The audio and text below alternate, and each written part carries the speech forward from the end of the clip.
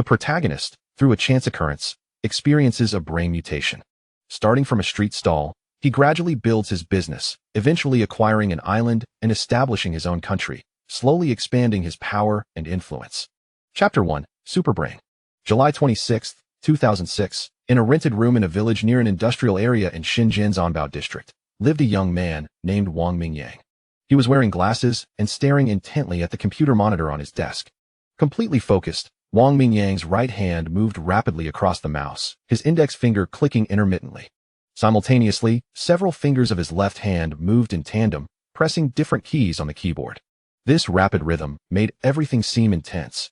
Time passed, and finally, Wang Mingyang stopped playing.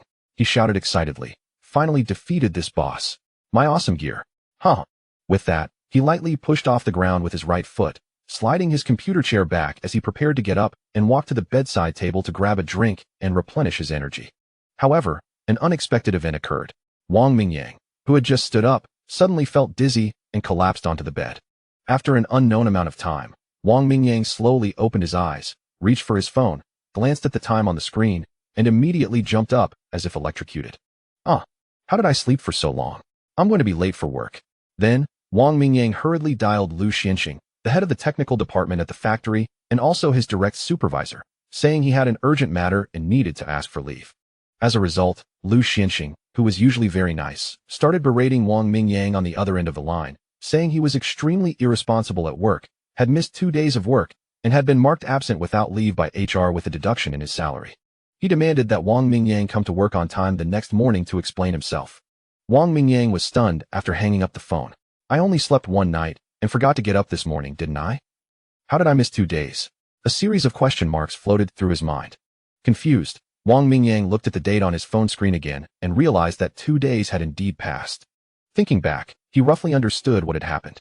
He had been playing games for long periods over the weekend, severely exhausting his body and mind. After defeating a game boss, he fainted when he stood up and had to sleep for 2 days to recover, hence the absence from work. Thinking about this, Wang Mingyang felt a chill of fear. After calming down, he realized his empty stomach was already protesting. He got up, walked to the refrigerator, opened the door, took out a piece of bread, took a bite, and poured himself a glass of water from the small electric kettle next to him. As Wang Mingyang subconsciously chewed the bread, he suddenly felt something was wrong. A thought flashed through his mind. He wasn't wearing his glasses, yet his vision was clearer than ever before, even clearer than when he wore them. Could a miracle have happened to him? Was his nearsightedness gone?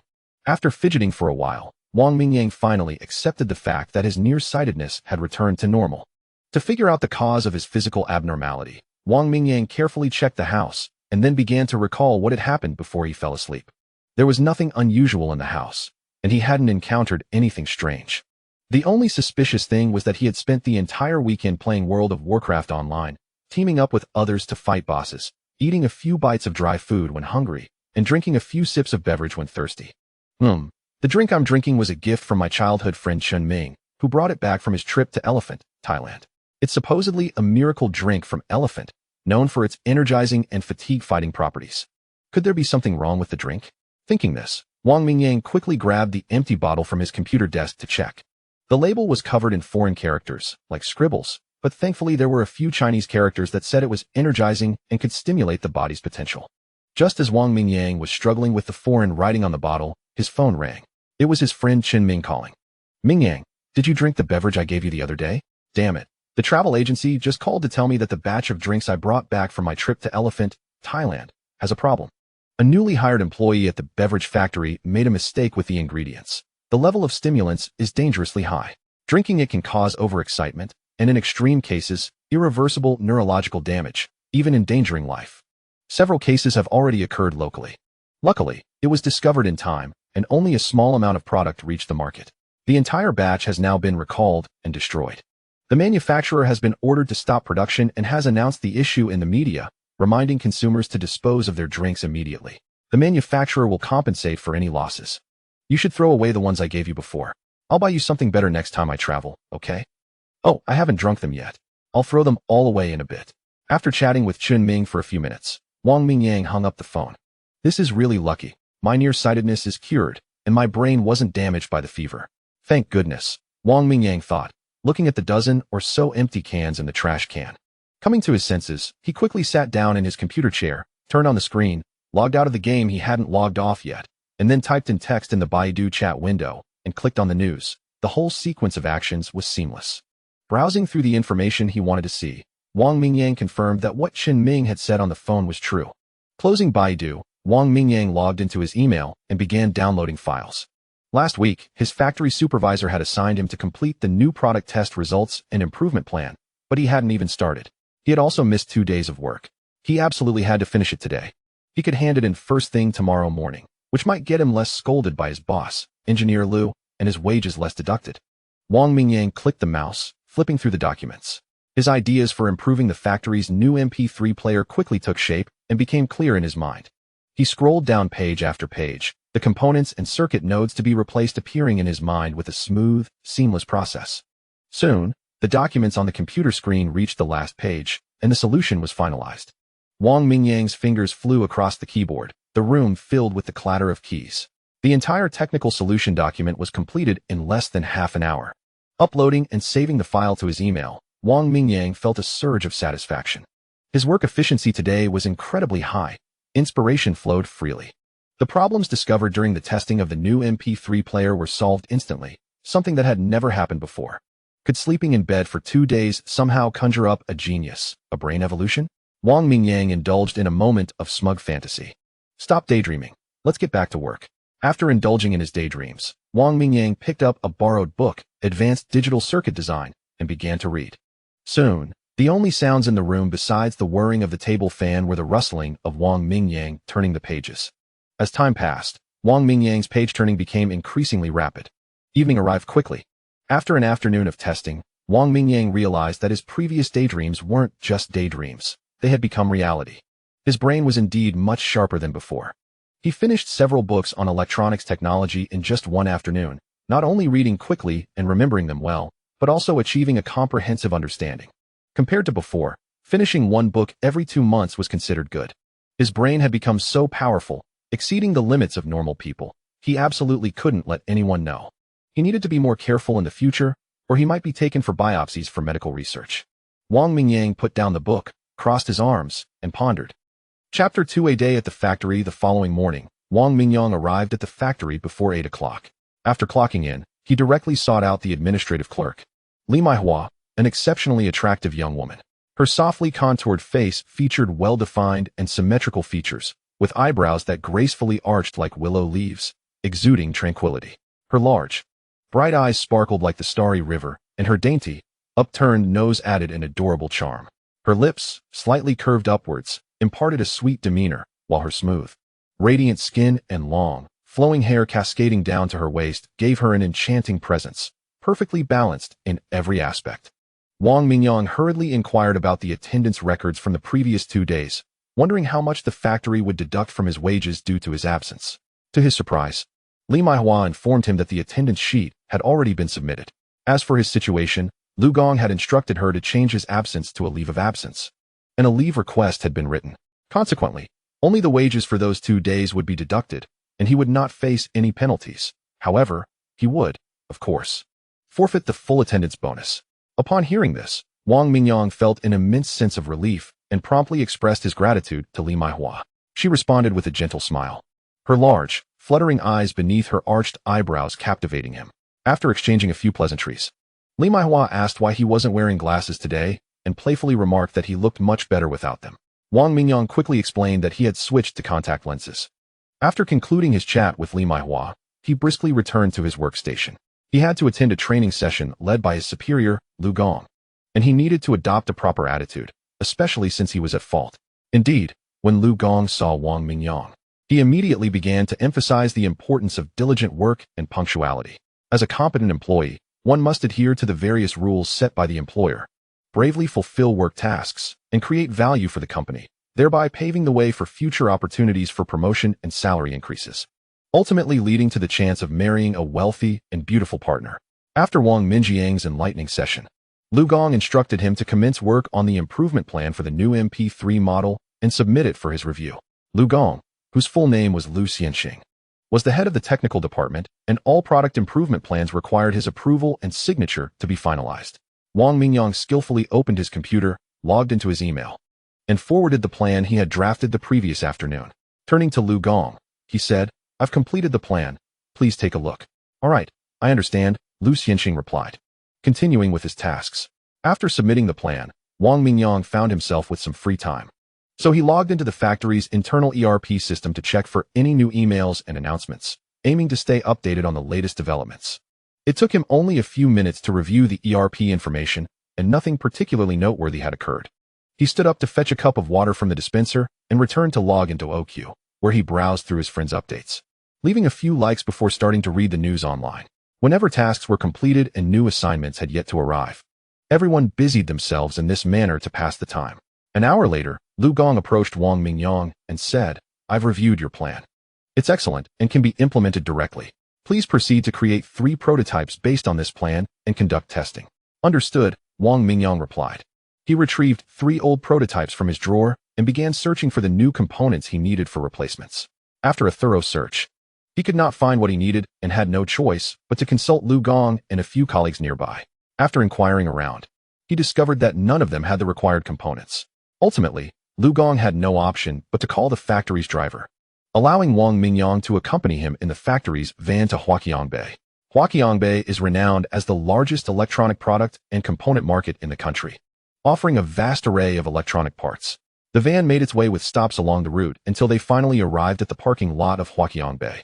After parking, the driver, along with Wang Mingyang and Lu Gong, made their way towards the Gusai building. As they walked, they encountered a bustling scene filled with hurried pedestrians, including several fashionably dressed women, while the air was filled with the shouts of vendors hawking their wares in various accents. All of this spoke to the vibrant, fast-paced life of this sprawling metropolis, Shenzhen.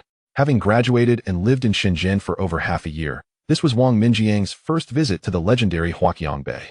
He was like a curious child, turning his head and gazing around, marveling at everything around him. Inside the Gusai building, rows of glass display cabinets were tightly packed together, each approximately 1.2 meters long, filled to the brim with an assortment of items. Nearly every counter had customers selecting their desired products and bargaining with the vendors. As one walked through the aisles, the shop owners enthusiastically greeted passers-by, inviting them to browse their goods. As the 3 of them walked and chatted, Lu Gong explained to Wang Mingyang, "Although these counters are only slightly over a meter in length, the monthly rent can reach 5,000 to 6,000 yuan, and even more for prime locations. Each counter effectively represents a factory or a company, yielding astonishing annual revenues. Many foreigners come here to wholesale electronic products for resale, and the products from here are shipped worldwide. Anyone in the electronics industry knows Huaqiangbei."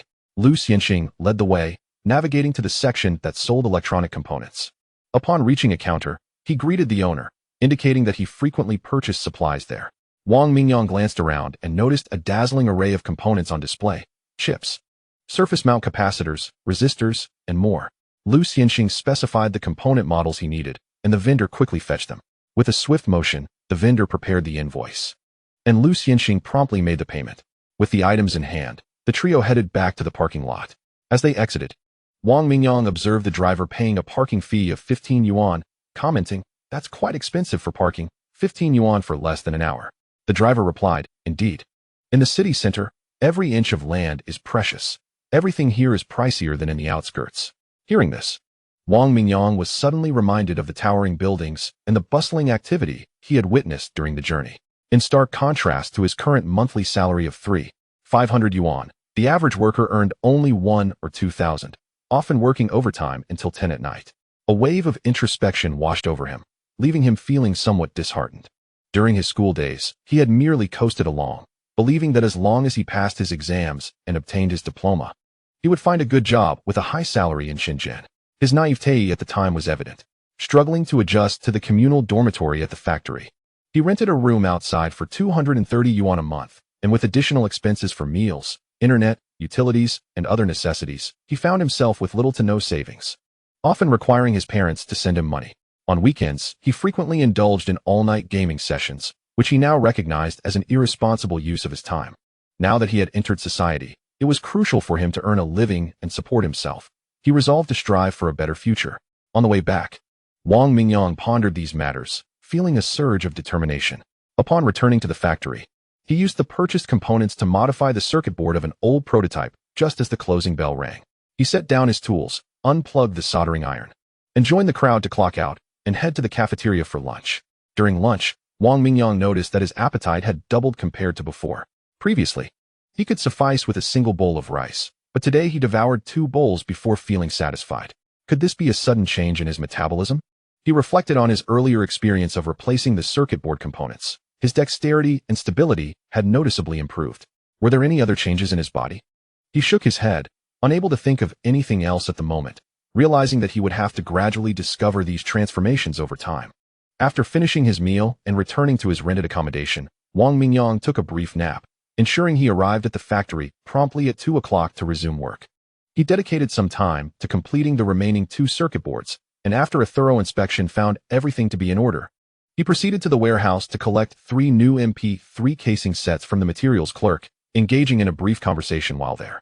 The warehouse material handler is generally regarded as the most leisurely individual in the factory, relishing the company of anyone willing to engage in idle chatter. Upon receiving a new MP3 shell, Wang Mingyang swiftly secured a few screws and assembled 3 units. After pressing the power button and meticulously testing each function according to the protocol, he achieved a perfect score and proceeded to deliver 2 completed units to the QC team leader in the quality department. Following the handover of the prototypes, Wang Mingyang returned to his workstation, donned his headphones, and continued to rigorously test the remaining prototype, adhering to a more stringent evaluation process for the new device.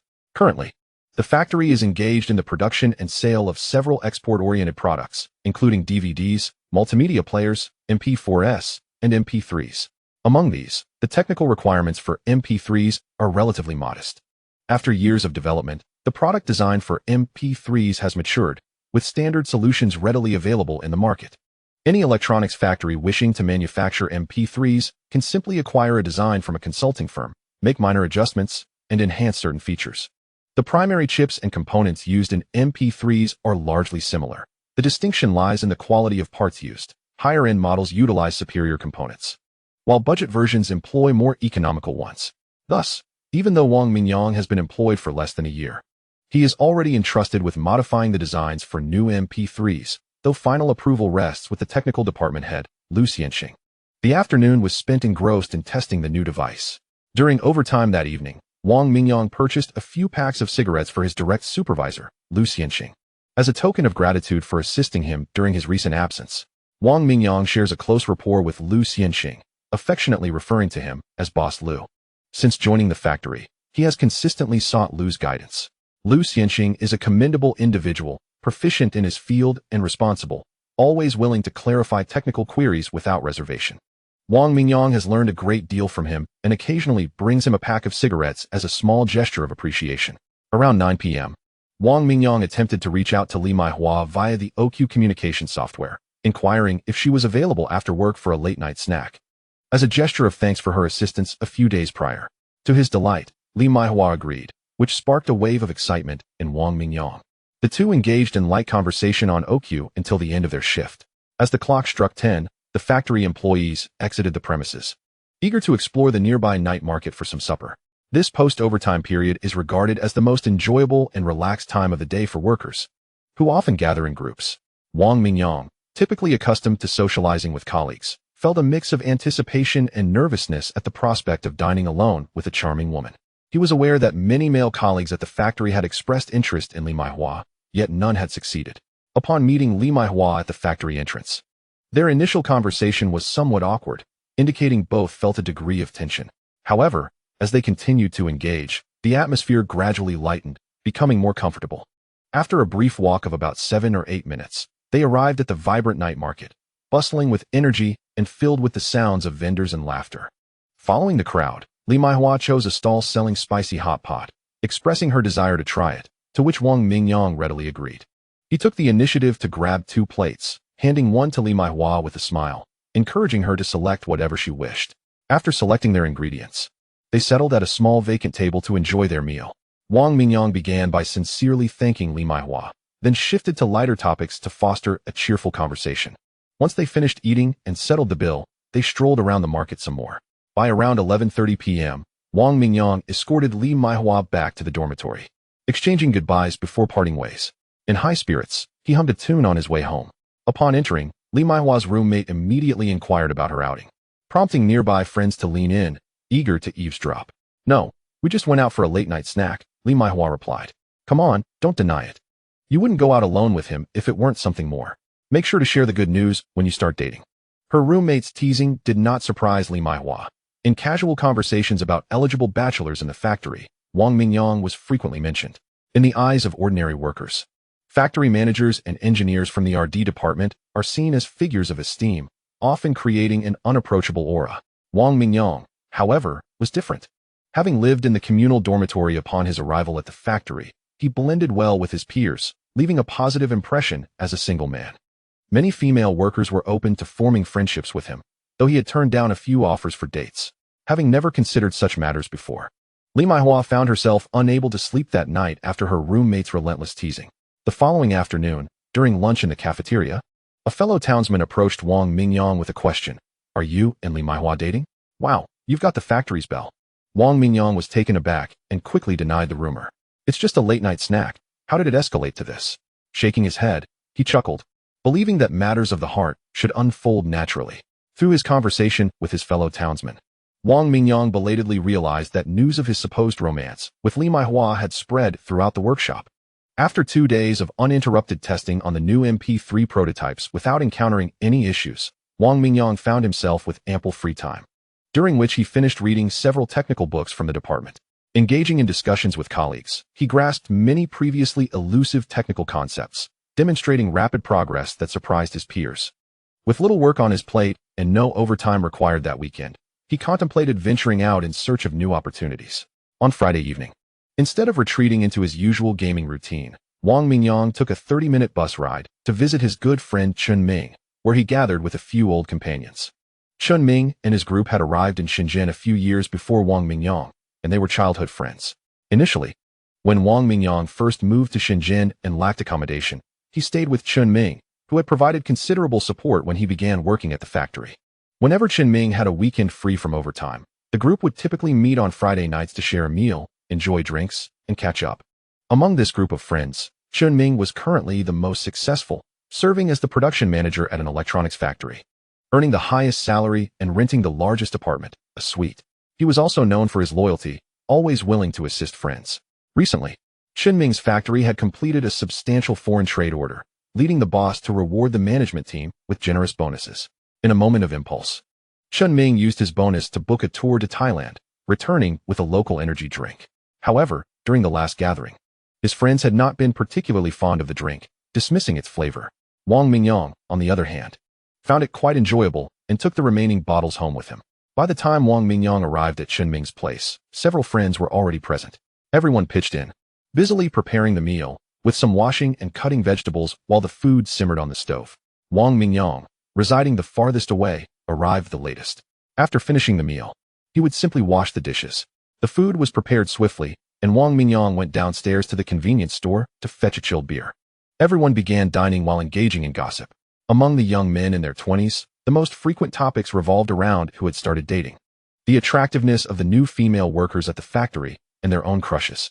They also discussed which electronic products were selling best and the frequency of overtime work, along with their salaries. Listening to the chatter, an idea suddenly sparked in Wang Mingyang's mind. After the meal, he inquired with Chun Ming, "What is the hottest selling product at your factory?" "MP3s and MP4s, Chun Ming replied. "The price of MP3s has dropped significantly, and many workers have bought them for personal use. However, MP4s remain quite expensive, making it difficult for ordinary workers to afford them. We have plenty of foreign trade orders." Chun Ming suggested that a trip to Huaqiangbei would reveal the best-selling electronic products. "Our factory also sells the most MP3s, he added, since so many people are buying them. Could I perhaps purchase parts from Huaqiangbei and assemble finished products for sale?" Wang Mingyang pondered. That is somewhat challenging. While electronic components can be acquired, the circuit boards need to be outsourced for assembly. You can't solder all the parts yourself. If the order volume is too small, they won't accept it. Moreover, you would also need to find a manufacturer to create the casing. Lastly, there is the matter of distribution. This entire process essentially requires the scale of a small electronics factory, Chun Ming explained. In fact, making MP3s is quite profitable. Our boss has even upgraded to a Mercedes this year. Wang Mingyang continued, "What do you do with leftover materials from customer orders?" Chun Ming replied, The leftover quantities are generally small, and the components are incomplete.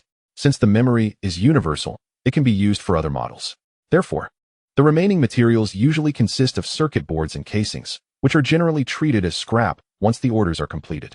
Is it possible to purchase those leftovers? Wang Mingyang asked. You want them? Sure, I'll bring them back for you tomorrow after work, Chun Ming replied. As Wang Mingyang shared his ideas with Chun Ming late into the night, he decided to stay over. He contemplated selling his gaming account, which could provide him with around 10 to 20,000 yuan to pursue his aspiration of assembling and selling MP3s. After all, he was already in this line of work and possessed commendable skills to solve typical issues. The next morning, when Wang Mingyang awoke, Chun Ming had already left for work. Their factory often had an abundance of work, requiring weekend overtime. Wang Mingyang logged into Chun Ming's computer and announced he was selling his gaming account. It didn't take long for interested players to begin bidding. After reviewing Wang Mingyang's account gear, they negotiated until they settled on a price of 16,800 yuan.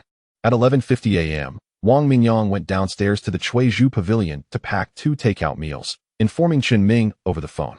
20 minutes later, Chun Ming returned, carrying a large plastic bag filled with MP3 parts. He handed it to Wang Mingyang, saying, "Here are the MP3 parts. Just tell our boss it's fine, no charge. The rest not much, so try it out." Wang Mingyang received the bag and began lunch with Chun Ming.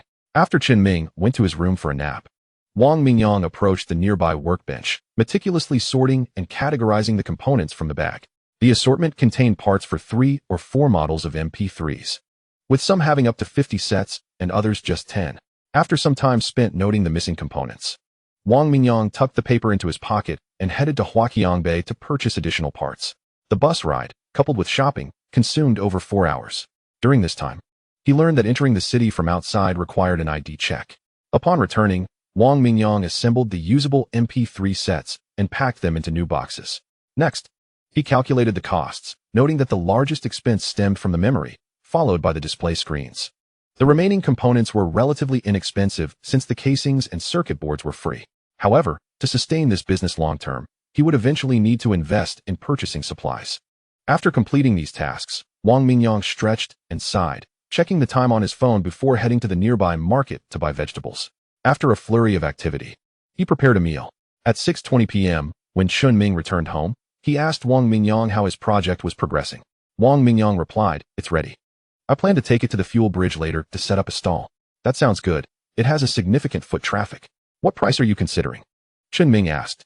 260 yuan for the 128 megabytes model and 350 yuan for the 256 megabytes model, Wang Mingyang replied.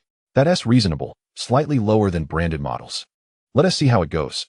After dinner, Wang Mingyang grabbed his backpack, containing the MP3s he had assembled that afternoon, and made his way to the pedestrian bridge nearby.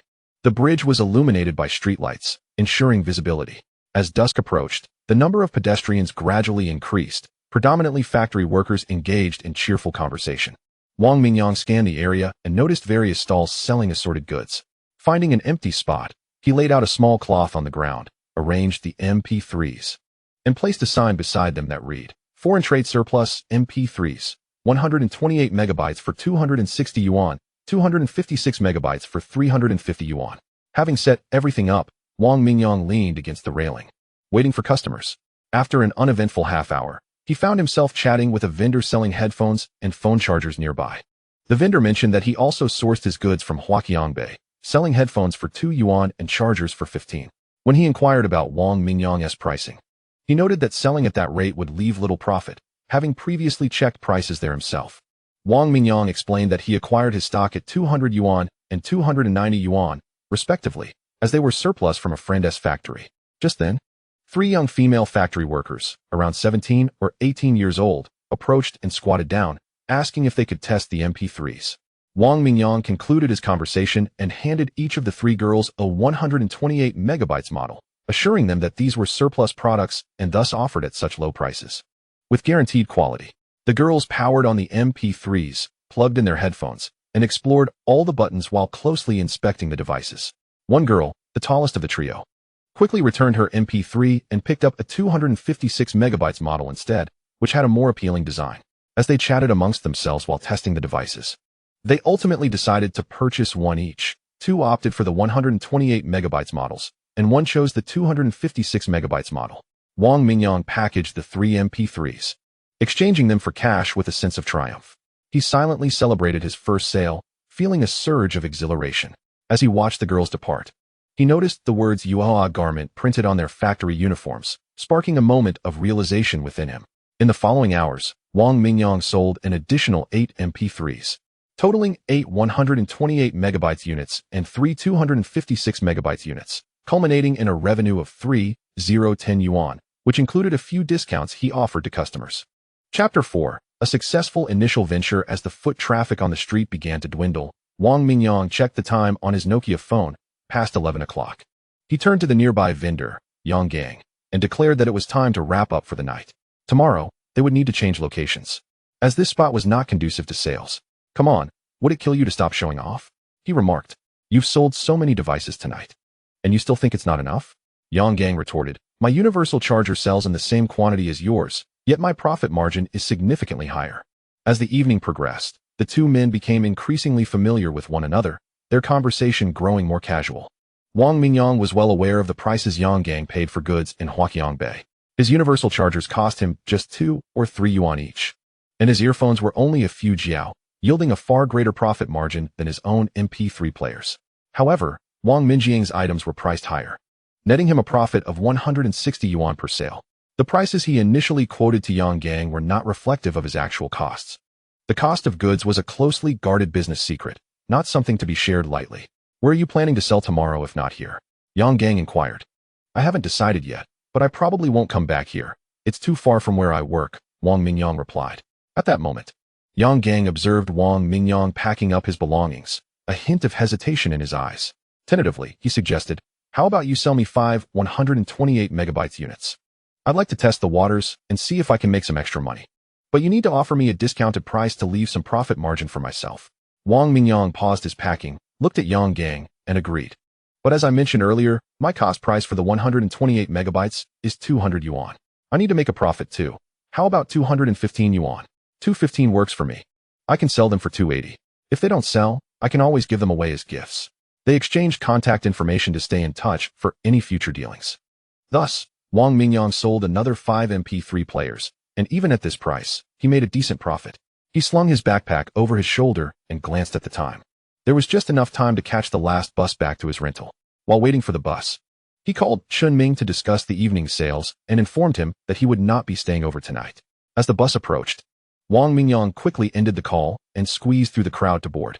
With so many people, if he didn't push his way in, he might miss the bus entirely. Such was life in the bustling city of Shenzhen. Upon returning to his neighborhood, he considered the area's security and opted to find a bank ATM to deposit the cash he had collected that evening. After leaving the bank, he took a turn to a night market stall and ordered a plate of fried rice noodles for 6 yuan, enough to satisfy his hunger. While eating, he contemplated setting up his stall in an industrial area tomorrow, where garment factories were plentiful. Through his observations that evening, Wang Mingyang had noticed a pattern. Most of the customers inquiring about and purchasing MP3 players were young women, predominantly employed in the garment industry, which produced non-electronic goods. This was likely because these factory workers had limited exposure to MP3 players, leading to curiosity and demand. Conversely, those working in electronics factories were accustomed to such devices, often viewing them as mundane. Having drawn this conclusion, Wang Mingyang was determined to sell in a new location the following day. After finishing his meal and enjoying a refreshing sip of ice-cold cola, he felt invigorated, humming a tune as he made his way home. The next morning, after a hearty breakfast, Wang Mingyang decided to visit Huaqiangbei to familiarize himself with the market prices of MP3 components and to observe popular products. Setting up his stall was reserved for the evening, as the workers would be busy during the day and unlikely to shop.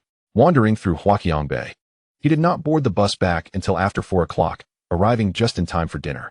The central location of Huaqiangbei meant that prices were steep. Even a simple lunch cost him 15 yuan, nearly double what he would pay in his own neighborhood. After dinner, he browsed the internet until 7 before donning his backpack filled with MP3 players and setting off. Strolling casually, he found a spot at the entrance of the industrial area and set up his stall. After standing for a while, he sensed something was amiss and ventured to a nearby convenience store to purchase a foldable chair, finding comfort in sitting rather than standing. As the night fell and the streetlights flickered on, Wang Mingyang felt a renewed sense of anticipation watching clusters of people pass by. Excuse me, how many songs can this MP3 hold? One young woman inquired. It can typically store 40 songs, and the 256 megabytes model can hold 80. Which one would you prefer? What is the price for the 256 megabytes? She asked. 380 yuan. He replied, feigning reluctance. For someone as lovely as you, I can offer a discount of 20 yuan. The young woman beamed, her smile lighting up her face as she handed over the MP3, saying, Please wrap it up for me. Certainly, miss, he responded. Does this MP3 come preloaded with songs? Just a few trial tracks, he replied. Oh, then I'll need to spend more money to download songs. Suddenly, an idea struck him. If he preloaded popular songs onto the MP3 players, he could potentially increase sales. He had noticed numerous stalls advertising MP3 song downloads at 2 jiao per song on his way over. How had he not thought of this sooner? The young woman was becoming increasingly charming in his eyes. If you're not in a rush, you can write down the songs you want, and I'll download them for you for free. However, you'll have to pick up the device after work tomorrow and pay then. All right then. I'll come back after work tomorrow, she agreed. After exchanging phone numbers, Wang Mingyang handed her a notebook and pen to jot down her desired songs. Once she finished and departed, he resumed his post, continuing to sell while discreetly admiring passing women. As time passed, the number of MP3 players in his bag dwindled, and soon it was nearing 11 o'clock. Time to pack up and head home, Wang Mingyang told himself. While enjoying a late-night snack, he calculated the evening's results. Over 20 units sold, double what he had sold the previous night, along with a new sales strategy. The outcome was promising. Tomorrow, he would see if he could encourage that young woman to bring her colleagues to buy, offering her a commission in return. She seemed approachable and amiable. He mused as he made his way home. After a late-night snack and a quick wash, he opened his computer and downloaded the requested songs onto the MP3 players.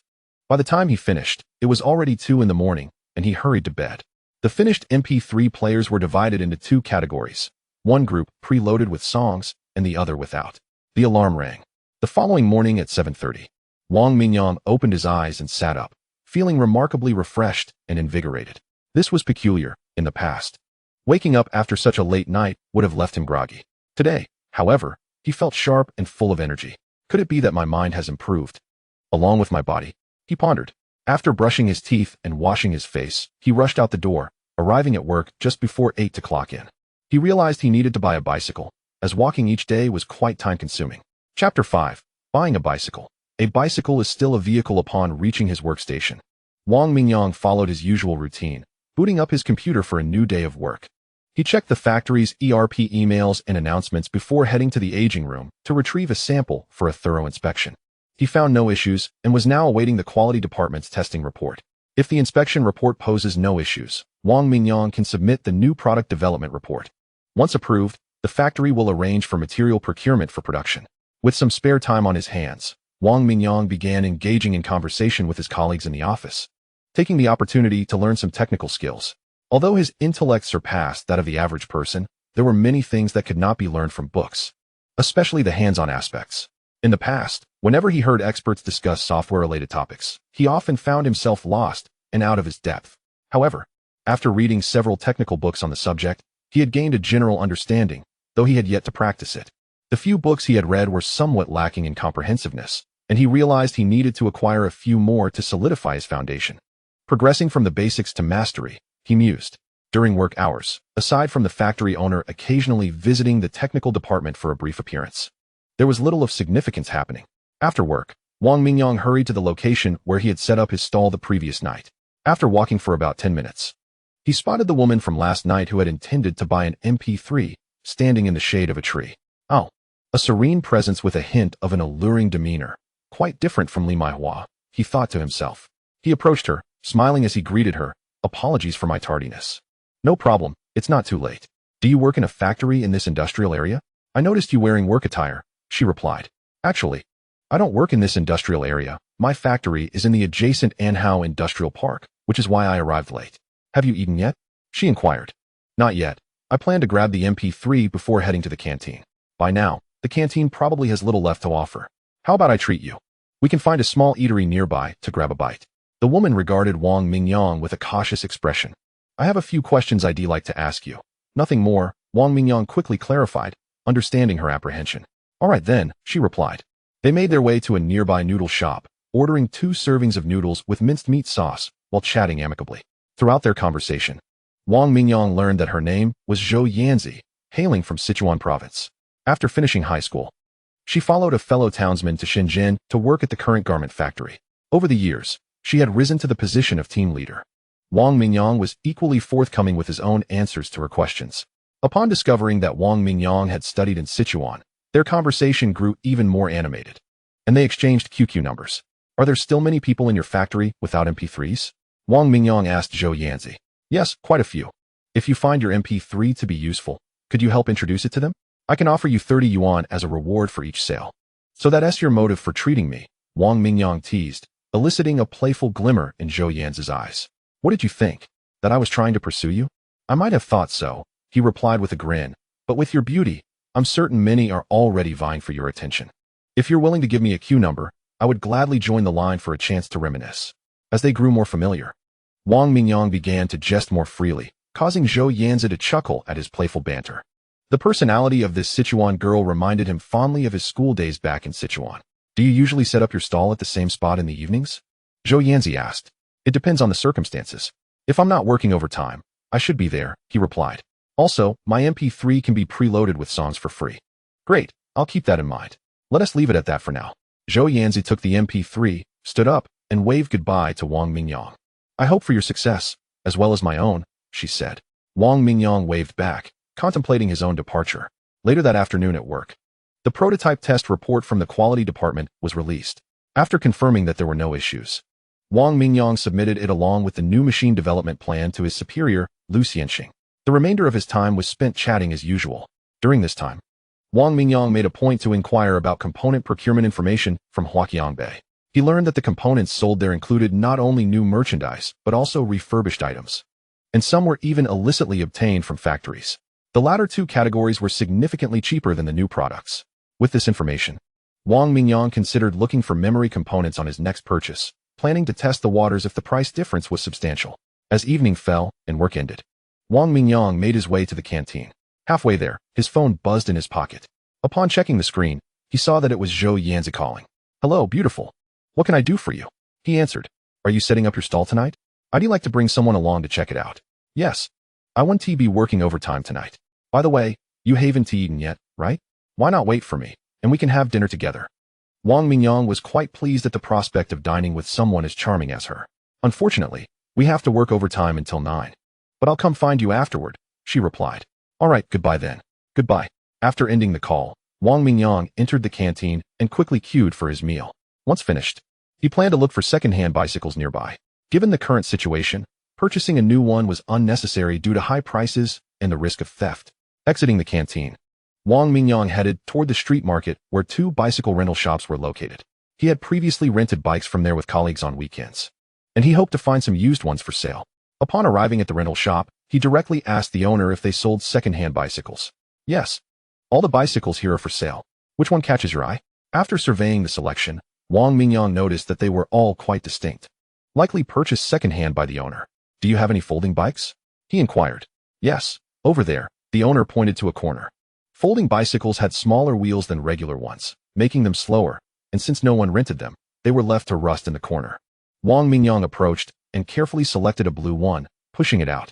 The bike felt light and was perfect for carrying upstairs at home to prevent theft. He took it for a short spin in front of the shop and asked the owner how much it cost. 200. That is too expensive for such an old bike. Give me a fair price, and if it's reasonable, I'll take it. 180. That is already a very favorable price. If I lower it further, I'll be at a loss. Well, if it truly is a losing proposition, would you still be in business? After some haggling, he purchased the bicycle for 150 yuan, and the owner even included a detachable basket. Riding the bike, feeling the wind and humming a tune, Wang Mingyang was in high spirits. Upon returning home, he gathered everything he needed for his stall that night, placing a folding chair in the basket at the front of the bicycle. Riding was indeed faster than walking, and he quickly arrived at his selling location. After setting up his bike and arranging the MP3s from his backpack, Wang Mingyang sat leisurely on a small stool, observing the ebb and flow of people, awaiting potential customers. Chapter 6. Partners. By 9 o'clock that evening, Wang Mingyang had sold 16 MP3s. Just as he was contemplating his sales for the night, Zhou Yanzi arrived with a few companions. She introduced them, saying they were her roommates and wanted to check out the MP3s to download songs. Ah, of course. For friends of Zhou Yanzi, I'll definitely offer the most favorable price, Wang Mingyang replied with a smile. Hearing this, Zhou Yanzi felt a surge of pride in front of her friends and began to chat playfully with Wang Mingyang. Soon, her friends had picked out their desired MP3s, all with 256 megabytes of memory. Wang Mingyang, in light of Zhou Yanzi's presence, offered them a special discount of 30 yuan, and they happily finalized their purchases. Just moments ago, they witnessed someone approaching to purchase an MP3 player. After some negotiation, Wang Mingyang reluctantly agreed to reduce the price by 10 yuan. Once they had secured the MP3, Zhou Yanzi and her companions departed, intending to explore the night market. Around 11 o'clock, Wang Mingyang called Zhou Yanzi, arranging to meet in a quieter area nearby for her to collect her commission from the evening's sales. After ending the call, he began to tidy up his belongings, preparing to arrive early. It wasn't long before Zhou Yanzi appeared. After exchanging a few pleasantries, Wang Mingyang handed her 150 yuan, cheerfully expressing gratitude for her support in his business and encouraging her to continue her efforts. Are you trying to make me lose myself amidst these calls of boss? If so, feel free to call me that a few more times. It feels quite delightful, she responded with a giggle. Zhou Yanzi's radiant smile revealed her joy at earning extra income, and she playfully joked with Wang Mingyang. How about we grab a late-night snack? After a busy night, I'm absolutely famished. Are you busy? I can't imagine that. All I've seen is you sitting there admiring the beautiful ladies. Well, my eyes must indeed be quite occupied. I already had a bite while shopping with them, so I won't join you. Oh, then you should head back. Call if you need anything. With your beauty, be careful on your way home, he teased. Enough of that, Zhou Yanzi replied, rolling her eyes. With their first successful collaboration behind them, both felt a sense of joy. After a brief exchange of laughter, they bid each other farewell. While enjoying a late-night snack, Wang Mingyang contemplated the industrial area, primarily comprised of garment factories housing over 50,000 people, which hinted at considerable consumer potential. He anticipated selling the current batch of MP3 players by the end of the week, potentially earning around 10,000 yuan. The income was far quicker than a regular job, and he needed to devise a way to sustain this momentum. By the weekend, he planned to visit Huaqiang South to acquire additional parts and casings, aiming to amass even more. If he could recruit more individuals like Zhou Yanzi to attract customers, it would be ideal. He recalled needing to call old Chun about the casings. With that thought, Wang Mingyang picked up the phone to call Chun Ming, who was also enjoying a late-night snack after work. They chatted for a while before Wang Mingyang asked Chun Ming to procure some leftover materials from the factory, to which Chun readily agreed. Just as he ended the call, another call came in. Upon answering, he realized it was Yang Gang, whom he had met during a previous market stall setup. Yang Gang mentioned that he had sold out the last batch of MP3 players and wished to purchase 10 more. 10 is a bit too few. How about this? If you order over 20, I'll give you a larger discount of 30 yuan off each unit. What do you think? All right, I'll take 10 of both the 128 and 256 models. Let's meet tomorrow at 1 o'clock on the same bridge. I'll call you when I arrive. After hanging up, Wang Mingyang was overwhelmed with excitement. It was as if his wishes were manifesting. Although the profit per unit had decreased, the volume would allow him to grow incrementally. The following day, after finishing work, Wang Mingyang skipped lunch and took the bus to meet Yang Gang, returning promptly after completing the transaction. Days passed quickly, leading to Friday. Wang Mingyang called Chun Ming, suggesting they dine together after work, also to check on the MP3 parts he had brought back. By Thursday night, Wang Mingyang had sold out his stock, with Zhou Yanzi enthusiastically recommending colleagues and friends to him. Since the MP3 players he offered came preloaded with songs, eliminating the need for additional downloads, they became quite popular. Given the competitive pricing, customers naturally gravitated toward his merchandise, which also included discounts. This further solidified Wang Mingyang and Zhou Yanzi's friendship, to the point where her colleagues often teased her about her evident dedication to promoting his products, suggesting there was something more between them. Arriving near Chun Ming's residence, Wang Mingyang noticed it was already past 6:40. He stopped by a nearby market to buy roast chicken and a few dishes, along with a cold beer. Having earned some extra money from his side business, he felt it was time to treat old Chun and the others. After all, when he first arrived in Shenzhen, they had been supportive of him. Now that he was more capable, he felt it was only right to contribute, even if they wouldn't fuss over such trivial matters. When Wang Mingyang arrived at the rental apartment with the beer, chicken, and dishes, he found old Chun and the others already busy in the kitchen, preparing dinner. After eating, Wang Mingyang and Chun Ming retreated to a private room while the others remained in the living area watching television and chatting. Chun Ming presented the MP3 parts, and Wang Mingyang settled the payment before sorting through the components on the table. He planned to set aside the usable parts for assembly after purchasing the necessary components from Huaqiang South the following day.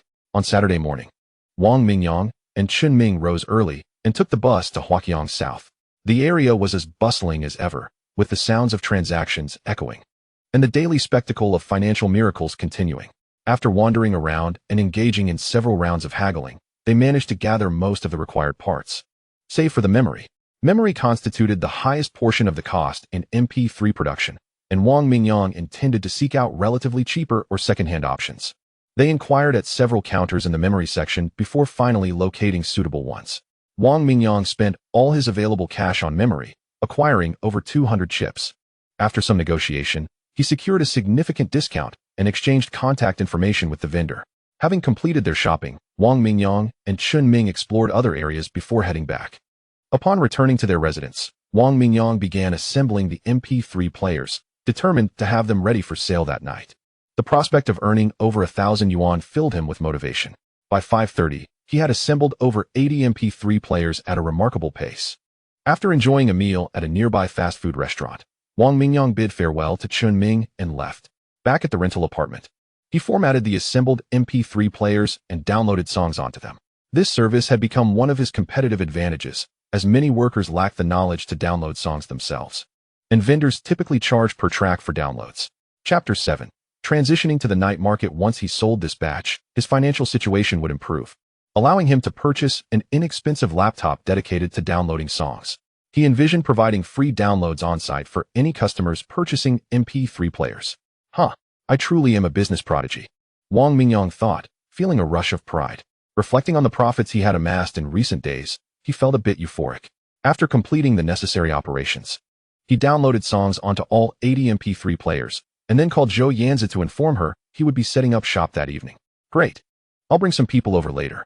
After 2 days of waiting, we finally have stock, she replied.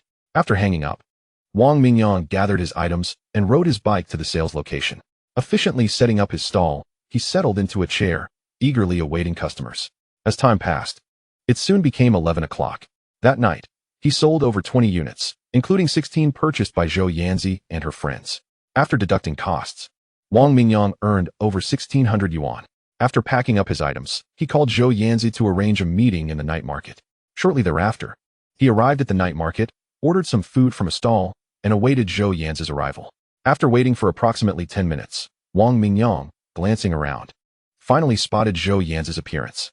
At that moment, her long hair was tied in a ponytail, adorned in a short-sleeved white chiffon top and comfortably fitted black trousers, exuding an aura of youthful vitality intertwined with a hint of allure, truly captivating. Such a sophisticated charm, I find myself enamored.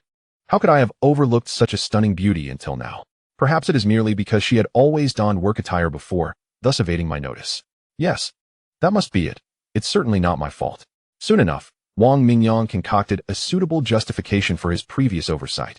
What are you pondering so intently? Do you have something on your mind? Zhou Yanzi casually inquired, observing his furrowed brow. In response, he feigned a serious demeanor and apologetically admitted, I have regrettably neglected to recognize something profoundly significant. I failed to notice your beauty until now. Only now do I comprehend the magnitude of my error. You, who usually maintain a serious facade, how could you utter such words? Zhou Yanzi laughed heartily, her laughter bubbling forth uncontrollably, causing her to clutch her stomach in amusement. May I inquire about something? Are you currently single? I thought I should ascertain this in case I feel a spark one day, she teased, her shoulders shaking with laughter. After a moment, she playfully tapped Wang Mingyang's arm. On a serious note, here is your payment for tonight. Please hold on to it for me. If you have time, you may give it to me later. If not, then just keep it, she said, as he handed her 480 yuan. Thank you, boss. Tonight, I shall treat you to supper, Zhou Yanzi replied with a playful grin, pretending to be a little money conscious. Have you been working late much these days? If not too often, would you consider helping me sell MP3 players in the evening? Right at the spot where I set up my stall. I am contemplating expanding my market here in the night market. For every sale you make, I will give you a 30 yuan commission. Think it over. Wang Mingyang, taking a mouthful of fried noodles and chewing thoughtfully, replied, I cannot guarantee my schedule. However, if you trust me, I would like to give it a try. Even if I have to work late, it would only be until 10 o'clock at most, and I could manage to set up my stall for an hour afterward. Though, I cannot promise high sales. That sounds splendid. As long as there is a stall, There will be customers, and in sales, women have an advantage over men. Especially someone as lovely as you, Zhou Yanzi noted with a twinkle in her eye. You're quite the charmer, aren't you? She remarked, her eyes narrowing into crescent moons. I speak nothing but the truth. It's founded on solid theory.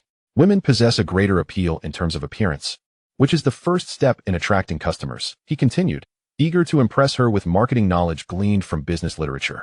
Wang Mingyang, animatedly elaborating on the concept of the beauty economy, failed to notice Zhou Yanzi's attentive expression as she listened earnestly. If you dress as beautifully as you do tonight, I assure you, not only girls but numerous boys will flock to buy MP3 players from you. He jested, eliciting a thoughtful nod from her. Indeed, your reasoning holds merit. I shall try to dress more attractively tomorrow evening, she replied, a hint of determination in her voice. Wang Mingyang, taken aback, exclaimed, Wait, you're not serious, are you? I was merely joking. Well, if your assertions are correct, then we shall indeed sell more MP3s, Zhou Yanzi responded with conviction. Very well, but be cautious. Especially of those unsavory characters, he warned. Are you feeling jealous? I wouldn't easily fall for their tricks, she retorted with a straightforwardness typical of her character. As their playful banter continued, the plates on their table gradually emptied. Eventually, they agreed that Wang Mingyang would deliver MP3 players to Zhou Yanzi at 6:30 the following afternoon, marking her debut as a vendor. Before departing, he insisted on settling the bill, adhering to his belief that a gentleman should never allow a lady to pay. After escorting Zhou Yanzi back to her factory dormitory, he turned to return to his own abode. The next day, upon returning home, Wang Mingyang chose not to indulge in his usual afternoon nap. Instead, he meticulously assembled the MP3 components into finished products. Aware that over 100 units remained to be completed, a task of utmost urgency. Tonight, he planned to set up his stall at the night market, which promised a significantly higher foot traffic than the industrial area where Zhou Yanzi worked. He resolved to prepare an ample supply of goods. Inside his rented room, the buzzing fan provided a welcome breeze, alleviating the heat and drying the beads of sweat on his brow. As time passed, the pile of completed products on the right side of his desk steadily increased. At 2 o'clock, the shrill alarm of his phone jolted him, signaling that it was time to head to work. He hurriedly tidied his workspace and dashed out the door towards the factory. After returning home for dinner at 6, he resumed his industrious efforts. Having downloaded songs onto the assembled MP3 players, he called Zhou Yanzi to inform her that he was ready to deliver 25 units. At the entrance of the industrial area, he chatted briefly with Zhou Yanzi and assisted her in setting up her stall before hastening to the night market. Riding his bicycle from one end to the other, he finally located a suitable spot in front of a dollar store where he could set up his stall. After spending 20 yuan and securing the owner's consent, he set up his table. With everything in place, he found himself waiting for customers, engaging the store owner in friendly conversation while also gathering insights about the night market. He had heard that the rental fees and transfer costs were steep, so it was wise to familiarize himself with the specifics in case he decided to expand his business in the future. As night fell, the streets became increasingly bustling, and the atmosphere grew lively. Workers from nearby industrial areas flocked to the market, seeking leisure after a long day. Wang Mingyang encountered several colleagues, exchanging greetings. By 11 o'clock, as he was packing up, he mentally calculated his earnings. As anticipated, the high foot traffic translated into success. He sold over 30 units that night, making the 20 yuan rental fee well worth it. Before departing, he arranged a long-term rental agreement with the dollar store owner, paying 200 yuan as a deposit and acquiring the owner's phone number. With his goods in hand, he headed to a wonton shop at the street corner to await Zhou Yanzi, eager to share the evening's achievements. After ordering 2 bowls of wontons, he did not have to wait long before Zhou Yanzi arrived, her face alight with excitement. I sold 12 tonight. How about you? Huh, I outdid you with over 30. He replied with a grin. After finishing their meal, Wang Mingyang accepted the cash Zhou Yanzi offered, counting back 360 yuan as her earnings for the night. You can take the remaining units back with you. I'll bring you new ones once you sell these, he suggested. No need. It's not safe to keep them in my dorm. Please bring them to me before tomorrow night's stall, she insisted. All right then. 2 young individuals engaged in light conversation, filled with aspirations for a beautiful future, their ambiguous feelings subtly intertwining. After escorting Zhou Yanzi to the dormitory entrance, Wang Mingyang returned home. Instead of immediately taking a shower and resting, he busied himself with work. The number of assembled MP3 players had exceeded 80. With one more day of effort, he could complete the assembly. He pondered whether these over 200 devices would sustain sales until the weekend. Before he knew it, Thursday arrived. By 9 that evening, Wang Mingyang had sold out of MP3s, as had Zhou Yanzi. The following morning at work, Wang Mingyang wrote a leave request, informing department head Lu Xianxing of his need for a day off. After Lu Xianxing agreed and signed, Wang Mingyang approached Li Maihua, presenting her with the leave request. You've been working fewer late nights lately, and now you're asking for a day off. You might lose your full attendance bonus this month, she remarked. I've heard from colleagues that you're selling MP3s at the night market. With no new products to develop at the factory, it seems you have some free time. Why not try selling some more? I could help you out. If you sell, I could take half for myself. Wang Mingyang looked at her eagerly. Akin to a wolf tempting Little Red Riding Hood, his eyes gleaming. Really? I might come by tonight. Where's your stall? Li Maihua asked with a smile. Right in front of that dollar store in the middle of the night market. If you buy, I can help you download songs for free. He seized the opportunity to advertise. If you refer someone else to buy, I can give you a referral fee. You could earn hundreds in a month. Wang Mingyang enticed her. I'll check with some friends and let you know, Li Maihua replied. After leaving the factory, Wang Mingyang headed straight to Huaqiang South. In the GCI building, due to the small quantity he needed, he visited several counters before finding suitable shells and circuit boards from the same batch. With large bags in hand, he returned to the previous counter and acquired over 300 memory chips. Having dealt with the shop owner multiple times, he was able to negotiate a better price this time. Struggling to board a crowded bus with his purchases, he endured a bumpy ride back home. After a hurried meal, Wang Mingyang began assembling the devices. By 6:30 in the evening, he had completed over 70 MP3 players. Since his brain had undergone a transformation, his cognitive and manual skills were significantly enhanced, enabling him to achieve such quantity. Just as he contemplated tidying up his workspace, his phone rang. It was Yang Gang, requesting 30 MP3 players as his last batch had sold out. Upholding the principle that the customer is king, Wang Mingyang quickly prepared the order and delivered it, even treating Yang Gang to dinner to strengthen their business relationship. Upon returning home, Wang Mingyang had no time to rest. He delivered some MP3s to Zhou Yanzi before heading to the night market to set up his stall. Later that evening, Li Maihua called to inform him that she was bringing 2 fellow countrymen who worked at other factories. After a brief chat, they purchased 256 megabytes MP3s. The next day at lunchtime in the canteen, Wang Mingyang sat at a table with Li Maihua, sharing a meal and conversation. Seizing the moment, he handed her the 60 yuan commission from the previous night, and seeing her eyes light up with joy and her smile broaden, he knew she was pleased. Are you and Wang Mingyang dating? We saw you two sharing laughter at the canteen today, a colleague jest. That evening, during a pre-sleep meeting in the dormitory, Li Maihua faced an interrogation from her roommates. Instantly, the image of Wang Mingyang's slightly handsome face resurfaced in her mind. Wang Mingyang's busy life filled him with a sense of fulfillment and vigor. Days swiftly passed, and by the end of August, his bank account balance exceeded 100,000. Gazing at the ATM screen displaying his balance, he felt a surge of ambition and determination, suddenly finding the prospect of working at the factory less appealing. The next morning, he disclosed his intention to resign to supervisor Lu Xianxing. After a discussion, Lu agreed, and Wang Mingyang prepared his resignation letter. What is this? Li Maihua asked, chuckling as she took the A4 paper from Wang Mingyang. Her eyes widened in surprise. My resignation letter. Why? She asked, her tone inadvertently tinged with a hint of reluctance and urgency. Over the past few weeks, their daily conversations surrounding the MP3 sales had deepened their relationship. Colleagues frequently joked about their apparent romance, teasing them to share sweets. I'm too busy selling MP3s and can't manage work anymore, Wang Mingyang explained. Li Maihua opened her mouth, hesitated, and with a hint of disappointment, replied, Oh, I see. After concluding the conversation with Li Maihua, Wang Mingyang returned to his workstation and picked up a book from the technical department. With little work to do lately, he had taken to reading during his free time, nearly finishing all the books in the department. With his significantly enhanced intellect, he could retain the contents of these texts after a single reading, and after two, he could integrate the knowledge seamlessly, resulting in rapid advancements in his technical skills. It seemed necessary to visit the Shenzhen Book City to purchase more professional books to further improve himself. Setting down the completed books, Wang Mingyang's mind wandered. Noticing that Zhou Yanzi's nightly sales had decreased to about 10 units, it appeared that the market capacity in her industrial area had stabilized. Perhaps he could discuss with her about selling at the night market while he sought a new location at the Fuyang night market.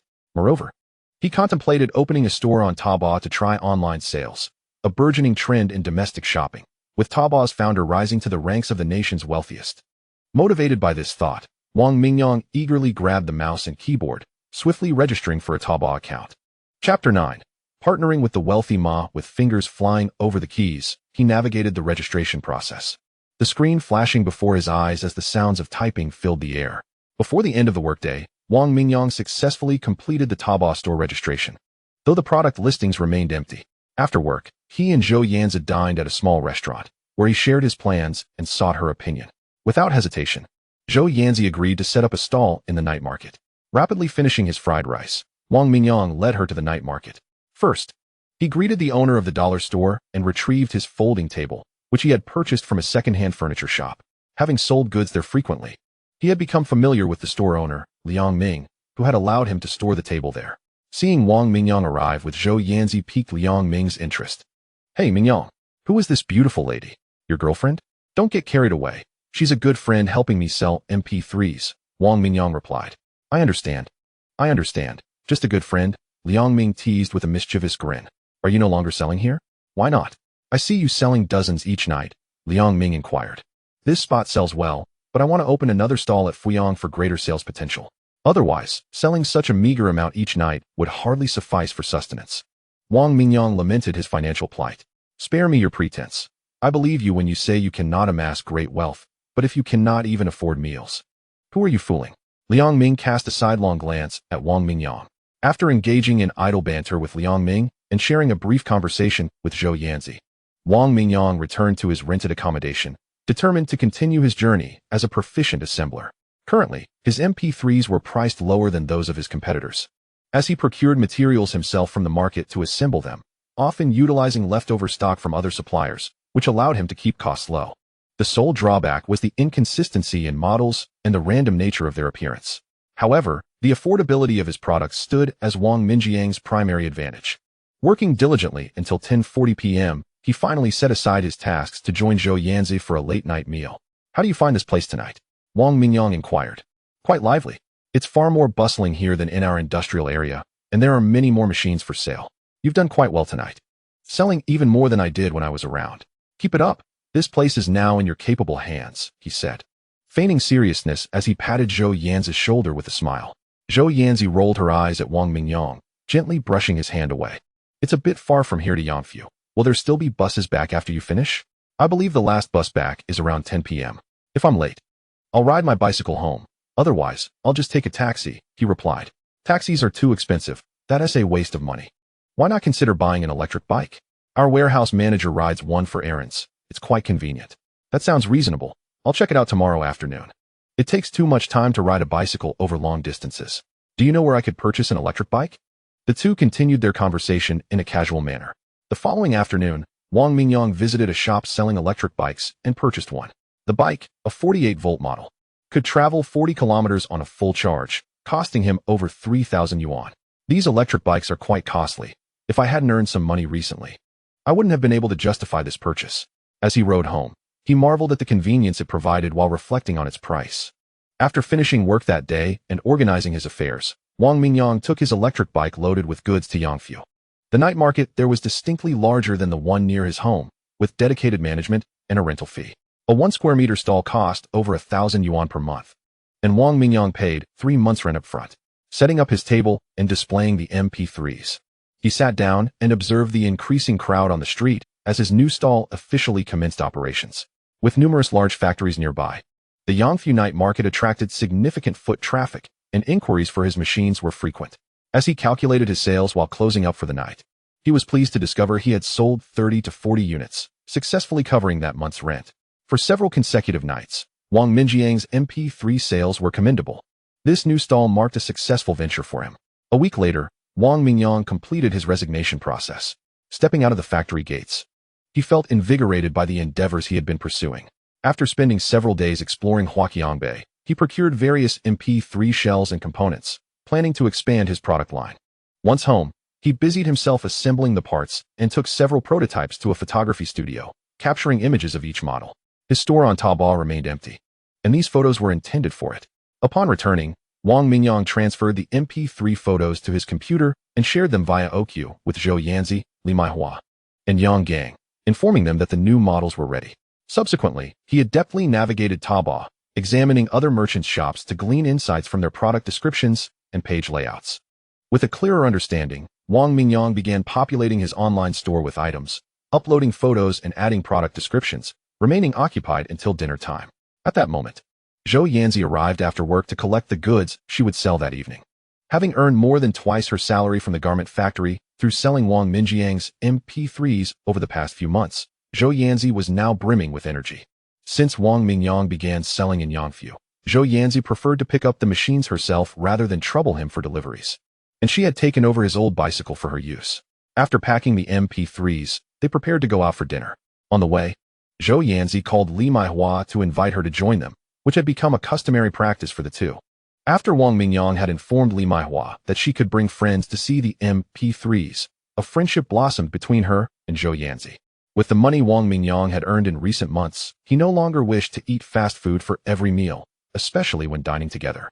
They often opted for restaurants and took turns insisting on paying the bill.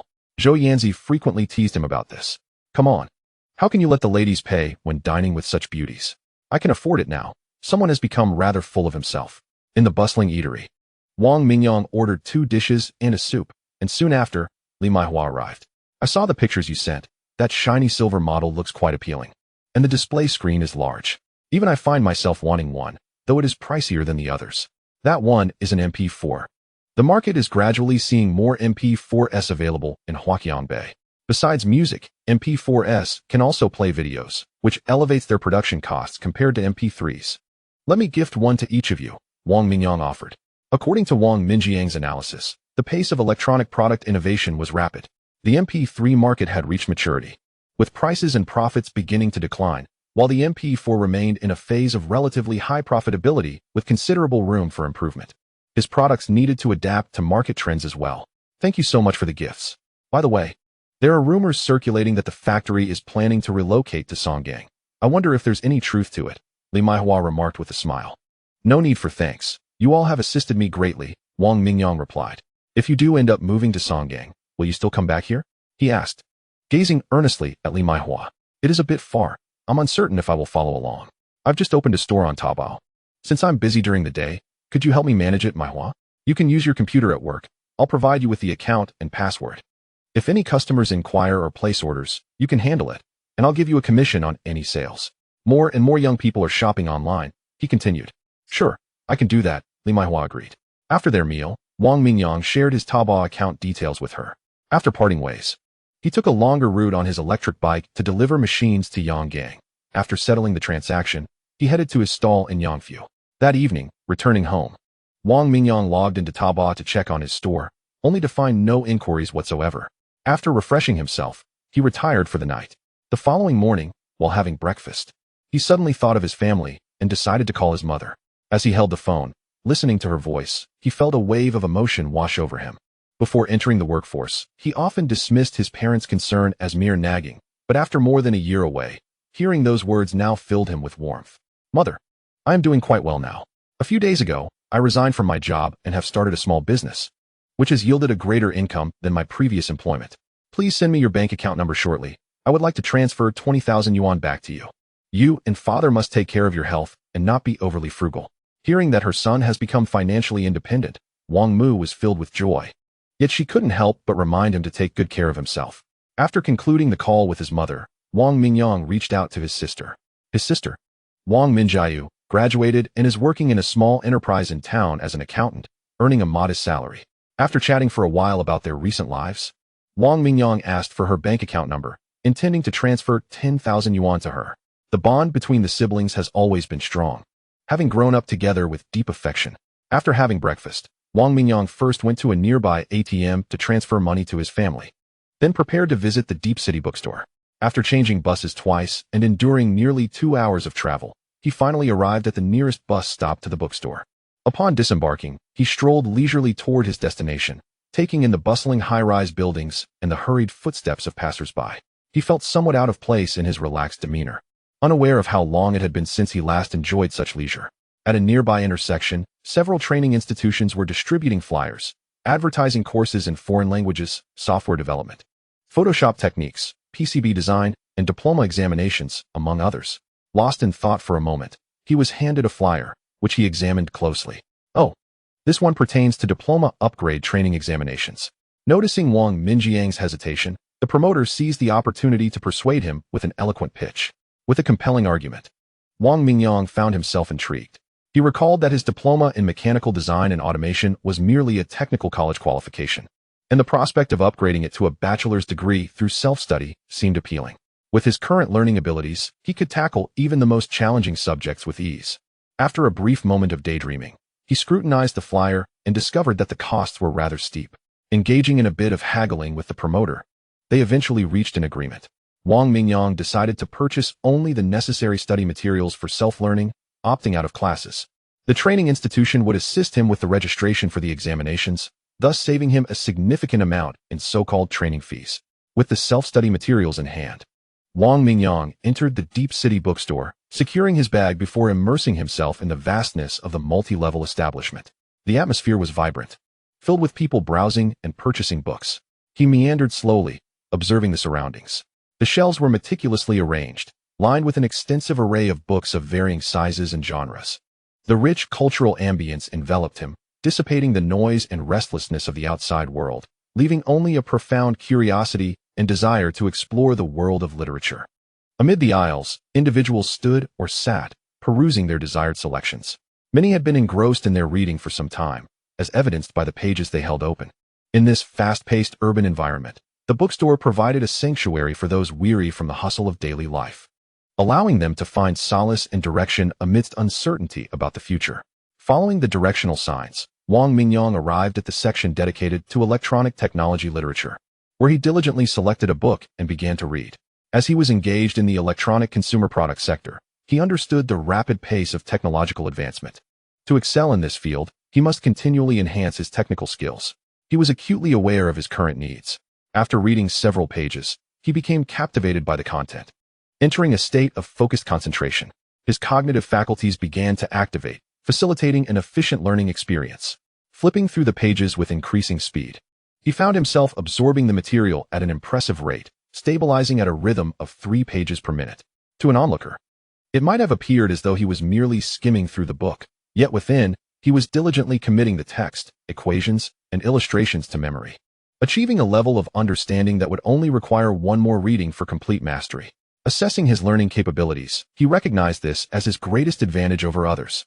With determination, he could acquire the knowledge of top-tier professionals across various fields. The thought of mastering interdisciplinary expertise and synthesizing them for technological research filled him with excitement.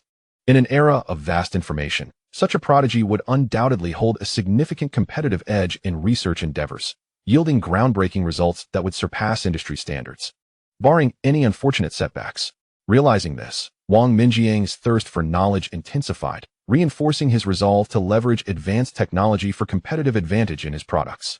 Chapter 11. Sharing joy. Having completed a 300-page introductory textbook in just over an hour and a half, Wang Mingyang flipped back to the first page to begin his second reading. This time, he found that he required only half the time compared to the first reading, likely due to the accumulation of related knowledge in his mind, enhancing his comprehension and reducing the time needed for learning new concepts in the same field. Setting the first book aside, he picked up another, an advanced version of the previous text, with a third volume labeled as the Mastery Edition, forming a comprehensive trilogy. Finding a nearby seat, Wang Mingyang realized he had unknowingly been standing for over 2 hours, and his feet were growing weary. As time passed, he became so engrossed in the ocean of knowledge that when he finally looked up, he noticed it was already 4:35 p.m. It was time to head back. He needed to prepare for the evening's market. His experience at the bookstore had been immensely gratifying, completing a trilogy of books and synthesizing the knowledge within while revisiting the electronic circuit techniques he had previously learned, gaining a deeper understanding. According to the standards of the technical forum he frequented online, he now belonged to the ranks of the experts, at least in theory, as he had yet to apply this knowledge practically. Taking a deep breath to relax, Wang Mingyang marveled at the astonishing prospect of achieving such expertise in just half a day. He reminded himself to keep this secret closely guarded, otherwise, he might be coerced into research endeavors that could complicate matters. As he exited the bookstore, he glanced back at the entrance, reflecting on his newfound knowledge and the savings he had accrued from not purchasing the books. Joy should be shared to spread happiness further. Wang Mingyang took out his phone and sent a message to Li Maihua and Zhou Yanzi, suggesting they meet for dinner after work. However, while taking the bus, his mood soured. The crowd was substantial, which inevitably extended the time spent commuting. With no direct routes home, it required 2 transfers, consuming over 2 hours, a duration that could have facilitated the reading of 2 books. Grasping the handrail of the swaying bus, Wang Mingyang began contemplating a solution to the transportation inconvenience, especially since he would frequently visit this area to capitalize on opportunities. During mealtime, as he spotted Zhou Yanzi approaching on her bicycle, a spark of inspiration ignited within him. Perhaps he could modify his electric bike to enhance its battery life. Currently, it operated on a lead-acid battery, heavy and cumbersome. In contrast, most modern electronic devices utilized lithium-ion batteries, which boasted significantly higher energy density and were only a fraction of the weight. However, this modification presented a myriad of technical challenges, yet he felt compelled to experiment. Tomorrow, I shall visit the bookstore to seek literature on this subject, he mused. Shortly thereafter, Li Maihua arrived, and the trio ordered their meals, engaging in leisurely conversation. Gradually, the discussion circled back to Wang Mingyang's small business endeavors. Zhou Yanzi animatedly recounted her recent sales, while Li Maihua, with a wry smile, lamented her struggles, having sold only a few MP4 players offline, with no online sales to speak of despite numerous inquiries. Listening to her, Wang Mingyang and Zhou Yanzi offered words of encouragement. Amid their light-hearted banter, Wang Mingyang glanced at Li Maihua and Zhou Yanzi, suddenly sensing something amiss. Why was it that when he desired to share his joy, he instinctively reached out to them instead of his usual companions, Chen Ming and his friends, with whom he would typically indulge in feasting and merriment? Was he, perhaps, prioritizing romantic interests over friendship? He shook his head, dismissing the troubling thought. Unable to resist, he stole glances at the 2 women opposite him, who had truly captured his heart. When their eyes inadvertently met, a sudden shyness enveloped the trio, leaving the atmosphere somewhat awkward. Eventually, Zhou Yanzi playfully nudged Wang Mingyang, teasingly inquiring about his thoughts, suggesting he had developed feelings for Maihua. Cough, cough. No. It's simply, what is it? After careful observation, I've concluded that both of you are exceptionally beautiful, Wang Mingyang declared with unexpected seriousness. Finally, someone has spoken the truth, Li Maihua teased with a smile. Indeed, honesty is my greatest virtue, Wang Mingyang thought to himself, relieved that his charm had successfully diffused the tension. After their meal, the 3 parted ways. Zhou Yanzi headed to the night market, while Li Maihua returned to the factory office to check on her store. Living in a collective dormitory without a computer, she had to rely on the office for internet access, as workers often stayed late. After bidding farewell, Wang Mingyang cycled to Fuyang for his stall. Perhaps fortune favored him that evening, as business flourished with a constant stream of customers, and by 9:30, he had sold out completely. With an empty backpack, he swiftly packed up his belongings, hopped on his electric bike, and sped away like a gust of wind. Within half an hour, he found himself before Zhou Yanzi. What brings you here? Didn't you go to Fuyang? She asked. With my charm, I attracted a multitude of customers who insisted on purchasing from me. You know how compassionate I am, especially when it comes to helping girls in need, so I obliged them all, he replied with a boastful grin. Zhou Yanzi playfully smacked him. With Wang Mingyang's company and banter, the night market seemed more vibrant than ever, its lights shining with an added brilliance in Zhou Yanzi's eyes. As the clock struck 11, the crowd began to disperse, and the 2 young adults tidied up their stall, smiles plastered on their faces. Suddenly, a gust of wind swept through, followed by a downpour, typical weather in the city. Fortunately, we wrapped everything up just in time, Wang Mingyang sighed, watching the rain intensify. The rain is getting heavier, Zhou Yanzi remarked, observing the trash bags spiraling in the wind. Wang Mingyang, leading her to shelter beneath a nearby awning, noted the closed shutters of a shop nearby, lamenting the lack of a refuge. Unprepared for the rain, they were soon drenched. After waiting half an hour, the rain had diminished, though not entirely ceased. Are you feeling cold? Wang Mingyang inquired, noticing Zhou Yanzi's pale lips under the dim light. A bit, but I can manage, she replied, glancing at him as he began to remove his shirt. Here, put this on, he offered, handing her his plaid shirt.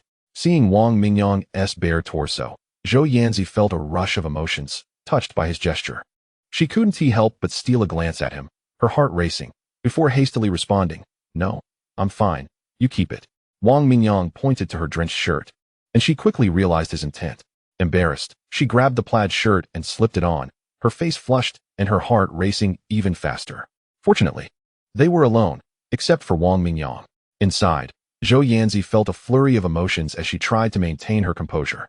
To ease her discomfort, Wang Mingyang feigned nonchalance. Gazing at the rain outside, while his thoughts raced. So beautiful. I wish to steal a few more glances. We should head back. We can't wait any longer. Remember to shower and change as soon as we get home. Otherwise, you might catch a cold, Zhou Yanzi advised. Ride the electric bike. I'll take the bicycle and escort you home, Wang Mingyang suggested. Pedaling swiftly, with Zhou Yanzi illuminating the path behind him, he felt a warmth in his heart. Even as the raindrops fell, arriving at the dormitory, he urged her to hurry and shower. He watched her wave goodbye as she ascended to the third floor before he rode home, feeling the chill of the night rain on his skin. The next morning, Wang Mingyang awoke late after dreaming of steamed buns. After freshening up and having breakfast, he returned to the bookstore, this time focusing on literature regarding battery technology. He began with the Blue Book on energy storage batteries to understand current market trends, followed by a study of the technical challenges in lithium battery stacking and potential solutions. Following this developmental trajectory, the focus ultimately returned to addressing the unification of lithium battery compatibility and dynamic power management. This necessitated expertise in hardware circuit design and programmable control technologies. Consequently, in the ensuing days, Wang Mingyang delved into literature regarding industrial control chip programming techniques. His insatiable thirst for knowledge enabled him to swiftly acquire a wealth of specialized information. Before long, he felt equipped to embark on designing the desired power management circuit board. During another trip to Huaqiangnan to procure MP3 and MP4 components, Wang Mingyang seized the opportunity to purchase various electronic components, industrial control chips, and programming equipment that he might require. He initially dedicated time to assembling the MP3 and MP4 devices. In the days that followed, apart from his unwavering commitment to vending at night, his daytime hours were consumed by tinkering with his envisioned power management module at his residence. He calculated current and voltage, designed the PCB, and composed the control program. The series of challenging problems he encountered and resolved throughout this process imbued him with a profound sense of accomplishment, validating the theoretical knowledge he had amassed and enhancing his proficiency for future endeavors. After spending 2 weeks testing and refining his work, the lithium battery power management circuit board was finally completed. Wang Mingyang conducted a thorough functional test to confirm that the finished product met his expectations. Stretching his limbs and standing up, he inhaled deeply, feeling a surge of indescribable excitement. Stepping outside, he took a few strides down the stairs and called his old friend Chun Ming, arranging to meet for dinner that evening. Riding his electric scooter to the vicinity of Zixiang Street, he awaited Chun Ming and his colleagues to finish work, and they promptly headed to a bustling food stall. This evening, he set aside his vending duties, raising a glass of chilled beer with his companions. With a bank balance exceeding 180,000 yuan, Wang Mingyang silently resolved to make a significant decision. The gathered group was in high spirits, engaging in jovial banter and laughter. Around 9:30 p.m., after a hearty meal, the group returned together, not forgetting to take home 2 bottles of Urquatu, a staple for their gaming sessions. The losing side would partake in the liquor, taking 1 small sip for a first-level loss, 2 sips for a second-level loss, and so forth. The following day, being Sunday, they were free from work and could indulge in leisure. While playing cards and chatting, Wang Mingyang inquired if anyone knew where to procure discarded old mobile phone batteries. His friends offered various suggestions, mentioning that Huaqiangnan had dedicated counters for collecting old phones, or one could contact the numbers posted on telephone poles and under bridges, as those individuals specialized in collecting old electronics for extracting precious metals, albeit with a cautionary note about potential scams. Taking their advice to heart, Wang Mingyang resolved to explore Huaqiangnan first. On the following noon, he sauntered through Huaqiangnan and spent 200 yuan to acquire over 300 old mobile phone batteries, gathered from several refurbishment shops. Some were functional, while others were not. Wang Mingyang meticulously sorted through the batteries, grouping the usable ones with matching capacities, then connected them all to his modified charger for charging, diligently recording the necessary data on current and voltage. Upon awakening from his afternoon nap, he noticed the charging indicator was lit, indicating that the batteries were fully charged. He resorted the batteries, this time selecting those with identical voltages to ensure consistency, thereby reducing internal losses and enhancing performance and longevity when stacked together. After a brief calculation, he paralleled the usable batteries into several small groups and subsequently connected them in series, securing all junctions with soldering and finally packaging them into a rectangular form. To prevent short circuits, he employed cooling aluminum sheets between adjacent rows of batteries and encased them in a box he fashioned from metal sheets, padding the surroundings with flame-retardant cushioning material. Lastly, he soldered the power management module circuit board, completing his project. Eagerly, Wang Mingyang descended with his newly crafted battery pack, secured it to the rear seat of his electric scooter, and connected it to the original battery line, while disconnecting the existing lead-acid battery pack. With everything in place, he excitedly rode towards Fuyang. He circled between his residence and Fuyang until the battery was depleted, at which point he reconnected the original lead-acid battery pack before heading home. Upon arrival, he disassembled the lithium battery pack from the scooter and measured each cell's remaining charge, discovering some discrepancies in their capacities. It appeared that there was room for improvement in his power management module, prompting further research into enhancing precision and uniformity. With the freshly compiled datasheet in hand, he contemplated for a moment before reassembling the lithium battery pack, connecting it for charging while documenting the relevant data. After completing these tasks, Wang Mingyang calculated that he had ridden his electric scooter approximately 60 kilometers that afternoon, validating the feasibility of his lithium battery pack modification. The primary concern now was the longevity of this battery set. The greater the precision of the power management module, the higher the uniformity of control, theoretically extending the lifespan of the battery pack. Chapter 13. To achieve wealth, one must attract traffic. As Wang Mingyang pondered improvements to the software control logic, his phone rang. Upon checking the screen, he saw it was a call from Li Maihua. After answering, he heard her eager voice, brimming with excitement, informing him that their online store had finally made its first sale. Someone had ordered an MP4. "It has been quite a journey for me," she exclaimed. Instantly, Wang Mingyang envisioned Li Maihua's captivating smile, reminiscent of a crescent moon, and felt elated that their venture had finally commenced. "We must celebrate after work. Please let Zhou Yanzi know. I'll see you at our usual spot." "All right, I'll call her." "Oh, the manager is coming. I must hang up. See you later." Li Maihua concluded the call. As the phone beeped with the familiar sound of disconnection, Wang Mingyang reflected on the fact that their online store finally had business, a hard-earned achievement after nearly a month of effort. However, this was merely a promising beginning. He pondered ways to drive more traffic to the store. With this thought, he approached his desk, opened his computer, and delved into the strategies for promoting their online store. The results yielded an array of suggestions, each more eclectic than the last. Scanning through them like a scanner, he combined his analysis and concluded that the most reliable approach would be to invest in advertising to attract potential customers. The more visitors to the store, the higher the likelihood of sales, provided the product prices were competitive. Wang Mingyang logged into the store's backend and contacted customer service to express his intent to invest in advertising. After discussing the policies, he decided to allocate 50,000 yuan as a trial investment. Without hesitation, he promptly transferred the funds from his bank account to the designated account for the online store, completing the necessary agreements with ease. Now, he awaited the results. With the offline sales of MP3 and MP4 stabilizing but hitting a growth plateau, Wang Mingyang sought alternative avenues to expand his business. Possessing a sharp intellect, he was not content with the status quo and aspired to achieve greater accomplishments. That evening, while dining at the food stall, Li Maihua approached him with a note detailing the model of the MP4 a customer wished to purchase, along with the delivery address. Upon reviewing the address, Wang Mingyang recognized it as belonging to Ningbo University in Zhejiang Province. Indeed, the online shopping landscape in Zhejiang was thriving, a testament to the region's status as the hub of Taobao. After dinner, Li Maihua returned to the factory, expressing her intention to oversee the online store.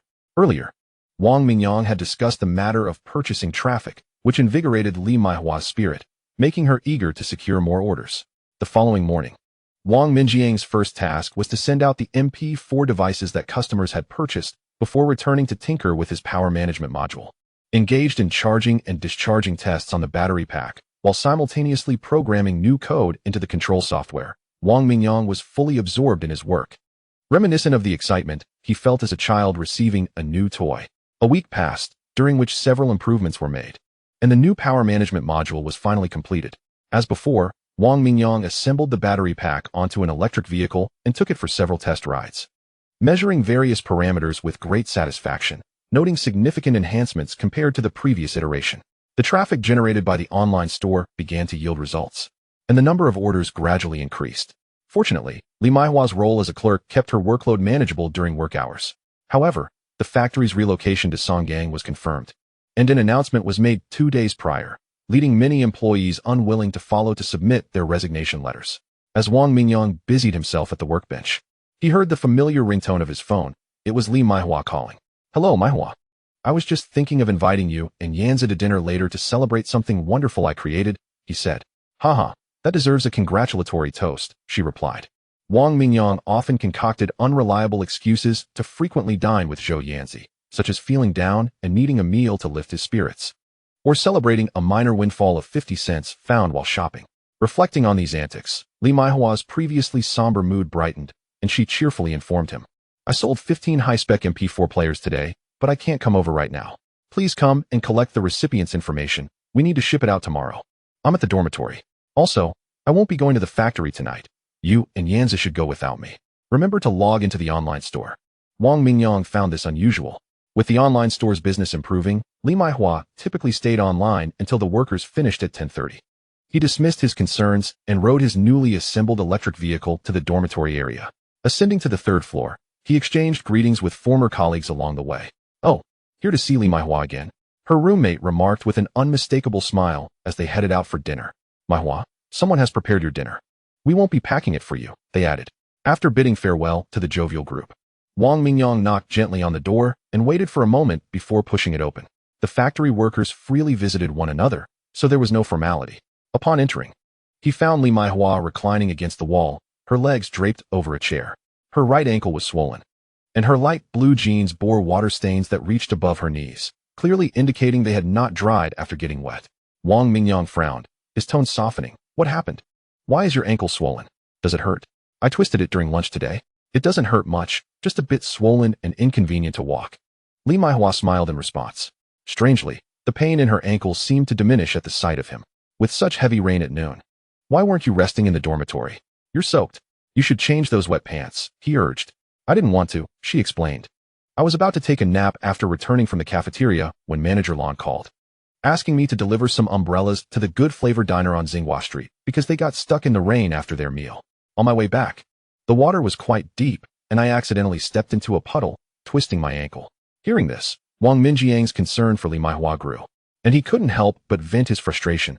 How could that manager ask you to deliver umbrellas in such weather? You're just his clerk, not his maid. He should know better than to make such demands during work hours. He recalled how that manager had a reputation for flirting with any attractive female employee and had even boasted about wanting to find a lover in the city while maintaining a family elsewhere. When Li Maihua first arrived, he had tried his luck with her, but she had given him no opportunity. After being rebuffed, he shifted his attention elsewhere, something Wang Mingyang had been aware of. Now, Wang Mingyang felt a surge of anger towards the manager as he asked, why didn't you come back to change your pants? Did you apply any medicine? I didn't have time. By the time I delivered the umbrellas and returned, it was nearly time to start work. I was worried about being late, and I only felt a slight numbness in my ankle, so I didn't think much of it and went straight back to the factory. While working, I realized something was off, and it ended up like this. Glimpsing Wang Minjiang's simmering anger, Li Maihua spoke softly. Forget it. There's no use in being angry. It won't solve anything. Taking a deep breath, Wang Mingyang calmed himself, unexpectedly feeling a pang of sympathy. What would you like to eat? I can go buy something for you, and I'll get some medicine for your ankle as well. Thank you. Just something simple from the cafeteria will suffice. She replied quietly. Moments later, the sound of hurried footsteps echoed in the hallway as Wang Mingyang quickly made his way to the cafeteria. Upon reaching the first floor, he reconsidered, realizing that the cafeteria would likely have no decent food left at that hour. He decided to venture outside for takeout. He hopped on his electric bike, revved the throttle, and zipped over to a nearby fast food restaurant, where he ordered a freshly cooked beef and tomato dish that Li Maihua loved. While waiting for his order, he took the opportunity to stop by a pharmacy and purchased a bottle of bone-setting ointment, which was renowned for its efficacy in treating sprains and strains.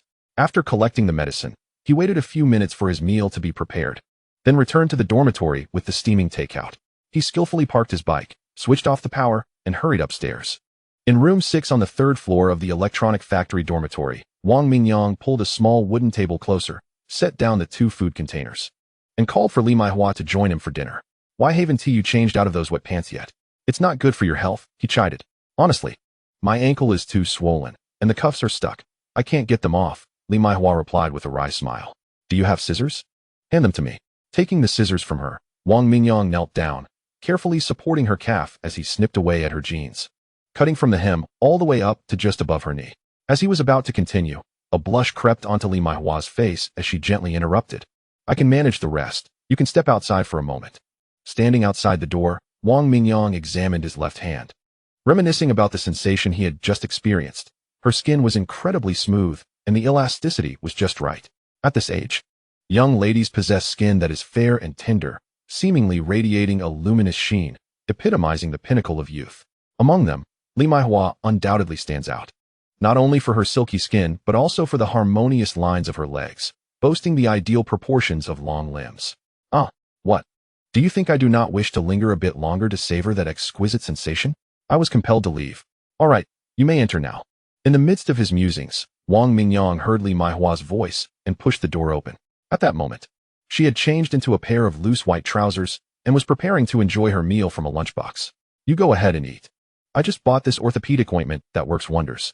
We used it back home, so let me apply it on you first. Wang Mingyang tore a piece of cotton from the package he had brought, soaked it in the medicinal liquid, and gently applied it around Li Maihua's ankle, massaging it softly. Fortunately, she did not wince in pain, indicating that the issue was not severe. Wang Mingyang gradually increased the pressure, intending to warm the afflicted area before applying another layer of cotton. Engrossed in his task, Wang Mingyang failed to notice Li Maihua's expression as she savored her meal. Her eyes softly glistening as they occasionally flicked toward the figure squatting before her, tending to her foot. What was happening? For the first time in her life, her delicate ankle was being cradled and kneaded by a male, an experience both mortifying and thrilling. What if he were to act as they do in the movies? Should she resist or allow it to unfold? Li Maihua's heart raced with conflicting emotions, torn between the fear of his indifference and the worry of his advances. Once you finish eating, I will take you to see a doctor. I recall there's a traditional Chinese medicine clinic at the corner of Qiang Avenue.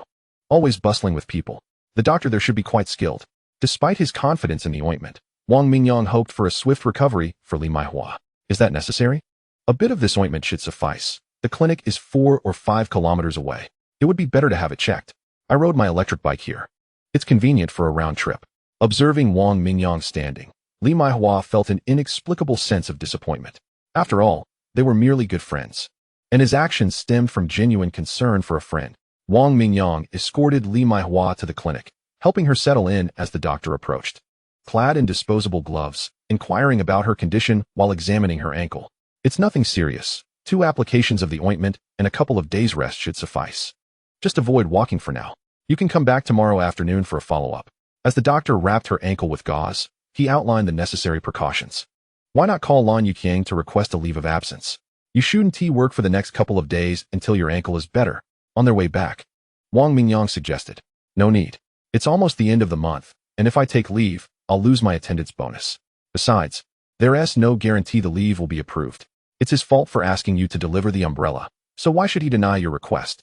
I can cover your attendance bonus. Don't worry about it, he said, his newfound financial confidence causing him to forget the struggles of his earlier working-class existence. I don't want your charity. The factory is relocating to Songgang, right? It's quite far from here. Why not just resign? There are plenty of people unwilling to transfer. Once I resign, I'll be free from dealing with Lan Yuqiang. What a disgraceful manager he is. Berating employees on the production line. It's only because the boss rarely visits that he can maintain his pretentious facade. Without this job, will you be relying on me to support you? Li Maihua playfully retorted from the back seat, her spirits lifted. Absolutely, I will take care of you. The classic line from the movie King of Comedy hung in the air, leaving them momentarily stunned, as silence enveloped them, rippling through the atmosphere. 2 days later, with her ankle nearly healed, Li Maihua submitted her resignation form at work. During their meal together, Wang Mingyang inquired if she would consider managing his online store full-time, offering a salary of 7,000, a considerable amount. Typically, the pay would consist of a base salary plus commission, totaling around 3,000 or 4,000, but for Li Maihua, he was willing to offer more. Understanding this was Wang Mingyang's way of looking out for her. She hesitated to accept such a generous offer, but eventually relented under his gentle persuasion. The expression of Zhou Yanzi, who was present, shifted slightly, though Wang Mingyang remained oblivious. When they returned to Huqiang South for restocking, Wang Mingyang decided to introduce 2 new models of MP4 players, prompted by sales data indicating that most customers placing orders were university students, primarily purchasing MP4s. To cater to market demand, he adjusted the product lineup. Once the devices were assembled, Wang Mingyang turned his attention to modifying an electric bike for Zhou Yanzi. However, the bicycle's hub was unsuitable for installing a drive motor, necessitating an external motor mounted on the rear wheel fork for propulsion. To facilitate this, Wang Mingyang sought out a local metal machining shop in the industrial area to customize several components for securing the motor. These shops typically housed a couple of small CNC machines, surviving on parts orders from nearby factories. During his school days, Wang Mingyang had studied mechanical design and automation, and his curiosity led him to observe the proprietor operating the machinery. With his prior knowledge, he quickly grasped the operation of the machines, which utilized UG programming software. With the motor mount completed, acquiring the motor itself posed a challenge, as Wang Mingyang was unsure where to procure it. Online searches yielded either exorbitant prices or unsuitable specifications. Though he discovered a disassembly schematic for brushless motors on Candu, he knew he couldn't fabricate everything himself. It simply wasn't feasible. After several days, a breakthrough occurred. Through various inquiries, Wang Mingyang learned that a high school classmate, Chen Hua, was an agent for a brand of stepper motors in Yangqing. After obtaining his phone number from their class group, Wang Mingyang called him. Chen Hua informed him that he did not have brushless motors for two-wheeled electric bikes on hand, but could source them from a colleague. Wang Mingyang paid 800 yuan for two 400-watt motors and arranged for direct shipping. As he awaited the arrival of the motors, Wang Mingyang made another trip to Huqiang South to replenish his stock, as selling MP3s and MP4s had become his primary business and sole source of income.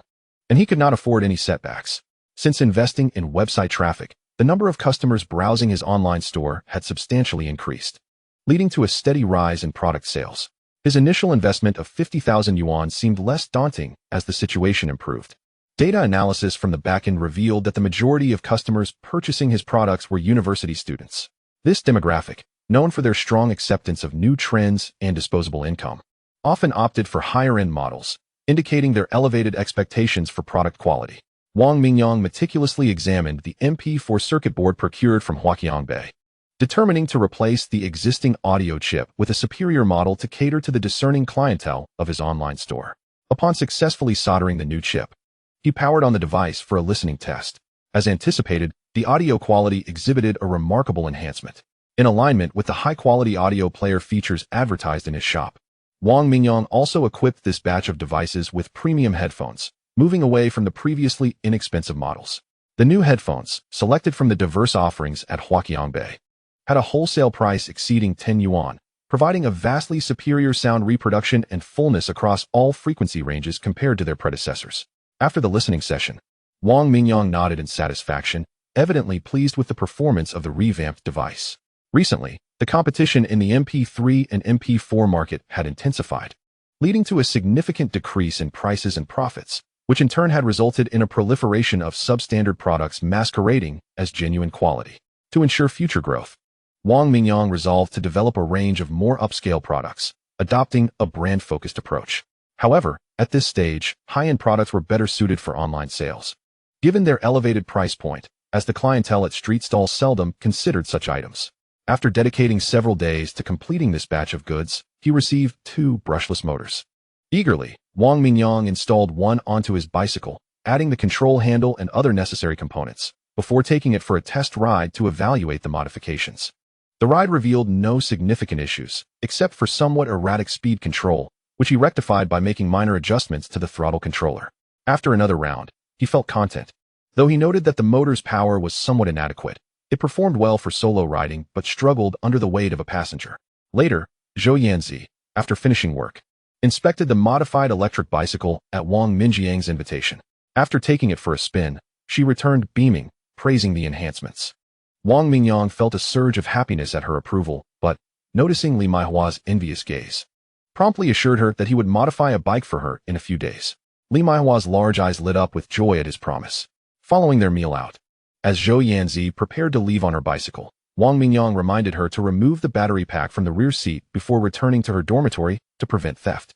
After bidding her farewell, he rode his electric bike to escort Li Maihua back to the electronics factory dormitory, handing her the sales commission from the online store, 30 yuan per unit, totaling over 4,000 yuan, nearly double her factory salary, which left her overjoyed and eager to treat the group to a late-night snack. That evening, while setting up his stall at Fuyang, Wang Mingyang silently calculated his earnings. Under current circumstances, he and Zhou Yanzi could collectively earn over 50,000 yuan in profits from their stalls each month, supplemented by an additional 60,000 yuan from the online store, culminating in a monthly income surpassing 110,000 yuan. However, with the necessity of spending around 10,000 yuan monthly to drive traffic to the online store, His net earnings would be approximately 100,000 yuan, more than he had ever dreamed of earning in a year of traditional employment. Yet, he understood that his business was not yet stable and was far from a carefree existence, prompting him to contemplate strategies for sustainable growth. Perhaps he could explore selling mobile phones and netbook computers online. These items were currently in high demand at Huaqiangbei and could potentially become mainstream products in the next phase of his business. He considered listing them online, purchasing stock only upon receiving orders, which would eliminate the need for production and, while yielding lower profits, remained a viable option. Sitting in contemplation, Wang Mingyang continued to ponder. After work that night, Li Maihua fulfilled her promise to treat Wang Mingyang and Zhou Yanzi to a late-night meal. At a roadside barbecue stall, they enjoyed an indulgent feast of nearly 100 skewers and 2 large bottles of soda, leaving them fully satisfied before they each returned to their homes. The following morning, Wang Mingyang visited a bookstore, spending the day engrossed in literature on business management and product marketing until the afternoon, when he headed back to Huaqiangbei. There, he first scoured the second-hand mobile phone section, purchasing a multitude of old batteries, followed by various electronic components. He eventually returned home burdened with bags containing 3 counterfeit mobile phones and 2 unbranded laptops. The rationale behind opting for generic brands was clear. Branded products offered no price margin for resale, thus yielding no profit. By the time he returned home, it was past 5:30.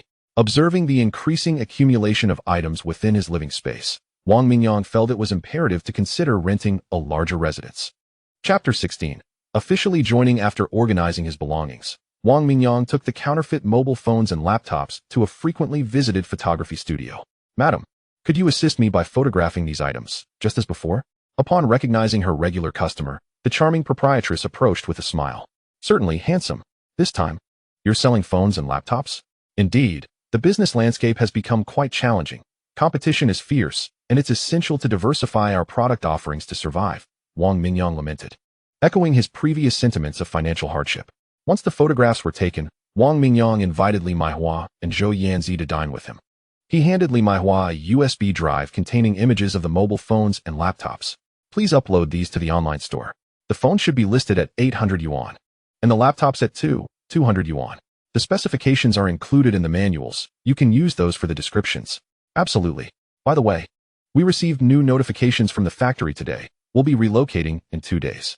I need to find a place to rent tomorrow, or I won't have anywhere to stay," she replied. "Huh. After several years in the factory, I've never felt as prosperous as I do today. At last, I want to be crammed into a collective dormitory," Li Maihua chuckled. "By the way, Yanzi, you should move out too.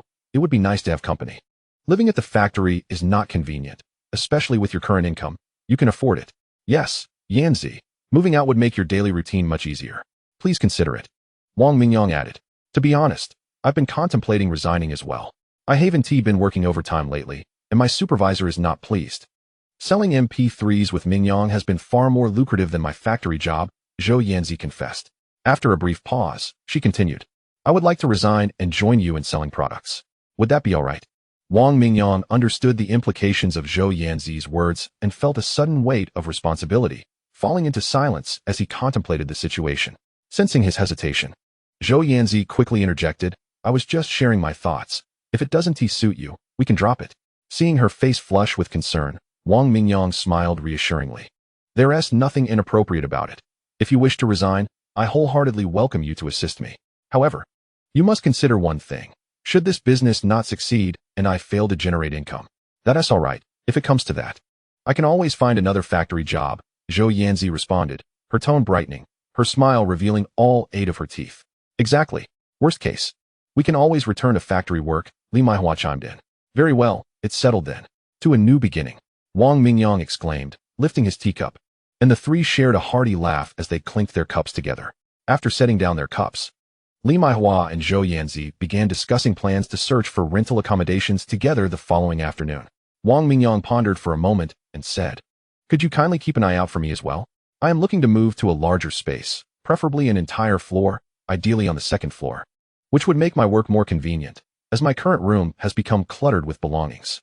The 2 women readily agreed with cheerful laughter. The delightful dinner concluded, and the 3 parted ways, each attending to their own affairs. The following morning, Wang Mingyang visited a bicycle rental shop on the street and purchased a second-hand bicycle. On his way back, he stopped by a dollar store to chat with Liang Ming. Naturally, their conversation drifted to their respective business ventures. Wang Mingyang casually mentioned that he wanted to have Zhou Yanzi sell goods over at Fuyang and inquired if Liang Ming could assist him in selling MP3 players, offering a commission of 50 yuan per unit. Liang Ming agreed, noting that he had observed a robust demand for Zhou Yanzi's MP3 players and was contemplating expanding his store's inventory to include more electronic products. Together, they decided to install a glass display case at the side of the store entrance to showcase MP3s, MP4s, and other electronic items for sale. Wang Mingyang would supply the MP3s and MP4s, while Liang Ming would procure the rest from Huaqiangbei. At noon, Wang Mingyang treated Liang Ming to lunch, and they exchanged flattery regarding their businesses before parting ways. Wang Mingyang returned to tinker with his newly acquired bicycle and an old battery, while Liang Ming busied himself with arrangements for the glass display case. At 6:10, while he was still engaged in his work in a small open area downstairs, Li Maihua called to inform him that she had found a potential rental for him. She asked him to come and assess whether it met his expectations. After confirming the address, Wang Mingyang hurriedly rode over. The location was not far, merely at 200 or 300 meters from his current position. Upon his arrival, Li Maihua and Zhou Yanzi were already present, accompanied by a middle-aged woman who was evidently the landlord, though it was unclear whether she was a local native or a second-hand landlord. After greeting one another, Li Maihua led Wang Mingyang inside to view the property, while Zhou Yanzi remained to chat with the landlord. The building was a 3.5-story self-built structure, completed over a decade ago, and had previously been occupied by the landlord's family. She mentioned that they had settled in Hong Kong and seldom returned, thus requiring a long-term lease if rented. Each floor boasted approximately 140 square meters, with 3 rooms, a living room, and a shared bathroom on the second and third floors, while the first floor consisted of 2 large halls and an additional 20 square meter space for parking and storage. Wang Mingyang and Yanzi found the place pleasing, although its location was somewhat remote within the urban village. As Li Maihua continued to provide details, she eventually sought Wang Mingyang's opinion. It seems quite suitable.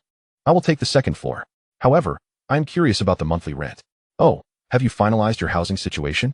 You're moving tomorrow. Do you need my assistance? If you find it agreeable, we can let Yanzi negotiate the rent with the landlord. We have also secured our new place, and there is not much to move. It shouldn't trouble you. However, I need to buy a computer soon. Otherwise, I won't be able to manage my online store. Would you accompany me to help me choose? I am not well versed in computer specifications, Li Maihua suggested. You need not purchase a computer just yet. I have 2 laptops at hand. You and Yanzi can each use one, which will also allow you to assess their quality for future sales. They cost over 2,000 yuan. You can deduct that from my commission later. No need for that. Consider it a work computer for both of you. In the future, you will certainly require computers for various tasks. Please take the opportunity to teach Yanzi how to use office software. As business increases, proficiency in such programs will be essential. As they exited the building, Li Maihua leaned over to whisper to Zhou Yanzi, Mingyang is quite satisfied with this place. He intends to rent the second floor.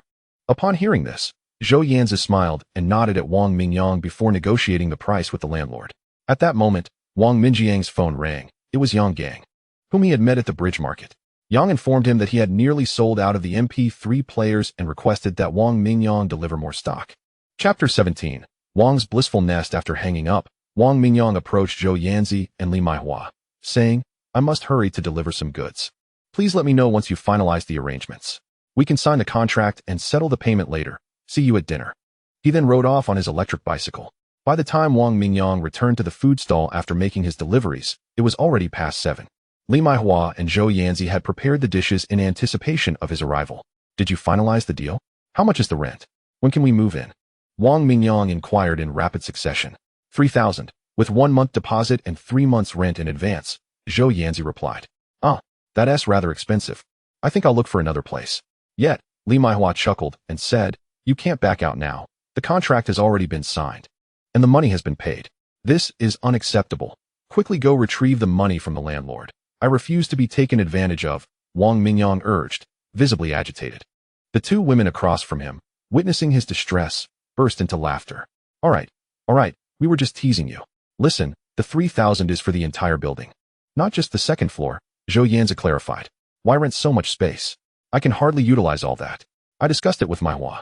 We will move to the 3rd floor, and you can occupy the 2nd. The 1st floor will remain available for work-related activities. Since neither Maihua nor I will be working at the factory anymore, when you bring parts back, we can assemble them together, alleviating some of your previous burdens. Upon hearing this, Wang Mingyang felt a surge of delight. Hu Wunti relished the prospect of cohabitating with beautiful women. If sparks were to fly inadvertently, it would be even more delightful, much like the scenarios depicted on television. Stealing a glance at Zhou Yanzi, he was caught, prompting him to feign composure and redirect his gaze to Li Maihua, who was also observing him. This created a moment of palpable tension among the three, rendering the atmosphere rather peculiar. With a deposit and 3 months' rent, that totals 12,000. I will go retrieve the cash shortly. Wang Mingyang hastily said to break the awkward silence, addressing Zhou Yanzi. There's no need. Maihua and I will cover the rent for this place. You have already provided us with ample supplies, and you often treat us to meals. Now that both Maihua and I can afford the rent, you need not worry about it. Wang Mingyang found Zhou Yanzi's voice particularly gentle that evening and stole another glance at Li Maihua. Indeed, this was a decision made between Yanzi and me, Li Maihua remarked, her sparkling eyes still enchanting, prompting Wang Mingyang to glance at her once more. Feigning nonchalance, he took a piece of meat and chewed thoughtfully to calm his racing heart. He then shared with Zhou Yanzi that he had asked Liang Ming to assist in selling MP3s and expressed his desire for her to set up a stall at Fuyang. After all, that area had a fixed stall rental, and the foot traffic surpassed that of the nearby night market, promising better business prospects. Such an arrangement would allow him time to engage in other ventures, and when the opportunity arose, he could consider renting a storefront in Fuyang. Upon hearing him, Zhou Yanzi gently nodded in agreement. After dinner, Li Maihua mentioned that she was busy preparing her new rented room and intended to collect her belongings from the factory. Wang Mingyang offered to help, but she and Zhou Yanzi insisted he go to Fuyang to set up their stall, with Zhou Yanzi heading to the night market as well. According to them, making money from their stall was the most pressing matter at hand. The next day, Zhou Yanzi returned to the factory for her final day of work, while Wang Mingyang and Li Maihua busied themselves moving their belongings to their new rental. After relocating their items and tidying up the space, Wang Mingyang contacted his former landlord to finalize the lease termination.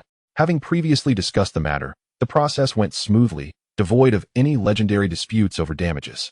Upon completing the handover, Wang Mingyang returned to the newly rented apartment and resumed tinkering with his bicycle downstairs.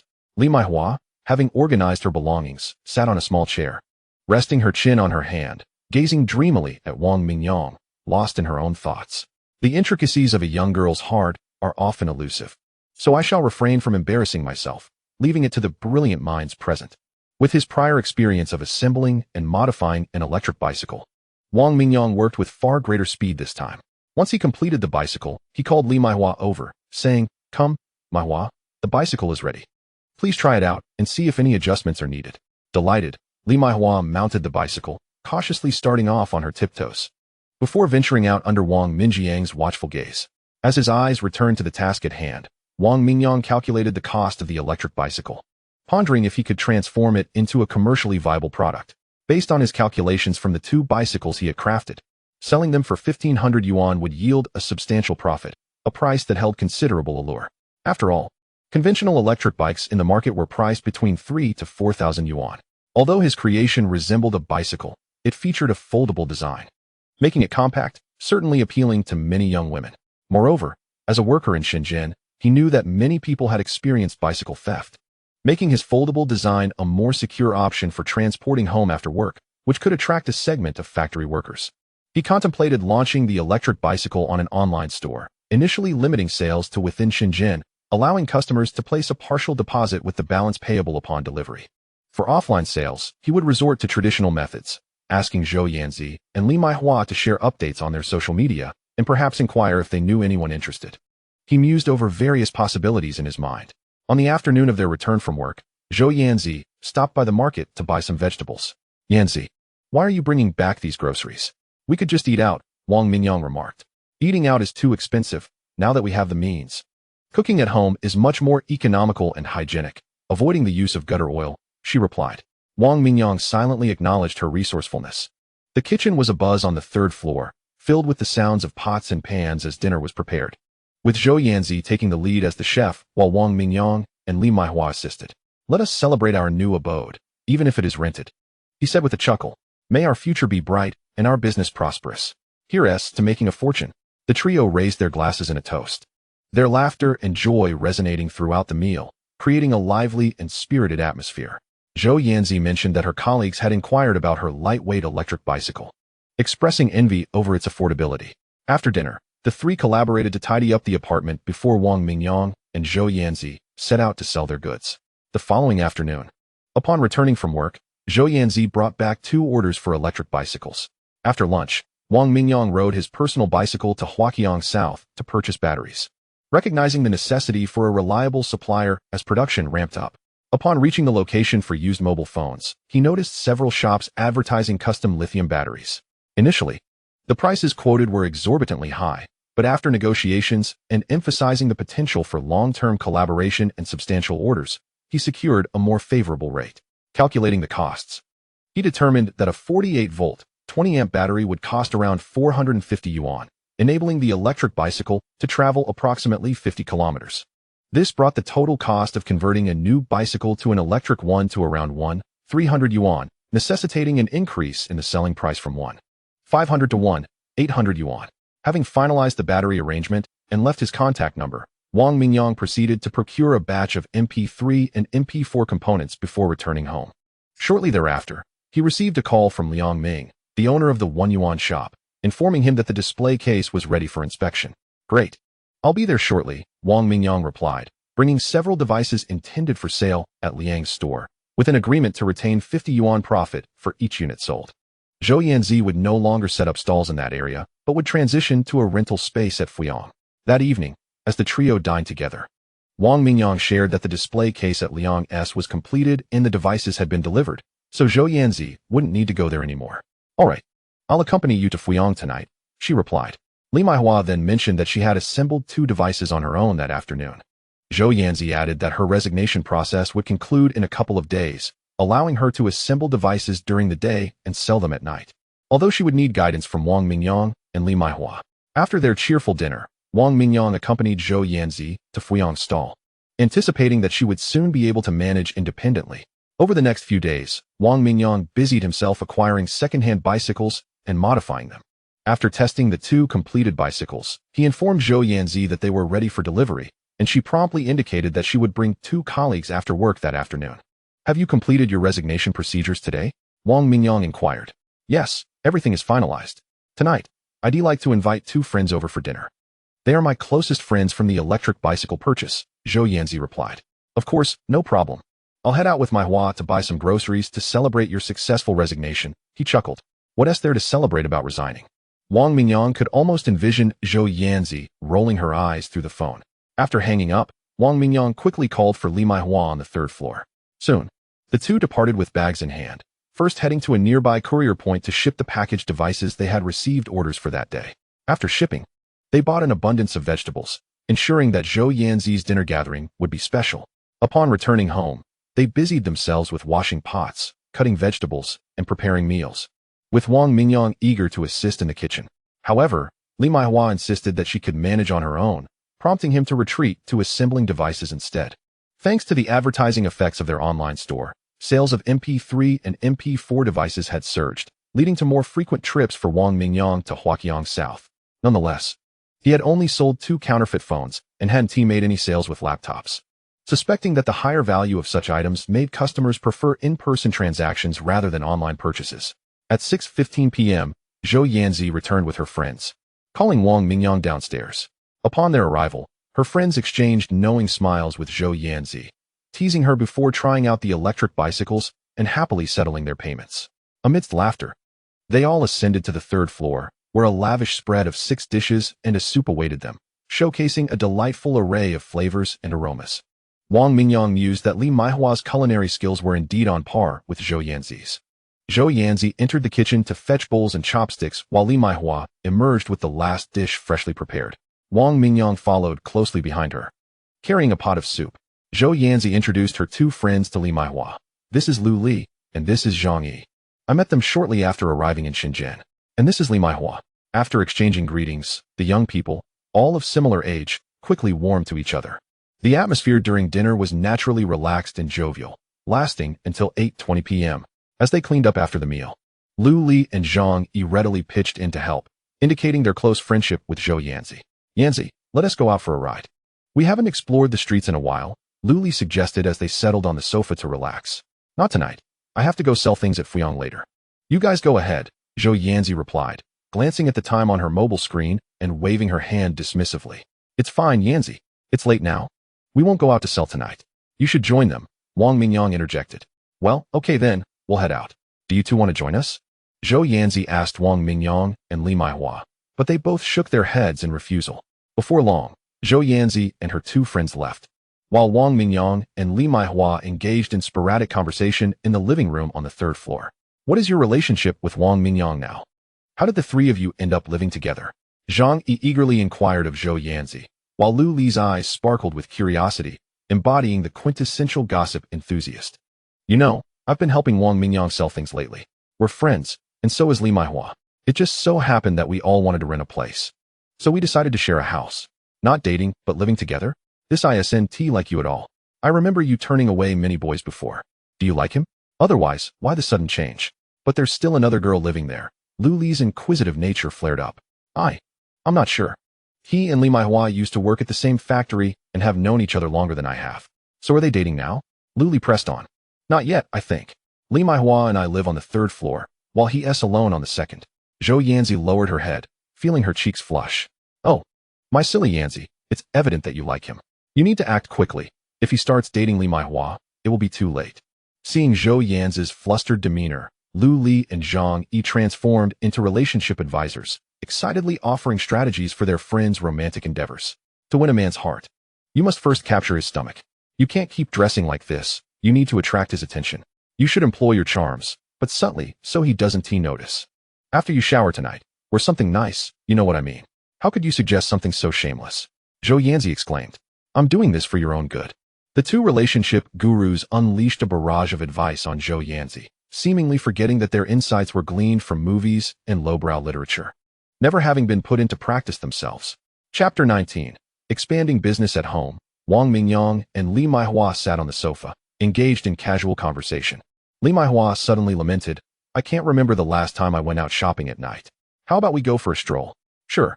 I've gotten so used to selling things every night that sitting at home feels a bit strange, Wang Mingyang replied, springing to his feet from his previous relaxed position and quickly heading out with Li Maihua. The night market was bustling as always. Observing Li Maihua's excitement as she dragged him through various clothing stores, Wang Mingyang couldn't help but marvel at the wisdom of those experienced online gurus. It was evident that any woman, especially a young girl, regardless of her exhaustion, would radiate energy once she hit the streets, as if powered by nuclear energy. Just watching without buying seemed to invigorate them endlessly. Encouraged by the lively figure ahead, Wang Mingyang steeled himself and followed her. They wandered from one end of the street to the other, and then back to the mall in the middle, where Li Maihua eventually purchased a pleated dress and even bought Wang Mingyang a shirt. At that moment, as he received the gift, a smile spread across Wang Mingyang's face, dispelling all fatigue. Receiving a present from a beautiful girl felt wonderful. I'm a bit thirsty. How about we grab some sweet soup first? Wang Mingyang suggested. Sure. Li Maihua cheerfully agreed. Wang Mingyang sighed in relief. Thankfully, she agreed. Or who knows how long she would have wanted to shop. After enjoying their sweet soup, Wang Mingyang and Li Maihua returned home with their purchases, only to find Zhou Yanzi already back, tinkering with a pile of MP3 components. Back already? Did you go shopping? Zhou Yanzi asked. Yes, I felt a bit bored. So I went out for a while and bought a dress, Li Maihua replied, lifting the bag to show Zhou Yanzi. Mingyang, how about you teach me how to assemble these MP3s tomorrow? I have some free time during the day. Zhou Yanzi looked at Wang Mingyang. Sure. We can assemble the devices during the day and sell them at night, making a handsome profit, Wang Mingyang replied with a smile. After chatting for a while, the three retired to their respective rooms for the night. The following morning, after enjoying breakfast prepared by Zhou Yanzi, the trio moved to the second-floor living room, where they combined a few tables to create a long workbench. Wang Mingyang then began explaining the methods and key points of assembling MP3s and MP4s, primarily addressing Zhou Yanzi, as Li Maihua was already familiar with these processes from her time at the electronics factory. After a thorough explanation, Wang Mingyang began guiding Zhou Yanzi in using a soldering iron, allowing her to practice with some scrap components. By the end of the day, Zhou Yanzi had mastered soldering some simpler points and components, leaving the more complex tasks for Wang Mingyang. Once the machines were assembled, he would pass them to Li Maihua, who would sit nearby to conduct quality checks while occasionally glancing at her laptop to monitor any inquiries or new transactions on her online store. With clear divisions of labor, the assembly speed surpassed that of Wang Mingyang working alone. Over the course of 3 days, they completed the assembly of a batch of over 1,000 devices, during which Wang Mingyang also sent a batch of goods to Liang Ming and Yang Gang. With the machines assembled, Wang Mingyang resumed his visits to the bookstore during the day to acquire new knowledge, while Zhou Yanzi asked Li Maihua to teach her some computer skills, beginning to learn how to use spreadsheets to record sales data. This routine continued for more than a week. That evening during dinner, Zhou Yanzi announced that she had received 3 orders for electric bicycles that needed modifications, priced at 1,800 each. Hearing this, Wang Mingyang felt elated and quickly poured some soda into Zhou Yanzi's cup. After such a long time, they finally had a second order, bringing him one step closer to his dream of wealth. Meanwhile, Li Maihua pretended to lament that she hadn't received a single order for her shop. But when Zhou Yanzi attempted to console her, Li Maihua shifted her tone and cheerfully revealed that she had received an order for a laptop, marking her first sale. That's another piece of good news. Come, let us toast, Wang Mingyang proposed, and the 3 of them laughed and downed their cups of cola in celebration. After finishing their meal, Wang Mingyang, as usual, headed out to Fuyang with Zhou Yanzi to sell their goods. Wang Mingyang handed over the completed song and video materials in MP4 format to Zhou Yanzi. Observing her smile as she exchanged goods with the buyer and the habitual gesture of tucking her hair behind her ear, he couldn't help but feel that this business venture resembled a husband and wife team. After 2 days, he successfully processed the orders for 3 electric bicycles, earning 900 yuan. To expand the sales of electric bicycles, Wang Mingyang approached Chun Hong, the owner of a nearby bicycle rental shop, for promotion. Initially unwilling, Chun Hong eventually agreed when Wang Mingyang offered to pay him 300 yuan monthly to display 5 or 6 electric bicycles for sale, with an additional commission of 100 yuan for each bike sold. Feeling this arrangement was advantageous, Chun Hong acquiesced. Once outside Chun Hong's shop, Wang Mingyang clenched his fist in triumph, relieved to have secured his first client. Admittedly, he had felt quite anxious during the negotiations, as he had never engaged in formal sales before and was somewhat shy. However, today's success invigorated him, and after bolstering his spirits, he hopped on his electric bike in search of the next opportunity. Under the blazing sun, he traversed the nearby streets, approaching every rental shop and bicycle seller he could find. The failures outweighed the successes, yet he ultimately secured partnerships with 4 shops, intending to place 6 bicycles in each, totaling 24. Thus, he hurried off to gather the necessary parts. Upon returning home, drenched in sweat, Zhou Yanzi felt a pang of sympathy and promptly brought him a bowl of her homemade mung bean soup to quench his thirst. As he gulped it down, he sighed in relief, feeling refreshed. Where's Maihua? I haven't seen her, he inquired. She just stepped out to send a package. It hasn't been 5 minutes, Zhou Yanzi replied. Oh, what did you do today to work up such a sweat in this scorching heat? She asked.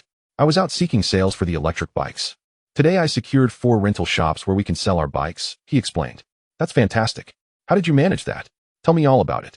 Wang Mingyang recounted the details, igniting Zhou Yanzi's excitement, who expressed her desire to join him in purchasing new bicycles the following day. What were you 2 discussing that has you so cheerful? Maihua asked upon returning from her errand. Mingyang went out to drum up business and found several sales points for our bicycles.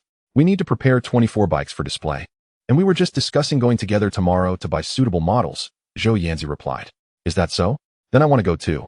The next day, the trio visited a bicycle shop and selected 30 bikes in one go. After some haggling, the seller agreed to a discount of 30 yuan per bike, finalizing the transaction at 320 yuan, with delivery included. Wang Mingyang arranged the 30 bicycles on the ground floor and then collected the hardware he had ordered from the machining shop. Back home, he wasted no time resting and immediately began working, invigorated by the thought of his modified bicycles selling well. Zhou Yanzi assisted him while Maihua busied herself with the online store on the 3rd floor. The collaboration between the genders made the labor seem less burdensome, and by the time they paused for dinner, Wang Mingyang was still full of energy. I can head to Fuyang to set up the stall tonight. You've worked hard all day, Mingyang. You should rest, Zhou Yanzi insisted after swallowing her food. No worries, I'm not tired at all. I'll drop you off in Fuyang and then return to work, aiming to finish the electric bicycles for the store. I'll come pick you up at 10, he replied, patting his chest. That's unnecessary. Just stay home and focus on your work. She shook her head, although inwardly pleased by his concern. No, the nights in Deep City are not safe enough. You must be careful, especially being a girl. I remember my first year here. I hadn't returned home for the new year yet, and on New Year's Eve, after buying instant noodles, I witnessed a bloody fight right outside my door. That scene has stayed with me, Wang Mingyang recounted. Hearing his harrowing story, Zhou Yanzi and Mai Hua nodded, pledging to be vigilant. With all the parts and tools at hand, and with Zhou Yanzi and Mai Hua occasionally lending a hand, the 30 bicycles were transformed in just 2 days. Wang Mingyang called the owners of the shops, and after receiving positive responses, he hired a tricycle to transport the electric bicycles while also signing consignment agreements. Upon his return, he noticed that one of the 6 bicycles he had left at home was missing. After asking Mai Hua, he learned that she had posted photos of the electric bicycles on her social media, leading a friend to inquire and purchase one. Zhou Yanzi was similarly busy on the 3rd floor, sharing photos in hopes of attracting new clients. Upon realizing this, Wang Mingyang slapped his forehead and called Chun Ming, "Old Chun, come over tomorrow with Zhu Hong and Huang Sheng. I've moved, and you haven't visited yet. Come for a meal, but remember to bring a gift. The heavier your gift, the bigger my return gift will be, haha." His intention was twofold: to familiarize his friends with his new home and to gift each of them an electric bicycle for their convenience, while simultaneously advertising his business. The next day, which was Sunday, Zhou Yanzi and Mai Hua felt a bit embarrassed upon hearing that Wang Minjiang's friends would visit for dinner. After helping him buy groceries in the morning, they went out to spend time with their friends. Estimating the arrival time of Chun Ming and the others, Wang Mingyang preemptively entered the kitchen to prepare. By the time he had finished cooking 3 dishes, Chun Ming arrived nearby. After receiving the call, Wang Mingyang stepped out to greet them. After a few exchanges, upon learning that Wang Mingyang had rented an entire building and lived with 2 beautiful women, his friends expressed their envy and teased him. Ascending to the 3rd floor, they found that Wang Mingyang would not need to assist with the remaining dishes, as Zhu Hong, who enjoyed cooking, took over the kitchen. With the kitchen in Zhu Hong's capable hands, Wang Mingyang engaged in conversation with his old friends in the living room until all the dishes were served. He retrieved beers from the fridge, handing one to each person, and they began drinking straight from the bottles. After downing half a bottle, they finally started eating, and the conversation flowed freely, the atmosphere becoming increasingly lively. After the meal, Wang Mingyang took them downstairs to test ride the electric bicycles. They were quite satisfied, and when he asked them to help introduce potential customers, they readily agreed. After bidding farewell to Chun Ming and the others, Wang Mingyang returned to his room for an afternoon nap. In a daze, he received a call from Mai Hua, informing him that one of her friends was interested in purchasing an electric bicycle and would come by later that afternoon to pick it up. After hanging up, Wang Mingyang lost all desire to sleep. He made a trip to Linsheng at the machining shop to order more electric bike parts, and also contacted Chun Hua to arrange for the motors to be delivered.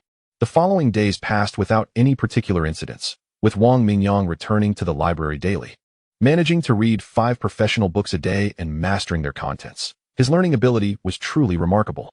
It has been said that a normal individual who has read over 30 specialized works in a certain field can be considered a semi-expert in that domain. By this measure, Wang Mingyang has indeed attained a level bordering on expertise, not only in mechanical design, manufacturing, and automation, but also in electronic circuit design, supplemented by programming.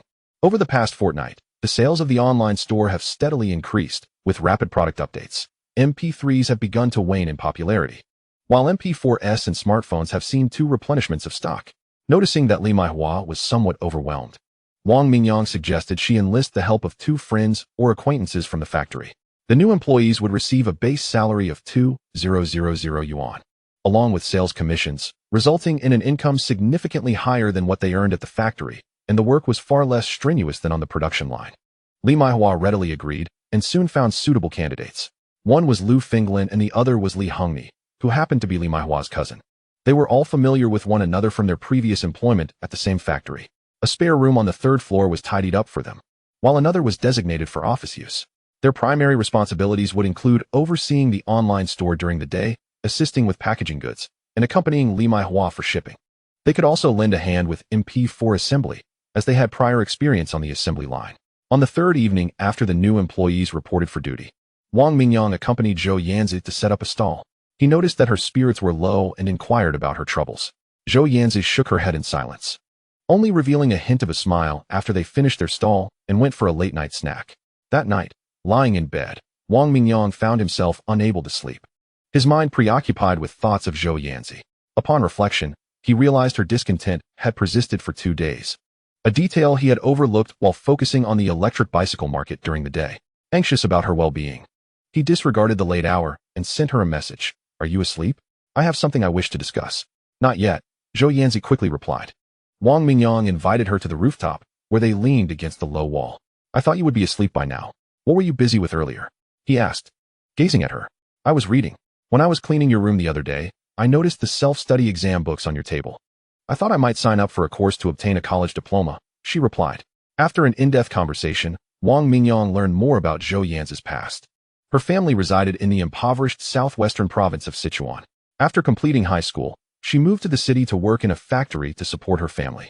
Every month, after setting aside a portion for food and personal expenses, she sent the remaining funds back home to alleviate her family's financial burden.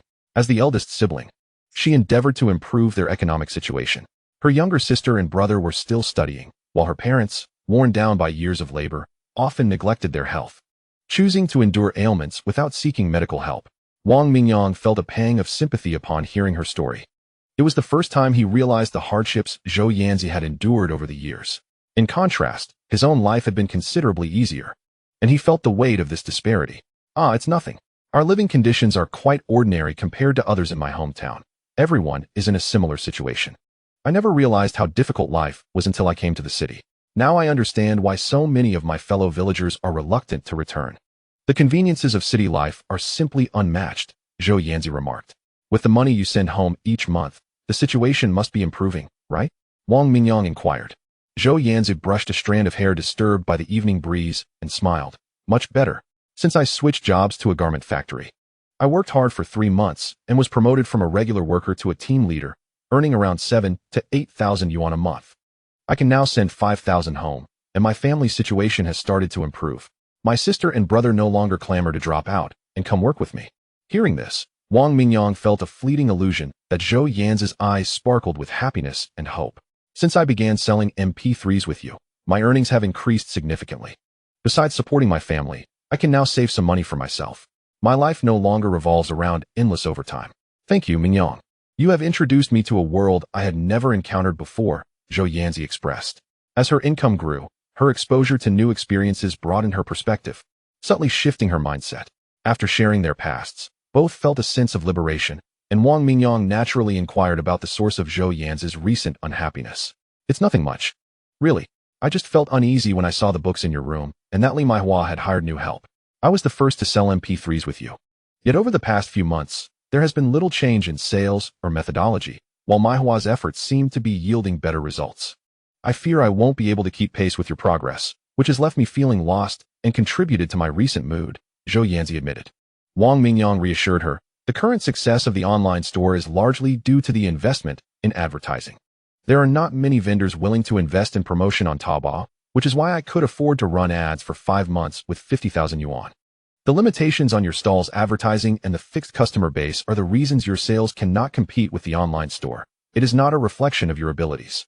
Once conditions are favorable, we will open our own store, not just one, but several, and you will manage them all. A boss who cannot dream big is not a competent leader, he concluded. After hearing Wang Minjiang's insightful reassurances, Zhou Yanzi's worries began to dissipate, and her mood improved significantly. As the moonlight glimmered like liquid silver, time slipped away unnoticed. Zhou Yanzi looked at Wang Mingyang, who had been a source of encouragement, and felt a warm wave of gratitude wash over her. It felt wonderful to be cared for. The following day marked New Year's Day, and Wang Mingyang suggested a trip to the Mangrove Coastal Ecological Park, receiving unanimous agreement from the group. The 5 of them split into 2 teams to prepare for the outing. Li Maihua, accompanied by Lu Fenglan and Li Hongni, went to procure food and drinks, while Wang Mingyang and Zhou Yanzi set off to acquire picnic supplies. Once everything was gathered, they each hopped on an electric bicycle and set off. The Mangrove Coastal Ecological Park is situated along the western coast of Coastal Avenue, adjacent to the Fuchsian Mangrove Protection Zone. To safeguard the mangroves and their avian inhabitants, the city officials decided in early 1999 to shift the coastal road northward by over 200 meters, transforming approximately 21 hectares of land originally earmarked for construction into a green space. The park, established in 1999, officially opened to the public in December 2000, becoming a popular destination for recreation. Upon their arrival, Wang Mingyang and his friends were greeted by a bustling crowd of visitors, some even venturing to the breakwater in search of sea snails and shrimp. The warm sunlight, gently undulating sea, clear sky, soaring seabirds, and the soft caress of the sea breeze invigorated their spirits. They found an empty patch of grass, spread out their picnic mat, and arranged their supplies. After completing their tasks, several women eagerly began to wander around, while Wang Mingyang stayed behind to keep an eye on their belongings. The surrounding lawn was filled with people, some lounging on blankets in groups, playing cards, flying kites, and even barbecuing. Taking out his phone, Wang Mingyang called Chun Ming. "Hey, old Chun, where are you guys now? Aren't you coming out to play during the holiday?" "Seriously, a few grown men just wandering around the west side street with nothing to buy? I'm at the mangroves. Hurry over, there are beautiful women here." "Ah, no wonder you didn't invite me last night. You were plotting to hang out with the ladies today." Wang Mingyang recognized Zhu Hong's booming voice. Half an hour later, Chun Ming, Zhu Hong, and Huang Sheng arrived, carrying their belongings. They were greeted by the sight of Wang Mingyang and two young women sitting on a blanket, laughing and playing do di zhu, while two others were flying kites nearby. Wang Mingyang invited Chun Ming and the others to sit down, introducing everyone with a smile. Initially, there was a hint of shyness among them, but soon they became more familiar, sharing food and laughter while occasionally taking turns riding electric bicycles or splashing in the water. It had been ages since they had felt so relaxed and carefree. Four attractive young women rode stylish, foldable electric bicycles in a row, drawing everyone's attention. Upon their return, a few nearby college girls approached Zhou Yanzi, asking questions about the electric bicycles. Noticing their keen interest, Zhou Yanzi graciously offered to let each of them take a test ride. After trying the bicycles, the college girls expressed their satisfaction, with one even placing an order. To alleviate their concerns, Wang Mingyang readily agreed to let them pay upon delivery without requiring a deposit.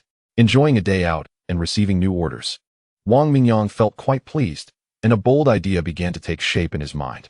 Chapter 22. Spending 250,000 in a day after dining at a street stall with everyone in the evening, Wang Mingyang called home, sending 20,000 yuan each to his mother and sister. With a child achieving success, parents naturally felt immense pride. Yet Wang's father and mother did not forget to offer a series of reminders. The next day, at the agreed time and place, Wang Mingyang hired a Jinbei van to deliver 5 electric bicycles to the entrance of Deep City University alongside Zhou Yanzi. Shortly after unloading the bicycles, the 5 girls who had ordered them the previous day arrived together.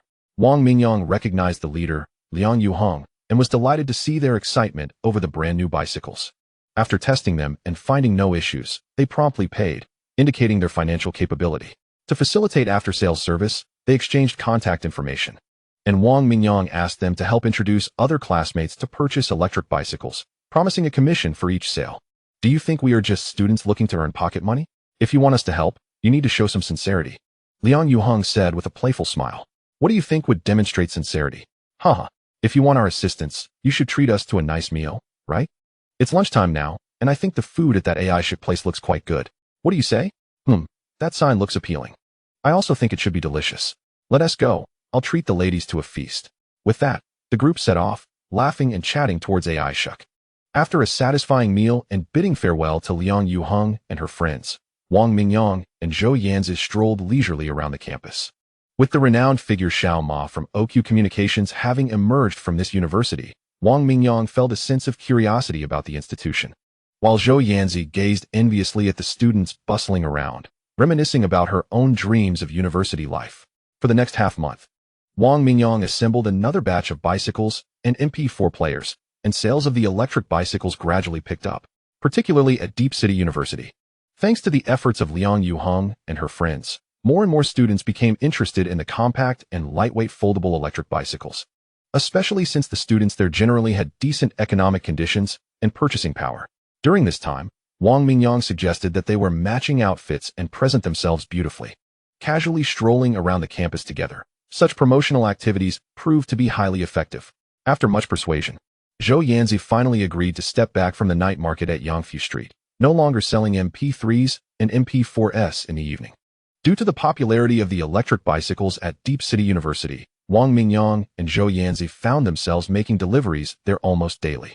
In the evenings at home, they studied together, preparing for the self-study examinations they had registered for. This time, they signed up for 4 subjects, which posed some difficulty for Zhou Yanzi. But for Wang Mingyang, it was a trivial matter. He could grasp the material with just a couple of readings, and he read at an astonishing speed. In the realm of mechanical design, manufacturing, and automation, Wang Mingyang's knowledge had already reached the level of an aspiring expert. Of course, this referred to theoretical knowledge, as he had not had much practical experience aside from his previous metalworking internship in school and the recent assembly of electric bicycles. Each time Zhou Yanzi watched Wang Mingyang effortlessly assisting her with her studies, her eyes sparkled with admiration, akin to a struggling student gazing at a prodigy. The atmosphere of their nightly study sessions also inspired Li Maihua, who decided to join them in preparing for the examinations. On January 18, 2008, after emerging from the examination hall, Wang Mingyang, Li Maihua, and Zhou Yanzi satisfied their hunger at a nearby eatery before parting ways. Li Maihua hurried back to oversee her online shop, while Wang Mingyang and Zhou Yanzi planned to stop by the mechanical processing shop they had been collaborating with. Wang Mingyang speculated that the processing shop might be preparing for the New Year holiday and wanted to process another batch of parts for the electric bicycles as a backup. Standing at the entrance of the shop, he noticed a red paper posted on a central pillar, which read, "This shop is for transfer." "Boss Lin, what is going on? Are you no longer running this business?" Wang Mingyang inquired. It's Wang, boss. Please, come in for some tea," the shop owner, Lin Sheng, welcomed them inside before answering Wang Mingyang's question. "I've been in Deep City for over 10 years now. With my elderly parents and my child preparing to enter middle school, I plan to return home after the new year and want to be coming back to Deep City. So I'm looking to transfer this place. What will you do after returning? Have you earned enough to enjoy retirement after all these years in Deep City?" Wang Mingyang teased. "Oh, you think too highly of me. I've only been running this small business for 5 or 6 years. It's not like I've made a fortune. I've been relying on you and the factory owners nearby to make ends meet." As the kettle boiled, Lin Sheng skillfully began preparing the tea while chatting with Wang Mingyang and Zhou Yanzi. "Have many people inquired about the shop since you posted the transfer notice?" Wang Mingyang asked. "Sigh, it's been over a week, and only 2 or 3 people have asked, but nothing has been finalized. I should have thought it through better. I should have transferred it sooner. Now that the year is ending, everyone is focused on returning home for the new year and has no interest in taking over." Lin Sheng replied with a wry smile. Wang Mingyang felt a spark of interest and asked, "How much are you looking to transfer the shop for? If the price is right, I might consider it." "Oh, you really have an interest? I was originally asking for 280,000 yuan. But if you're serious about taking over, I'll let it go for 250,000, and I'll also provide you with the suppliers and client contacts," Lin Sheng, being honest, immediately revealed his bottom line. That sounds reasonable. Let us take a look at the machinery first," Wang Mingyang pondered before agreeing. The proprietor of the establishment possessed a fair understanding of the 3 processing machines, given the duration of their collaboration. Lin Sheng's asking price of 250,000 was undoubtedly commensurate with the current worth of the machines, especially considering his willingness to transfer his inventory and client resources. Lin Sheng, accompanied by Wang Mingyang and Zhou Yanzi, swiftly toured the shop. Wang Mingyang personally operated the machines for inspection and, upon discovering that they functioned as smoothly as they had during his previous visit, declared, "These machines are in perfect working order, Boss Lin. Let us proceed to sign the contract, and afterward, we shall visit the bank to transfer the funds." Inside the store, Wang Mingyang utilized Lin Sheng's computer to casually download a contract template from the internet. After making a few modifications, they printed it out, signed it, and affixed their seals, thus concluding a transaction of 250,000 without any unnecessary delay. "Boss Lin, here are the details of my clients and suppliers that I have accumulated over the years. Please take them for now. I will personally call them later to explain the situation. I have also settled all outstanding payments with the suppliers a few days ago, so you need not worry. Should you have any questions or require assistance in the future, do not hesitate to reach out." "Thank you, Boss Lin. I appreciate your efforts. Let us dine together this evening. Despite our long-standing partnership, we have yet to share a meal." "Certainly, Wang boss. You have done me a tremendous favor by taking over this shop, so dinner tonight is on me. You need not argue otherwise, especially since I just received over 200,000, correct? Then it seems I shall be the one imposing upon you. Now, let us head to the bank for the transfer." The trio entered Lin Sheng's large van parked at the shop's entrance, and with a press of the accelerator, they sped toward the nearest bank branch. Upon receiving the transfer receipt from Wang Mingyang, Lin Sheng glanced at it before tucking it into his pocket. He then addressed Wang Mingyang. "I wonder if you have suitable staff lined up for the processing shop. If not, you might consider retaining Wei Fong and He Rui. They have been with me for many years, and I trust their character and skills." "I had intended to discuss this with them upon returning to the shop," Wang Mingyang replied. "After working with them for so long, I find them quite competent." In the mechanical processing shop, 2 workers, Wei Fong and He Rui, were present, with Wei Fong being a seasoned craftsman possessing commendable skills. Upon returning to the shop, Lin Sheng summoned Wei Fong and He Rui, and in front of Wang Mingyang, informed them of the transfer of ownership to Wang Mingyang. "You need not worry. Boss Wang has assured that you will remain in the shop to assist, and your jobs will continue as usual. What Boss Lin said is true.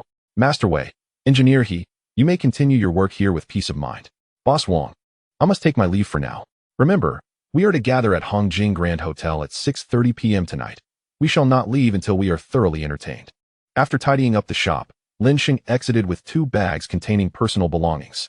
Very well, see you then, Wang Mingyang replied, waving goodbye to Lin Sheng as he departed before turning back into the shop. Master Wei, Engineer He, starting tomorrow, I need you to produce a batch of parts. Here is the list, Wang Mingyang stated, handing them the order for processing. Once this batch is completed, and if there are no further tasks, you may return home for the new year. I will cover the travel expenses for your round trip. Please keep your tickets safe. Additionally, starting from when you return to work next year, your monthly salary will increase by 300. Should business prosper, further raises will be forthcoming. I hope everyone will strive diligently. Thank you, boss. Upon hearing of the new boss's generous benefits, Wei Feng and He Rui's spirits lifted, their earlier unease about the shop's transfer dissipating into excitement. After discussing a few matters with the two, Wang Mingyang and Zhou Yanzi took their leave. On the way back, Zhou Yanzi inquired why Wang Mingyang had invested such a significant sum in acquiring the mechanical processing shop, which led to a discussion about his future plans.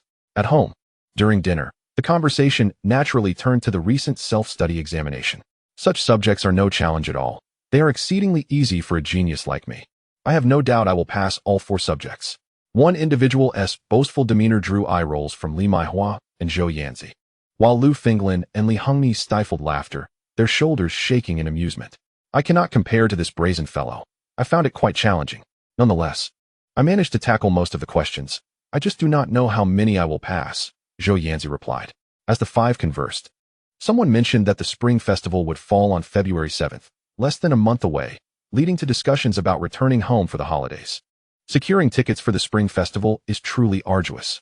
My aunt and others visited the station today, and ticket prices have already begun to rise. Now costing 80 more than usual, Lu Finglin remarked. It is the same every year.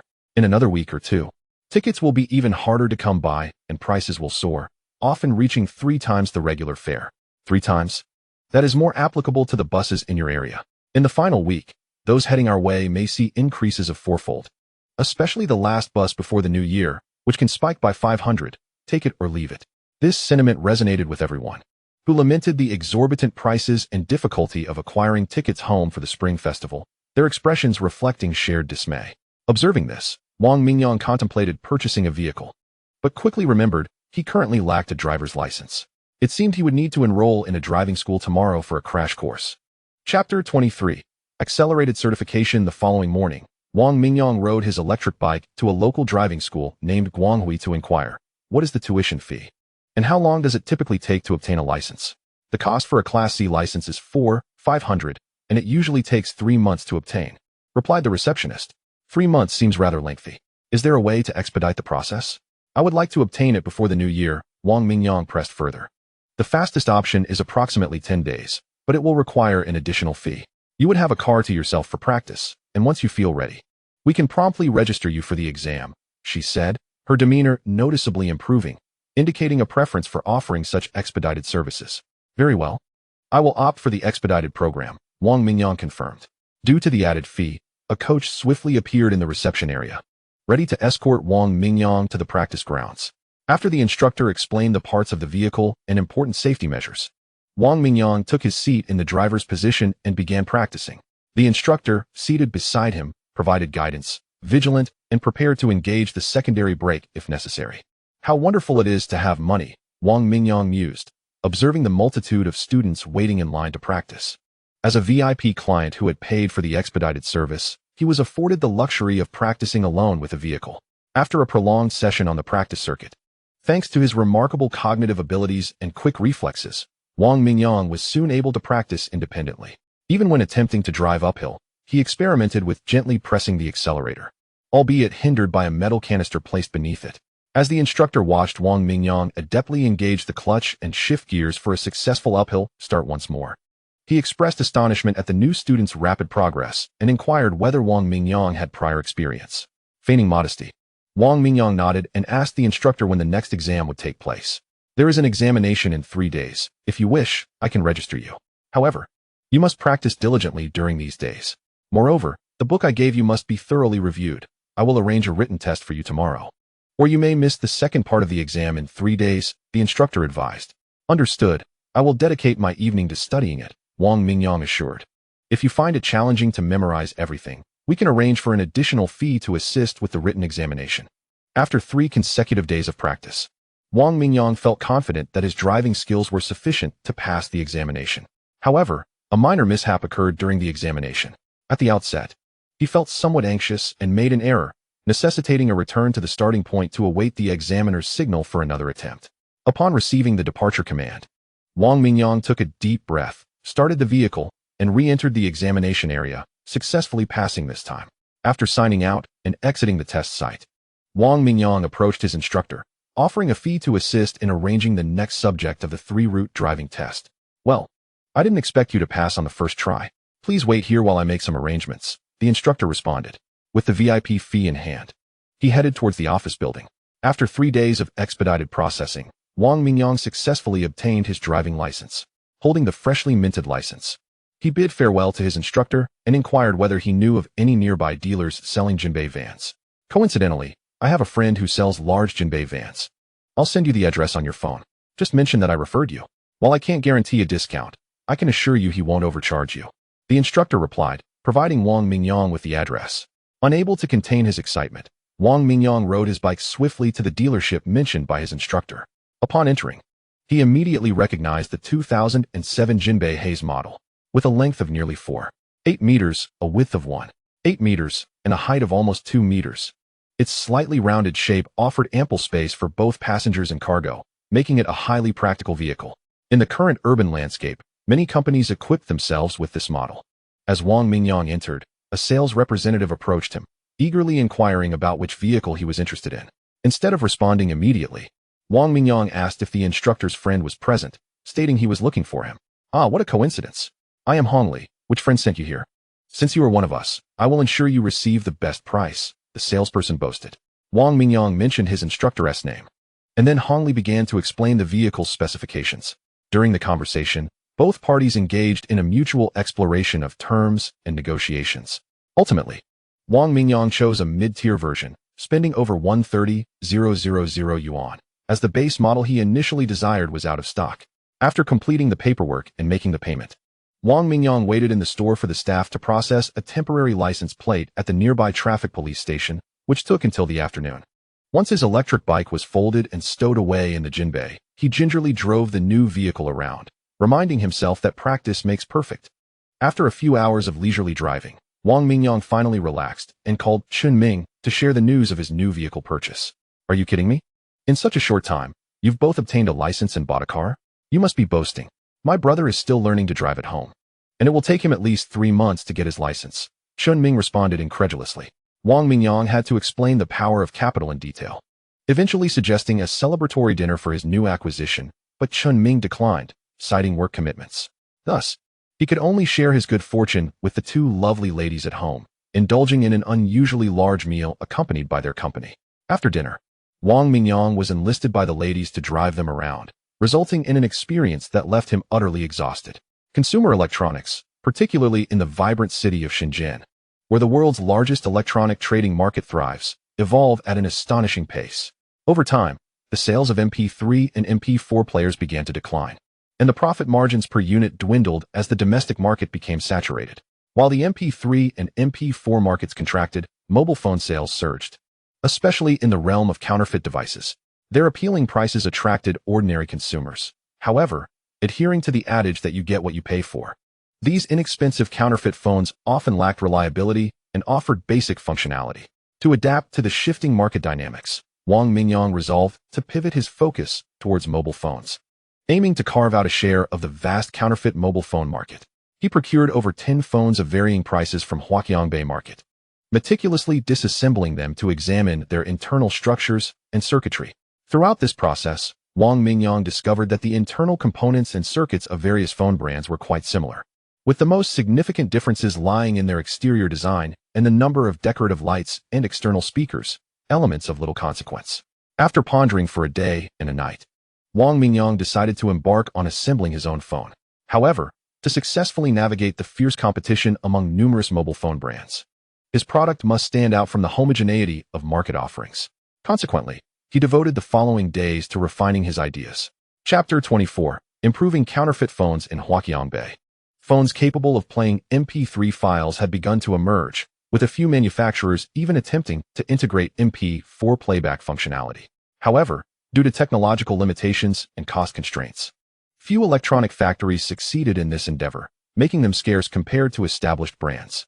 In 2002, the global mobile phone giant Nokia unveiled the world's first phone with video recording and playback capabilities, the Nokia 3650.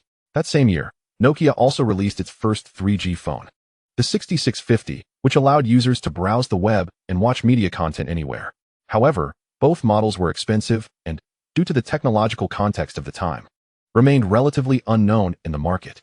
Only in the past couple of years, with advancements in technology, have mobile phones capable of taking pictures and recording videos become slightly more prevalent, and their prices have dropped from the previously exorbitant levels of 4 or 5,000 yuan, granting consumers greater access. Nevertheless, these devices were still produced by reputable manufacturers, with prices significantly higher than those of counterfeit phones. With this in mind, Wang Mingyang envisioned enhancing the audio quality of existing counterfeit phones and refining their streaming playback capabilities to improve clarity and fluidity. Such positioning would likely resonate well with factory workers and young consumers, with the potential to later incorporate photography and video recording features. However, achieving this camera functionality presented challenges, particularly in maintaining product quality while reducing costs.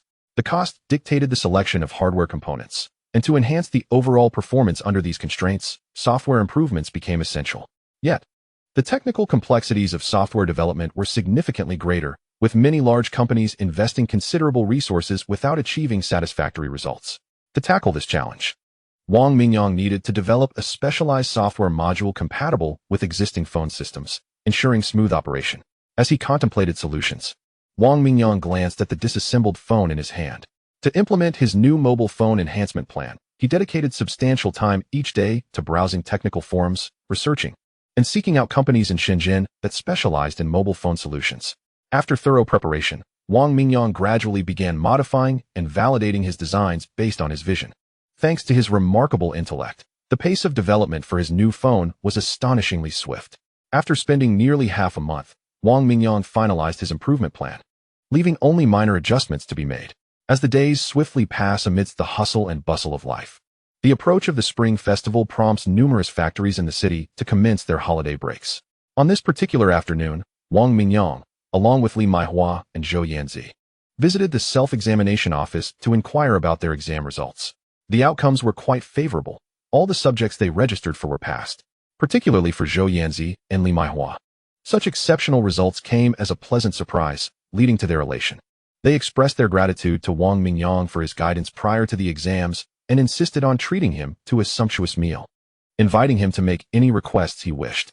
Wang Mingyang, in a mock display of a teacher's demeanor, threw back his head in laughter, jokingly declaring that he would take advantage of their generosity, demanding 2 meals, one for each of them, to be deemed satisfactory. The 2 girls exchanged glances and burst into laughter at Wang Mingyang's delight. As the trio conversed while strolling, they ultimately settled on a familiar eatery where they often dined, ordering 3 dishes and a soup.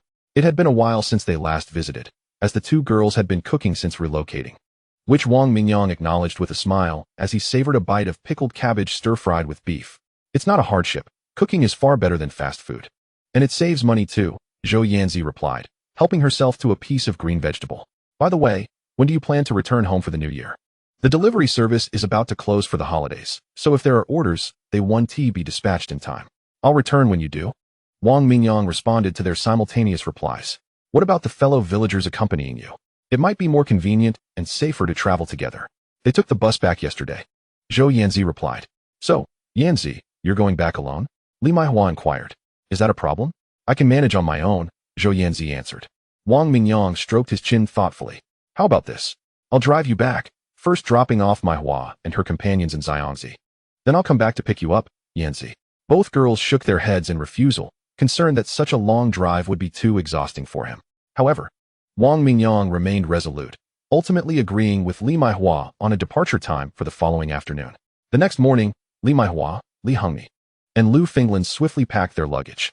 Wang Mingyang called Li Maihua outside, discreetly handing her a stack of freshly minted RMB notes, all in 100 yuan bills. This is 10,000 yuan, your year-end bonus.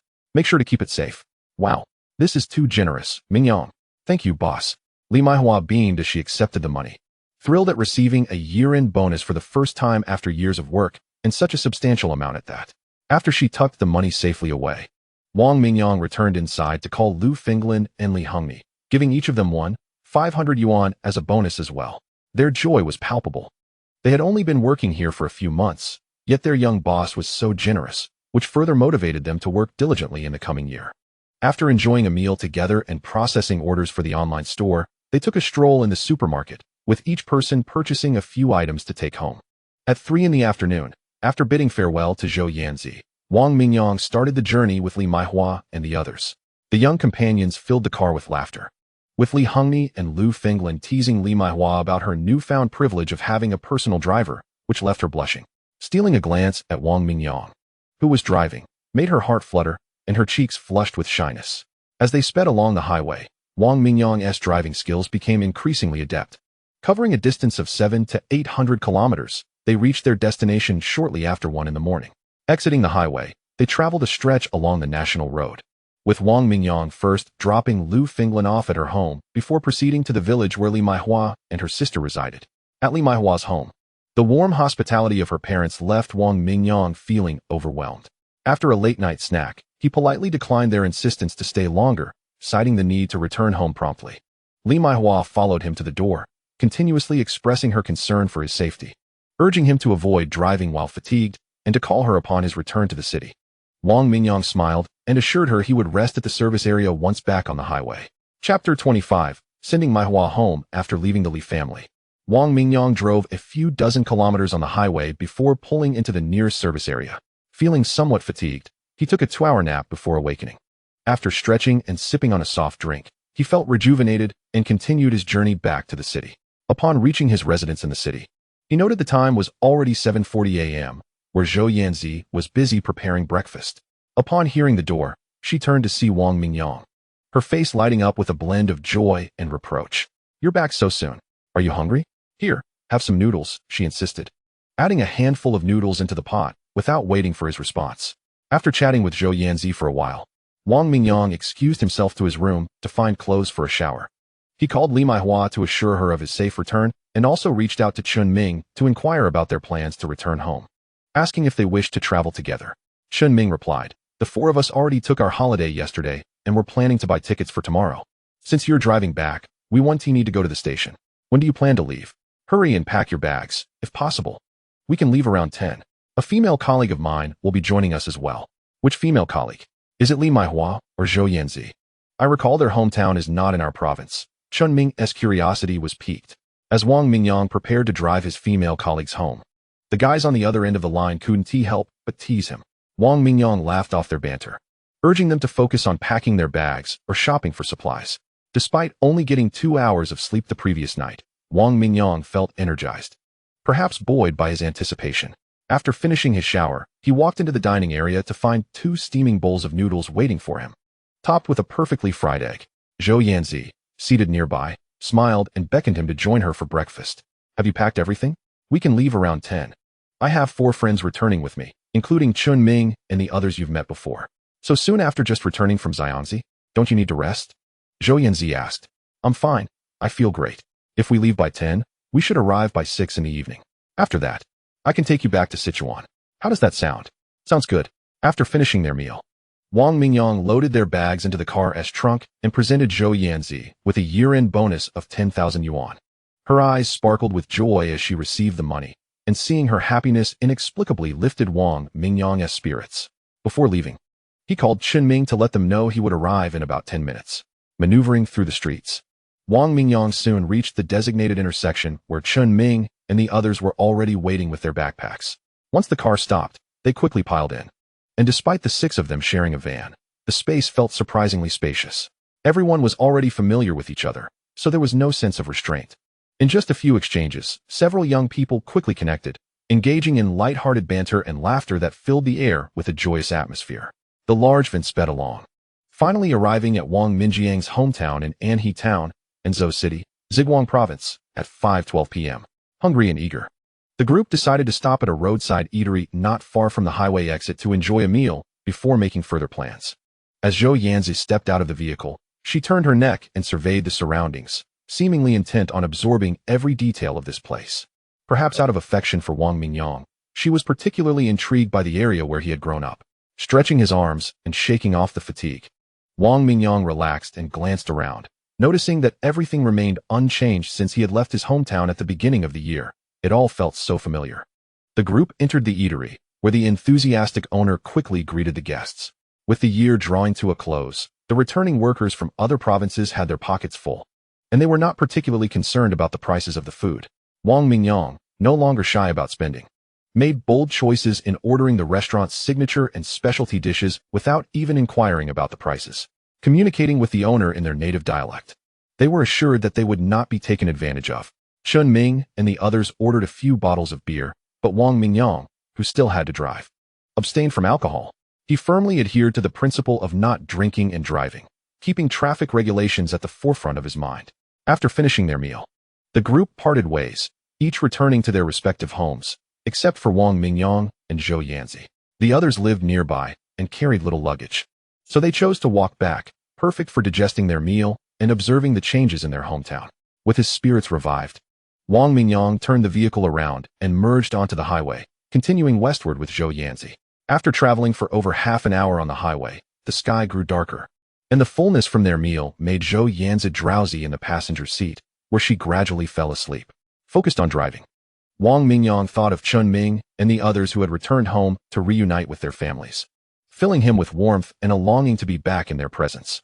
As they drove through the night, they entered Guizhou Province, where Wang Mingyang stopped at a service area to refuel and grab a late-night snack, which rejuvenated Zhou Yanzi, leading to engaging conversations between the two. During the spring festival travel rush, the roads were bustling with vehicles, each carrying individuals eager to return home. By noon the next day, they finally arrived in Yuban City, Sichuan, renowned for its liquor, Luzhu Laojiao. Through their conversations during the journey, Wang Mingyang learned that Zhou Yanzi's father enjoyed a drink now and then, prompting him to purchase a few bottles of Luzhu Laojiao at the service area, each costing over 1,000 yuan. He gifted Zhou Yanzi 2 bottles in decorative boxes, intending to take the others home for his father to enjoy, as their family had previously been unable to afford high-quality liquor. After leaving the service area and navigating through winding roads for a while, they finally reached Zhou Yanzi's home in the late afternoon. The arrival of a small car in the village drew the attention of onlookers, their curiosity piqued. Once the car came to a stop, Zhou Yanzi smiled and greeted the neighbors and relatives gathered around. Wang Mingyang, observing the scene from the car, felt a bit awkward, as if he were on display. Hesitating for a moment, he finally stepped out, putting on a sincere and warm smile, nodding slightly to anyone who met his gaze. After greeting everyone, Zhou Yanzi opened the trunk to retrieve her belongings, and Wang Mingyang quickly came over to assist her, intending to make a swift exit after unloading the bags. However, events soon unfolded that exceeded Wang Minjiang's expectations. In accordance with local hospitality customs, the warm welcome from Zhou's parents was overwhelming and impossible to refuse. While he repeatedly declined their invitations to stay for dinner, he cast glances at Zhou Yanzi, hoping she would intervene on his behalf. Little did he know, Zhou Yanzi not only refrained from helping, but also joined her parents in their insistence, ultimately compelling Wang Mingyang to stay for the meal. Uncle and Aunt, I appreciate the invitation, but I really can't drink. I need to head back home afterward, Wang Mingyang stated, though Zhou's parents seemed oblivious, their faces beaming with gratitude for his bringing Zhou Yanzi back from afar, insisting that he must eat and drink well. Why didn't you help me persuade your parents? Wang Mingyang asked after others had left, gently tapping Zhou Yanzi's arm with his teacup. You've been driving for so long. I'm worried you want tea rest before heading back, she replied, her gaze steady on him, no longer shy as before. Eventually, Wang Mingyang turned his attention elsewhere, conceding to the moment. Outside, he noticed Zhou's father leading a few more people into the house, all of them enjoying cigarettes brought by Zhou Yanzi, clearly in high spirits. Who are those people next to your dad? Are they relatives? Wang Mingyang inquired, searching for conversation. The first one on the left with the hat is my uncle, the second is my great-uncle, and the oldest with the pipe is my grandfather, Zhou Yanzi introduced. Before long, Wang Mingyang and Zhou Yanzi stood to greet the elders who had gathered. After exchanging pleasantries with her father, uncle, and 3 brothers. Zhou's father stepped out with a smile, prompting Wang Mingyang to feel a pang of anxiety. Is your father going to invite more people? He asked. Invite more people? Zhou Yanzi frowned slightly, quickly realizing, yes, he is going to call in more relatives for drinks. Oh, it seems your parents care for you quite a bit. They've arranged such a grand welcome feast just for your return. Is this customary here? Not really. Usually, when I return, it's just my immediate family along with my grandparents and uncles. This time, we invited more people from the village because you're here, with a distinguished guest. We must make it a bit more festive to show respect. Zhou Yanzi's words made Wang Mingyang feel a bit overwhelmed. I hardly consider myself a distinguished guest. That is too much. I'm just here to have a simple meal and fill my stomach before heading home. Zhou Yanzi smiled mischievously, thinking to herself, just wait and see. Within moments, Zhou's parents welcomed even more guests, and several tables filled with food were set up in the courtyard. The atmosphere lively with chatter and laughter, resembling a bustling market. Look, they've come out. Quite handsome. Indeed. No wonder Zhou Yanzi rejected all those suitors before. It turns out she already has someone. Indeed, in my opinion, the choice made by Yanzi for herself surpasses all those I had previously introduced. I recently inquired with Yanzi, and she revealed that the car outside is one she purchased herself, costing over 100,000 yuan, and she is indeed a businesswoman. However, she is quite reluctant to acknowledge that this is her boyfriend, exhibiting a certain shyness. A middle-aged woman, feeling as though she possesses exclusive insider information, spoke with an air of pride. On such a festive occasion, who but a boyfriend would go to such lengths to escort her home? Aunt Ming's words rang true. I recalled how, back in the day, my husband would see me home. With his extraordinary hearing, Wang Mingyang caught every word spoken by the surrounding crowd. Yet he feigned ignorance. Whenever someone greeted him, he responded with a foolish grin. The short distance he traversed felt particularly arduous, as he was both amused and exasperated by the enthusiasm and gossip of those around him. Before long, the banquet commenced, and the spirited toasts from the guests left Wang Mingyang with no option but to partake, transforming his bowl brimming with rice into one filled with liquor. Amidst the laughter and clinking of glasses, he found himself firmly established as Zhou Yanzi's boyfriend. The frequency of toasts escalated, and the collective exuberance soared to new heights. Occasionally, under the intoxication of the moment, Wang Mingyang glanced at Zhou Yanzi, only to find her looking back at him. Upon being caught in the act, Zhou Yanzi hurriedly pretended to turn her gaze elsewhere, her cheeks tinged with a rosy hue. Whether from embarrassment or the effects of alcohol, it was unclear. The subtle exchanges between Wang Mingyang and Zhou Yanzi did not escape the keen observation of her parents, whose smiles were as uncontainable as a simmering pot. The evening of merriment stretched on until past 11, and Wang Mingyang, fighting the effects of the alcohol, ultimately excused himself from the gathering under the pretext of needing to drive early the next morning. Aided by Zhou Yanzi's supportive words, he managed to retreat to his room and succumbed to slumber, still reeking of alcohol. Awakening naturally the next morning, he noted the time to be just past 7 and sprang from his bed. Upon stepping outside, he discovered Zhou Yanzi and her family had prepared breakfast for him, and a wave of embarrassment washed over him. After freshening up and enjoying the meal, he was sent off with warm farewells from the Zhou family, his vehicle laden with an array of local delicacies. After exchanging farewells once more, he started the engine and gradually departed. Not long after leaving the village, his phone rang. Upon checking, he saw it was Zhou Yanzi calling. Clearly, she had been too shy to speak freely in front of her family. But now she found a moment of solitude to reach out to him. Sensing her concern through her words warmed Wang Mingyang's heart. Just as he concluded his conversation with Zhou Yanzi, another call came in. It was Li Maihua. A sudden rush of anxiety coursed through him as he cautiously conversed with her, feeling as though he had committed some transgression. After a winding journey, he finally merged onto the highway. After refueling at a service area, he called his mother to inform her he would likely arrive home by 5 the following morning, which brought immense joy to her. After exchanging a few words, learning that he was driving back himself, his mother urged him to drive safely, not to rush, and to rest whenever he felt tired. Listening to her heartfelt advice, Wang Mingyang promised to heed her words. However, once the call ended, he found himself unconsciously pressing the accelerator, speeding towards home at the maximum speed limit. Chapter 27. Family Matters at 5 in the morning. Wang Mingyang finally returned to his quaint hometown. As he beheld the familiar surroundings outside his vehicle, excitement welled within him, banishing the fatigue of his journey. Navigating through the streets, he soon arrived at his family home. As he parked the car, his parents, alerted by the commotion outside, hurried out to greet him. Seeing the smiles on their faces, he called out, "Mom and Dad, good boy, "You've finally returned," his parents exclaimed, their eyes scanning him from head to toe. His father, not one for many words, placed a reassuring hand on Wang Minjiang's shoulder, while his mother, filled with emotion, clasped his hand and repeatedly murmured, "It's good to have you back." After a brief exchange of pleasantries, Wang Mingyang opened the trunk of his car and began unloading his belongings, with his parents quickly joining to assist. After a couple of trips back and forth, they successfully moved everything into the house. Although his parents occasionally remarked on his spending habits, their smiles never faltered. Once the unloading was complete, they circled the car, inquiring, "Did you buy this car? How much did it cost? You must be careful while driving." Wang Mingyang replied, "Yes, I purchased it not long ago for 130,000 yuan. All from my own earnings. Over the past 6 months, I've been running a small business and made some money. This car is quite practical. It can carry both people and goods. In the city, I often needed to deliver to clients, and previously hiring a vehicle was inconvenient and costly. Now, it makes everything much easier. I can earn a living now, so you two don't need to be overly frugal at home." As soon as he finished speaking, his father's voice echoed in his ears. "We are pleased that you have become capable and can earn money.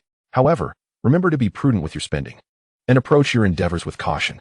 Do not let temporary success lead to arrogance. Such humility is essential for lasting achievement." Wang Mingyang nodded in agreement, following his parents into the living room. Upon entering, he noticed the dining table was already set with an array of delicious dishes, revealing that his parents had risen early to prepare breakfast for him. This thought filled Wang Mingyang with warmth. After being urged by his mother to eat, he intended to help with the dishes, but she waved him off, insisting he take a shower and rest instead. He obediently complied. Wang Mingyang awoke around noon, his stomach growling. Emerging from his room, he found his parents and sister lounging on the couch, engrossed in a television program. He joined them, and they began to chat about everyday matters. After a few exchanges, Wang Mingyang learned why he hadn't seen his sister earlier. She had worked the night shift and returned home only around 8 that morning.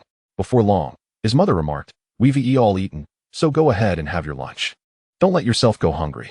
Wang Mingyang got up to serve himself, sitting at the nearby dining table to eat while conversing with his family, creating a warm and inviting atmosphere. As they continued to talk, the conversation naturally turned to Wang Mingyang's business endeavors. After swallowing his morsel, he shared with his family the details of his work in the city, including the electronic products he sold, their typical prices, and which items were currently in demand. He also shared insights about the city and the magnificent Huaqiangbei, the largest consumer electronics market in the world, providing his family with a basic understanding of his life and work. Once he had finished recounting his experiences, he inquired about his sister's situation, asking if her job was busy or challenging. Before she could respond, their mother interjected, "Your sister's colleague, Aunt Lee, thinks quite highly of her and is hoping she might consider marrying her son." "Oh, when did this happen? What is the situation now?" Wang Mingyang, feeling a twinge of reluctance to let go of his sister, asked. "This was about 4 or 5 months ago. Her son, Guobin, graduated from Huqing University 2 years ago and is currently employed at a software company in the city, which is reportedly owned by a wealthy tycoon from Hong Kong." "Have you met him, sister? What is he like?" Wang Minjiang said shyly. "I haven't met him yet. We usually just chat on OQ. He seems all right. He should be back home tomorrow, and we've arranged to meet." As they continued to engage in casual conversation, Wang Mingyang gained a more detailed understanding of the family's current situation. Upon hearing that their neighbor wished to sell his house to live with his son out of town, Wang Mingyang felt a spark of inspiration. "Dad, why not find a time to talk to Uncle Lin? If the price is right, we could buy it. We could then tear down both houses and rebuild. On the street side, we could have 4 storefronts, and you and Mom could run a small business together, which would surely be better than just doing odd jobs." After listening to Wang Mingyang, his father replied, "No need for that. We don't have the funds to buy right now, and even if we did, tearing down and rebuilding would cost another 2 or 300,000. Your mother and I couldn't manage that. Come on, Dad, have you forgotten your son has recently come into some money? I can manage 300,000, Wang Mingyang insisted. "Since my brother suggested it, you should talk to Uncle Lin. If his price is reasonable, we can go for it. Although our house is on the street, it was built before the street renovation, and we can't even run a business here. If what my brother proposes works out, you and Mom could have your own shop, or even rent out the storefront." "Rent? No way. We should keep it for ourselves," Wang Mu interjected. Over the years, she had worked as a street vendor, and deep down, she hoped they could use their own store. Listening to everyone's opinions, Wang Qin agreed, "All right. I'll go speak with him shortly." After dinner, Wang Mingyang spent some time with his family before retreating to his room. He opened his laptop, contemplating the upcoming video phone project. As he began writing programs, he continued to refine his ideas for the new phone software. Once he entered a focused state, his mind buzzed with creativity, and the functional details of the software transformed into lines of code flashing in his mind. With his fingers flying over the keyboard, the envisioned software gradually took shape. Wang Mingyang maintained this highly efficient work mode until evening. Before finishing, he reviewed the code he had written earlier that afternoon, ensuring there were no errors before saving the file and shutting down his computer. He then exited his room to join his family for dinner. For 3 consecutive days, aside from spending time with family, Wang Mingyang devoted himself to his mobile software project, rarely stepping outside. Wang Minjiu also managed to meet with Aunt Li's son, Guobin, and both felt quite pleased, aligning with the impressions they had formed through their OQ conversations, thus officially establishing their romantic relationship. The day after they confirmed their relationship, Guobin arrived at the Wang residence carrying several bags for dinner, allowing both families to get to know each other better. Through Wang Minjiang's keen observation, Guobin embodied the quintessential tech-savvy IT guy, appearing somewhat shy and speaking minimally, yet exhibiting clear logical reasoning. The two found common ground, particularly in software design, where they connected instantaneously. Guobin was astounded by Wang Minjiang's innovative ideas for implementing certain software functionalities, declaring them genius-like.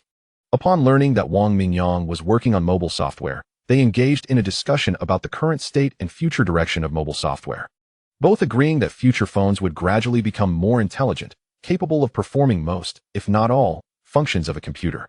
This goal had been pursued for years by the globally influential software giant, Microsoft, yet remained unachieved. Presently, semi-smart Nokia Symbian phones were available on the market, but they had yet to reach full intelligence, leaving ample room for improvement. They also heard that a company in America, referred to as Apple, and another called Google were making similar strides, though no finished products had yet emerged. On the 25th day of the lunar calendar, after completing the new mobile software, Wang Mingyang finally ventured outside. Observing the bustling street filled with lively pedestrians and the cacophony of commerce, he felt a surge of excitement. Eager to join the flow of people, after several discussions, Wang's father had agreed upon a price of 158,000 with Uncle Lin for the property, and they were now just waiting for the funds to finalize the transfer. Wang Mingyang's first task for the day was to transfer the house payment to Uncle Lin at the bank. Navigating through the throng, he arrived at the bank, where the lobby was as crowded as the street outside. Several security guards and the lobby manager were guiding the public to take numbers for service. Fortunately, Wang Mingyang possessed a VIP gold card, sparing him the inconvenience of waiting. Under the envious gazes of others, the lobby manager escorted him directly into the VIP room. The young lady assisting him couldn't help but smile brightly upon seeing the balance of over 1 million in his account. After completing the necessary forms and waiting a few minutes, Wang Mingyang successfully transferred the funds. He then called his father. "Dad, the transfer was successful. Please remind Uncle Lin to check and then proceed with the property transfer." "Okay, son, I'll call him right away," his father responded, excitement evident in his voice before hanging up and taking immediate action. Standing at the bank entrance, Wang Mingyang thought of Chun Ming and the others, pulling out his phone to invite them for a meal together. They had all been helping with spring cleaning at home for the past few days and hadn't had a chance to catch up. Upon hearing Wang Mingyang was at the bank, they all expressed they would arrive shortly. After waiting about 10 minutes, he spotted Chen Ming and his brother Chen Liang walking towards him. The three exchanged a few pleasantries before Zhu Hong arrived, followed not long after by Huang Sheng. After sharing updates about their families over the past few days, they realized there was still time to spare. Chen Ming proposed they stroll around the market, and the group, eager for some excitement after being cooped up, readily agreed. They meandered from one end of the street to the other, and by the end of their outing, each had several bags filled with couplets, cookies, candies, various snacks, and fireworks. By 4 in the afternoon, the crowd began to thin out, and looking at their laden bags, they decided to return home to drop off their items before heading directly to the restaurant, as it was nearby and wouldn't take long. 20 minutes later, they all gathered at the restaurant and requested a small private room on the second floor. Once inside, they began ordering dishes, each choosing their own, and adding some beer to their order. As the delicious food and drinks arrived, they engaged in light-hearted banter. Chun Ming and the others, filled with curiosity, couldn't resist asking Wang Mingyang about his experiences accompanying Li Maihua and Zhou Yanzi home. After navigating through their inquiries, Wang Mingyang shifted the conversation to amusing anecdotes from their respective work experiences over the past year, ultimately leading to discussions about their aspirations for the coming year. "Old Chun, does your factory produce mobile phones?" Wang Mingyang inquired. "No, Our factory only makes MP3s and MP4s. Producing mobile phones is more complex and has a higher technical threshold. We can't manage that. Nowadays, electronic products update so quickly that our factory's offerings have significantly decreased in domestic sales, with most of our products exported. If we can't find suitable new products next year, the boss may face difficulties, Chen Ming replied. It is not difficult to discern which products are currently in vogue. A mere stroll through Huaqiangbei will reveal the latest trends and best-selling items, remarked Zhu Hong. At present, mobile phones dominate the market. Just observe how the counterfeit phones and netbooks are flying off the shelves. If the barrier to entry for manufacturing phones were not significantly higher than that for MP3s or MP4s, our boss would have already shifted the factory as primary production line. Chen Ming responded. Mingyang, are you considering entering the mobile phone market? If you anticipate a sustainable demand, it may be wiser to hire a few individuals to manage production yourself, thereby reducing costs. The space you're currently renting is quite suitable for starting a business. You could set up a few long tables and recruit staff. This way, you can also oversee production and minimize the defect rate, Zhu Hong suggested. I do have aspirations of producing mobile phones. However, I am uncertain about potential sales at this stage. I have designed a phone that integrates MP4 playback functionality and plan to commence production upon returning to Shenzhen after the new year. Given the rapid evolution of electronic products, I suspect the MP4 will not remain popular for long, similar to the fate of the MP3. The mobile phone market is thriving now, so I believe there will be considerable demand, Mingyang replied. Before embarking on product development, you must carefully consider your sales channels to ensure stability. In Shenzhen, a city with a complete electronic industry chain, manufacturing ordinary items is straightforward. The real challenge lies in sales, both Zhu Hong and Chen Ming asserted. My anticipated sales channel primarily revolves around an online store on Taobao. If I invest in paid traffic promotions, I believe there will be a substantial customer base. I have specifically analyzed data from the past few months, and it appears that most online shoppers are university students who possess strong purchasing power and are more receptive to this mode of shopping, Wang Mingyang elaborated. At this moment, Huang Sheng, who had been seated nearby, interjected, Wow. Producing mobile phones demands a high level of technical expertise. It is far more complex to repair than MP3s or MP4s. If you can indeed bring a product to market at a reasonable price, it will surely sell well. For over a year, I have frequently visited Huaqiangbei to buy and resell mobile phones, so I have some understanding of this market. Why not consider renting a counter in Huaqiangbei when the time comes? If you secure a few large orders, you could strike it rich, Zhu Hong proposed to Wang Mingyang. That sounds like a good idea. If circumstances permit, I will indeed rent a counter in Huaqiangbei. How about this, old Zhu? If I do rent a counter, would you be willing to assist me? I currently lack suitable personnel, Wang Mingyang said, somewhat jokingly. Sure, as long as you provide me with food and accommodation. Zhu Hong replied with a hearty laugh. The group continued their meal until past 9 o'clock. Chapter 29, New Year's Eve upon returning home. Wang Mingyang inquired about the transfer of the adjacent house from his father. Everything has been finalized. Uncle Lin finished packing up his belongings this afternoon and has gone to celebrate the new year with his son. He has handed the keys over to me. His father responded, Your mother and I have discussed it, and when we visit your grandmother for the new year, we should talk to your second uncle about the construction plans. He has been a contractor for over a decade and has relevant experience. We can ask him to estimate the costs involved in building the house, so we can make specific plans. That sounds good. It's wise to create a plan. I still have some funds available, and I will transfer more to you when the time comes, Wang Mingyang replied. After chatting with his parents for a while, he heard the door open, revealing his sister's return. Wang's mother asked her daughter how her time with Guobin had been. From the conversation, Wang Mingyang gleaned that the two were getting along quite well. After showering and lying in bed, Wang Mingyang reflected on the plans discussed with his friends during dinner. Feeling increasingly invigorated, suddenly wide awake, he sprang from his bed, grabbed his phone, and dialed Chen Ming's number. Once connected, Wang Mingyang stated, Old Chen, I've been thinking about the mobile phone production. I still want to take the plunge and manage production myself. If successful, I'll establish a factory. However, I currently lack manpower. Would you be willing to help me? If not, could you assist in finding a few production workers? Also, your brother Aliang used to work on the production line at your factory. Could you check if he would be interested in joining us? Additionally, I plan to return to Shenzhen after the new year to find an agency to help me register a company and apply for a trademark, gradually building my own brand. Do you have any resources in this area? Yes, our factory currently employs an accounting agency for tax matters, and they offer registration services as well. Having worked in this electronic factory for many years and witnessing many colleagues venture into entrepreneurship, I too would like to find a suitable opportunity to try my hand at it, though I lack the funds, Chen Ming replied. Wang Mingyang felt elated upon hearing this and said, "Great. Let us discuss this in detail tomorrow and finalize everything." After ending the call, Wang Mingyang mentally organized his existing business ventures.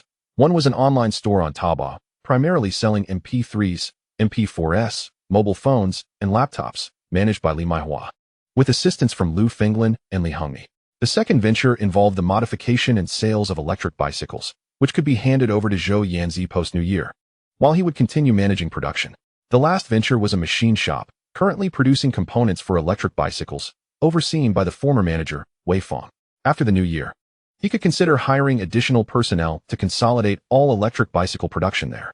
If Chen Ming and the others joined him, they could begin establishing the framework for the electronics factory. Chen Ming could oversee production, while Huang Sheng could manage technical repairs, aligning with his expertise. They could also rent a counter in Huaqiangbei for Zhu Hong to handle sales, while Wang Mingyang focused on research and development, thus leveraging his unique strengths. As for the flagship product, the mobile phone, they could initially enhance it with video playback capabilities and improved audio quality, later incorporating video recording functions. Progress would be incremental, enabling them to differentiate their products from the current counterfeit offerings in the market. Given that modern electronic products are often constrained by hardware systems, the most feasible and cost-effective way to gain a competitive edge would be through superior software development. Effective algorithms and processing logic could significantly enhance software performance and capabilities. Wang Mingyang quietly contemplated his plans for the coming year. Ultimately, he assessed his financial situation, noting that he had over 1.2 million yuan in his bank account. While this sum seemed substantial, he felt it might be insufficient as he embarked on his ventures. The success of the new mobile phone was imperative, otherwise, it would all be in vain, and he would have to start anew. As he prepared for bed, he motivated himself with these thoughts. The next morning, after breakfast, Wang Mingyang returned to his room, turned on his computer, and energetically began researching online. He meticulously referenced materials while jotting down ideas for the video recording software he intended to develop. Engrossed in his work, he lost track of time until his mother called him for lunch. After eating, he assisted with a thorough house cleaning that lasted until the afternoon. Once he had bagged the trash and sealed it, he arranged to meet Chen Ming and the others at a small eatery. After ordering drinks, Wang Mingyang formally shared his intentions to establish a factory and his hope for their assistance. After hearing the details, Chen Ming and the others quickly agreed. Wang Mingyang outlined the proposed salary and benefits, which elicited enthusiastic nods of approval. The offered salary was nearly 15 times their previous earnings, and Wang Mingyang assured them that if the company performed well, they would receive corresponding bonuses at year's end, providing much more hopeful prospects than their previous fixed salaries. Subsequently, the group engaged in discussion, clarifying their respective roles. They chatted until around 5 o'clock before dispersing, making plans to reunite later for a barbecue. In the ensuing days, Wang Mingyang remained diligently at home, engrossed in the crafting of software. His work extended beyond mere processing of streaming files. He was also mindful of potential adjustments to both hardware circuitry and software in the future. It was not until the morning of New Year's Eve that the fundamental framework of the software was solidified. After stretching, he stepped out of the door, where preparations for the evening's reunion dinner had already commenced, and he felt compelled to lend a helping hand. As dusk descended, the family joyfully partook in their New Year's Eve feast. Following the meal, Wang Mingyang and his father fetched a ladder to affix couplets at the entrance. The moment the couplets were in place, an air of festivity enveloped the surroundings, invigorating all who beheld it. Once these tasks were completed, the family settled on the living room sofa to enjoy the spring festival gala, engaging in conversation. The content of the television mattered little. It was the atmosphere that truly counted. As the clock approached 10, the sound of fireworks began to crescendo outside, and the crackling of firecrackers filled the room, drowning out the television's audio. Wang Mingyang felt a surge of excitement and encouraged his family to join him in lighting fireworks. Carrying a box of fireworks he had purchased days prior, he noticed many neighbors gathered around, most accompanied by their children. After exchanging pleasantries, he found a relatively flat area to set down a firework. Cautioning everyone to maintain a safe distance, he lit the fuse and hurriedly retreated. With a whoosh, a firework soared into the sky, trailing a shimmering light, causing the onlookers to hold their breath. 20 meters above, a resounding explosion erupted, accompanied by a kaleidoscope of colors, creating a breathtaking display of flickering lights and sounds that evoked awe. As the spectacle continued, cheers erupted from the delighted children watching from the sidelines. Chapter 30. Celebrating the Spring Festival, joy possesses an enchanting power, capable of making one oblivious to the passage of time, and soon midnight arrived. With the chime of the New Year's bell, the townsfolk welcomed the dawn of a new year. The cacophony of firecrackers erupted, overwhelming all other sounds. And conversations among people required a significant increase in volume to be heard. The crackling of firecrackers bid farewell to the old year, while the bursts of fireworks heralded the new. The sounds of firecrackers persisted for over 20 minutes before gradually waning. Yet the explosions of fireworks continued as a testament to everyone's hopes for the new year.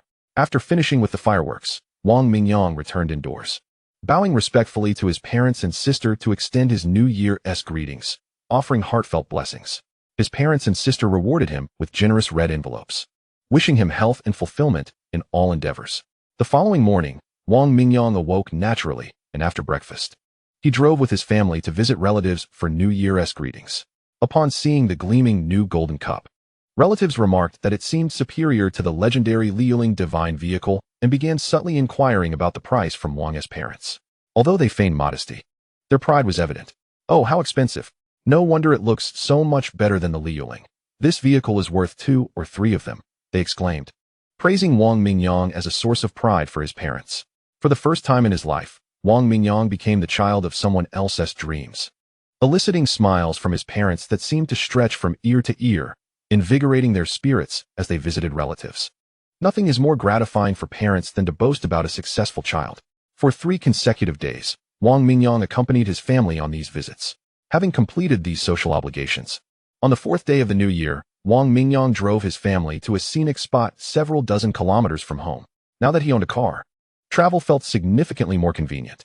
Besides spending time with his family, Wang Mingyang also attended to his work, and before long, it was the 10th day of the first lunar month. After several days of high-efficiency work, he finally completed the coding for a new functional module of the mobile application. The next step involved modifications to the hardware design, as his hometown lacked the necessary electronic components and testing instruments. Wang Mingyang and Chun Ming decided to head to Shenzhen the following day, with aspirations for a brighter future for himself and his family. They bid a fond farewell to their families before embarking on their journey to Shenzhen. The next day in Shenzhen, Chun Ming took Wang Mingyang to an agency he had previously contacted. After discussing relevant business matters, Wang Mingyang found the agency satisfactory and decided to collaborate with Yangzhen accounting firm to handle the registration of their company and trademark. Once the company was registered, they would also manage the external accounting and tax affairs.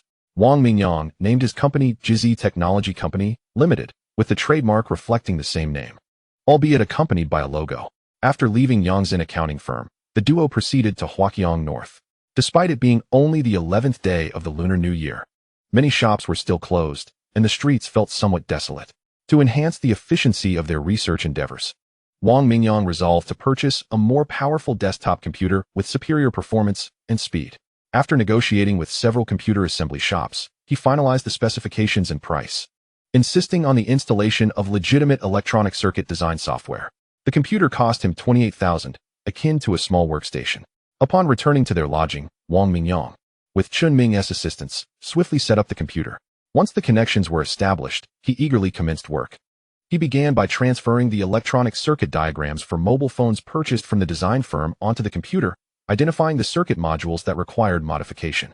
Following his vision, he meticulously attempted to delete, modify, or add components as necessary to support a broader range of functionalities and ensure the new mobile phone operated seamlessly.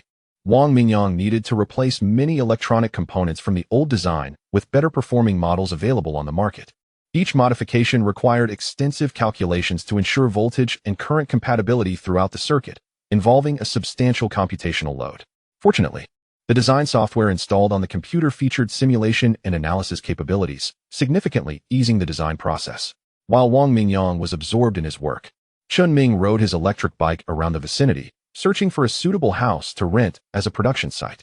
As their company was just starting and capital was limited, they planned to initially rent a private residence, similar to their approach during their MP3 venture, with thoughts of moving to an industrial area later when their operations expanded. Entrepreneurship must be undertaken step by step. Caution and prudence are essential, as Wang Mingyang's funds would only afford them one opportunity. After 2 days of searching, Chun Ming secured a spacious 5-story residential building. The lower 2 floors could serve as production space, while the upper 3 could be used for accommodation and dining. Chen Ming also relinquished his previous rental with Zhu Hong, planning for the three of them to relocate together to their new place in Shenzhen.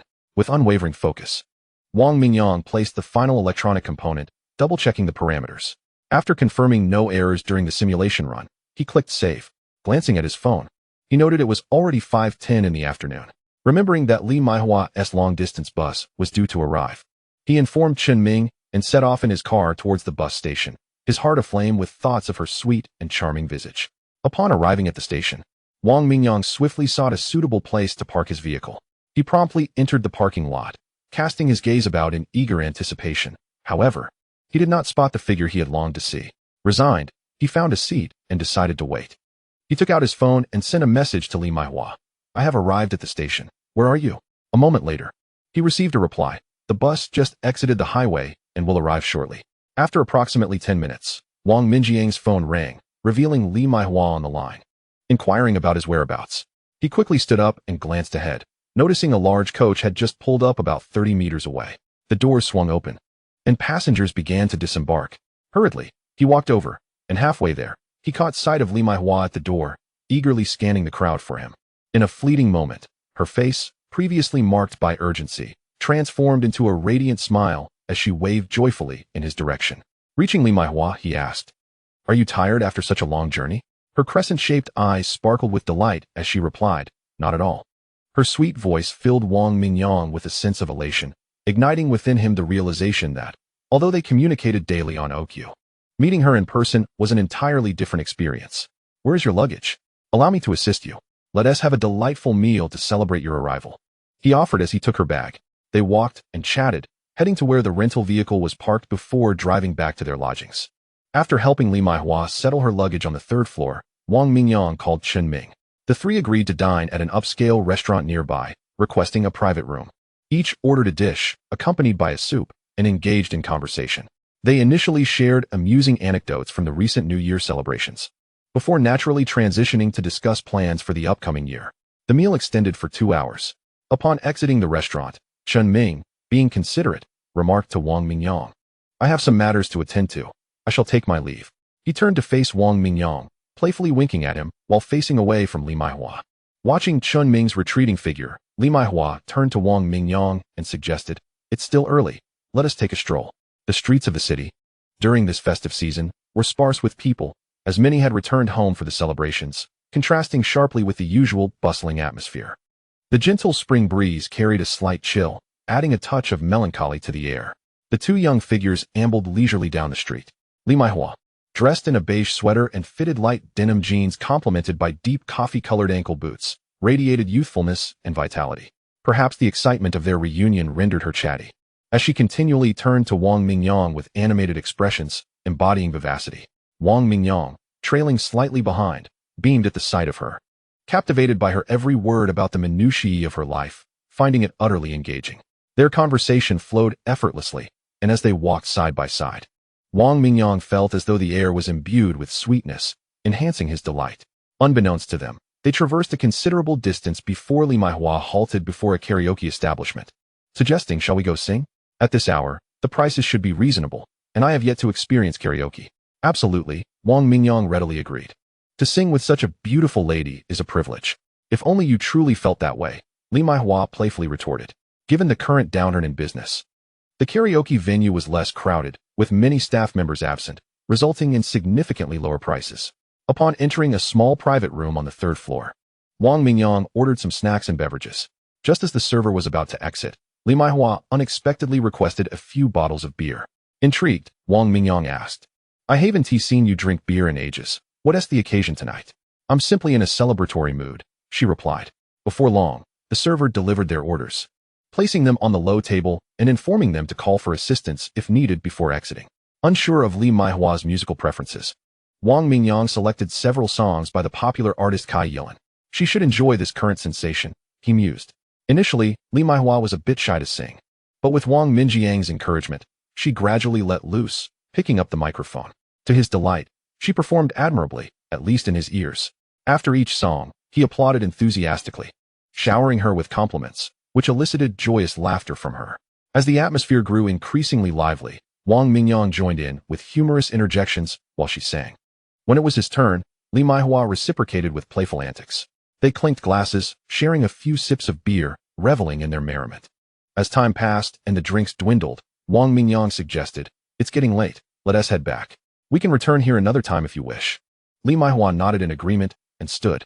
Observing her slightly unsteady posture, Wang Mingyang swiftly rose to support her, expressing concern, "Take it slow, be careful." Li Maihua looked up at him, confessing, "I didn't expect to feel a bit tipsy. My head is spinning, but I'll be fine." Seeing her dazed expression, Wang Mingyang proposed, "Let us pause a moment before heading back. Let us sit down and have some tea to help you recover." Once Li Maihua comfortably settled back onto the sofa, he went to the door and called, "Excuse me, could you please bring us a pot of tea?" After receiving the tea, Wang Mingyang returned, closing the door behind him. He poured a cup for Li Maihua and handed it to her. She took it carefully, sipping a few times before placing the cup down and leaning back against the sofa. Before long, she began to lean gently towards Wang Mingyang, prompting him to adjust his position to ensure her comfort. As he lowered the music volume, they sat in silence, the atmosphere gradually becoming more intimate. Leaning against him, Li Maihua whispered, "How wonderful it would be if we could remain like this forever." Reflecting on the time spent at home during the new year, I often found myself lost in thoughts of you, longing for conversation.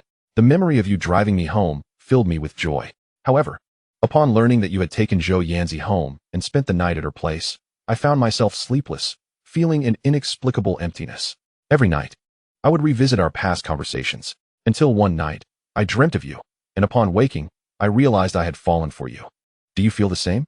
Wang Mingyang, absorbing her heartfelt words, sat up straight and turned to face her, their eyes locking. After a moment of mutual gaze, as he was about to speak, Li Maihua shyly lowered her head, appearing somewhat anxious. "Yes, I am certain I like you," he affirmed. Unbeknownst to them, their hands intertwined. And as they felt the warmth of each other's touch, elation surged within them, the effects of the alcohol dissipating dramatically. Thus, the two remained entwined for quite some time until the TV attendant announced the end of her shift. Only then did Wang Mingyang and Li Maihua reluctantly rise, hand in hand, strolling leisurely back to their abode. Upon returning home, Li Maihua paused at her bedroom door, and their hands finally parted. However, a single question from her caused Wang Mingyang's heart to nearly leap from his chest. "Do you still have feelings for Zhou Yanzi?" Upon hearing this, Wang Mingyang's body stiffened as if struck by an electric shock, his mouth agape, trembling as he struggled to articulate a response. Observing his flustered demeanor, Li Maihua shot him a glance of disdain, snorted softly, turned, and with a decisive motion, slammed her door shut. Standing there dazed, Wang Mingyang soon heard peals of laughter emanating from within the room, conjuring an image of Li Maihua rolling about on her bed in fits of mirth. A flurry of questions and exclamations filled his mind. "This little minx has played me," he thought, caught between laughter and despair. With a sense of indignation, he turned and descended the stairs, feeling an unsettling wave wash over him. He grasped a glass of water, taking several sips to steady his nerves. Moments later, his phone chimed with a new message. Upon glancing at it, he saw a text from Li Maihua. "I don't blame you. I truly had a wonderful time tonight." Reading those few lines stirred a tempest of emotions within Wang Mingyang, as if 1,000 sentiments clamored to be expressed to Li Maihua. Yet he found himself at a loss for words. The images of Zhou Yanzi and Li Maihua flickered through his mind, and ultimately, he distilled his thoughts into a simple apology. "I'm sorry," he replied. "All right, it's nothing. I'm going to take a shower. It's been a long day, and I'm a bit tired. You should rest early." Upon receiving Li Maihua's reply, Wang Mingyang felt a weight lift from his chest. Chapter 32. A dilemma. The following morning, Wang Mingyang was roused from his slumber by the persistent ringing of his phone. Upon answering, he recognized Zhou Yanzi's voice, which jolted him awake. "Hello, Mingyang. Guess where I am?" she exclaimed excitedly. "I'm at the security bus station, ready to head back. I'll see you soon. You've brought quite a bit of luggage, haven't you? It's inconvenient to take the bus. Wait for me. I'll drive over to pick you up," he assured her. After a brief conversation, Wang Mingyang hung up, grabbed his car keys, and hurriedly left the house. As he started the car, he cast a furtive glance at the third floor. Noticing the lights were still off, Li Maihua had yet to rise. The journey to the bus station was relatively swift due to the sparse traffic at that hour, and soon he arrived, quickly spotting Zhou Yanzi amidst the crowd. "You should have called me earlier, so I could have picked you up sooner. Sitting on a bus for so long must be tiring," he remarked with a smile. "It was too early, and I didn't want to disturb your sleep. After getting off the bus, I couldn't resist calling you. I was quite tired." But now that I see you, I feel invigorated, Zhou Yanzi replied, her face radiant with joy. Wang Mingyang felt a flutter in his heart as he noticed a shift in Zhou Yanzi's demeanor. It seemed different from before. As they chatted, he helped her lift her 2 large bags, and they made their way outside the station together. Zhou Yanzi flitted about him, chattering like a cheerful bird, her voice more melodious than a lark's. Suddenly, he felt a gentle pressure on his left arm. Zhou Yanzi had linked her arm with his. Her cheeks flushed as she summoned the courage to confess. Last winter when you were at my home, everyone thought you were my boyfriend. It saved me quite a bit of trouble, as I didn't have to go on blind dates. That's just absurd. With your beauty? You shouldn't need to go on dates, he exaggerated, laughing. It's customary in my hometown. Most people my age are already married. I once thought I would follow that path, but meeting you changed my perspective. You've shown me what it feels like to truly like someone. I don't know when it started, but I've developed feelings for you. Wang Mingyang felt a rush of elation mingled with anxiety. He had heard similar words from another girl just the day before. As he contemplated how to respond to Zhou Yanzi, she exhaled deeply, smiling as she said, I finally expressed what I've been holding back. I feel much lighter now. Regardless of whether you reciprocate my feelings, at least you know my heart. Caught in a swirl of emotion, Wang Mingyang felt profoundly moved, yet burdened by guilt at the thought of Li Maihua. Last night, he had wrestled with his thoughts, unable to choose between them, fearing that his indecision would cause heartache for both. He was acutely aware of how much he cherished both women. Cautiously, he continued conversing with Zhou Yanzi until they arrived at the parking area. He placed her luggage down, bought her breakfast from a nearby shop, and then drove them home. Upon reaching their residence, he noticed Li Maihua had already awakened and was preparing breakfast in the kitchen. Perfect timing. I was just about to call you for breakfast. I made oatmeal porridge. Wait, what are those bags? Li Maihua inquired, glancing at Zhou Yanzi who had followed Wang Mingyang inside. Oh, wonderful. Yanzi, you're back. Why didn't you call me? Come, have breakfast. Zhou Yanzi smiled. I thought it was too early and didn't want to disturb your sleep. I had planned to return from the bus station by myself, but Mingyang insisted on picking me up. Wang Mingyang, observing the 2 women converse, felt a wave of tension wash over him, fear gripping him as he silently sat, drenched in cold sweat. After a tense breakfast of oatmeal porridge, he excused himself, saying he had work to attend to, and retreated to his room, taking a few deep breaths to calm his racing heart. He called Chun Ming to inquire about the progress on their project.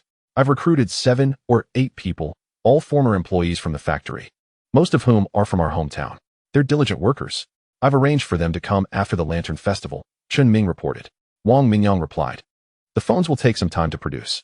We can purchase some MP4 components in Huaqiangbei. Once the workers arrive, they can begin with that to keep them occupied. After discussing work matters, Wang Mingyang hung up, retrieved his bank card from the drawer, and headed to the nearest ATM to withdraw some cash. He then drove to pick up Chun Ming, and the 2 set off for Huaqiangbei. On the way, Wang Mingyang suggested that Chun Ming find time to learn to drive, explaining that he would eventually delegate the task of purchasing components to him, allowing himself to focus more on technical research. The company can reimburse the cost of driving lessons. Chun Ming was pleased with the suggestion and readily agreed. Lao Zhu and your brother will come over soon. They will also take the driving test together. As Wang Mingyang remarked, they will arrive in a couple of days. Lao Zhu initially intended to come earlier, but was arranged for a blind date by his family. Chun Ming replied with a smile. As soon as Chun Ming finished speaking, Wang Mingyang burst into boisterous laughter. Look at Lao Zhu today. Wasn't he always boasting about his charm? That damned charisma of his that captivated countless girls at the factory. I wonder how he will show off in front of us after this, huh? Chun Ming joined in the laughter, reminiscing about their amusing experiences back in school. Their conversation was animated, filled with gestures and expressions. As they chatted, they arrived at Huaqiang South. Wang Mingyang led Chun Ming directly to the counter they had frequently collaborated with, where they collected various models and quantities as listed on their purchase order. Chapter 33. Suffering yet joyous at every store, Wang Mingyang made sure to introduce Chun Ming to the shopkeepers, explaining that Chun Ming would be taking over the procurement duties from him, requesting everyone to give him due consideration. The shopkeepers, having witnessed Wang Mingyang's journey from a novice to his current success, readily assured him that they would continue to provide the best products and prices as before. When they departed from Huaqiang South, their large van was filled to the brim with goods. Under Wang Mingyang's guidance, they merged into the bustling traffic outside the expensive parking lot. Upon returning to Chun Ming's newly rented house, the 2 organized the electronic components they had purchased on the ground floor. Noticing the time, Wang Mingyang realized it was mealtime. But thinking of Li Maihua and Zhou Yanzi at home, He decided it would be better to eat out with Lao Chen today. Let us find a place to eat. He called to Chen Ming as they headed out. While dining, they discussed their work plans for the coming days. How is the new mobile phone development progressing? The technical challenges are considerable. Perhaps we should start with a conventional approach? Chen Ming acknowledged the immense difficulty of developing a new electronic product, especially a mobile phone. Other companies had teams of researchers, while they only had Wang Mingyang, who always appeared confident. Yet Chen Ming and the others felt uncertain. We are close to finalizing the plan, Wang Mingyang assured Chen Ming, stating that he would expedite the new phone development in the upcoming days. After finishing their meal and bidding farewell to Chen Ming, Wang Mingyang returned to his rental apartment. As he entered and prepared to start working, Li Maihua came down from the third floor, smiling as she asked if he had eaten lunch. Your meal is still waiting for you up there? I cooked today? She added playfully. Wang Mingyang replied, I just had lunch with Chen Ming. We purchased a batch of components at Huaqiang South this morning. We'll assemble the MP4S when the workers arrive. The mobile phones will take a bit longer since I still need to sort some things out. Li Maihua responded. Our online store has received quite a few orders over the Spring Festival, primarily for MP4S. MP3s are becoming less popular and will soon be obsolete. I think we should focus solely on MP4S moving forward. This morning, Yanzi and I were busy packing and sent out a batch with the courier. But we still have many orders to process. We need to send out another batch this afternoon. Our inventory from before the new year is running low. Yanzi must be exhausted after spending the whole night on the bus. I'll help you with packing so she can rest a bit longer, Wang Mingyang said, standing up to head to the third floor. You're learning to be considerate. Li Maihua's voice floated from behind. Noticing her tone was off, Wang Mingyang turned around to find her smile had vanished, replaced by a look of slight grievance. His heart ached, and he realized his mistake. He walked over, embraced Li Maihua, and softly whispered an apology. Li Maihua remained silent in his arms, burying her face. After a while, she pinched him at the waist and said, as long as you know. Then she turned and went upstairs, with Wang Mingyang following closely behind. In the third-floor workspace, Li Maihua filled out forms based on customer addresses on the computer, while Wang Mingyang packed boxes nearby. Zhou Yanzi had returned from sending out goods and went to her room for a nap. To alleviate the awkwardness, Wang Mingyang struck up a conversation with Li Maihua, asking when her cousin and Lu Fenglian would return to work. There must be quite a few orders this spring festival. With 3 of you, can you manage the workload?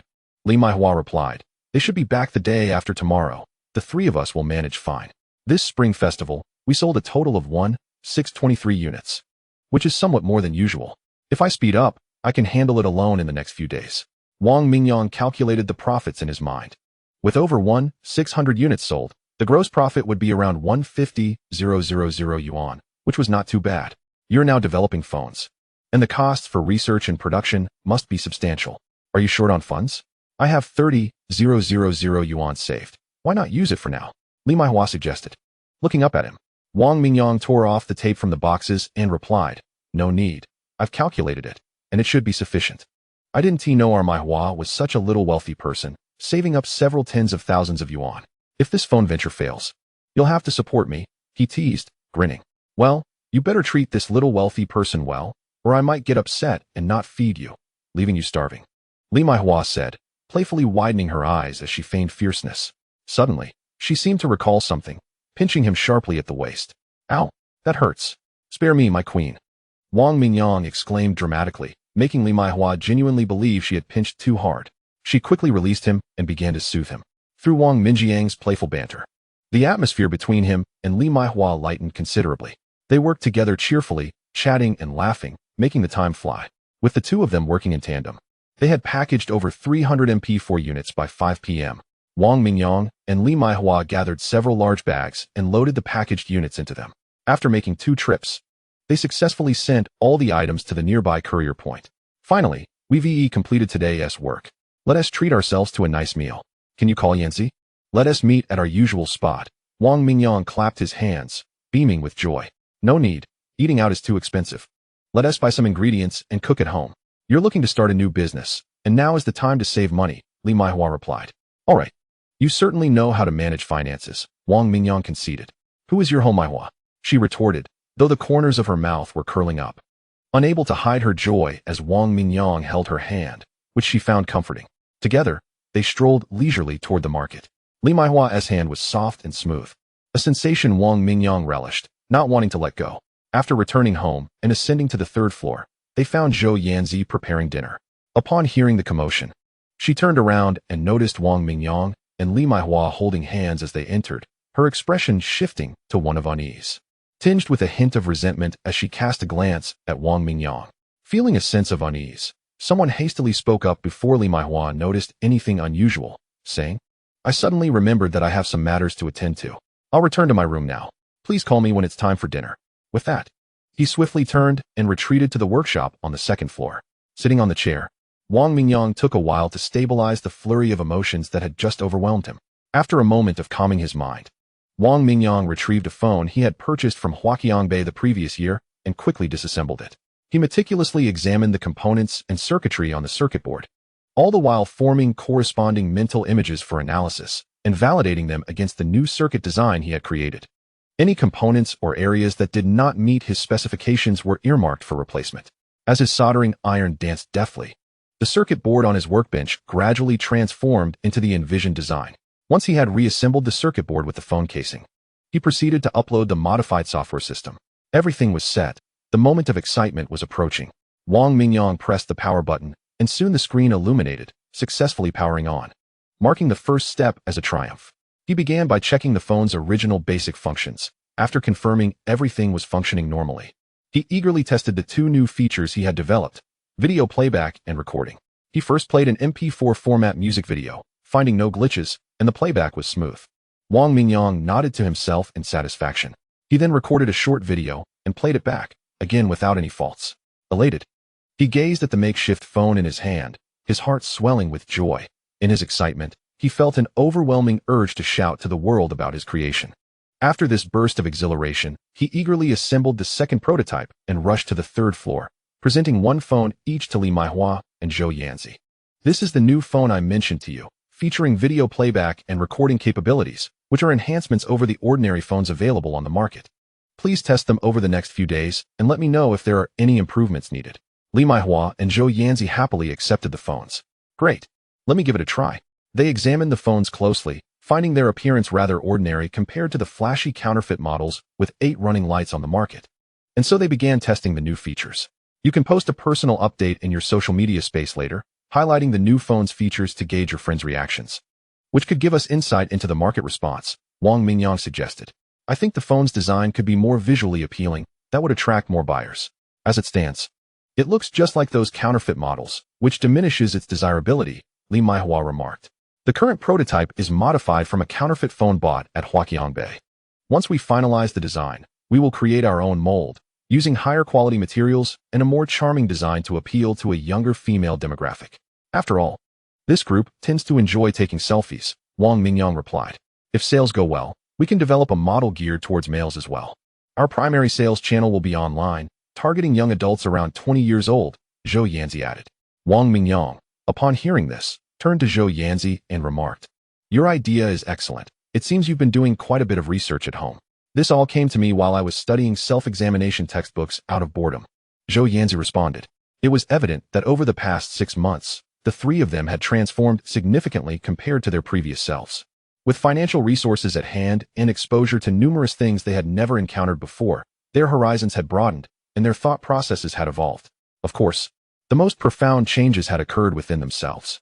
Observing the two women discussing product marketing strategies, Wang Mingyang pondered. Suddenly, Zhou Yanzi exclaimed, "Oh no, the fish is burning." She hurried into the kitchen to quickly retrieve the fish from the pan. After a flurry of activity, the three of them sat down to enjoy a feast, as Wang Mingyang had prepared a more lavish meal to welcome Zhou Yanzi. While eating, Wang Mingyang reminded Li Maihua and Zhou Yanzi of the key points to test on the new phones, emphasizing the importance of documenting any issues they encountered for future improvements. After finishing their meal and tidying up, Li Maihua suggested they take a stroll, to which the other two readily agreed. They meandered to a nearby park and strolled along the adjacent night market. The streets were not as lively as usual, leading them to purchase a few items before heading home.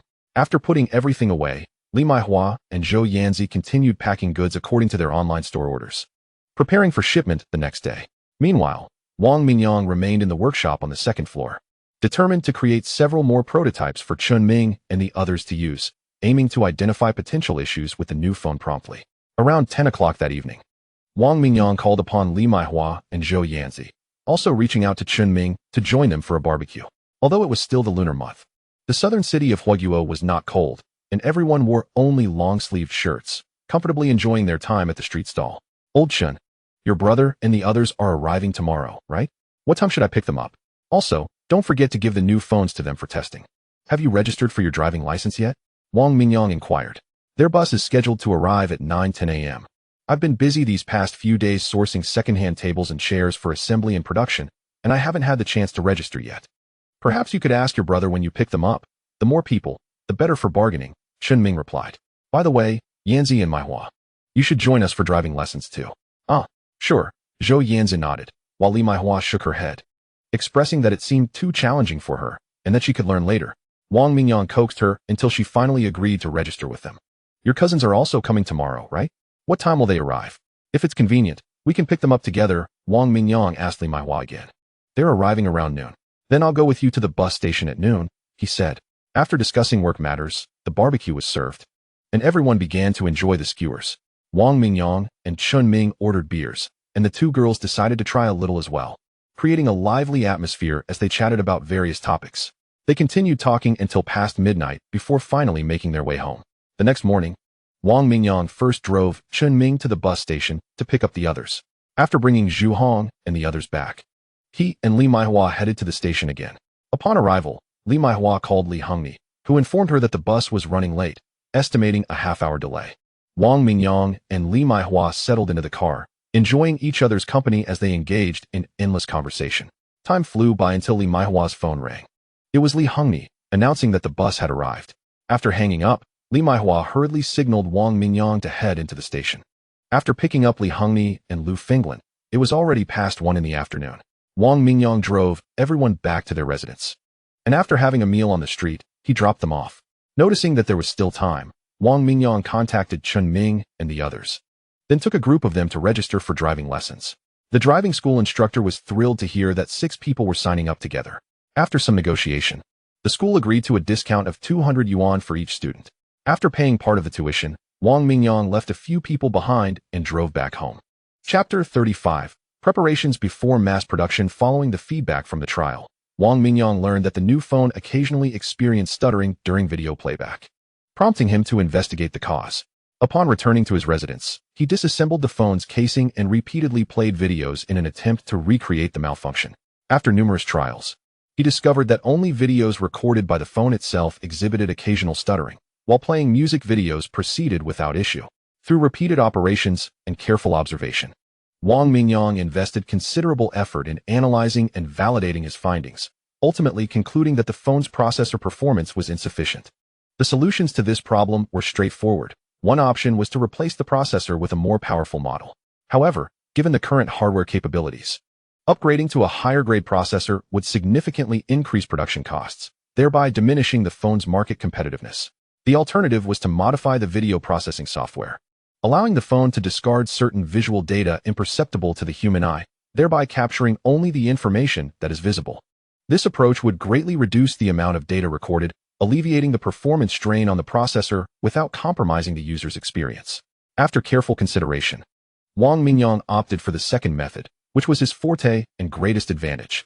To refine the software algorithm, he spent the next 2 days at the bookstore, diligently gathering information on image processing algorithms and cutting-edge technological advancements. To stay abreast of future trends and developments in technology, he ordered a selection of scientific journals, specialized publications from abroad that feature the latest professional articles and research topics. By integrating his newfound knowledge with his own ideas, Wang Mingyang enhanced his understanding of software algorithms and technical logic. After initial coding and subsequent revisions over 4 days, he successfully resolved the software issues. He updated the software across all prototypes, and during subsequent trials, the phones no longer exhibited stuttering.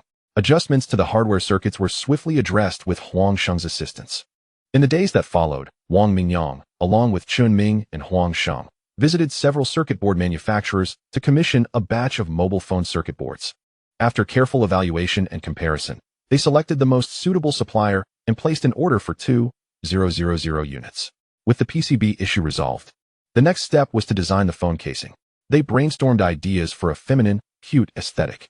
However, Chunming and Huang Sheng were evidently out of their depth in this area, and could not provide effective input, suggesting that Wang Mingyang consult a design firm instead. Thus, the trio promptly contacted several design companies. Upon explaining their product requirements, they were taken aback by the quotations they received. "Esteemed gentlemen, our prices are exceptionally reasonable. Creating a fashionable and charming phone requires a blend of artistic sensibility and the right inspiration, which is a rare combination. In some respects, it is invaluable." Exiting the Aixiang design studio, Wang Mingyang and his companions were left in a daze by the words of a certain artistic guru. Feeling as though the realm of design was lofty and far removed from ordinary individuals. Upon returning home, Wang Mingyang sensed something amiss.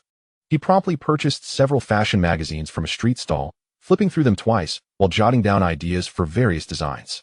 He then approached Li Maihua and Zhou Yanzi for their opinions on the sketches. "Come over and take a look at these designs. Which one do you like best? If our new phone were to take on this form, would you consider buying it?" The four girls gathered around, eagerly examining the drawings. "I think this one is quite cute. I like it," one said. "The pink one is better. I prefer this one," chimed in another. The room soon buzzed with their lively chatter. Eventually, they reached a consensus, selecting the design they felt was most suitable, along with some minor suggestions for modifications. Wang Mingyang made quick adjustments based on their feedback, only concluding the session once they were all satisfied. "Old Chun, Old Huang, the phone design is finalized. Come over. We need to visit the processing factory." Early the next morning, Wang Mingyang called Chun Ming and Huang Sheng. Zhu Hong had been busy arranging a rental for a booth in Huaqiang Bay, so he had not accompanied them in recent days. The trio, armed with their designs, set out to find a processing factory, select materials, and discuss prices. Initially, when they approached larger manufacturers, they encountered reluctance to accept their order due to the small quantity, or they were quoted exorbitant prices. With no other options, Chun Ming relied on his previous knowledge to guide Wang Mingyang and Huang Sheng through various factories, ultimately signing a contract with a smaller establishment. The factory owner, Zhao Song, had been in Shenzhen for several years and had recently launched his own venture, making him particularly attentive to Wang Mingyang's order for 2,000 units. After extensive discussions, they finalized details regarding the design, materials, and colors, which took considerable time. After leaving the processing factory and having lunch, Wang Mingyang and his companions hurried to Huaqiang Bay to procure the remaining components.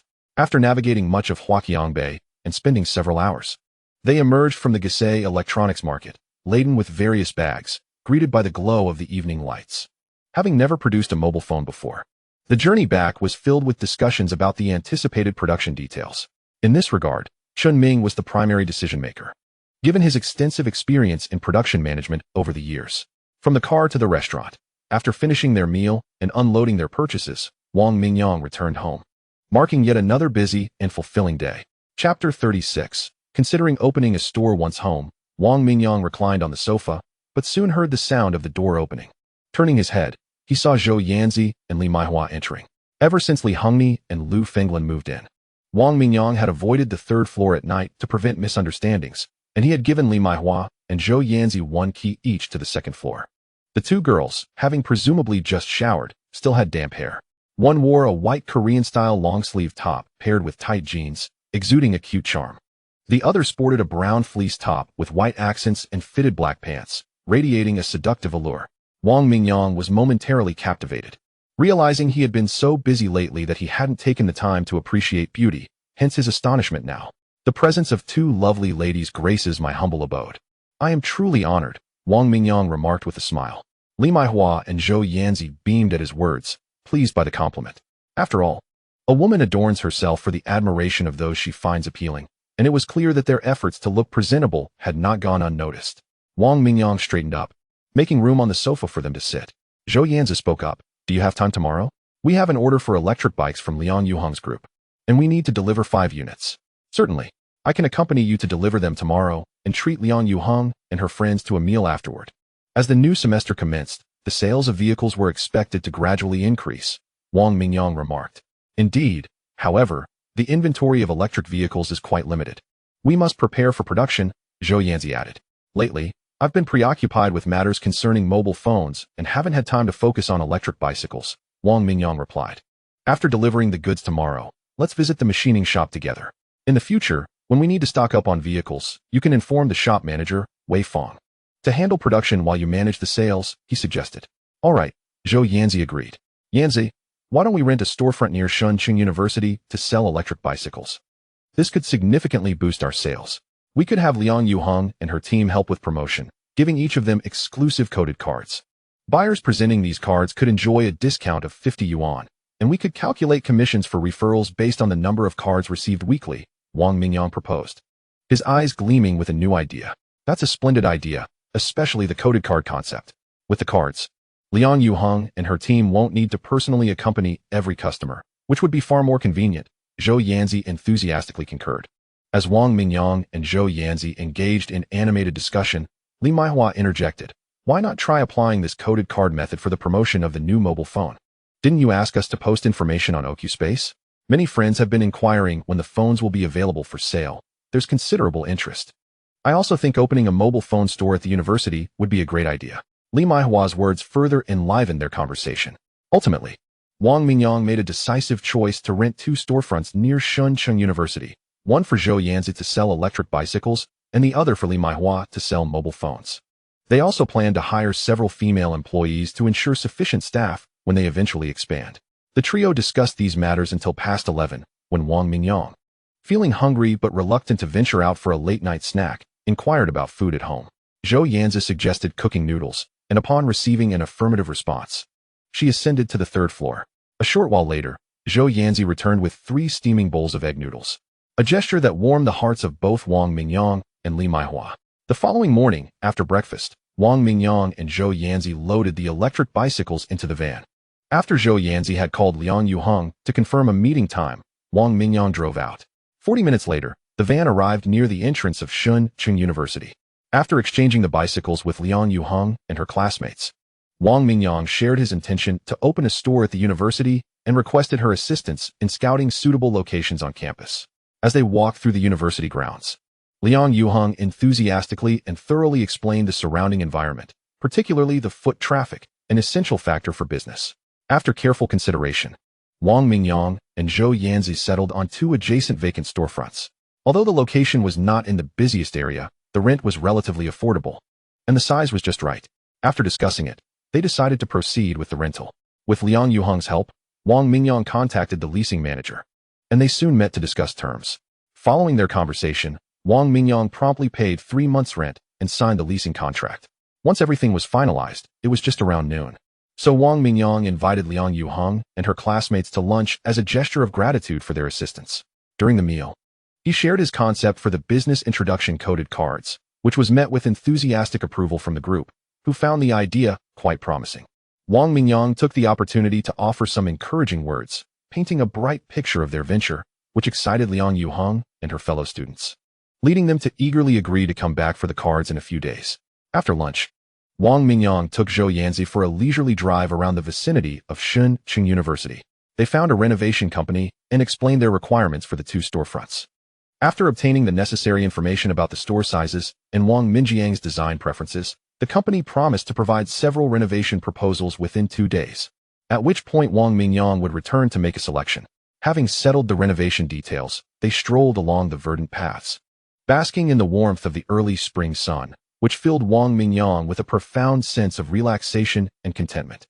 He glanced at Zhou Yanzi's smiling face beside him and felt that everything was simply wonderful. As they walked side by side, time seemed to dissolve, and unable to contain himself, Wang Mingyang reached for her hand, which Zhou Yanzi instinctively offered in return, their fingers intertwining. The exquisite sensation engulfed them, and they continued their leisurely stroll. "Let us head to Happy Valley," Wang Mingyang suggested, noticing the large sign ahead. "Sure, I've lived in Shunqing for so long, yet I've never had the chance to visit," Zhou Yanzi replied, her face lighting up with joy and her sparkling eyes captivating him. After purchasing their tickets at Happy Valley, they noticed long lines for many attractions. Wang Mingyang took Zhou Yanzi's hand and led her through the park, searching for less crowded rides. They eventually arrived at the roller coaster, where the queue was manageable, and paused there. Following the staff's instructions, they secured their safety belts and, after a thorough check, the ride commenced. The roller coaster gradually ascended before plunging down its first steep slope, twisting and turning along a winding track, evoking excited shouts from both Wang Mingyang and Zhou Yanzi, just like the other passengers. After enjoying the roller coaster, they proceeded to the pirate ship ride, and afterward, a childlike Wang Mingyang insisted on trying the bumper cars. As they played, their spirits lifted, and they were eager to try every attraction in the park. Let us go to the haunted house, Wang Mingyang urged playfully. All right, I'm not afraid, Zhou Yanzi replied defiantly, sensing his mischievous intentions. As they entered the haunted house, the initial atmosphere was not too frightening, and they exchanged light-hearted comments about the ghostly figures. However, as they ventured deeper, the ambience grew increasingly eerie, with dim, flickering lights and haunting sounds echoing around them. The ghostly statues began to move, weaving in and out of sight, sometimes appearing unexpectedly close. Zhou Yanzi, who had been walking ahead, unconsciously slowed her pace, gripping Wang Minjiang's hand tighter. Suddenly, a ghost with a gaping, bloodied mouth emerged from the fog, lunging towards Zhou Yanzi in a menacing manner. With a startled gasp, Zhou Yanzi leapt up and dove into Wang Minjiang's embrace, clinging to him like an octopus. Wang Mingyang instinctively wrapped his arms around her, lifting her effortlessly. The staff member playing the ghost, witnessing this, promptly retreated. As Wang Mingyang felt the softness in his arms, he softly reassured Zhou Yanzi while inwardly commending the staff for their discretion. Like a triumphant general, he strolled through the haunted house, cradling Zhou Yanzi. And from that moment onward, no more ghosts dared to disturb them. Clearly, the staff possessed keen judgment. Upon exiting the haunted house and entering the brightly lit and lively surroundings, Zhou Yanzi took a moment to gather herself before stepping down from Wang Minjiang's arms. To mask her embarrassment, she playfully pinched Wang Mingyang's flesh between her fingers and spun him around in a cheeky 360-degree turn, leaving him both pained and amused. Subsequently, the duo indulged in a variety of attractions, and when hunger struck, they casually sampled some food from the nearby stalls. It wasn't until the amusement park closed that Wang Mingyang and Zhou Yanzi emerged, thoroughly satisfied. On their way home, both were in high spirits. Did you enjoy today? Wang Mingyang inquired. Absolutely. I haven't had this much fun in ages, Zhou Yanzi replied.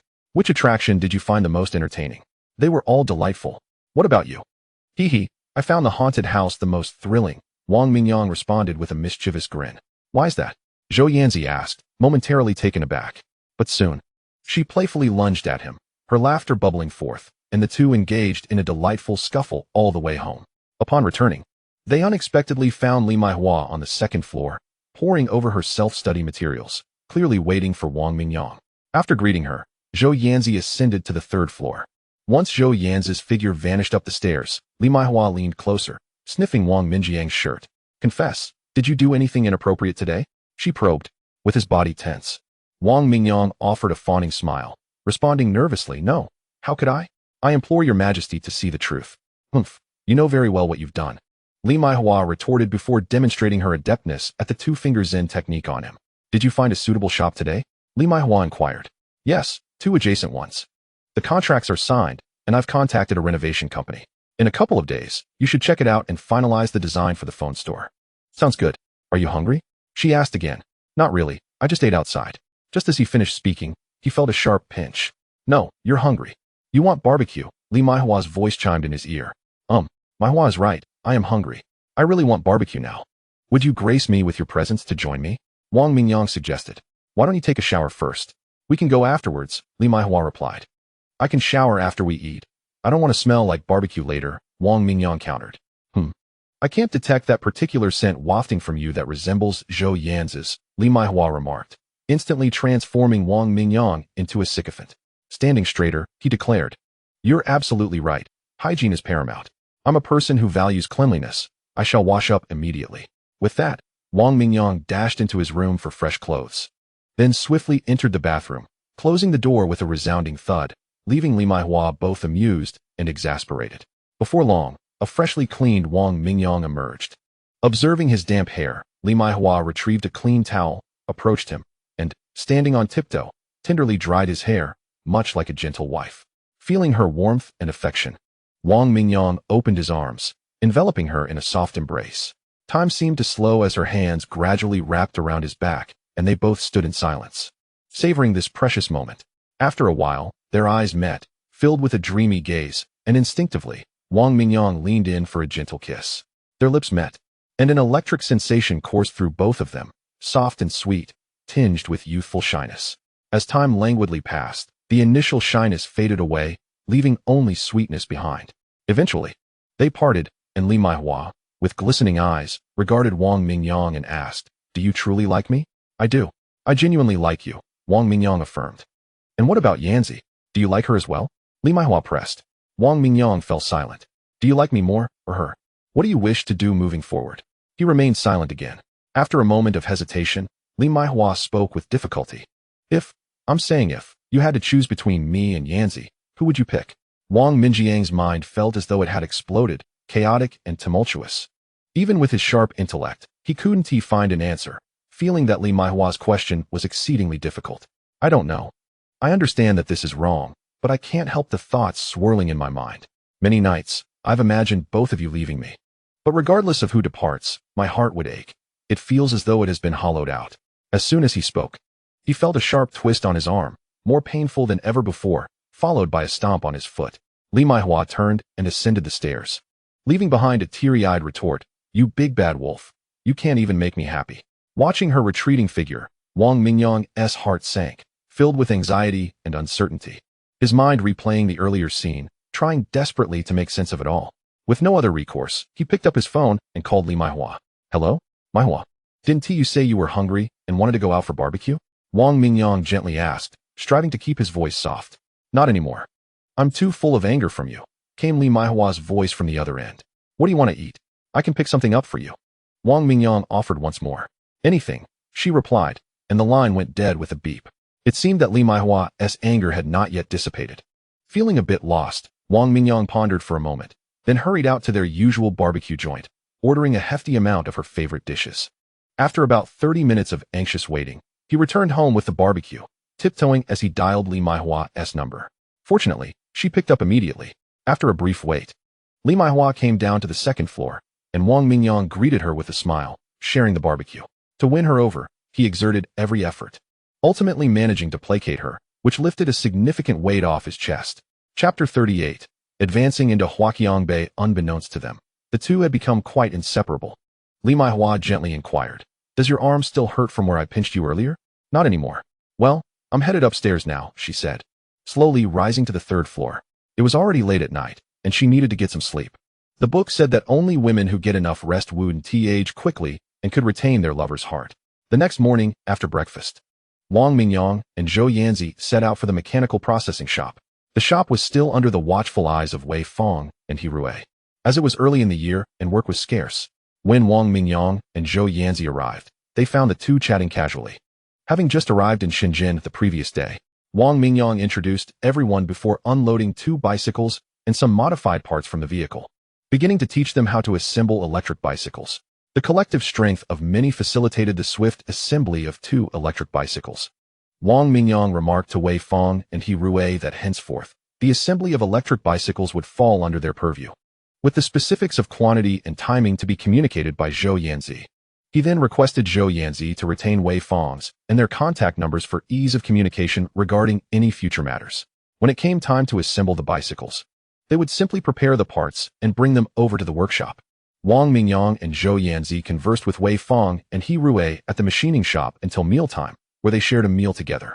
During the meal, Wang Mingyang took the opportunity to discuss various matters concerning the shop.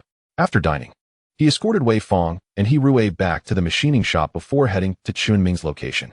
The newly rented residence had been transformed into a small workshop resembling an electronics factory. The first and second floors served as production areas and storage, while the third and fourth floors were designated for dormitories, with the rooftop utilized as a kitchen, managed temporarily by Zhu Hong, who took pleasure in cooking. With 8 employees, including Chen Ming, the total number of staff amounted to 12. Upon their arrival, Wang Mingyang, Zhou Yanzi, and Chen Ming found the workers taking their lunch break. The 4 of them chatted and sipped tea in a partitioned office.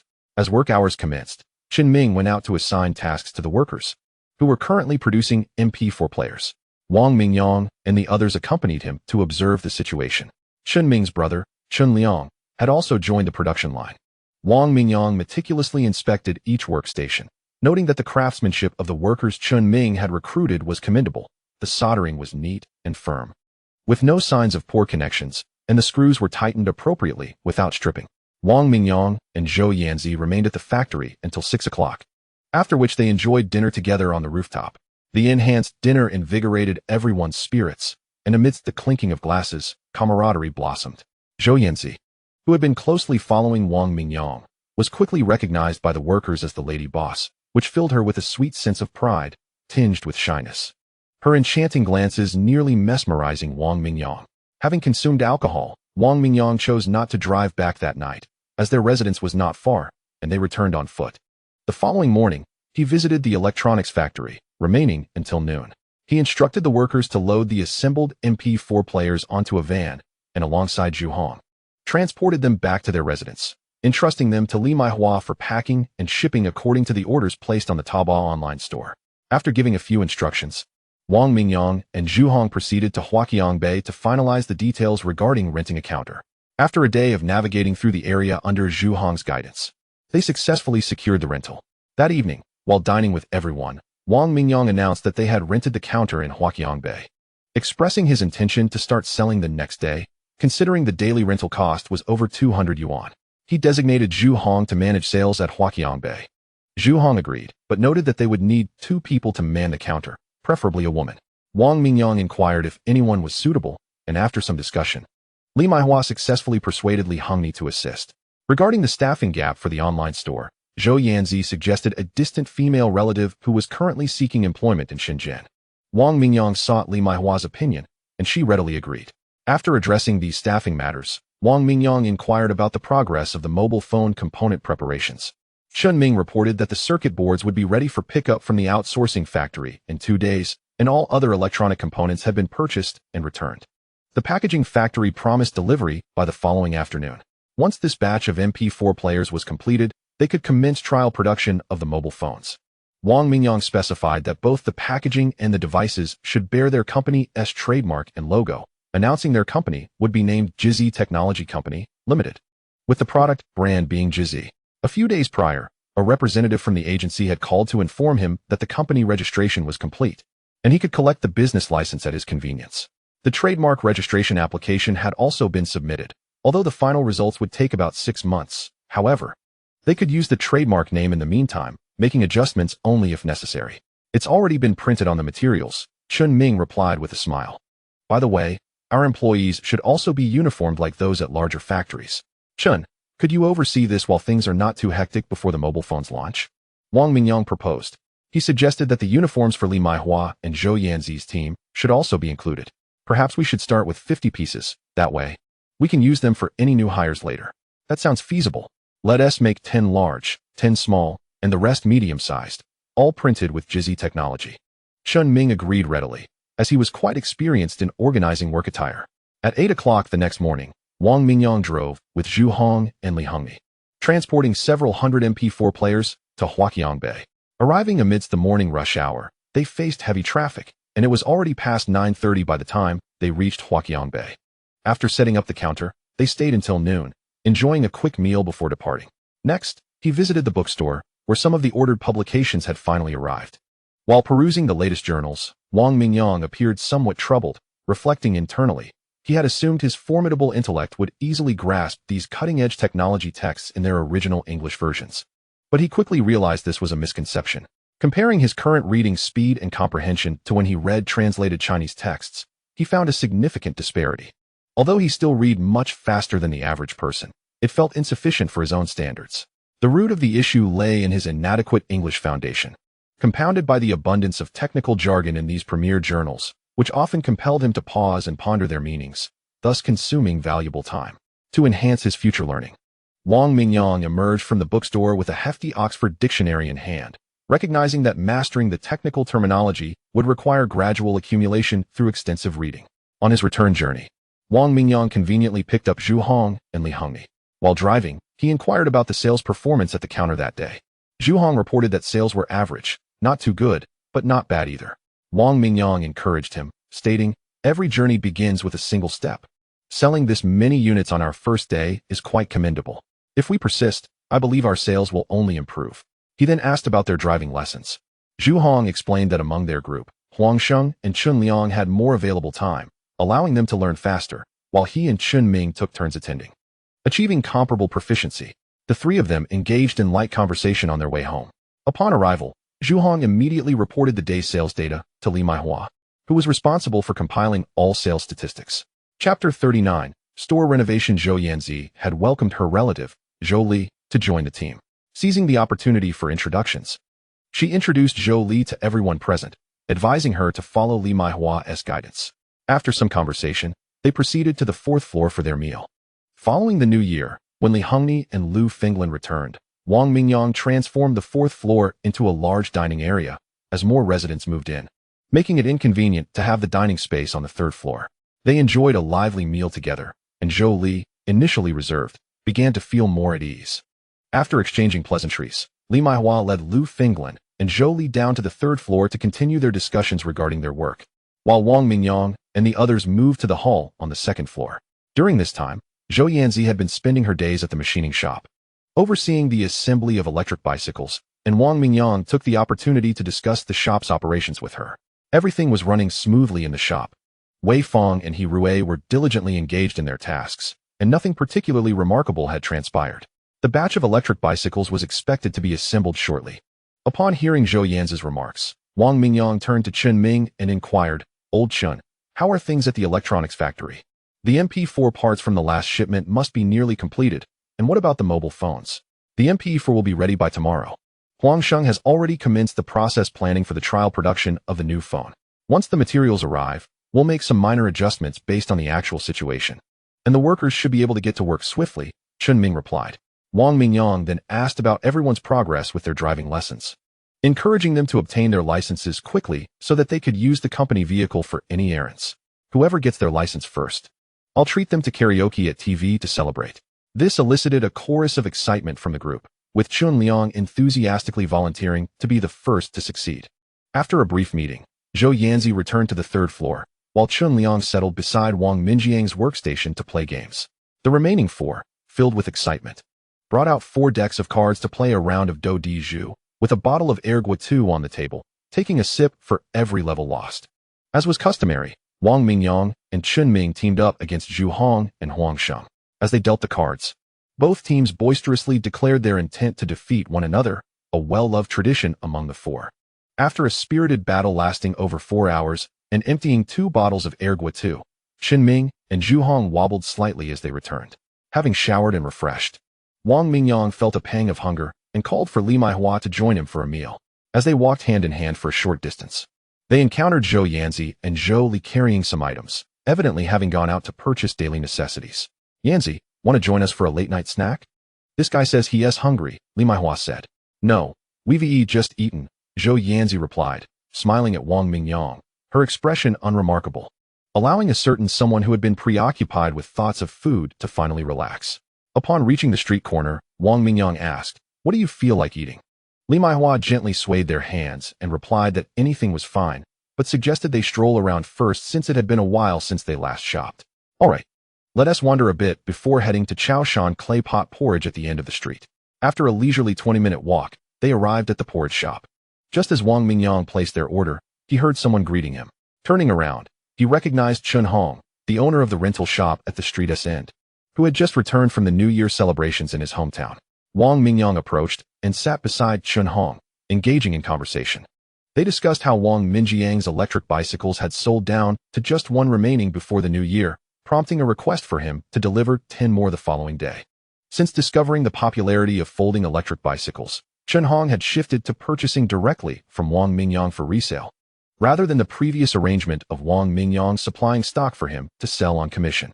To encounter a business opportunity while enjoying a late-night snack left Wang Mingyang in high spirits, leading him to share several bottles of beer with Chun Hong. The following morning, Wang Mingyang, accompanied by Zhou Yanzi, delivered the electric bicycles to Chun Hong's shop and settled the previous batch's payment. Although the amount was modest, it brought him considerable joy, and he hummed a tune on the drive back. After dropping Zhou Yanzi off at the machining shop, he returned home. Once upstairs, he glanced at his reflection before retreating to his room to study the Oxford Dictionary, eager to enhance his English proficiency. By lunchtime, he had memorized the dictionary's contents and could express himself with greater fluency than many Native Americans, although his spoken English still needed improvement. After lunch, he took a break until 2 o'clock before contacting the advertising company, which confirmed that the renovation plans for the 2 stores at Deep City University had been completed and invited him to review them for the next steps. Time is money. And after hanging up, Wang Mingyang promptly called Li Maihua and Zhou Yanzi, saying, "The renovation company has finished the renderings. Let us go choose one." "All right, let us head out." The trio rode their electric bicycles, enjoying the smooth ride without encountering any traffic. Upon arriving at the renovation company, the designer presented several pre-prepared plans to Wang Mingyang and the others, explaining the features of each. After discussion, Li Maihua and Zhou Yanzi each selected their preferred renovation designs. Subsequently, they accompanied the renovation company personnel to the storefront at Deep City University. After a site inspection, the designer made some minor adjustments, and the construction plan was finalized on the spot. At Wang Mingyang's request, the renovation company promised to commence work the following day and complete it within 3 days. As they exited the shop, the renovation team expressed great interest in the electric bicycles they were riding, marveling at their convenience for urban travel, and inquired further. Haha, Liang Gong, this electric bicycle is a product of our company. It operates at 48 volts, utilizes a lithium battery, achieves a top speed of 35 kilometers per hour, is foldable, and the battery pack can be removed for charging. A full charge allows for a range of 60 kilometers. For extended range, a larger battery pack can be added. Wang Mingyang, seizing the opportunity with potential clients, eloquently articulated the various advantages of the electric bicycle.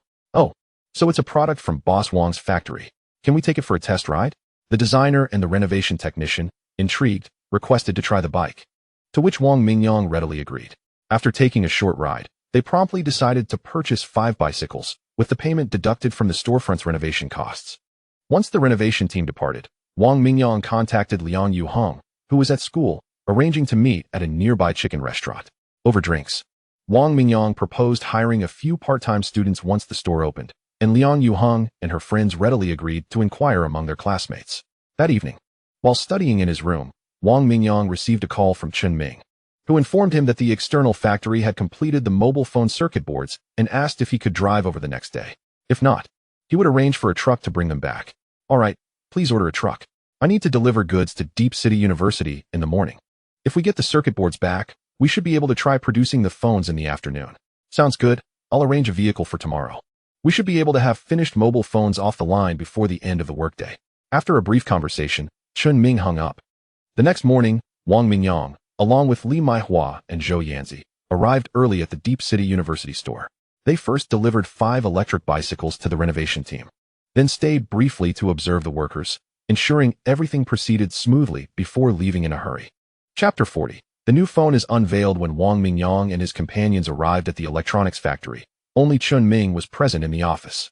Upon inquiry, they learned that Huang Sheng had taken Chen Liang to the external factory to pick up supplies and had not yet returned. The group settled on the sofa, engaging in idle conversation while Chen Ming periodically checked on the workshop. Around 11:30, Huang Sheng and Chen Liang finally returned with the delivery truck. Chen Ming quickly organized the workers to unload the cargo and transfer it to the warehouse, completing the inventory process after a thorough inspection. By the time they finished, it was nearly 1 o'clock, and Wang Mingyang hurriedly invited everyone, including the workers who had helped unload, to go out for lunch. After the meal, Wang Mingyang felt a surge of impatience. This was, after all, the first product he had genuinely crafted, and it held considerable technical merit. If this smartphone succeeds, it will signify that the company possesses the capability to independently develop genuine high-tech products. A few individuals arrived at the office with various smartphone components, equipped with the complete set of tools that Huang Shengping typically uses. Wang Mingyang took the initiative, while others gathered around to observe. With remarkable dexterity, Wang Mingyang's hands danced gracefully, and before long, 3 smartphones were assembled. The group took turns examining the devices, admiring their sleek sheen, elegant design, meticulous craftsmanship, and premium materials, all of which left everyone enamored. The quality of these phones significantly surpassed the counterfeit models that Wang Mingyang had previously allowed them to test. Wow! The tactile sensation of this device is truly exceptional. It feels worlds apart from those cheap knockoffs, someone remarked. Indeed, just the quality of materials alone rivals that of the leading domestic brands, another added. The design is simply delightful. My friends on social media will surely love it. Someone noted. The pastel yellow and pink colors are particularly charming, another chimed in.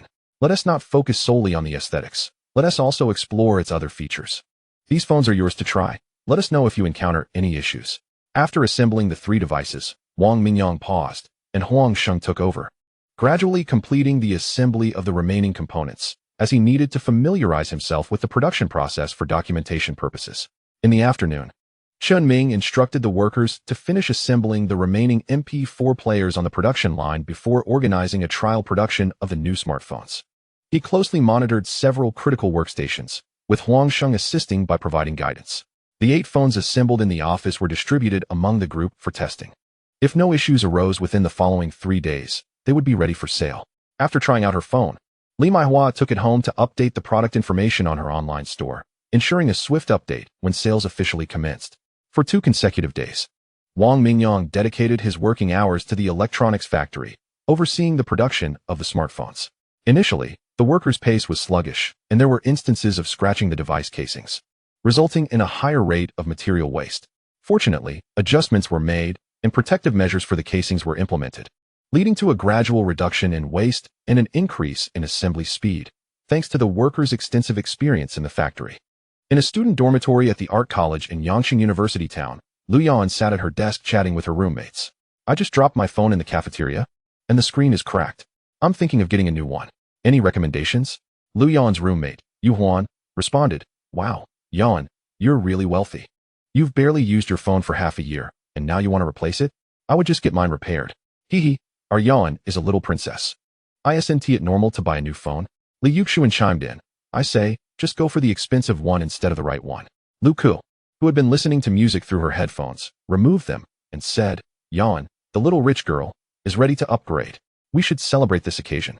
Don't you think, Yan? Haha, that sounds good. It's another excuse to go out for a meal. The roommates exchanged playful banter, and Lu Yan responded with laughter.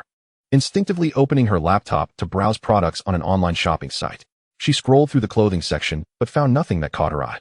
Then, an idea struck her, and she navigated to the electronics section, perusing the various smartphone models, but none stood out. Disappointed, she contemplated that purchasing a phone in a physical store might be a better option.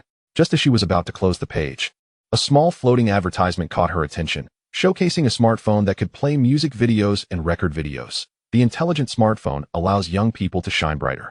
The image of a pastel yellow phone piqued Lu Yan's curiosity, prompting her to click on the ad. The screen quickly transitioned to a flagship store named Intelligent Technology. At that moment, a video began to play, featuring a beautiful girl enjoying a day at the beach, capturing moments on her phone and sharing them with friends afterward. This captivated Lu Yan, and after quickly browsing the product details, she exclaimed, Everyone, come look. This phone can record videos and play music videos. I won't need to carry an MP4 around anymore. Her roommates quickly gathered around, intrigued by the detailed product description displayed on the screen. The phone's design and features only heightened their excitement. While the description sounds promising, I've never heard of this so-called intelligent technology. It might be on par with counterfeit devices, one roommate remarked. It's quite possible, especially since it's being sold online. I doubt it's as good as they claim. What if it doesn't match the description, and then you can't get a refund? Another added. For a phone with video recording and playback features, any leading brand would charge over 3,000 yuan. Selling it for 1,500 makes me skeptical, someone voiced. This seems like a generic brand. Price 5 or 600 yuan higher than typical knockoffs. I'm not sure it's worth it, Yuan. Perhaps you should reconsider, and we can accompany you to a physical store tomorrow. The roommates expressed their opinions, causing Lu Yan to hesitate for a moment, but ultimately, she placed her order. If the phone truly lived up to the advertisement, it would be worth the investment. If not, it was a minor loss for her. After all, having money allows for a little indulgence, and besides, the design suits my taste perfectly. Thanks to the advertisements Wang Mingyang had invested in on the shopping platform, similar situations to Lu Yan's began to unfold across the nation. As Wang Mingyang reviewed the nearly 10 days' worth of sales statistics for the smartphones that Li Maihua handed him, a wave of relief washed over him. The pressure he had been feeling dissipated. As long as the sales continued, this smartphone could be deemed a success. With a plethora of high ratings and positive reviews flooding in from online shoppers, the reputation of the intelligent smartphone began to spread. Young individuals who had purchased the phone eagerly flaunted it to their peers, leading to a steady increase in sales. As shipments surged, the influx of revenue allowed Wang Minjiang's previously strained finances to regain stability. Chapter 41. The store opening. The situation appeared quite promising. Our dear Maihua has worked tirelessly on the online store these past few days. Given the volume of shipments, we could use a few more hands. Li Maihua shot Wang Mingyang a sideways glance, saying, Who is your dear Maihua? I was just about to discuss hiring more staff. I've been running around so much that I haven't even had time to open the newly renovated store at Deep City University. Liang Yuhong and the others have asked me several times about it. Oh right, the phone store there should be opening soon.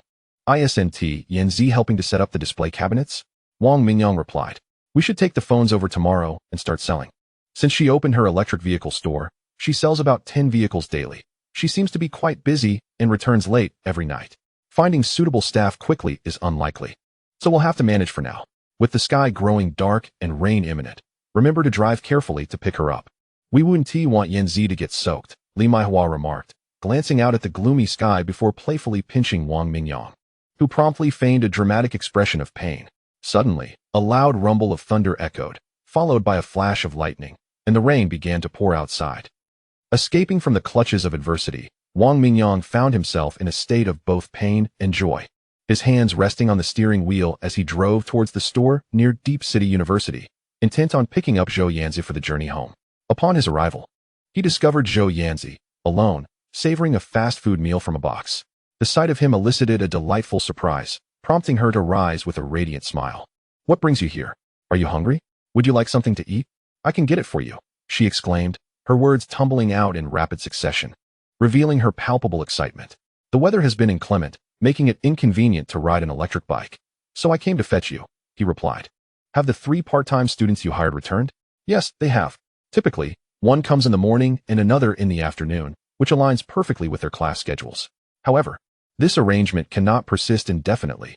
You will become overwhelmed managing it alone.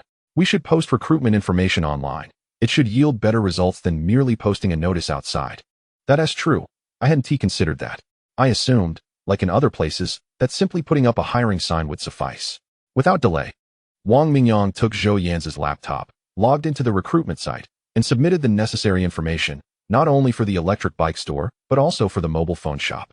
After completing this task, he ventured nearby to purchase a bucket of fried chicken, enjoying it while conversing with Zhou Yanzi. By the time they closed the store and returned to their residence, it was already 9:30 in the evening. Wang Mingyang had scarcely settled on the sofa when Chun Ming called, inviting him out for a late-night snack and to discuss staffing issues at the factory. Upon arriving at the barbecue stall, he found Chun Ming, along with Zhu Hong, Huang Sheng, and Chun Liang, already indulging in skewers. After sipping a few beers, Chun Ming remarked, "The shipment volume of mobile phones has increased, and we are short-staffed at the factory. We need to hire more people. Feel free to recruit as many as necessary." "I trust your judgment," Wang Mingyang replied. After discussing various matters, he articulated his plans for staffing at the factory. In addition to continuing to hire production workers, I'd like to adjust the roles of Liang and Shang. Both have obtained their driving licenses. Henceforth, Chun Liang will oversee the material warehouse operations, while Huang Sheng will handle procurement and liaise with external factories, in addition to his previous duties related to production processes and product maintenance.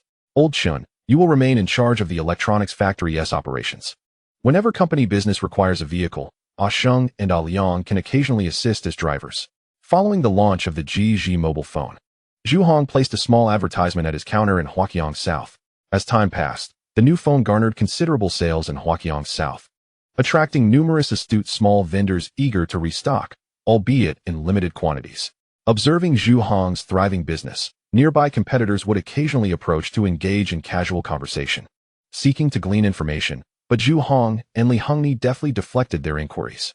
Behind each mobile phone counter, there existed a manufacturer. All were competitors, and certain information could not be widely disseminated.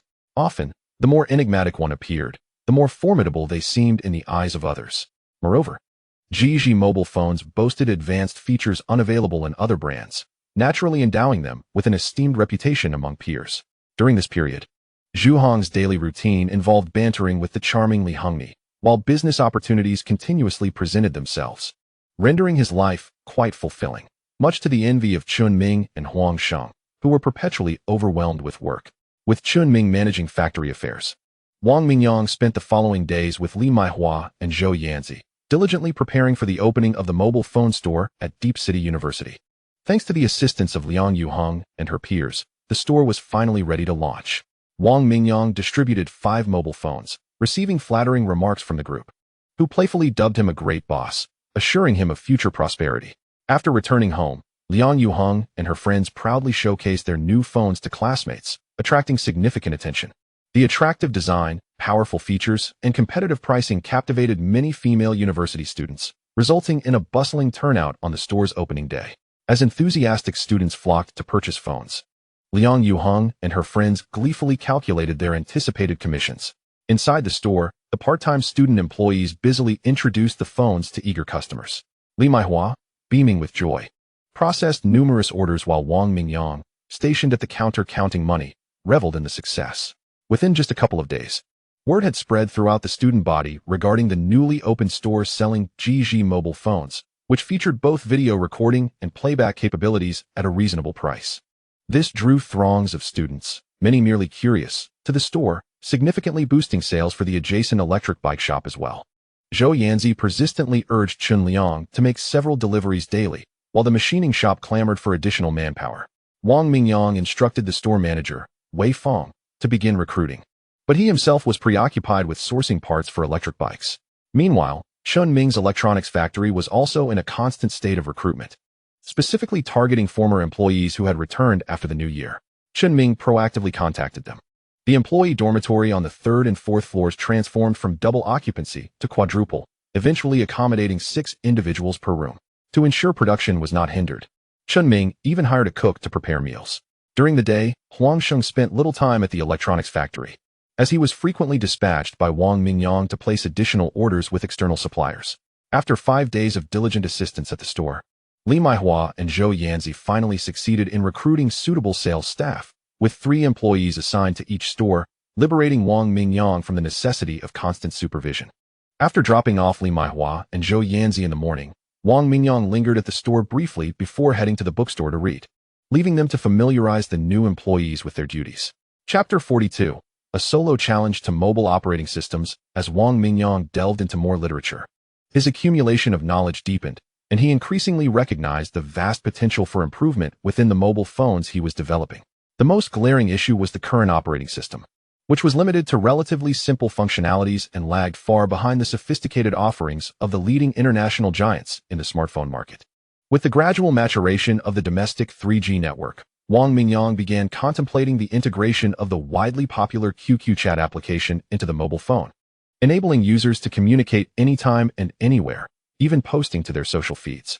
However, achieving these features would necessitate substantial modifications to the entire operating system, akin to a complete overhaul. Presently, industry titans like Nokia and software behemoth Microsoft have been striving to establish a genuinely intelligent mobile operating system, yet to no avail. It was rumored that another tech giant, Apple, under the leadership of Steve Jobs, was making similar attempts, albeit with limited success. The so-called smartphones on the market remained comparable to Nokia's aging models, their intelligence levels leaving much to be desired, and this system was available only on high-end devices. Based on his recent research, Wang Mingyang concluded that modifying the open-source Linux system could be a viable path forward. Presently, there were foreign companies exploring this area, though no mature products had yet been released. One such company, Google, was also a renowned American tech giant, well known for its business ventures. Having resolved to proceed, Wang Mingyang immediately took action. Upon returning home that evening, after dinner, he sequestered himself in his room, meticulously analyzing the open-source code of Linux while selecting the essential code segments for the underlying functional modules he required. The original Linux system was primarily designed for computers and mainframes, and its substantial size poses challenges for adaptation to the compact form of mobile phones. This transition is undoubtedly constrained by the performance of mobile processors and battery capacity, thereby establishing numerous prerequisites for a new mobile operating system. Essentially, it necessitates a significant reduction in code size, alterations in operational logic and algorithms, enhancements in efficiency, and a decrease in power consumption. Although Wang Mingyang is acutely aware of the astonishing capabilities of his superbrain, he understands that accomplishing this feat demands considerable effort and dedication. After a relentless 2-day stretch of intense work, Wang Mingyang finally managed to extract the essential modules of code. These selected modules functioned like independent entities, failing to seamlessly integrate for operational tasks. The next phase of Wang Mingyang's labor involved organically combining these code modules to collaboratively achieve specific functionalities, establishing efficient links among them to ensure the system could smoothly invoke the corresponding code. This undertaking represented a monumental project, typically requiring a large and highly skilled technical team. Yet the small and struggling extreme intelligence technology had no choice but to rely solely on Wang Mingyang. Given the current state of his company, attracting high-caliber talent was out of the question. Furthermore, considering the prevailing level of software development in the country, anyone aware of Wang Mingyang's ambition to develop a smartphone operating system would undoubtedly deem him insane. One morning, as Wang Mingyang lay in bed. He felt an itch in his nose that compelled him to sneeze. As his eyes fluttered open slightly, he discovered Li Maihua teasing him with a feather that had fallen from a duster. Pretending to roll over, he turned to the other side. Li Maihua promptly moved closer, bending down with the feather in hand, intending to tickle Wang Mingyang's nose. However, he suddenly spun around and embraced her waist. Caught off guard, Li Maihua let out a startled cry and fell onto Wang Mingyang, who chuckled mischievously as he leaned in towards her rosy lips.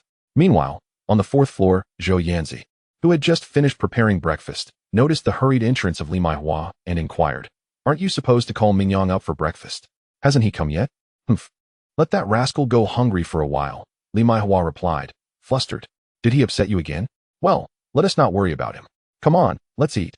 Zhou Yanzi coaxed with a smile, serving her a bowl of porridge. Li Maihua quickly consumed her porridge and a box of milk, feeling much better, and suggested, "Yanzi, why don't you go check on him? See why he hasn't come up yet, and perhaps take him a bowl of porridge?" "All right," Zhou Yanzi replied with a smile, turning to the kitchen to serve some more porridge. She was aware that Wang Mingyang had been working tirelessly for the past couple of days and had not been sleeping well, which made her feel a bit sympathetic. Upon reaching the second floor, she found Wang Mingyang on the phone. "Ah, my apologies, Boss Liang. I forgot to mention that we are no longer producing MP3s. We are now focusing on MP4S and mobile phones.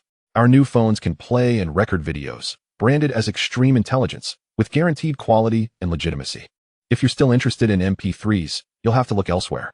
I'm sorry, would you like to try selling our MP4S?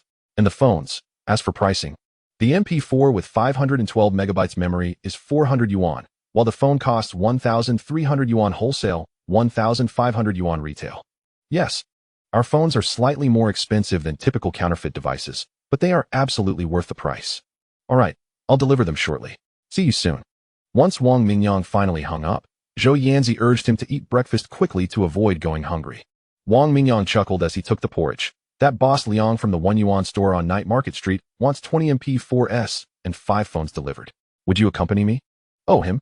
I thought he had stopped ordering since it had been so long since our last delivery. He just returned to Xinjiang recently. Many workers hadn't returned to the factories here, so he came too early and had little business." "That's true. Fuyang store contacted me yesterday to deliver 15 electric bikes, saying the few they received before the new year sold out. So, are you not going to the store near Xinjiang University today?"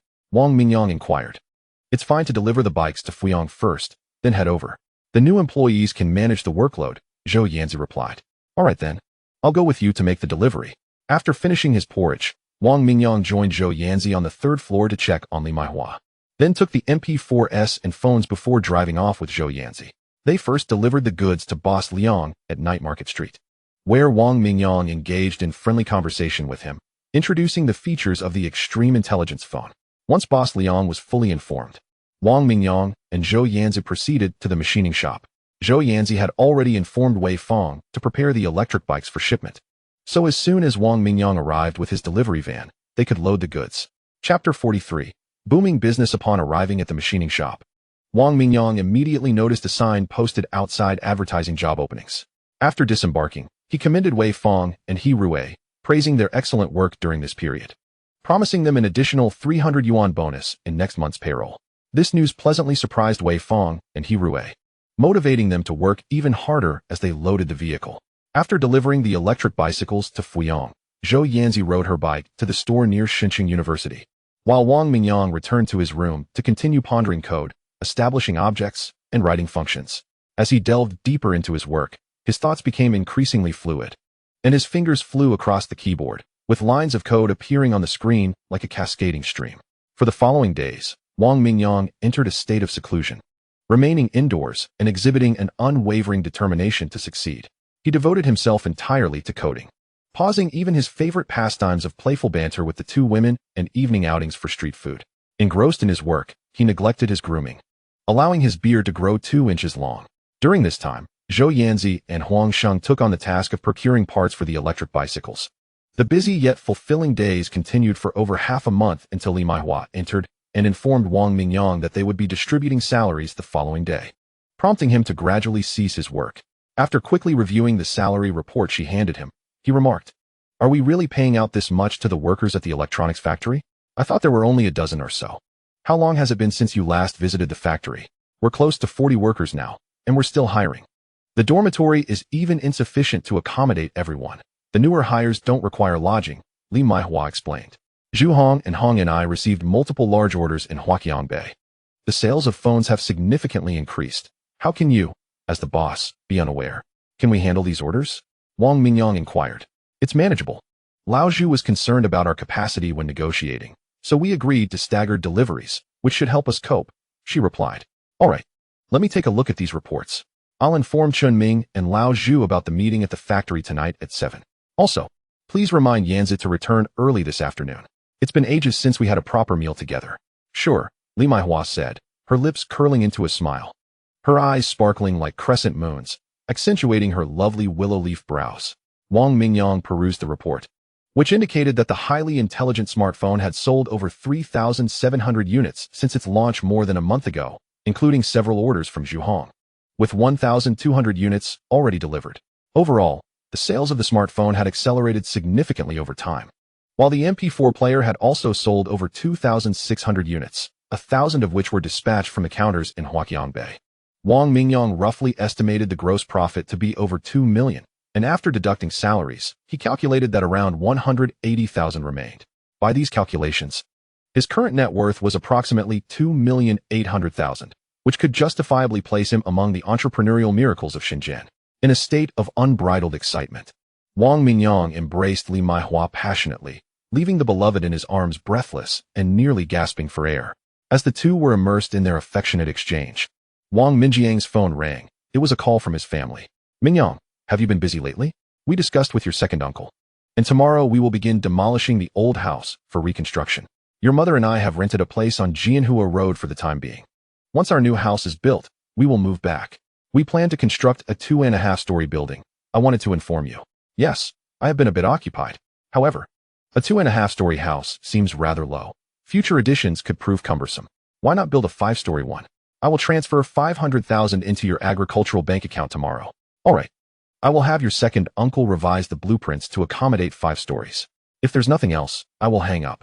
The conversation between father and son was refreshingly straightforward, a reflection of the typical communication style among fathers and sons in Huaguo. After concluding the call, Wang Mingyang returned to his affectionate embrace with Li Maihua, seemingly oblivious to the passage of time, until they were startled by the return of Zhou Yanzi, causing an awkward atmosphere to envelop the room. Ultimately, it was Wang Mingyang, with his audacity, who broke the silence, saying, Yanzi, you're back. You've worked hard today. Let us go out for a grand feast. It's been ages since we dined out together. The two girls quietly followed Wang Mingyang out the door. During dinner, Wang Mingyang's lively banter dispelled the earlier awkwardness among the trio.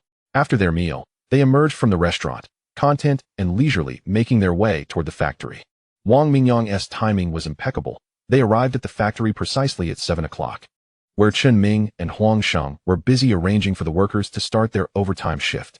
Not wanting to interrupt, Wang Mingyang, Li Maihua, and Zhou Yanzi headed directly to Chen Ming's office, where Zhu Hong and Chen Liang were enjoying tea. Hey, Lao Zhu, you've been quite impressive lately, securing several substantial orders. Wang Mingyang remarked with a smile. Seeing you so delighted, this hardly qualifies as a big order. Let me tell you, even grander opportunities lie ahead. I'm about to overwhelm old Chun and the others, Zhu Hong boasted, flipping his hair in a self-assured manner, attempting a pose he deemed charming.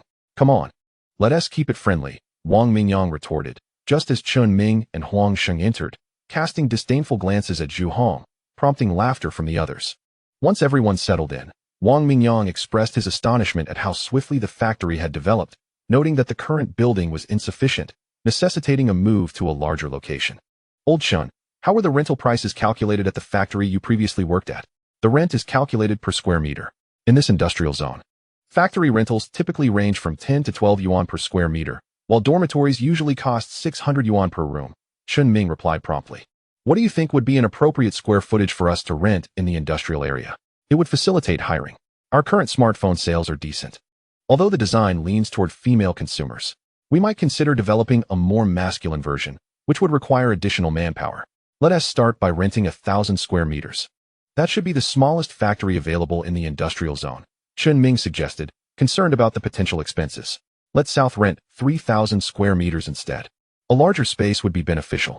1,000 can be allocated for the electric bicycle division, and 2,000 for the electronics factory to facilitate management. We can accommodate 8 people in each dormitory, so let us rent 20 rooms for now. We won't withdraw from this building just yet. Old Chun and your team can continue living here, Wang Mingyang contemplated. I'll search for available spaces in the nearby industrial area tomorrow. A Sheng will oversee the factory. Chun Ming responded. I'll accompany you tomorrow. Since you all have your driver's licenses now, we should consider acquiring another vehicle as our need for transportation is increasing. Wang Mingyang inquired. Absolutely. The prospect of purchasing a vehicle excites everyone, especially Chun Liang, who has been quite eager lately, frequently collaborating with Huang Sheng at external factories. A large jinbei would be ideal. It can accommodate both people and goods, Chun Ming suggested. All right, let us proceed with that. If we work diligently, I'll find you all a sister-in-law once we start earning, Wang Mingyang jested again. This time, it was Wang Mingyang who faced ridicule from Chun Ming and Zhu Hong, while Chun Liang, momentarily taken aback, nodded in agreement, truly a naive and earnest child. Huang Sheng, however, wore a mischievous grin, deliberately addressing Li Maihua and Zhou Yanzi. Enunciating with exaggerated clarity, old Wang just mentioned he wants to find us a sister-in-law. The scene unfolded comically, leaving Wang Mingyang in an unexpectedly humorous predicament. Chapter 44. Salary distribution. After concluding their discussions, Li Maihua and Zhou Yanzi ventured out for a shopping spree, while Wang Mingyang and Chun Ming remained in the office, sipping tea and engaging in light banter. It wasn't until 10 o'clock that they organized the workers for their shift's end, and then they headed out for a late-night meal together. The next morning arrived swiftly. Wang Mingyang first visited the factory, waiting until 9 o'clock for Chun Ming to finalize the work arrangements before they set off for the nearby Yongfeng industrial zone. Upon arrival at the management office, they were warmly greeted by a man who introduced himself as the golden middle-aged man. Welcome to Yongfeng industrial zone. You are absolutely in the right place. Our industrial zone boasts convenient transportation and comprehensive facilities, including dining halls and shops, everything one might need for a comfortable life.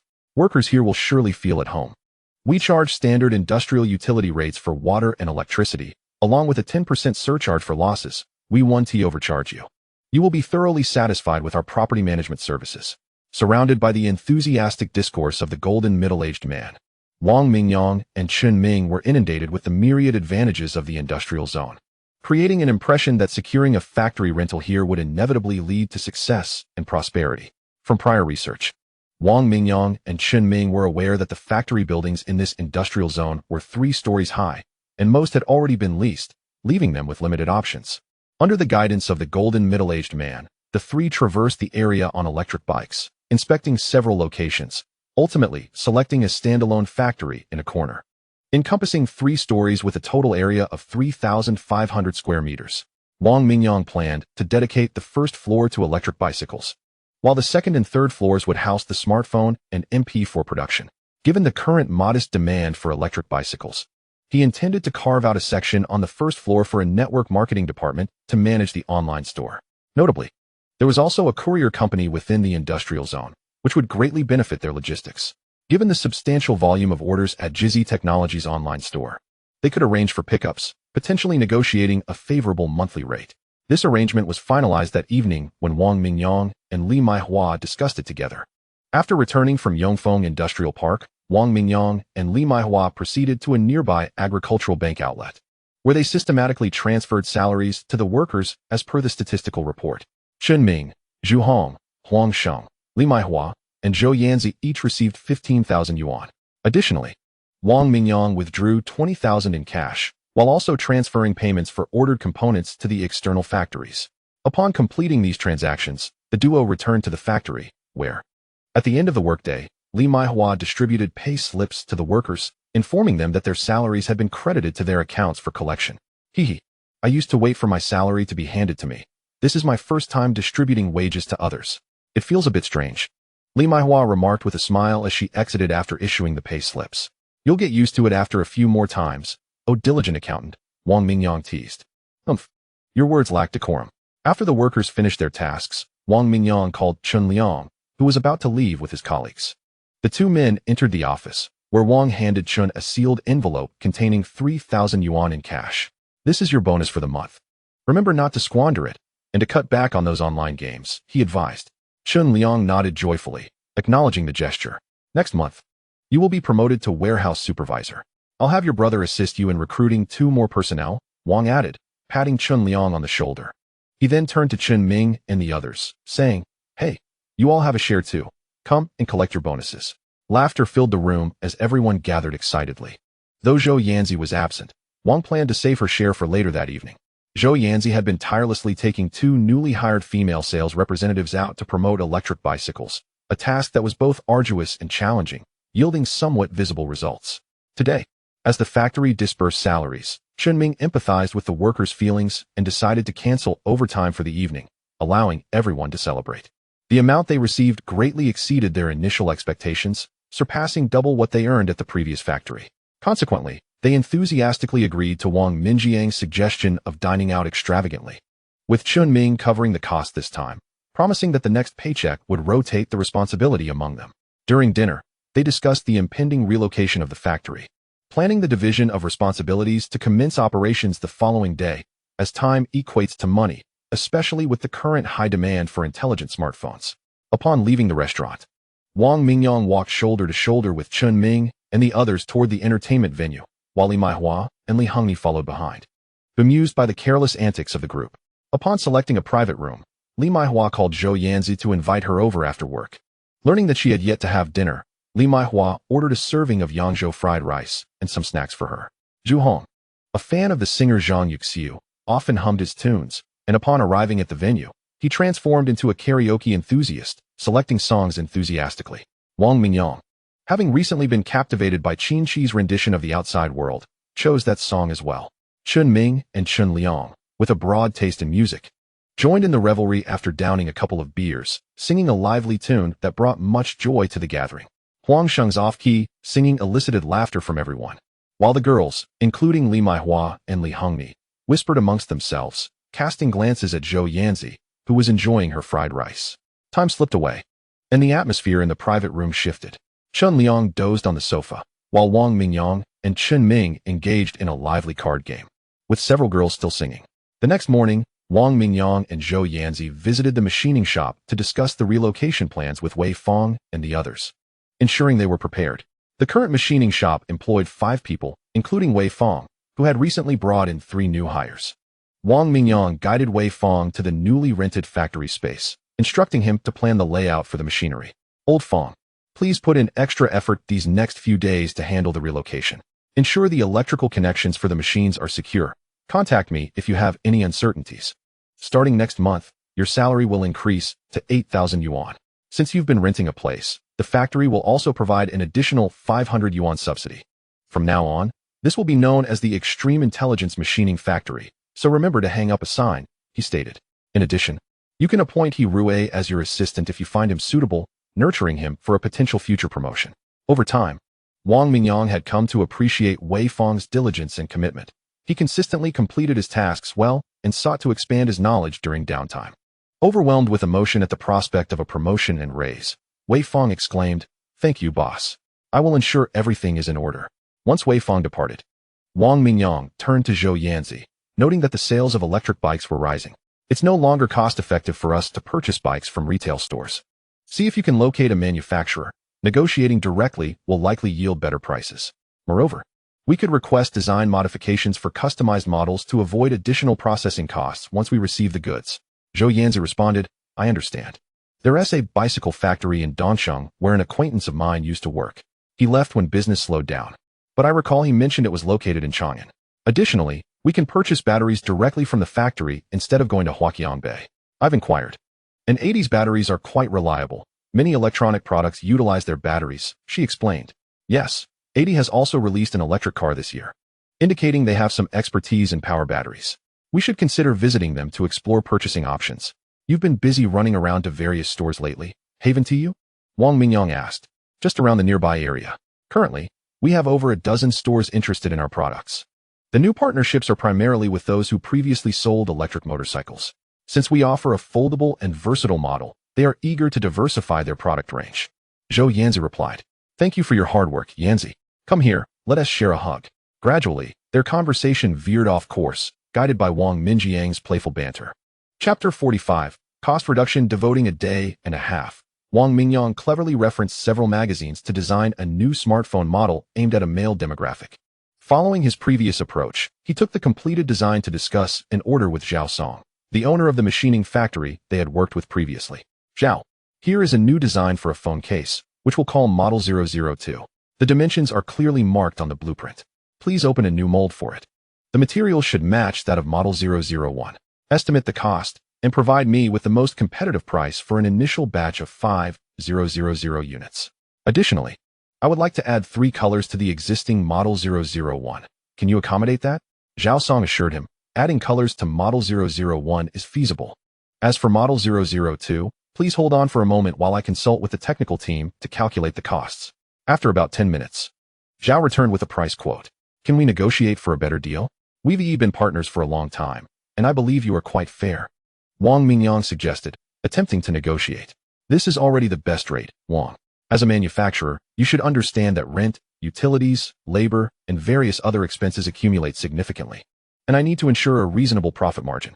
A sustainable business benefits all parties, and we also have to invest substantial funds for materials, which incur interest, Zhao replied. How about this? Instead of monthly settlements, I'll pay you in full upon delivery. What is the lowest price you can offer? Wang Mingyang proposed. That's essentially cash on delivery, which is a rare opportunity in today's market conditions, Zhao remarked, contemplating. If we proceed with cash on delivery, I can offer you an additional 5% discount. That's my final offer. If the quality does not meet standards, I will incur losses with this pricing.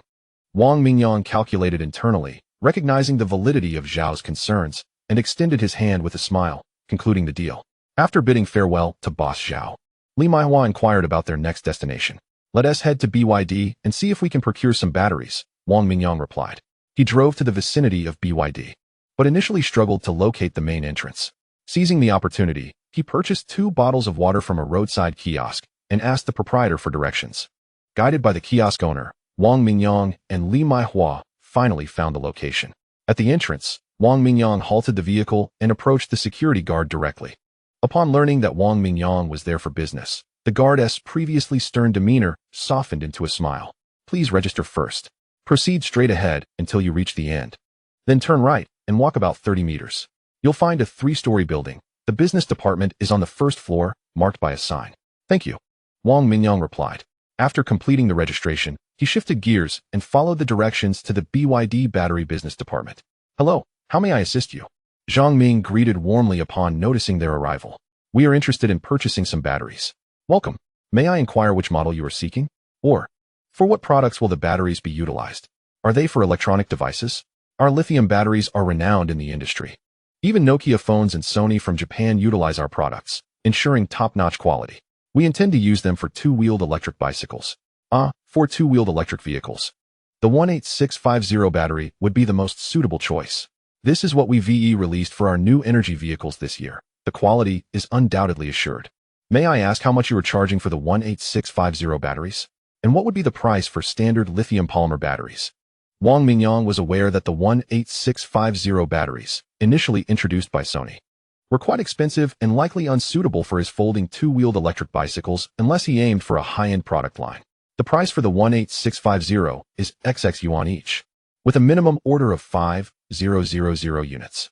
The lithium polymer batteries are priced at XX yuan each. After over half an hour of discussion, Wang Mingyang decided to proceed with the purchase of lithium polymer batteries, which turned out to be nearly 10% cheaper than his previous sourcing in Huaqiangbei. After signing the contract, he noticed 2 BYD F3 sedans parked outside and inquired about their prices. Ultimately, Wang Mingyang purchased a BYD F3 sedan in full, benefiting from an internal employee discount. After a day of shopping, my wallet has shrunk by several hundred thousand. It truly pains me. Maihua, do comfort me, he remarked as he settled into the car. Upon hearing this, Li Maihua chuckled. Oh, just play your part. Look at you, so smug. Nevertheless, she leaned over and gave him a gentle kiss on the cheek. There, are you feeling better now? This remedy works wonders. I'm elated now. I don't wish to return. Let us stroll around the mangrove forest for a bit, shall we? A touch of romance. With that, he pressed the accelerator, and the golden van surged forward. The mangrove forest was as lively as ever, bustling with young men and women enjoying themselves. Hand in hand, Wang Mingyang and Li Maihua strolled leisurely, the spring breeze caressing their faces. Surrounded by the azure sea and joyous crowds, their hearts brimmed with delight. Maihua, The sales at the store near Deep City University are quite promising. We should consider opening a branch in the university town of Yanqing. The student population there far surpasses that of Deep City University.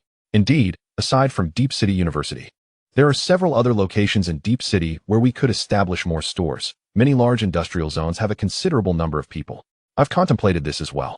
A sizable industrial zone can host tens of thousands, even hundreds of thousands. We could certainly open a store in each one. However, to expand our store count swiftly, we face a significant challenge, a shortage of personnel to manage the stores. Indeed, staffing is a pertinent issue. I have a preliminary idea. Let us recruit a batch of people for the Deep City University store to familiarize themselves with the operations. When we open new stores, we can assign them as managers. The specific operations of each store can then be entrusted to the managers, while you and Yanzi oversee the overall operations, monitoring sales data and accounts. This should enable us to manage around 30 to 40 stores. If we find ourselves short on supervisory staff, we can also bring Old Zhu over. Li Hongni from Huaqiang Bay should be capable of taking charge as well and can train newcomers. That sounds feasible. I'll make sure Yanzi and I visit the stores frequently, while I'll temporarily assign the online store to Lu Fenglin. Alright, I'll inform everyone tonight and finalize the plans. Just remember, this means you'll be as busy as Yanzi is now. Not overly busy, I would say. With 20 stores, it's just one a day. That totals only 20 days. However, Yanzi will also be occupied with electric bicycle sales. Managing 20 mobile phone stores might be a stretch. Perhaps we should move Zhuhong over. That's a valid point. You truly have a way with these matters. Wang Mingyang showered praise, making Li Maihua blush with joy. Chapter 46. Rapid development. During the evening meeting, Wang Mingyang shared his plans for opening new stores, and everyone expressed their agreement. Old Zhu, as discussed, assigned the Huaqiang Bay operations to Li Hongni, but you will still oversee the supervision there, since the new stores aren't open yet. You and I will head to BYD tomorrow to retrieve the batteries and the new vehicles. This new car will be for your use. You need to get moving and secure a rental space in each major industrial zone. The store size doesn't need to be grand. Around 40 square meters will suffice. I'll provide you with the contact information for the renovation company shortly. Once you secure the lease, discuss the renovation with them. Each store's design must be uniform. Establishing a chain store model. Meanwhile, Maihua and Yanzi will primarily focus on recruiting and training new staff, so that when the new stores are ready, they can quickly commence operations. Old Shun, you should maintain production. I've already placed an order for 5,000 sets of the 002 model phone cases. Ashong, remember to increase the order for the circuit boards. Next time, you can negotiate with their boss about potential discounts if we pay cash. We'll need at least a 5% reduction. Wang Mingyang meticulously assigned tasks to everyone. The following day, after arranging a truck to transport the batteries back to the new factory in Yongfeng Industrial Zone, Wang Mingyang and Zhu Hong set off in the new BYD F3 to explore. Driving the sedan was undeniably more comfortable than the golden van. Steering felt much easier.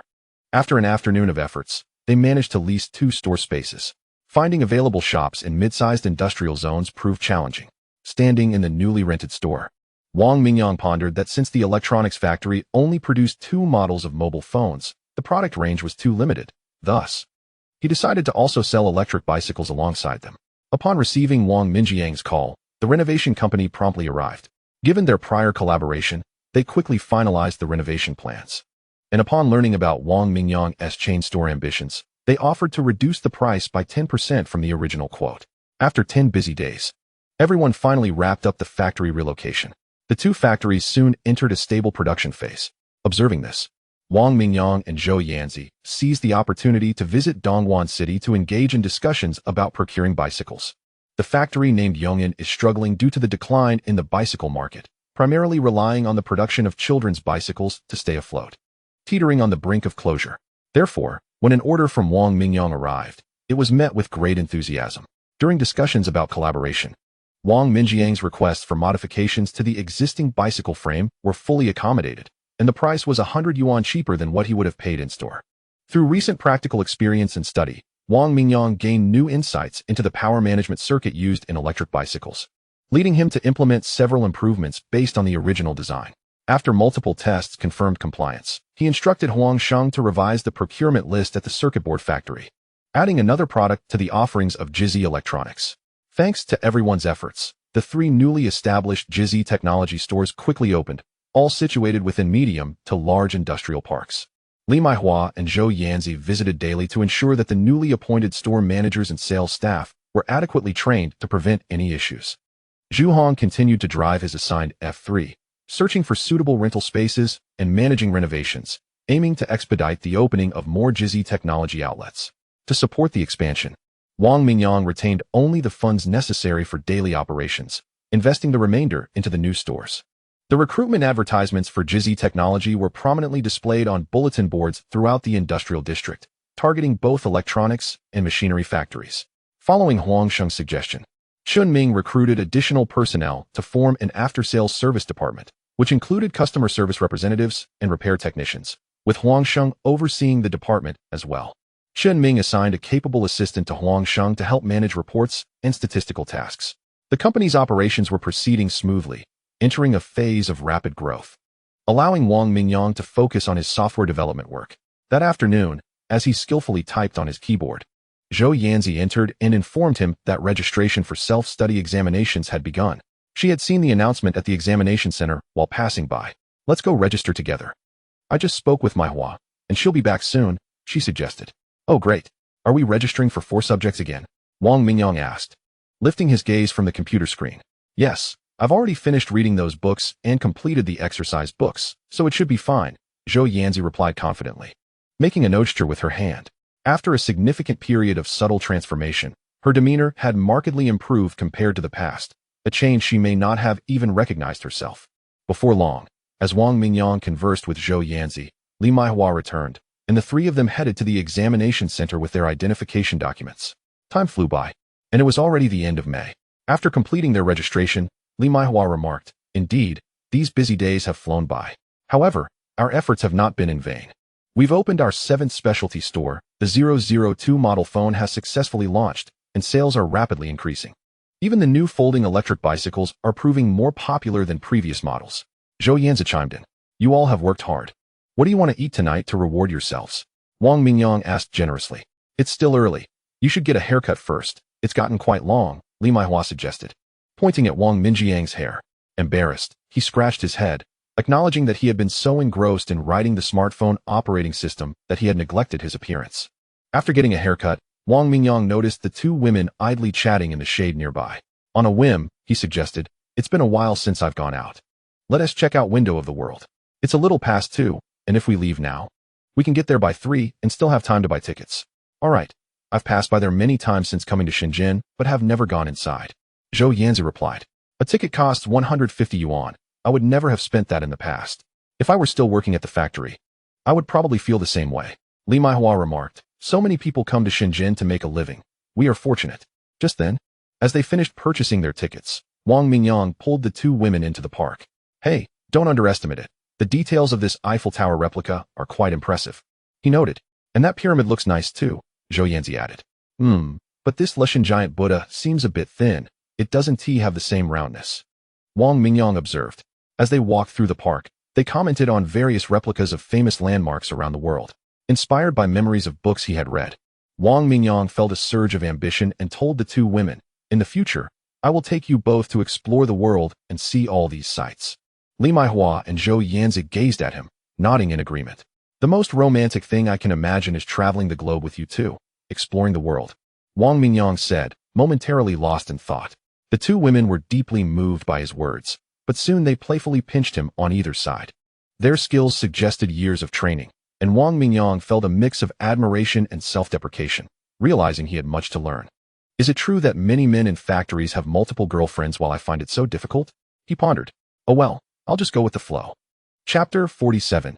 Journey to Yangqing. After a day of exploration, everyone felt their long-held tension release, returning to a state of rejuvenation. Around 7 in the evening, Wang Mingyang and the 2 women went to the factory, where workers were busy with overtime. "So, has your retreat finally come to an end?" Chun Ming teased Wang Mingyang. "Indeed, I have perfected my skills and am ready to take on the world," Wang Mingyang replied. "You didn't learn the sunflower manual, did you?" Huang Sheng chimed in mischievously. Unable to contain himself, Zhu Hong, sitting opposite, burst out laughing, spraying his tea over Huang Sheng's feet, prompting everyone to join in the laughter. Heaven may forgive sins committed by fate, but self-inflicted misfortune cannot be excused, Wang Mingyang retorted. After exchanging banter, Chen Ming led Wang Mingyang on a tour of the second and third floor workshops. How many workers do we have now? Wang Mingyang inquired. Having not visited for several days. We have over 180 now. 70 are assigned to the production of the 001 and 002 model phones, while the rest are split into two groups, one for MP4 production and the other for the circuit boards used in electric bicycles. However, the circuit board team does not have overtime tonight, Chen Ming explained. Are we managing to keep up with orders? I noticed that this month's volume is nearly double that of last month, Wang Mingyang observed. Production plans are in place. The day after tomorrow is May Day. So we have scheduled a day off, Chen Ming confirmed. Just ensure everything is arranged, Wang Mingyang replied. The newly hired workers are inexperienced with phone production, so they're still getting used to it. In time, their speed will improve, and we are still in the process of hiring. The company can now recruit technical researchers. Please have your assistant post a job listing online for hardware developers, aiming for 7 or 8, and 3 or 4 for those who can integrate hardware and software. This way, I can ease my workload later, Wang Mingyang instructed. You'll need to conduct the interviews yourself. The technical skills of others in the company still need improvement. Chen Ming noted. No problem. We'll prepare the staff, and once the software is ready, we can immediately begin working on hardware-software integration, Wang Mingyang assured him. All right. I will arrange it shortly. The two continued discussing work arrangements as they approached the e-commerce department's office door. Inside, Li Maihua and Zhou Yanzi were inquiring about work-related matters with Lu Fenglan. Wang Mingyang entered the room, casually observing the employees at work while Chen Ming returned to his office. Due to the nature of their duties, the e-commerce department had arranged for customer service personnel to remain on duty until 11:30 p.m., with appropriate compensation for those on shift. As he gazed at the sales data displayed on Li Maihua's computer, Wang Mingyang noted that the predominant purchasers of their mobile phones were still college students. Many left messages in the review section, expressing that they had bought the unfamiliar pink Extreme Intelligence 001 phone with a try-it-and-see attitude, apart from its charming appearance. Its unique video recording function proved to be incredibly useful. Each time something delightful or amusing occurred, they could capture it and share it with their close friends.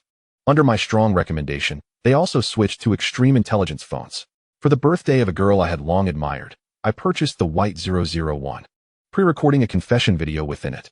When she saw it later, she agreed to be my girlfriend, leaving me utterly speechless with joy. If they were to release a male version, I would undoubtedly buy it to create a couple's phone pair. I humbly consider myself a seasoned tech enthusiast, and I noticed the Extreme Intelligence 002 male version as soon as it hit the market, personally purchasing one for testing, for a detailed review. Please check the podcast of the seasoned tech enthusiast Langbo.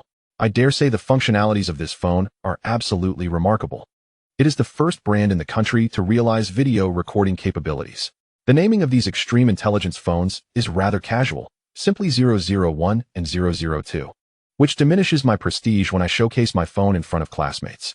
I strongly urge them to adopt a more impressive name. As an electronic product reviewer, I have disassembled this phone and found the hardware comparable to that of ordinary brands, yet its system fluidity surpasses them significantly, with more powerful features at a lower price. It is evident that the research and development strength of Extreme Intelligence technology is commendable. Undoubtedly, this is the most cost-effective phone on the market. Reading through everyone's messages, especially those involving technical insights, filled Wang Mingyang with immense pride. Unbeknownst to him, his technological research and development capabilities had reached a level comparable to the top in the country, and when compared to international professionals, it might not be far off either.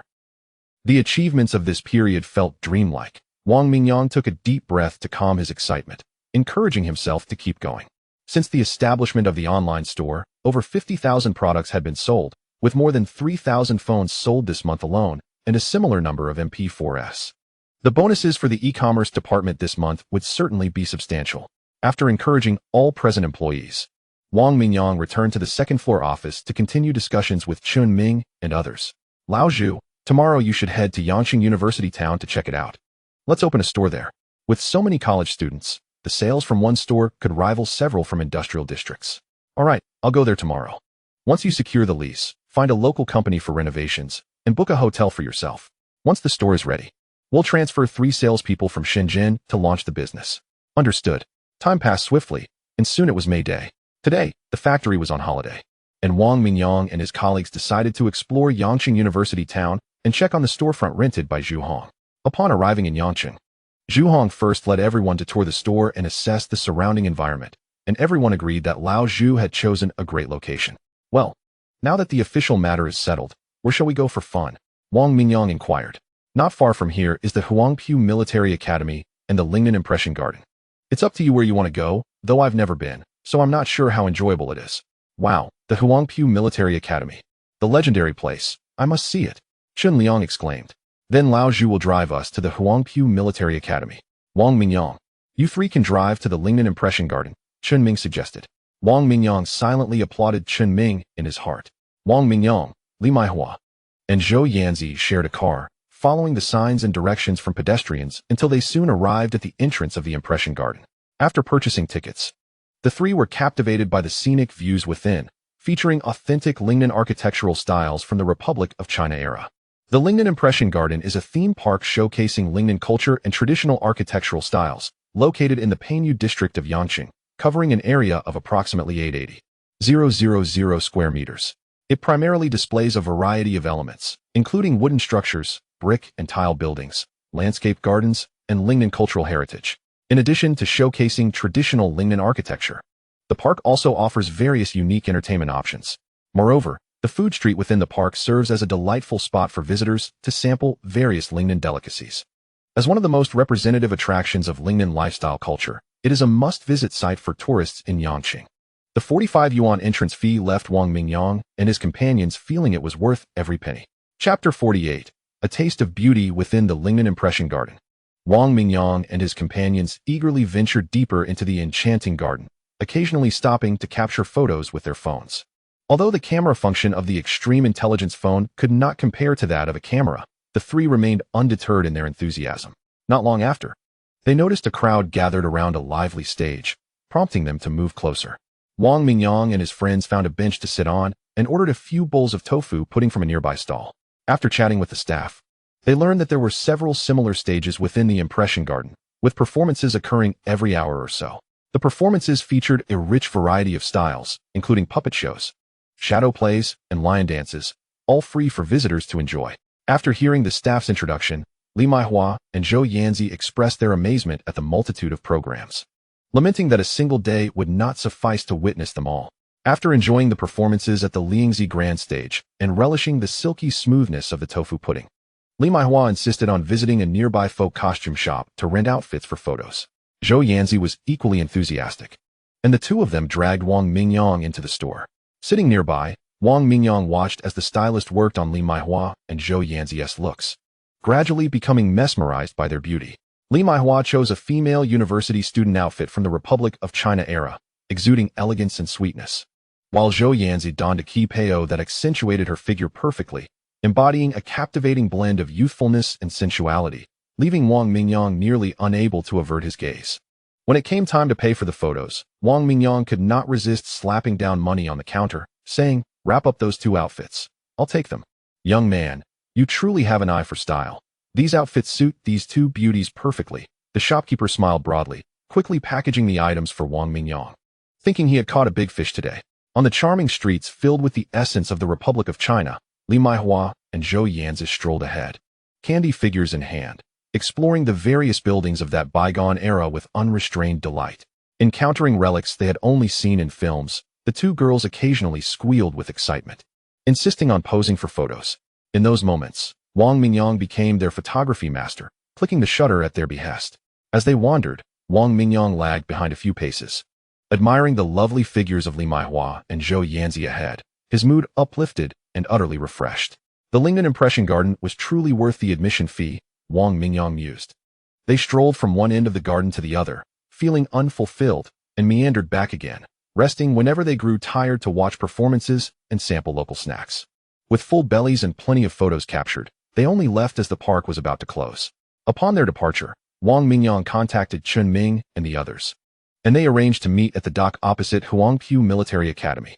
Upon seeing the three of them, Zhu Hong and his companions were brimming with excitement, insisting on showing Wang Mingyang the spoils from their visit to the academy. To their astonishment, they had purchased several decorative artillery shells from a specialty shop there, with the assembled projectiles towering over half a person in height. Observing the four gleaming shells neatly nestled in Zhu Hong's car, Wang Mingyang sheepishly inquired, "Which one is mine?" "Dream on," came the reply. "There are only 4, and none for you." Chun Ming, with a mischievous grin, suggested, Hey, if you really want one, you'll have to go buy it yourself next time. Laughter erupted among the group of inconsiderate friends. 3 days later, Zhu Hong informed Wang Mingyang that the store in Yangqing University Town was ready. The display cases were set, and products could be transported for the grand opening. After checking the auspicious dates, Wang Mingyang promptly instructed Li Maihua to arrange for 3 salespeople willing to work at Yangqing to depart, while he and Chen Liang each took a large van loaded with goods. The next day, a few floral arrangements adorned the entrance, marking the grand opening of the Extreme Intelligence Specialty Store in Yangqing University Town. The prominent advertisement on the storefront boldly proclaimed Extreme Intelligence mobile phones and high-end portable electric bicycles, catching the eye of passers-by. Extreme Intelligence has opened a store here? A female student remarked to her roommate. Let's check for new products. I've been using the phone I bought online for a while now, and the quality of Extreme Intelligence is quite impressive. Curiosity led numerous students into the store. That's the same Extreme Intelligence phone we use. Look, that model is identical. Indeed, and they have some bicycles on display that look quite appealing. Since my dorm is so far from the lecture hall, I might consider buying one. It would save time getting to class, and I wouldn't have to wake up so early in the mornings. As a result, several students who had previously heard of but never purchased an Extreme Intelligence phone decided to try out the models in-store and promptly replaced their old devices. Many who already owned Extreme Intelligence phones also acquired electric bicycles. To ensure adequate stock at the store, Chen Liang made another trip back to Shenzhen to replenish supplies. Wang Mingyang and Li Maihua chose to stay an additional 2 days in Yangqing to monitor the opening sales performance, and they found a nearby hotel for the night. After a long day, Wang Mingyang finished his shower, seated himself at his laptop, and began coding. Inspiration surged forth as his fingers danced across the keyboard. Lines of code flashing on the screen at an astonishing pace.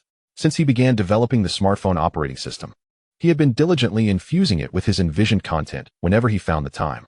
Eventually, a knock at the door interrupted his focus. He opened it to find Li Maihua, clad in a light blue dress. Fresh from her shower, her cheeks were flushed and her long, slightly damp hair cascaded down her back, stirring Wang Mingyang's heart. With bright eyes, she looked at him and said, "I'm a bit hungry. Shall we go for a late-night snack?" "Sure, but wait a moment. I have something important to take care of first." Wang Mingyang quickly closed the door, pulled Li Maihua into his embrace, and sealed his lips against hers. As passion enveloped them, they slowly fell onto the bed. After a while, the movements beneath the covers gradually subsided, returning to tranquility. Wang Mingyang held Li Maihua, enveloped in silence as they savored the aftermath of their fervor, forgetting entirely about their intended late-night meal. That night was filled with beautiful moments, leading them to arrive at the store the next day, nearly at noon. The staff regarded them with their usual expressions, yet Li Maihua felt a twinge of guilt as if they had been caught in mischief, while Wang Mingyang appeared utterly unconcerned. Throughout the day, his gaze lingered on Li Maihua more than on anyone else combined. After spending 3 days in Yangqing, witnessing the new store settle into its routine, Wang Mingyang and Li Maihua returned to Shenzhen. The 3 employees working at the Yangqing University Town store had been transferred from Shenzhen, and they were already handling their daily tasks efficiently. The following morning, Wang Mingyang visited the factory, making his customary rounds on the first floor to observe the e-commerce department and the machining plant before ascending to the electronics factory office. Chapter 49. Recruiting. Lu Gong Chunming entered the office with some documents and said, "You arrived just in time. Here are the shortlisted candidates for the R&D engineer positions. Please review them and schedule interview times." Wang Mingyang accepted the documents, saying, "Let me take a look. If everything seems fine, I'll notify them to come for an interview tomorrow at 9. As he quickly scanned the resumes, he committed the information to memory. All the candidates had extensive experience in electronic product development, with several having previously worked in mobile phone R&D. Wang Mingyang nodded thoughtfully. But what surprised him most was spotting his former superior, Lu Xianxing, among the candidates. Wang Mingyang was well aware of Lu Xianxing's capabilities and technical prowess. If he could join Extreme Intelligence Technology, they would have a suitable candidate for the head of mobile hardware development. Handing the documents back to Chunming, he stated, "Let us proceed with this. Have your assistant inform them to come tomorrow." Once Chunming exited the office, Wang Mingyang eagerly dialed Lu Xianxing's number. After a few rings, the call connected. "Hello, Boss Lu, where are you now? It's been ages since we last met." "Haha, where else would I be? Still here in Songgang. Are you still working at Tsinghua? Keeping busy?" "Yes, still at Tsinghua, but it's not as hectic as before. This year, due to the financial crisis, our foreign trade orders have been significantly affected. The volume has dropped considerably. The worst part is hearing that we have an outstanding payment that hasn't been collected. After chatting for a while, Wang Mingyang arranged to have dinner with Lu Xianxing that evening, mentioning that he happened to be on a business trip in Songgang. After hanging up, he picked up a report from his desk. Currently, the factory's production and sales were steadily improving, and the number of direct stores had reached over 10. Zhu Hong had also returned to Shenzhen, and Wang Mingyang had appointed an assistant to expedite the leasing of new storefronts. Li Maihua and Zhou Yanzi, as planned, were responsible for overseeing the stores and continually recruiting and training new staff. With everything progressing smoothly under his business, Wang Mingyang felt a sense of satisfaction. However, he soon realized that he needed to purchase 2 additional vehicles for Li Maihua and Zhou Yanzi, as the number of stores to manage increased. It was impractical for them to rely solely on electric bicycles for transportation. Summoning Li Maihua and Zhou Yanzi from his office, Wang Mingyang took them by taxi to the car dealership. Since returning from Yangcheng, Zhou Yanzi had keenly noticed the growing intimacy between Wang Mingyang and Li Maihua, often casting him glances tinged with a hint of grievance. "What are we doing here, Mingyang? Are you planning to buy a car?" Li Maihua inquired. "Yes. To spare our 2 lovely ladies from the elements in the future, I've decided to make the painful sacrifice of reaching into my pocket to buy them a car." "Uft, who has yours to claim? How shameless." They both rolled their eyes, yet secretly delighted in the gesture. "Welcome." Upon entering a car dealership, a charming young lady in professional attire greeted them with a warm smile, her graceful figure exuding an inviting allure. After surveying the interior, Li Maihua and Zhou Yanzi found themselves dissatisfied with the designs of the vehicles, prompting them to venture next door to a larger 4S store. Upon entering, the 2 women were instantly captivated by the whimsical shape of a polo, its rounded form exuding a certain charm that appealed to their feminine sensibilities. They inquired about the price, which exceeded 100,000. "Miss, if we place an order for this vehicle, when can we expect to take delivery?" Wang Mingyang asked the salesperson. "Sir, this model is quite popular, and the manufacturer is currently experiencing a supply shortage. If you were to place an order now, it would take approximately 2 months for delivery," the salesperson replied. "What is the minimum price for the lowest configuration?" Zhou Yanzi questioned, not wishing for Wang Mingyang to spend excessively. "Unfortunately, we are not currently producing the lowest configuration. Only the mid to high configurations are available," the salesperson replied, smirking inwardly at Zhou Yanzi's inquiry about the lowest option, thinking that those without sufficient funds should not aspire to purchase their esteemed vehicles, especially when prices were climbing. "When can we guarantee delivery? Can we receive the car within 2 months?" Wang Mingyang pressed, noticing Zhou Yanzi's interest. "Sir, I regret to inform you that we cannot guarantee that. Given the volume of orders, if you wish for expedited delivery, you could pay an additional fee, and we will do our utmost to prioritize your order," the salesperson responded, leaving Wang Mingyang feeling perturbed by the sales tactics he had once heard about in jest, but now found himself experiencing firsthand. However, prioritizing Zhou Yanzi's happiness, he reluctantly accepted the situation. Just as he was about to finalize the order, Zhou Yanzi shook her head, expressing her discontent. "I no longer wish to purchase. The additional fees for expedited delivery render it unworthy. Let us explore other brands," she stated. Li Maihua concurred, prompting Wang Mingyang's mood to brighten at their prudent decision. With a cheerful demeanor, he led the 2 women out of the 4S store and into the neighboring Guangbin dealership, where they were once again greeted by a smiling salesperson. Inside, the 2 women were immediately drawn to a brightly displayed fit. The striking yellow and red hues of the vehicle were considerably more appealing than the polo they had just seen, and the fact that there were no additional delivery fees made it even more enticing. After some negotiation, Wang Mingyang purchased 2 cars, one for Li Maihua in yellow and one for Zhou Yanzi in red, paying in full with his card.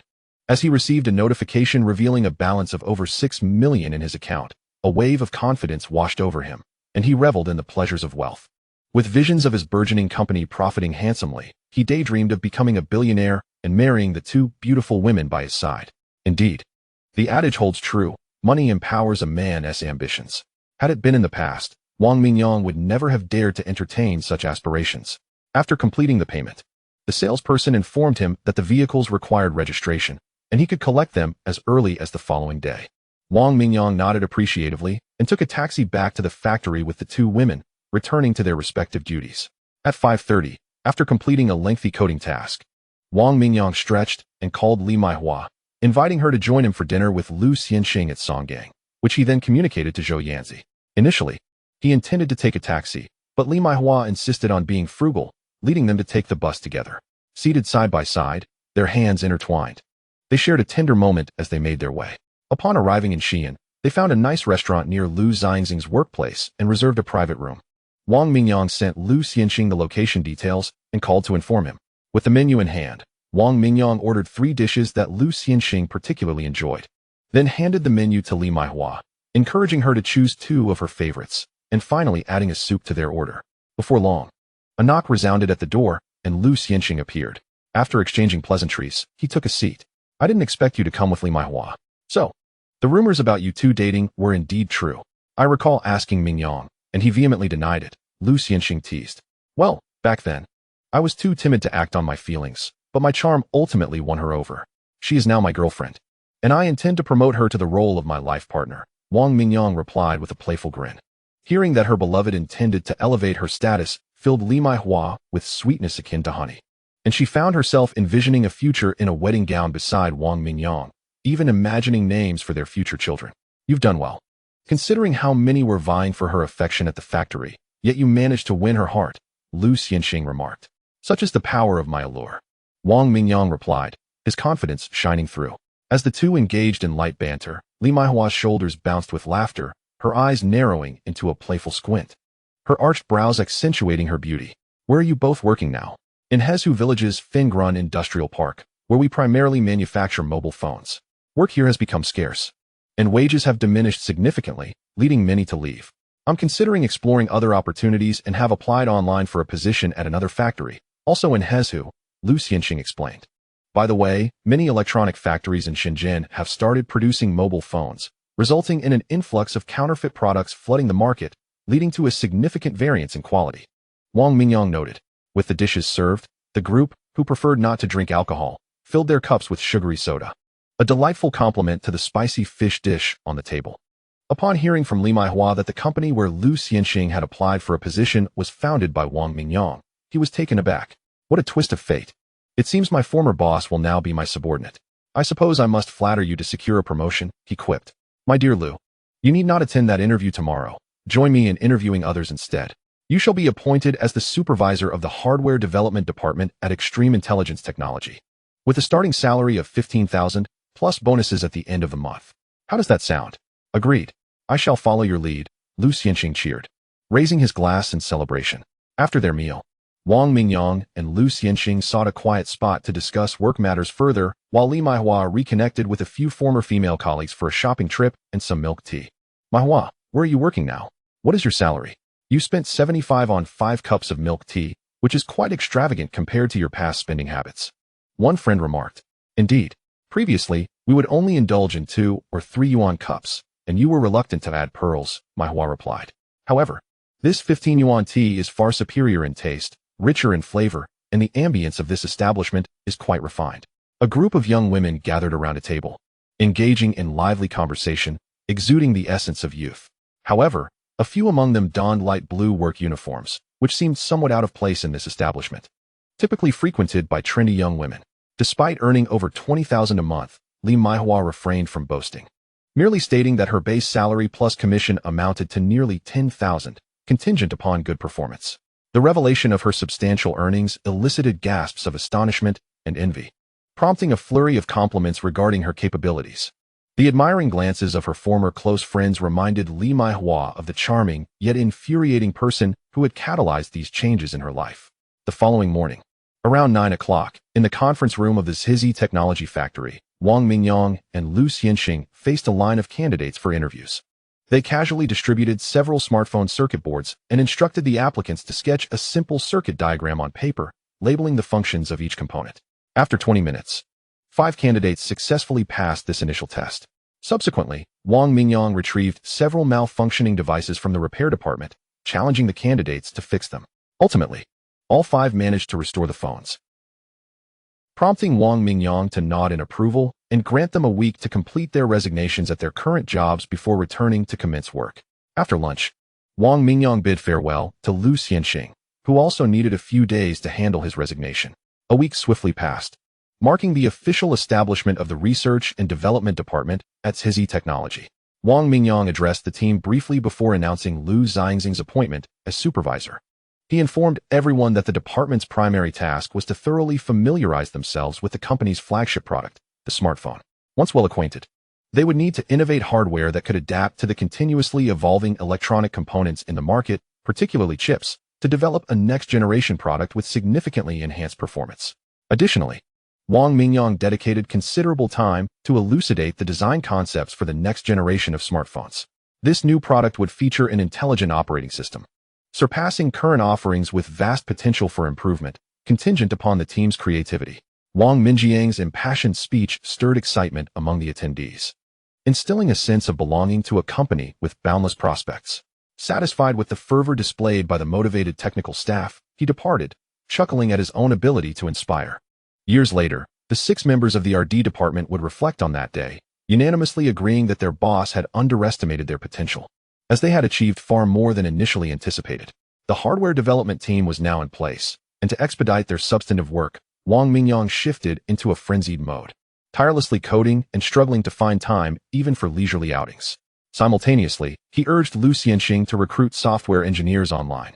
Although Lu Xianxing's expertise lay in hardware development, he possessed sufficient technical skills in the integration of software and hardware.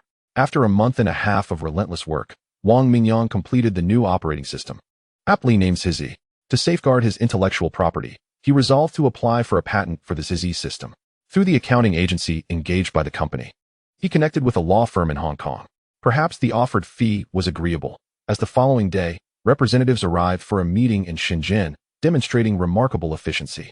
In the company's conference room, Wang Mingyang conveyed his requirements to the lawyer responsible for the patent registration. Following his directives, the new system's patent was registered in several key countries worldwide.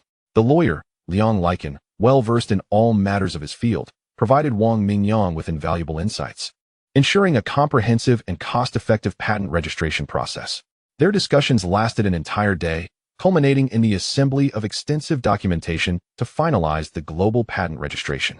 Concurrently, to facilitate future patent registrations, Wang Mingyang commissioned the establishment of a company in Hong Kong named Xishan Technology. Once the patent was successfully registered, all rights would be transferred to this company, which would subsequently license them to ZZ Technology. Chapter 51.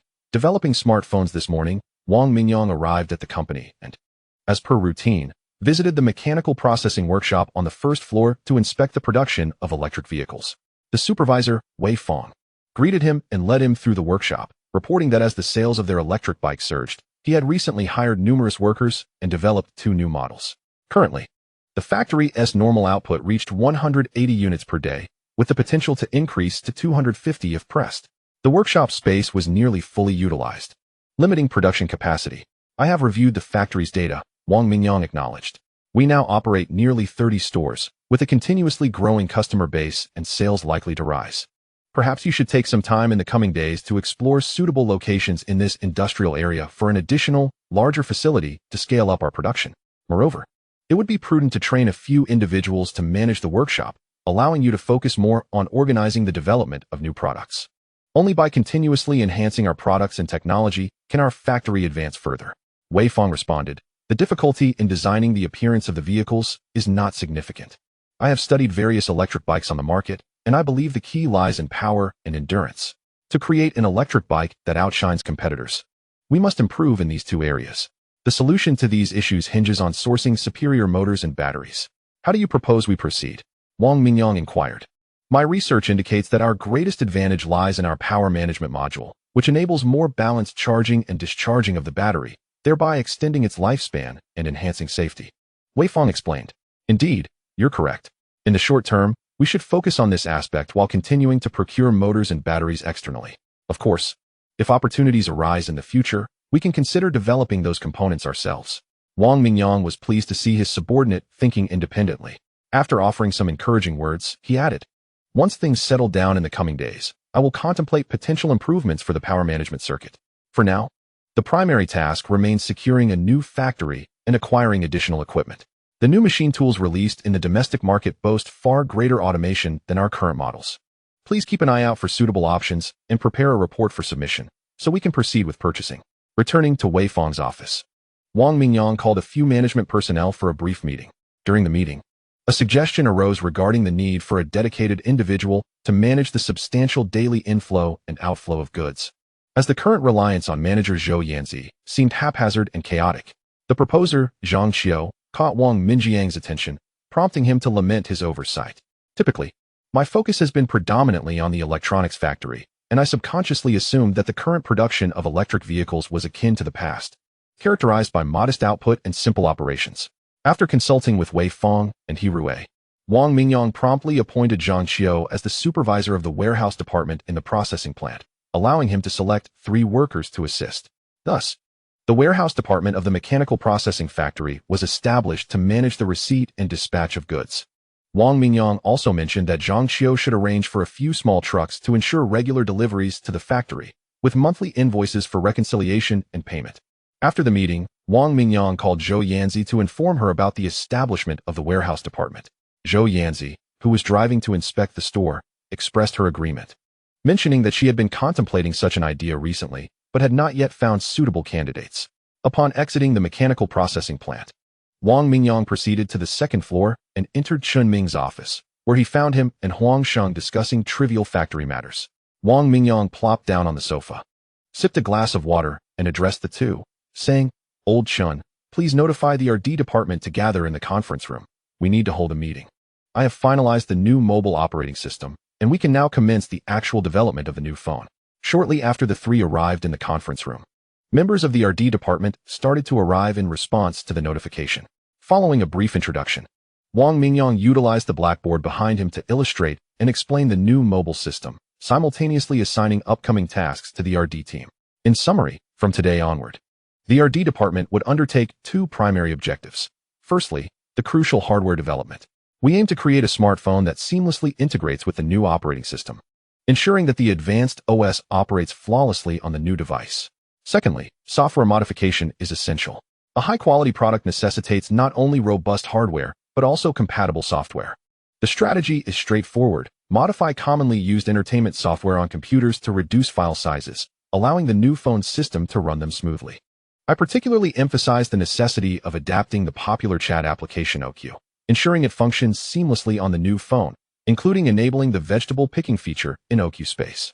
If we can achieve this, I firmly believe our new phone will be a bestseller upon its release.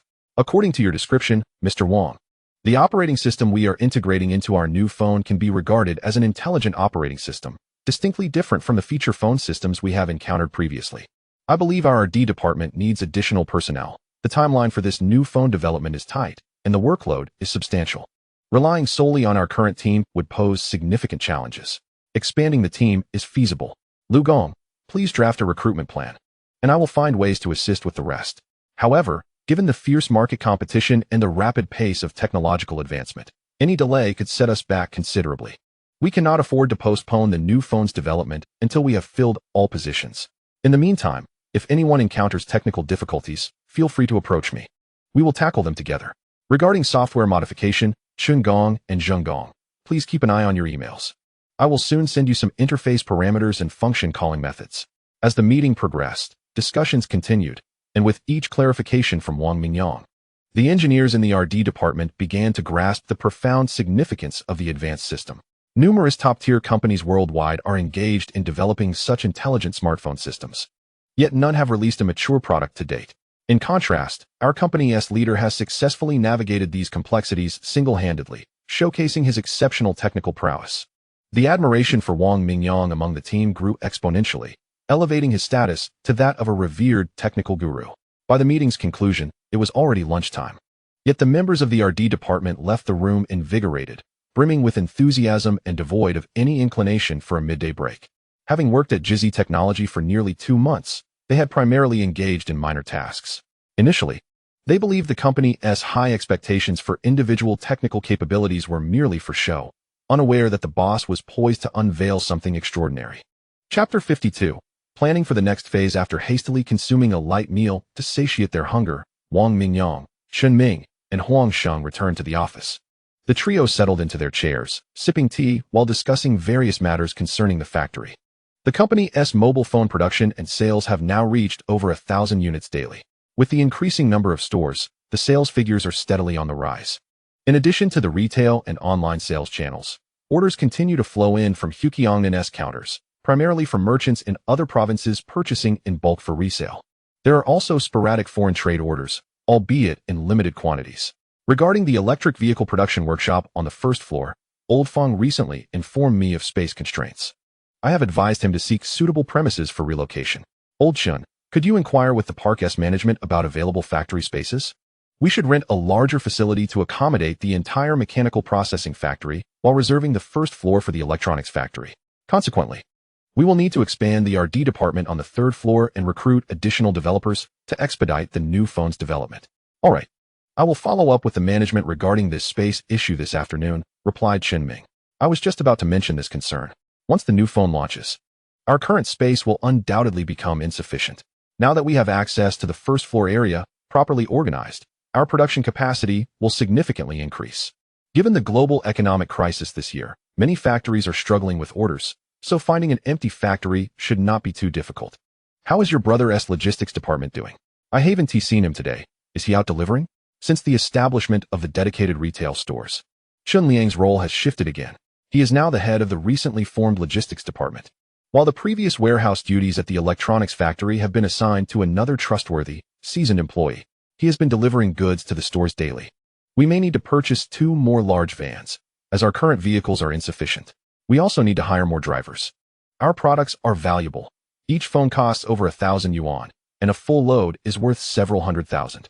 We cannot rely on external vehicles for transport, Chun Ming responded. Indeed, I will accompany Sheng to take a look and purchase 2 more vans. By the way, I intend to assign you another vehicle. It's not ideal for either you or Sheng to conduct business without a proper vehicle. What type of vehicle do you prefer? Perhaps a BYD F3 like old Juice? The company is still in its startup phase, so we shouldn't spend excessively, Huangxing suggested. As he and Chun Ming have been eager to drive since obtaining their licenses. The BYD F3 isn't suitable. It may not convey the right image for business discussions. Let us consider acquiring a Volkswagen Passat instead. We still have some funds in the company account. Wang Mingyang articulated his thoughts. Currently, the account holds over 10 million yuan. A remainder after paying several recent raw material invoices. Otherwise, the figure would have been even higher. Although the company was established only earlier this year, its business has been thriving, resulting in increasing salaries and commissions for Chun Ming and his colleagues. They were quite pleased with Wang Mingyang's decision to procure a vehicle valued at over 200,000 yuan. In the future, my friends will also own vehicles.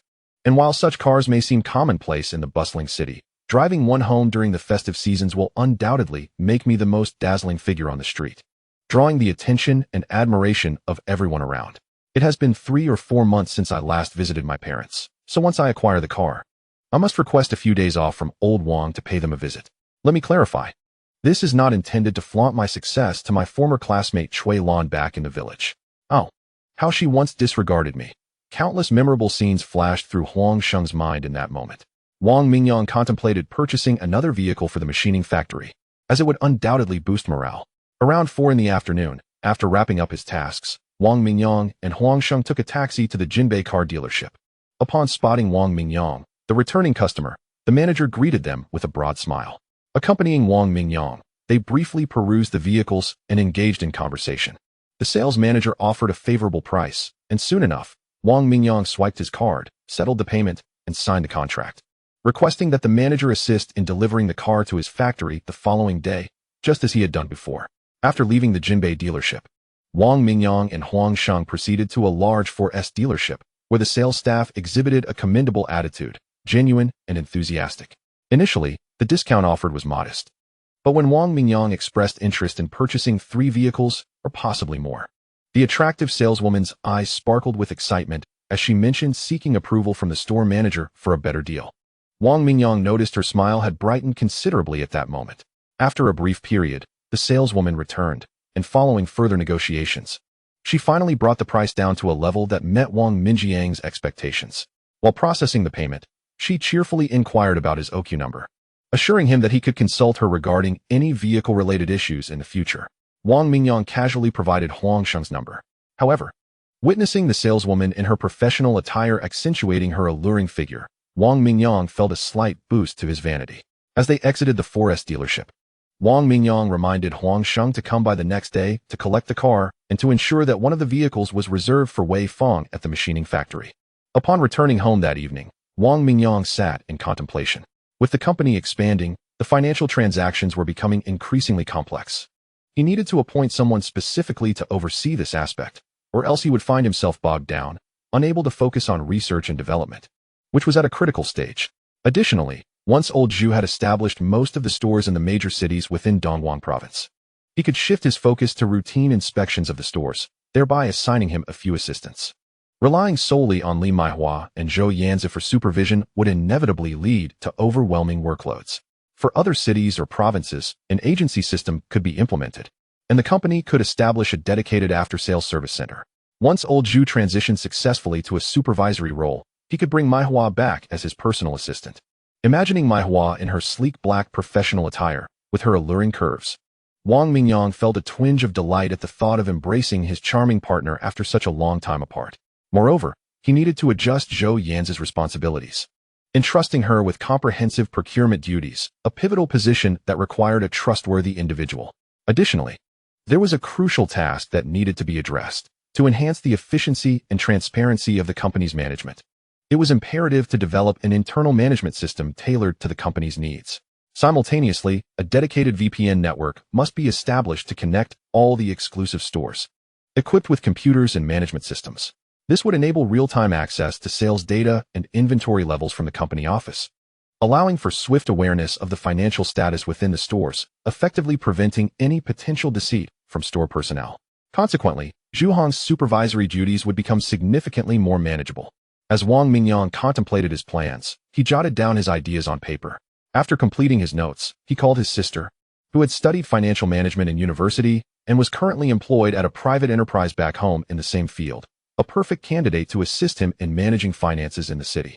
After some casual conversation, she informed him that their family home had reached the second floor, with plans to commence on the third soon. According to their second uncle, it would take another couple of months to complete the 5-story structure and its renovations.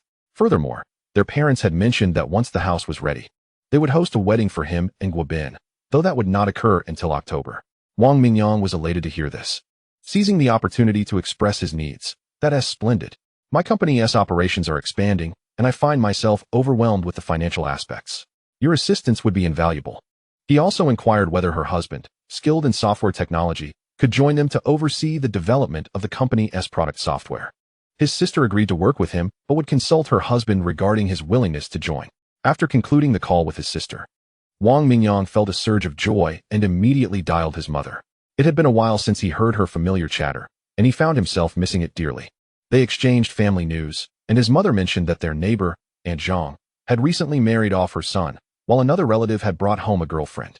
She also mentioned that someone was eager to introduce him to a potential match, asking if he could return for a visit. Wang Mingyang hastily requested his mother to decline, as he was still contemplating his affection for another. As their conversation wrapped up, his father chimed in briefly before they ended the call.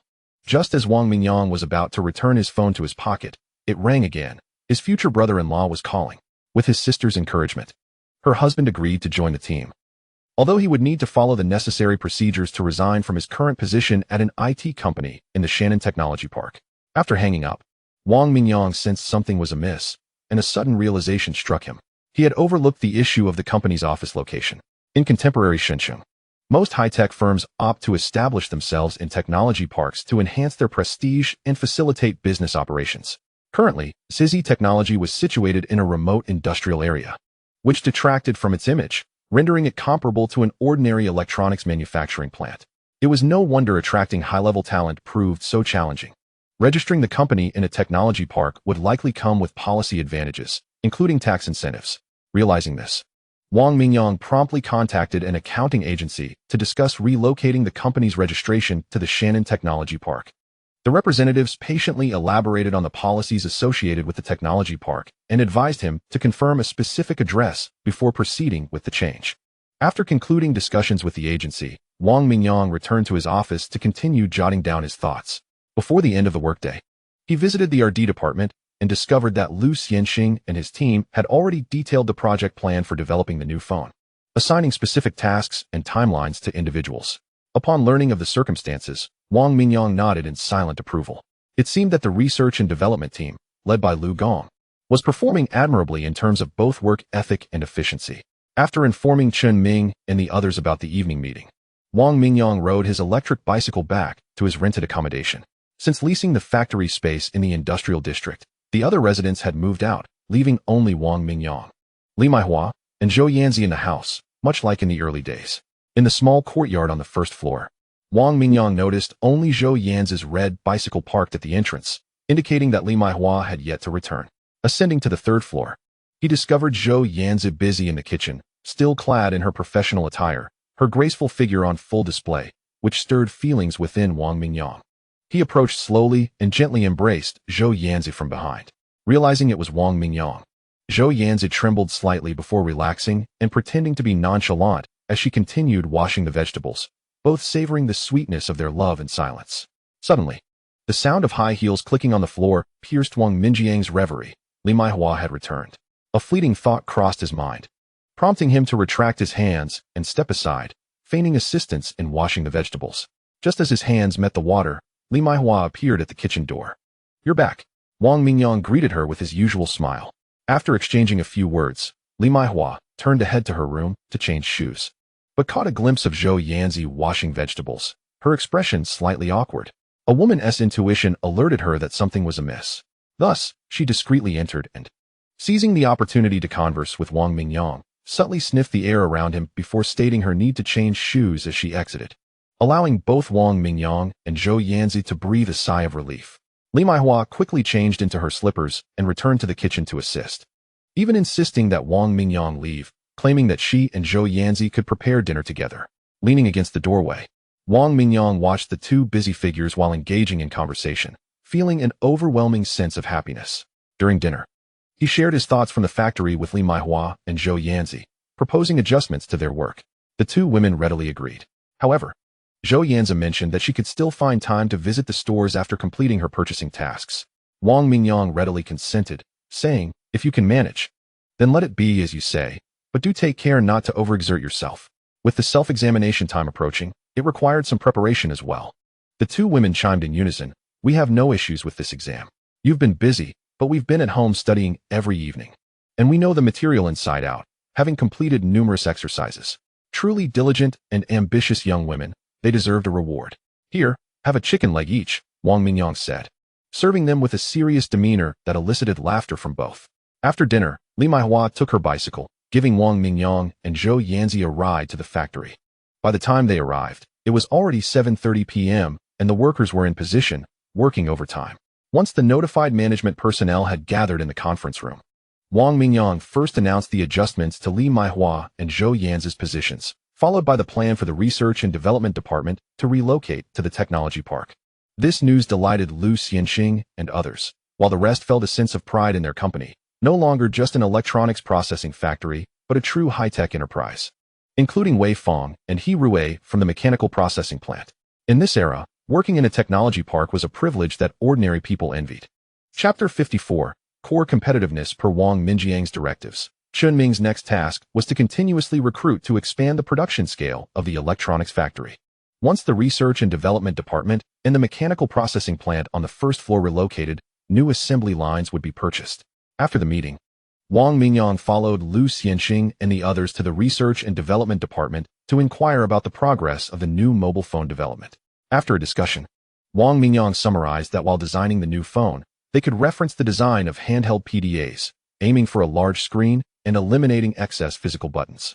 However, given the current immaturity of touch-screen technology, a stylus would still be necessary. Their new system would genuinely integrate the functionalities of a PDA and a mobile phone, contingent upon the hardware development keeping pace to fully leverage the software's advantages. With the national 3G communication network maturing and internet costs decreasing significantly, more individuals would be able to afford such expenses. Therefore, they also needed to develop a compatible mobile browser, allowing users to browse news online, access chat applications, and enjoy music and video playback. These essential entertainment features must be included, with future considerations for simple games, or even developing their own suitable mini-games. Wang Mingyang calculated that achieving all these features would require high hardware performance, resulting in a considerable cost. Lu Gong then interjected, "Indeed, with such configurations, our new phone would need to retail for over 4,000 yuan to ensure profitability. However, they could also develop a mid-range version with fewer features, retaining most physical buttons while maximizing screen size and utilizing currently mainstream components, sacrificing some performance to significantly reduce costs." Once the new phone is developed, I will further optimize the software system to ensure both models run the pre-installed applications smoothly, albeit with the lower-end model having reduced image resolution. Wang Mingyang proposed a new solution. Another night of toil ensued, and at 3 in the morning, the city remained aglow with lights. This was a city filled with dreams and miracles, yet fiercely competitive. To become a part of the legends of entrepreneurial success, every individual must exert themselves fully, as success seldom comes without effort, except for those who seem to have luck on their side. Just as Lu Xianxing and the others were on the brink of exhaustion, Wang Mingyang and his team finally defined the basic functionalities of the two new mobile phones. In the days to follow, they would need to finalize the performance parameters of various components and select suitable parts, which involved extensive calculations. As the others succumbed to fatigue and rested beneath their desks, Wang Mingyang remained busy in the research department, his efficiency surpassing that of the entire team by a considerable margin. Since the mutation of his brain, his physical capabilities had greatly enhanced, nearly tripling that of an average person. Wang Mingyang believed that with intentional exercise, he could further elevate his physical prowess. Though his current state sufficed for now, every time he lay in bed with Li Maihua discussing life, their conversations would stretch into the early hours, taking Li Maihua from the heights of contemplation to the clouds of inspiration. The following morning, Wang Mingyang hurriedly grabbed a bite before resuming work in the research department. By the time Lu Xianxing and the others gradually awakened, Wang Mingyang had already completed substantial circuit calculations and resolved several challenging issues. "Come over, everyone. I'd like to share some key points regarding circuit design," he called out. Responding to their boss, the others quickly gathered around, focusing intently on the PowerPoint presentation behind him as he began his explanation. After more than an hour, Wang Mingyang concluded his briefing and scanned the room, asking, "Are there any areas that remain unclear?" "Mr. Wang, we all understand," they replied in unison. "Very well, you should follow what was just discussed. First, go wash up and have a light meal to satisfy your hunger, and then return to work," Wang Mingyang stated before turning to exit the RD department. Is it possible that the boss has already calculated all this data so swiftly? Lu Gong pondered aloud. Under normal circumstances, how many months would it take for the 5 of us to tackle this data? Observing Wang Minjiang's retreating figure, Zhao Ji, Lu Xinxing's deputy, asked with a mix of admiration and wonder, although his inquiry was directed towards all of his colleagues. To verify this data alone, it would take at least a month for the 5 of us, considering the multitude of telecommunication signal balance issues involved. However, the problems Mr. Wang mentioned earlier, along with his proposed solutions, their time consumption remains uncertain. If we were to approach this methodically, the time required would be immeasurable, Lu Xianxing lamented, holding the documents with a sense of awe. The boss not only possesses exceptional technical skills, but also remarkable stamina. After our exhaustive discussions last night, he still managed to work through the night with such efficiency. Truly, one cannot help but feel inferior in comparison, he added with a sigh. Haha, Xiaoqian. Do not envy him. Those who can successfully start their own businesses and become big bosses are all extraordinary individuals. Such people possess an innate entrepreneurial spirit. While we ordinary folks are merely born to be workers, another colleague chuckled. Enough of that. I'm starving. Let's freshen up and find something to eat, came the response as a group of 20 or so employees filed out of the RD department towards a nearby eatery. Meanwhile, Wang Mingyang sat in his office, engaged in casual conversation over tea with Chun Ming and a few others, showing no signs of fatigue. That evening, after assisting Lu Xianxing and his team with several technical issues, he left the company to return home. He began to consciously adjust his collaborative approach with the company's RD personnel. Although developing a new product or technology is not particularly challenging for someone endowed with a super brain like him, it merely becomes a matter of the time and energy involved. Nevertheless, Wang Mingyang understood that, as a single individual, he could not oversee every detail, should he insist on personally handling every task. Any potential growth in the company would be inherently limited. To maximize his advantages, Wang Mingyang decided to focus primarily on addressing pivotal issues. In the case of the new smartphone development, he tackled the most challenging aspects of the intelligent operating system and hardware design, delegating the remaining detailed work to Lu Xianxing and his team for further adjustments and experimentation. This way, the researchers under his leadership could pursue solutions within defined parameters, significantly enhancing the likelihood of success while reducing both time and financial costs. Moreover, under this collaborative model, research personnel accompanying Wang Mingyang do not necessarily need top-tier technical expertise to contribute to the company's RD efforts. Naturally, he would welcome the assistance of elite talents. However, His company currently resembles a modest establishment, unable to attract industry giants. Upon reflection, Wang Mingyang deemed his current collaborative approach to RD as the most suitable. Ordinary talents sufficed to meet his operational demands, and the associated salary expenses paled in comparison to hiring elite experts.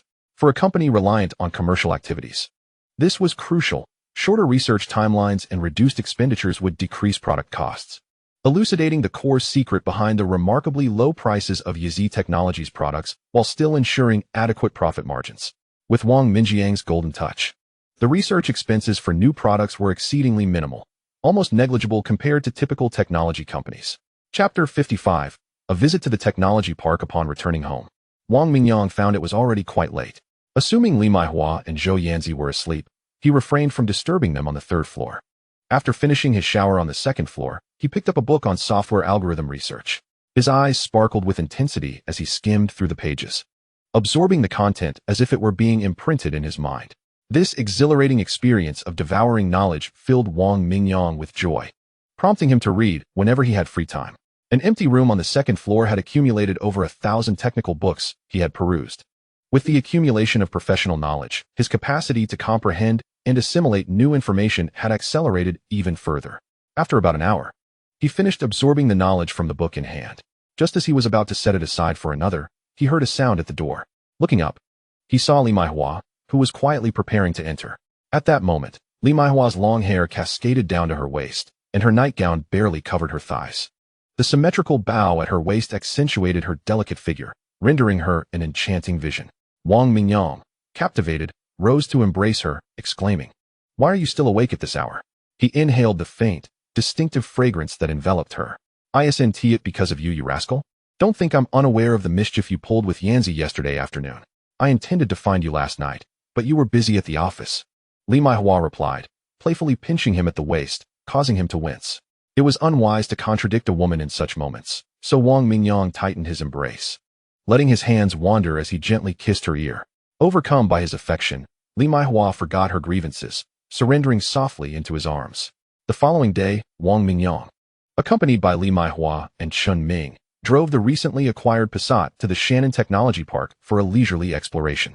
They first familiarized themselves with the surrounding area before approaching the management office to express their intent to rent an office space. It must be noted that the economic boom in Deep City is undoubtedly justified. The efficiency and demeanor of public department officials differ markedly from those in many other places. Once informed of Wang Mingyang's intentions, the management staff greeted them warmly, swiftly aiding in the selection of a suitable location and facilitating various preliminary procedures. As for the company documents not brought today, they could be submitted during the next visit. After completing the myriad of formalities, the trio returned to their newly rented office, which occupied an entire floor spanning over 700 square meters. Observing the internal layout, they began discussing the arrangement of office equipment and other essentials. Wang Mingyang intended to expose Chun Ming and Li Maihua to a broader array of responsibilities, planning for Chun Ming to oversee comprehensive tasks while Huang Sheng would take over Chun Ming's previous management of factory production. This way, many routine matters would no longer require Wang Mingyang's personal intervention, granting him more time to remain in the RD department to advance technical developments. Before they realized it, midday arrived.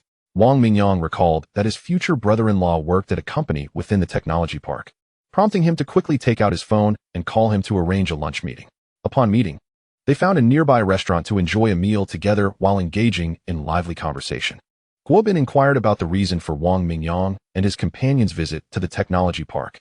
Upon learning that Wang Mingyang had recently rented a space there to relocate his company's research and development department along with the office, Guobin was genuinely pleased. Initially, he had only agreed to work at the small company established by his beloved's brother, but today he was pleasantly surprised by the unexpected news from his future brother-in-law. Clearly, his company possessed substantial strength to secure an entire floor of office space in the technology park. Although it may not rival the larger corporations, it certainly stood at a commendable mid-level, a feat that many companies within the park could not achieve. During their conversation, Guobin offered Wang Mingyang several insightful suggestions, drawing from his extensive experience in software research. Having led project teams for many years, he was well aware of the layout and equipment requirements for an IT office. In the days that followed, Chun Ming and Li Maihua busied themselves with organizing the office at the technology park to expedite the relocation process. Meanwhile, Wang Mingyang assumed a somewhat hands-off managerial role, spending his days in the research department, where he engaged with Liu Xianxing and a group of developers to discuss solutions to the software and hardware issues encountered in their new mobile phone project. At Jizzy Technology, any problem arising during the research process was swiftly addressed through Wang Mingyang's analytical approach, leading to prompt resolutions. After his explanations, the team found the solutions clear and manageable, significantly enhancing the efficiency of the developers tasked with implementation. Wang Mingyang's remarkable technical prowess continued to earn the admiration of his colleagues, particularly Liu Xianxing, who had once been well aware of Wang Mingyang's capabilities. Now, he felt a renewed sense of urgency, realizing that his former subordinate had surpassed him in expertise, compelling him to work harder and absorb new knowledge. To keep pace with Wang Mingyang's speed, the members of the research department voluntarily extended their working hours into the late night. Observing this dedication, Wang Mingyang became acutely aware of the necessity to bolster the recruitment of engineers for his company. Although a few new members had joined recently, they were still acclimatizing to their roles and currently assisting the seasoned employees. A week later, Chun Ming reported to Wang Mingyang that the office at the technology park was ready for the upcoming relocation. Following the traditions of their hometown, Wang Mingyang and his team consulted an almanac, ultimately selecting an auspicious date 2 days hence. With the relocation date set, Wang Mingyang convened a meeting with the company's management to formally inform them of the division into 2 segments: the Administrative Management Department and the Research and Development Department, both located at the Technology Park.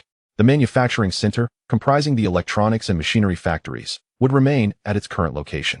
The administrative duties of the research center would temporarily be managed by Li Maihua, while Chun Ming would oversee the comprehensive management of the manufacturing center. Consequently, Chun Ming assumed full responsibility for the electronics factory, machinery factory, and e-commerce department. Huang Sheng was appointed as the factory manager of the electronics facility, while Wei Feng was assigned to the machinery factory, with Chun Ming as their superior. Zhu Hong continued to manage product sales and inspections, while Zhou Yanzi took charge of all procurement matters for the company, and Li Maihua served as Wang Mingyang's assistant. As the sales volume of both factories increased, the need for procurement also escalated, prompting Zhou Yanzi to officially establish a procurement department and recruit additional personnel to share the workload. Chun Liang returned to the warehouse department as a supervisor, with the logistics team reallocated to the warehouse. Chapter 56. The New Management System. After the meeting, Wang Mingyang returned to his office, seated in his chair as he perused the data statistics for the month. The company's business was on an upward trajectory, with the number of self-operated stores reaching 43. According to their previous plans, Jizzy Technology aimed to establish stores in economically prosperous cities such as Shuncheng, Guangcheng, Yangcheng, Zhongcheng, Zukin, and Huicheng, with a target of 100 stores. Only then would they have successfully laid the groundwork for Jizzy Technology in the Dongguan province.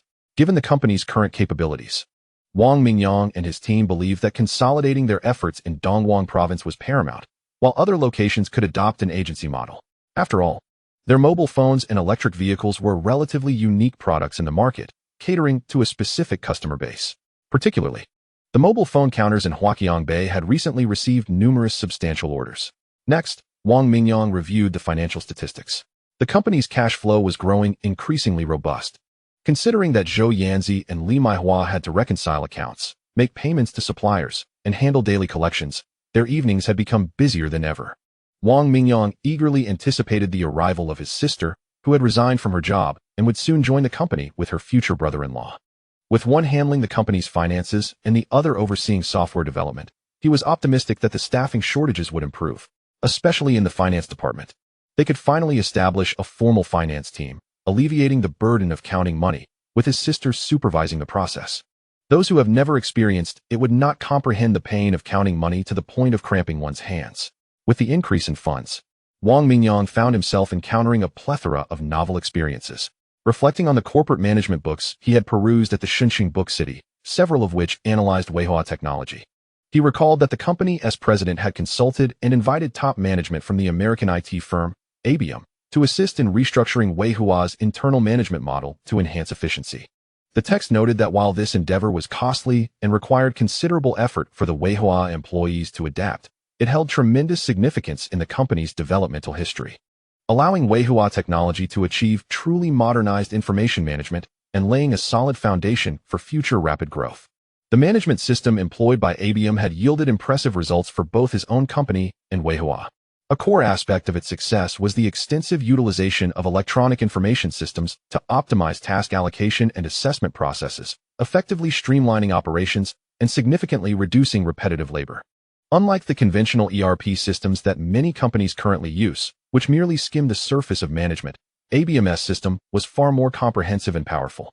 With this in mind, Wang Mingyang resolved to install computers in each of the company's exclusive stores while also developing a specialized management system for real-time data monitoring and statistical analysis. Incorporating supervisory features. When discrepancies between the data collected by the system and standard operating conditions reached a significant threshold, a warning would be triggered in the background. The regulatory personnel would receive alerts on flagged information and conduct on-site inspections of the stores, greatly minimizing the potential for employees to engage in misconduct. This system would not only include a cash register function, but would also connect all stores. The regulatory backend would allow real-time visibility into each store's sales and inventory levels, identifying which items needed restocking and ensuring that incoming goods matched the specified models and quantities. Additionally, it would feature a cash statistics function. Each afternoon, store managers would be required to deposit the day's sales proceeds into the company-designated account at a nearby bank and photograph the deposit slip for upload to the system. The system would automatically compile and calculate the data, ensuring transparency between recovered funds and sales volume. In a bid to enhance the security of the system, Wang Mingyang plans to establish a dedicated server within the company and acquire a personal domain name. However, he finds this task quite manageable. With this thought in mind, he hastily summoned sales manager Zhu Hong and several sales supervisors to elucidate his proposed plan. The group listened intently, their eyes sparkling with admiration for their boss's brilliantly creative idea. Once the sales department personnel departed, Wang Mingyang glanced at the clock, noting it had already passed 5 o'clock. Li Maihua and Chun Ming had yet to return from transporting some items to the technology park. Contemplating this, Wang Mingyang ascended to the 3rd floor, heading to the exclusive office shared by Li Maihua and Zhou Yanzi. This office was modest in size, and at that moment, only Zhou Yanzi was present. She was engrossed in examining reports, tapping away at the calculator to tally the data on the purchase orders. Upon noticing Wang Mingyang's entrance, Zhou Yanzi greeted him with a sweet smile, indicating that she would soon finish and inviting him to take a seat nearby. Seated idly, Wang Mingyang soon found himself bored, his gaze wandering around the room. Finding little of interest, his attention naturally shifted to Zhou Yanzi. From the side, she appeared stunning in a fitted white blouse paired with black trousers, perfectly accentuating her graceful, elongated figure, radiating femininity. Her alluring curves, smooth skin, and slightly rounded oval face captivated Wang Mingyang, leaving him yearning for more. As Zhou Yanzi occasionally glanced over, she would catch his gaze, her initial shyness gradually transforming into sweet affection. Time flew by as they exchanged glances, and soon it was 6:30. The office was empty, the others having long departed. Zhou Yanzi finally completed her tasks. I'm done. I'm starving. I'll go buy some groceries and prepare dinner, she said, locking her documents in the cabinet. No need for that. You've been busy for so long. Let us eat out instead. It's not worth tiring yourself, he suggested. All right, it's up to you, she replied. This afternoon, I discussed with Zhu Hong and the others about equipping every store with a computer and installing a specialized internal management program. This will significantly enhance management efficiency, strengthen oversight, and minimize vulnerabilities. This system will also apply to your procurement and warehouse management, alleviating everyone's workload. As they walked, Wang Mingyang elaborated on the functions and management processes of the system until they reached the food stalls. Once Zhou Yanzi comprehended his vision, she silently marveled at the brilliance of the idea, although she recognized that developing such management software would be quite challenging. Yet, she knew that the man she adored was a genius in software development. This endeavor would pose little challenge for him. While they dined, their conversation shifted from work to various amusing life anecdotes, with Zhou Yanzi's laughter enchanting Wang Mingyang. After their meal, they strolled hand in hand across the street, appearing to be just an ordinary couple, oblivious to the vast wealth they possessed. Upon returning home, however, they found the house shrouded in darkness, clearly indicating that Li Maihua had not yet returned. Concerned, Wang Mingyang called her, only to learn that she was still busy with matters at the new office in the technology park and would return later. Chapter 57. Afraid of his erratic behavior. Yet fearful of his absence having just taken Zhou Yanzi's hand, Wang Mingyang quickly found himself on the phone with Li Maihua. What a fickle heart. He chastised himself internally, casting a guilty glance at Zhou Yanzi.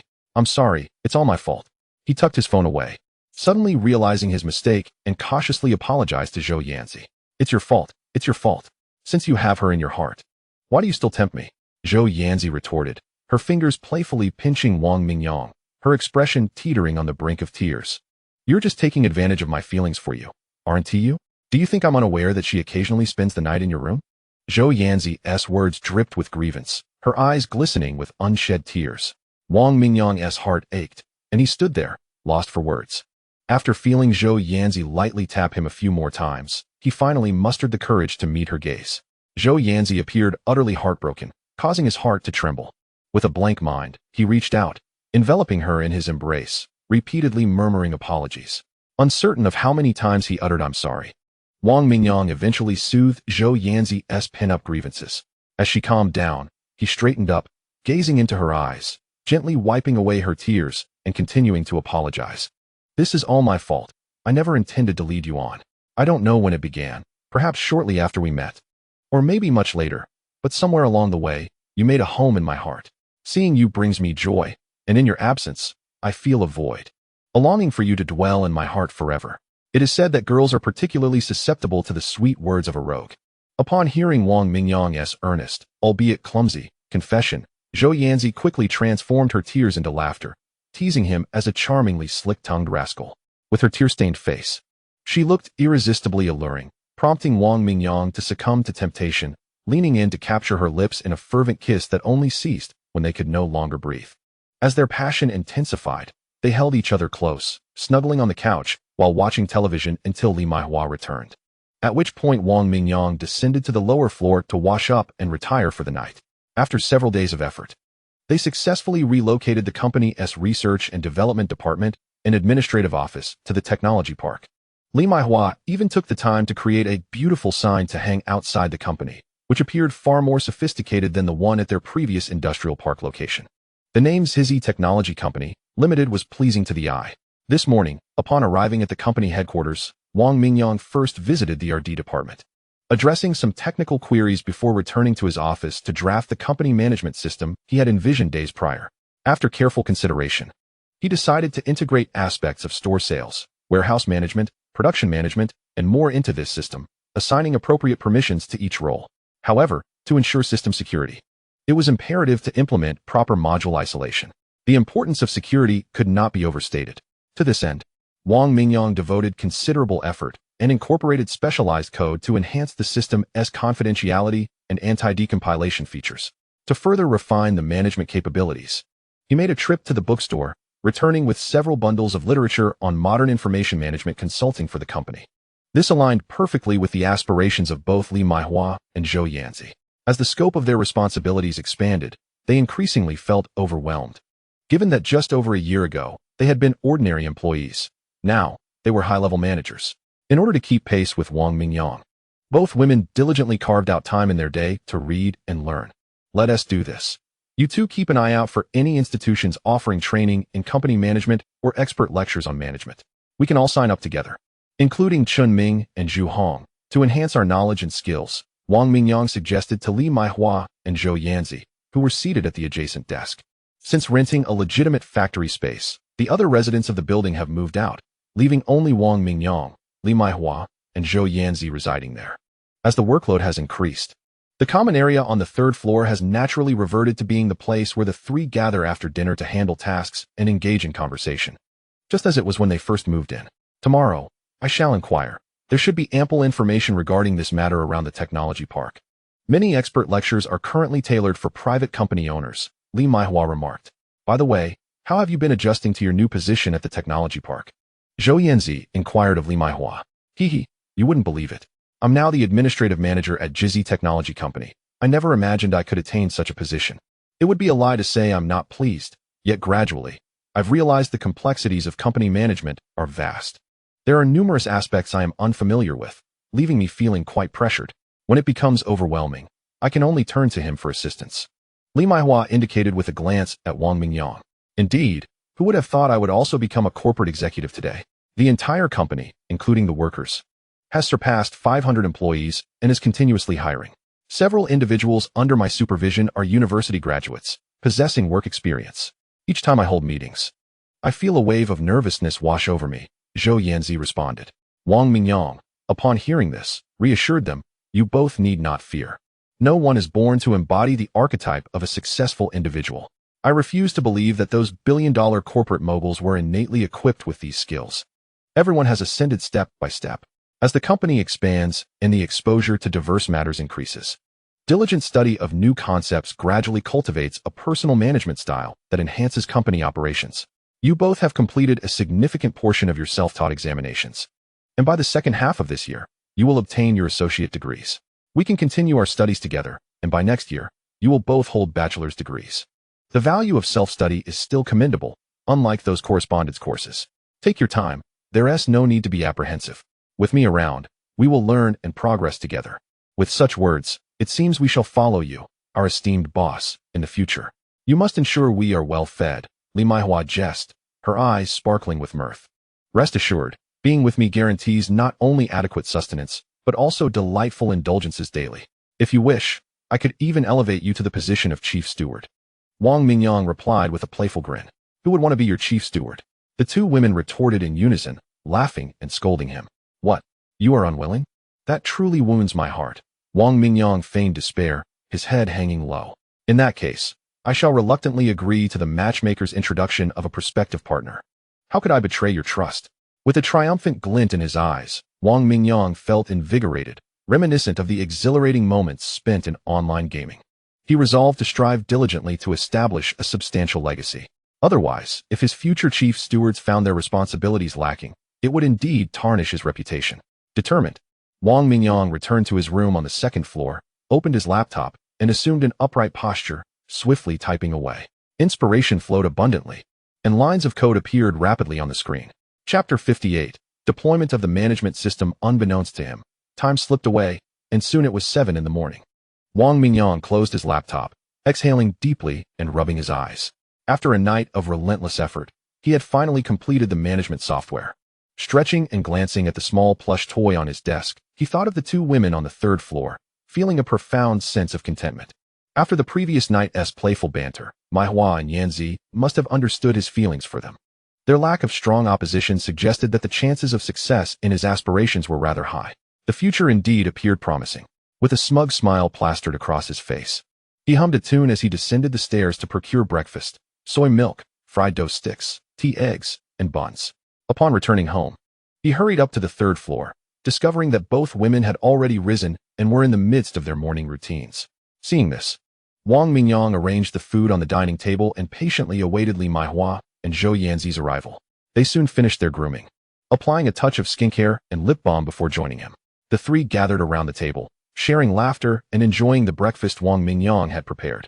Today, the delightful meal prepared by Wang Mingyang lifted Li Maihua and Zhou Yanzi's spirits, as they typically bore the responsibility of cooking for him. Furthermore, following last night's revelations, their previous concerns and speculations had diminished significantly. Regardless of the circumstances, they were relieved to finally understand his intentions.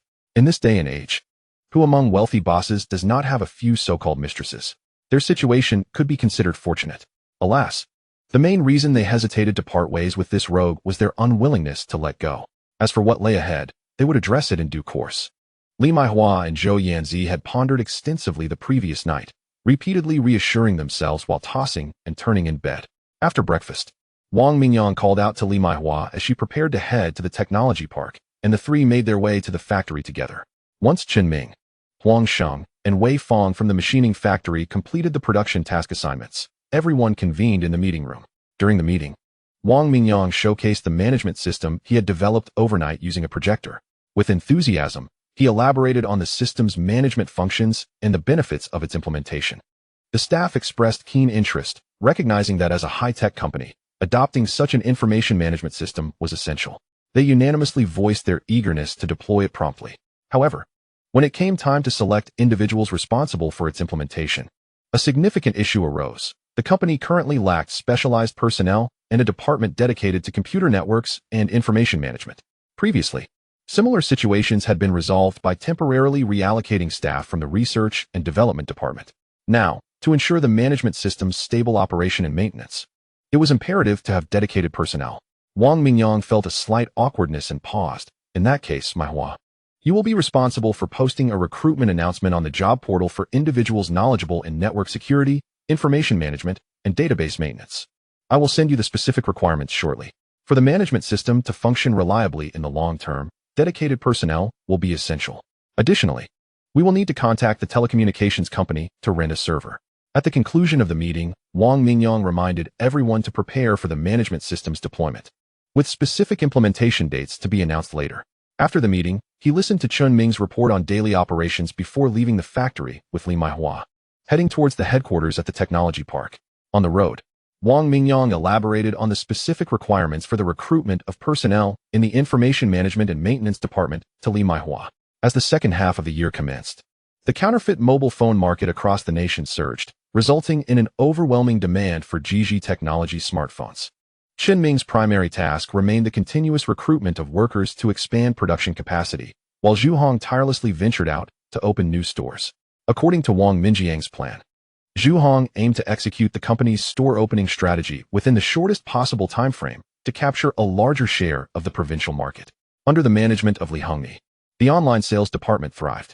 Following the initial success of the Taobao store, the Jingdong store recently opened, and with the effective use of cash flow for attracting customers, sales saw a significant increase. Although GG phones currently lag behind first-tier brands, they ranked first among second-tier competitors and gradually shed their image as counterfeit phones.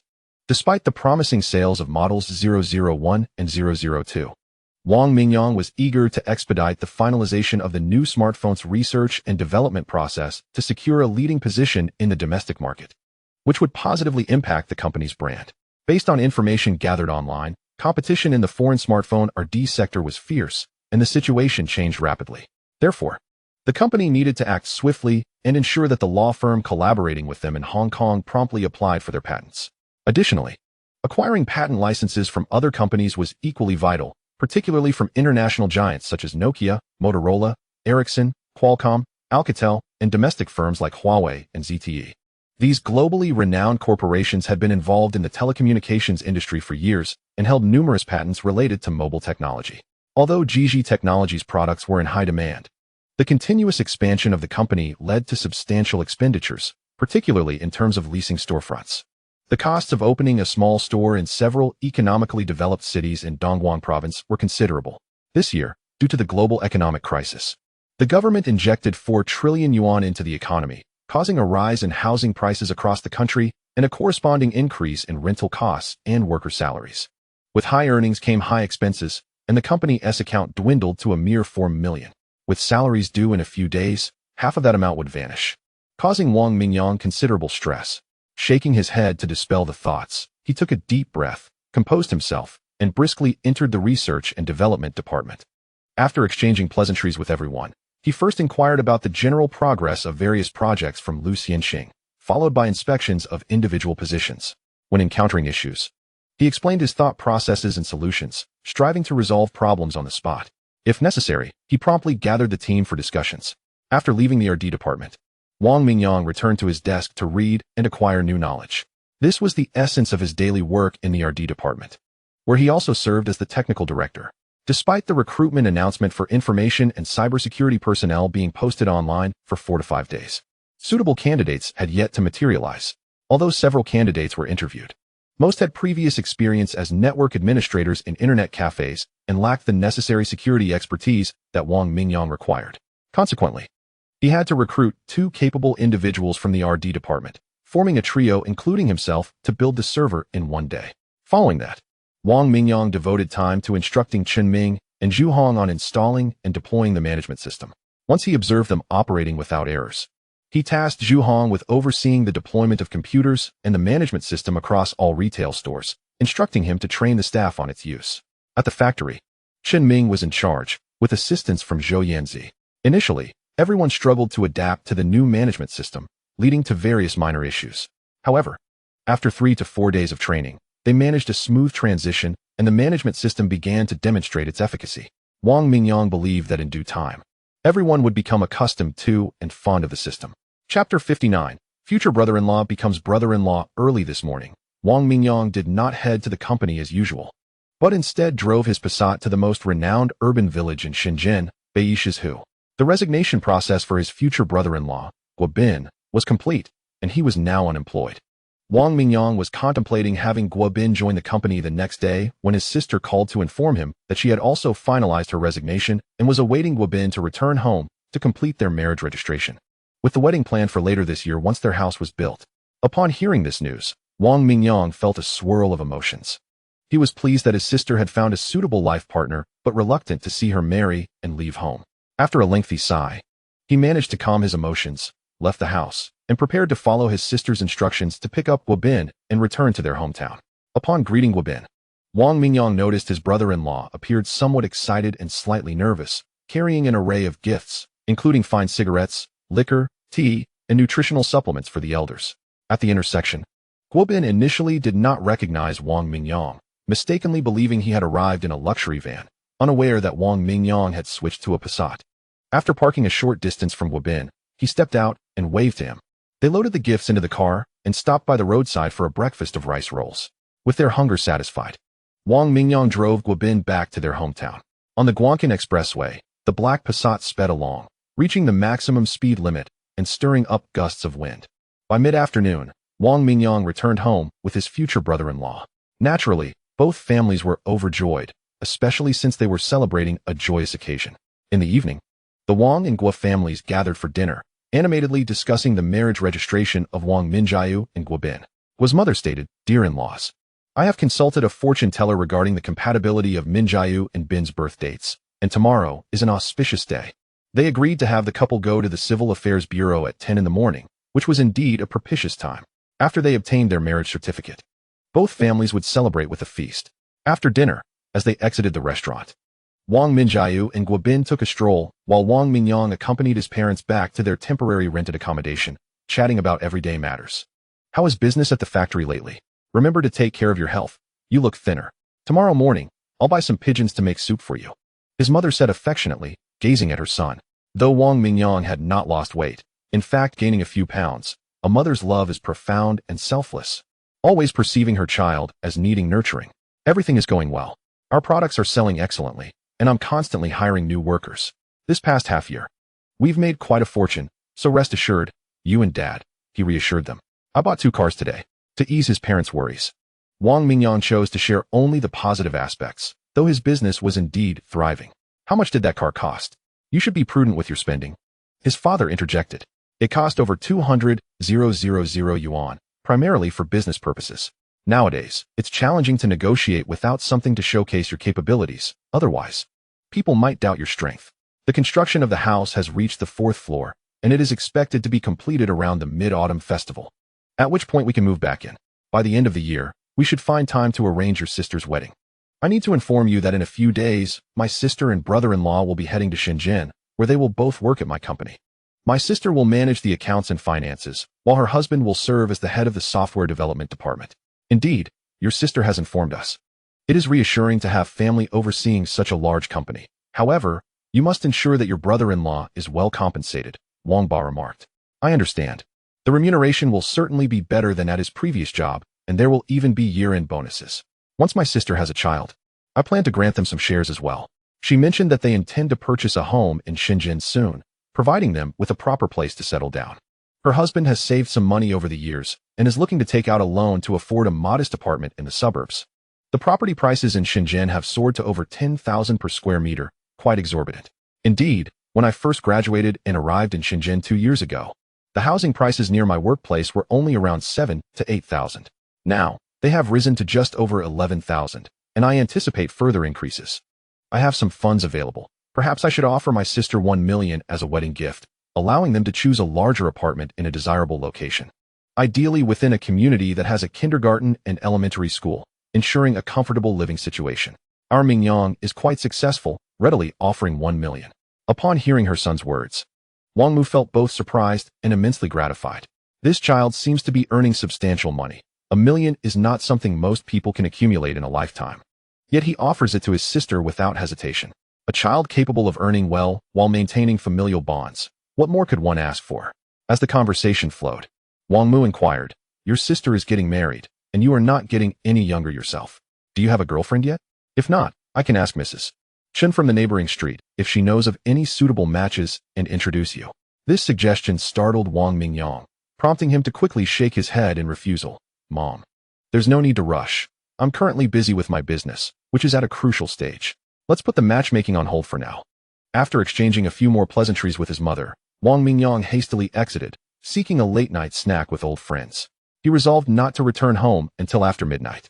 The following day was an auspicious occasion. Wang Minjiu and Guobin successfully obtained their marriage certificate, and the two families celebrated at the finest local restaurant with 3 tables of close relatives. According to the customs of their hometown, newlyweds are not permitted to travel far for 3 days following their wedding, regardless of whether it is for obtaining a certificate or hosting a banquet.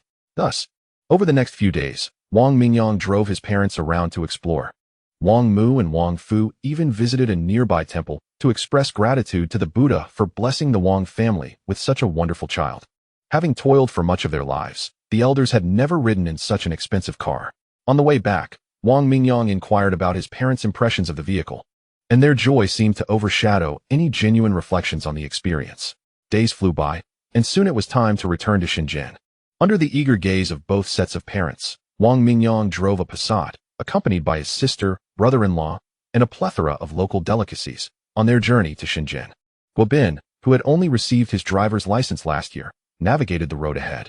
The highway was sparsely populated, allowing him to drive slowly with ease. His sister engaged in casual conversation from the passenger seat, while Wang Mingyang occupied the back seat, chatting with Li Maihua and Zhou Yanzi via Okyu. After a few days apart, he found himself somewhat missing them. After a 7-hour drive, they finally arrived in Shenzhen. Wang Mingyang alighted at the tech park and waved farewell to his sister and brother-in-law. Guobin, since my sister has yet to visit Shenzhen, take her around for a few days to familiarize her with the city before you start work.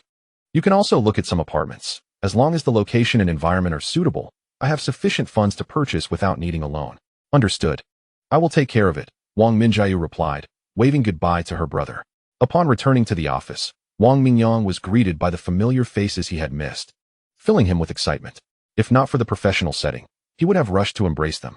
After exchanging pleasantries with Li Maihua and Zhou Yanzi to alleviate his longing, he proceeded to the development department to check on the progress of the new smartphone.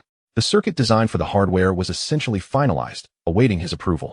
If he deemed it satisfactory, they could proceed to prototype production. However, the predominant market for PDA screens utilized resistive touch technology, which lacked responsiveness, and they had yet to find a superior alternative material. Additionally, there was a concern regarding scratch resistance. The screen protectors available in Huaqiangbei were subpar, necessitating higher-priced custom orders from manufacturers. I propose we apply screen protectors before the phones leave the factory, enhancing durability and providing an additional selling point, Lu Xianxing suggested. So, the primary issue at present is the screen? Wang Mingyang inquired. If we engage a manufacturer for custom designs that meet or exceed the performance of comparable market products, we should ascertain the costs and evaluate our budget accordingly. By the way, I have another idea. The current system only supports single-point touch. If we can develop it to accommodate dual or even multi-point touch, we would elevate the product's innovation significantly. If successful, it may be the first of its kind in the world. The thought of creating world-class technology filled Wang Mingyang with pride. Who among us developing technology does not aspire to achieve such recognition? Yet, given the current circumstances, it seems merely a distant dream. The leading electronic technologies globally are predominantly from the United States and Japan. Our country started late, relying on foreign materials and textbooks. The audacity of it all. Lu Xianxing continued. At this stage, we are only equipped to handle single-point touch. Dual-point capabilities can be considered for future updates. The PDA has been in development for decades worldwide without achieving true success, primarily due to hardware limitations. Our new smartphone's functionality is already at a top-tier global level. Thanks to your guidance in developing the operating system. Otherwise, there would be no competition domestically. When our products hit the market, my former classmates will be astonished. Wang Mingyang chuckled. I never expected you to be so modest, he teased Lu Xianxing. You have no idea about the agony I endured during class reunions.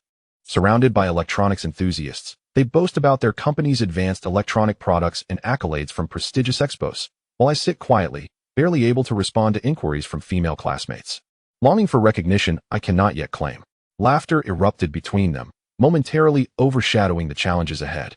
One day, Wang Mingyang, after a long day at work, stepped out of the office only to receive a call from his university classmate, Li Quan.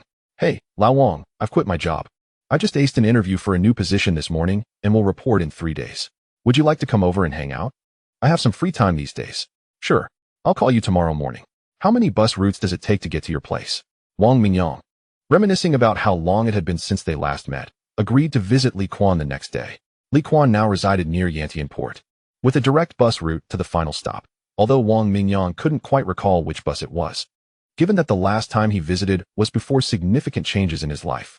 After chatting with Li Quan for a while, he ended the call with a smile, finding it quite a coincidence that he had just discussed a reunion with Lu Gong the day before, and now he was heading to see his old classmate. He thought about inviting several friends from university for a meal this weekend, as it had been over 6 months since they last gathered, and he was curious about how they were faring. The next morning, Wang Mingyang arrived at the office, spending over an hour settling affairs before bidding farewell to Li Maihua and making his way to the nearest bus stop, where he boarded a bus toward Yantian Port.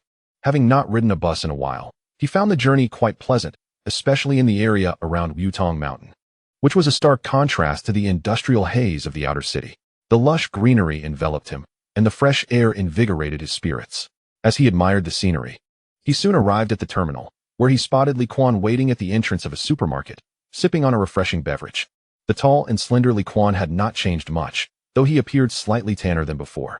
He waved excitedly at Wang Mingyang, and their reunion sparked joy. As Wang Mingyang approached, Li Quan handed him an ice-cold cola, which he eagerly consumed, relishing the refreshing taste on a hot day. "Let us find a place to eat," Li Quan declared, leading the way as they ambled down the street, pointing out various shops along the way, clearly familiar with the area. They discussed what to have for lunch while sharing updates about their lives.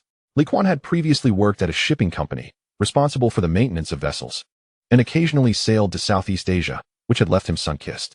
Now, having resigned, he planned to return to his hometown in Zhejiang province. Li Quan's family, hailing from Hebei City, had been fishermen for generations, with a fishing boat over 20 meters long. In fact, he had once invited Wang Mingyang to stay with them for a week right after graduation, treating him to a feast of seafood every day, which Wang Mingyang thoroughly enjoyed. Upon hearing that Wang Mingyang was now starting a mobile phone business, Li Quan expressed his happiness. After indulging in a delightful spicy hot pot, the two strolled down the street until they reached a nearby shopping mall, where Li Quan suggested catching a movie. Wang Mingyang readily agreed, realizing he hadn't been to the cinema in over a decade. They purchased tickets for Death Sniper at 35 yuan each. The film was quite engaging, and upon exiting, they found themselves discussing the plot animatedly, eventually leading to a conversation about Li Quan's favorite movie star, Nicolas Cage. As Li Quan passionately shared the life and works of the American superstar, he promised to take Wang Mingyang to see one of his films in the future. Amidst their lively banter, they decided to visit a nearby internet cafe to relive their school days, reminiscing about their youthful escapades in the gaming realm. On a whim, they called their old classmate, Peng Cheng, who was currently working as an internet cafe manager in Dongguan, through the Battle.net platform. The three of them gamed for the entire afternoon, their excitement echoing as they reveled in nostalgia, reminiscent of their university days spent in internet cafes. That evening, Wang Mingyang stayed at Li Quan's rented apartment. They chatted late into the night, reminiscing about their past adventures. The following afternoon, they casually prepared a pot of noodles for lunch. Afterward, Wang Mingyang reached out to their classmates Meng Hua and Fan Shi in their group chat, inviting them to join for dinner that evening. Both old friends promptly accepted, agreeing on a location. Later that day, Li Quan took Wang Mingyang to climb Wutong Mountain, and upon their return, it was nearly time for their dinner gathering. In a private room of a Sichuan restaurant, they enjoyed cold beer and spicy hot pot, exchanging lively conversation and fond memories of the past few years. They noted that among their group of mechanical engineering graduates, only Li Quan and Yi Yunan, who was now working in Dongguan, were still in related fields. Wang Mingyang was now in medical device sales. Fan Shi worked in technical support at a telecommunications company, and Peng Cheng was managing an internet cafe. As they shared a few drinks, Meng Hua remarked on their current professions. "Just yesterday, Lao Wang and I were gaming with Lao Peng at the cafe," Li Quan chimed in. At that moment, Fan Shi, affectionately known as Little Fatty, expressed his admiration for Peng Cheng, who had been self-studying cybersecurity and frequently visited the cafe to learn, contrasting with their own gaming pursuits.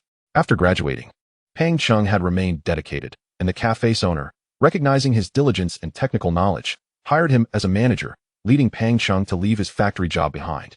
It was inspiring to hear that he had successfully utilized the cafe's computers to pass the CCNA certification for cybersecurity assistance and was now preparing for the CCNP exam.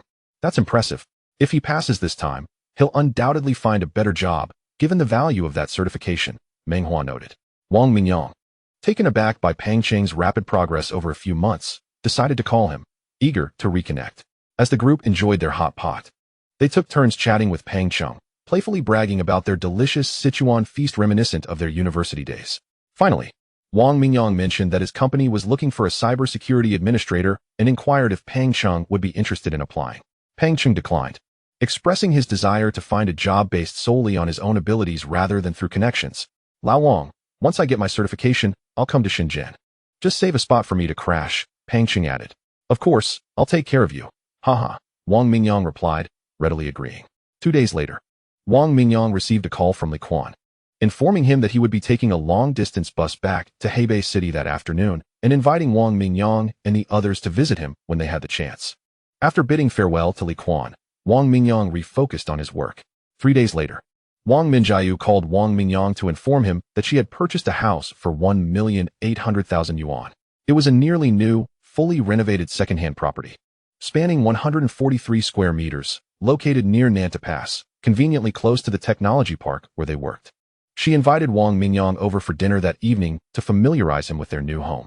This news brought immense joy to Wang Mingyang, as he thought that with his sister and brother-in-law settled in their new abode, he would soon be able to start working at the company.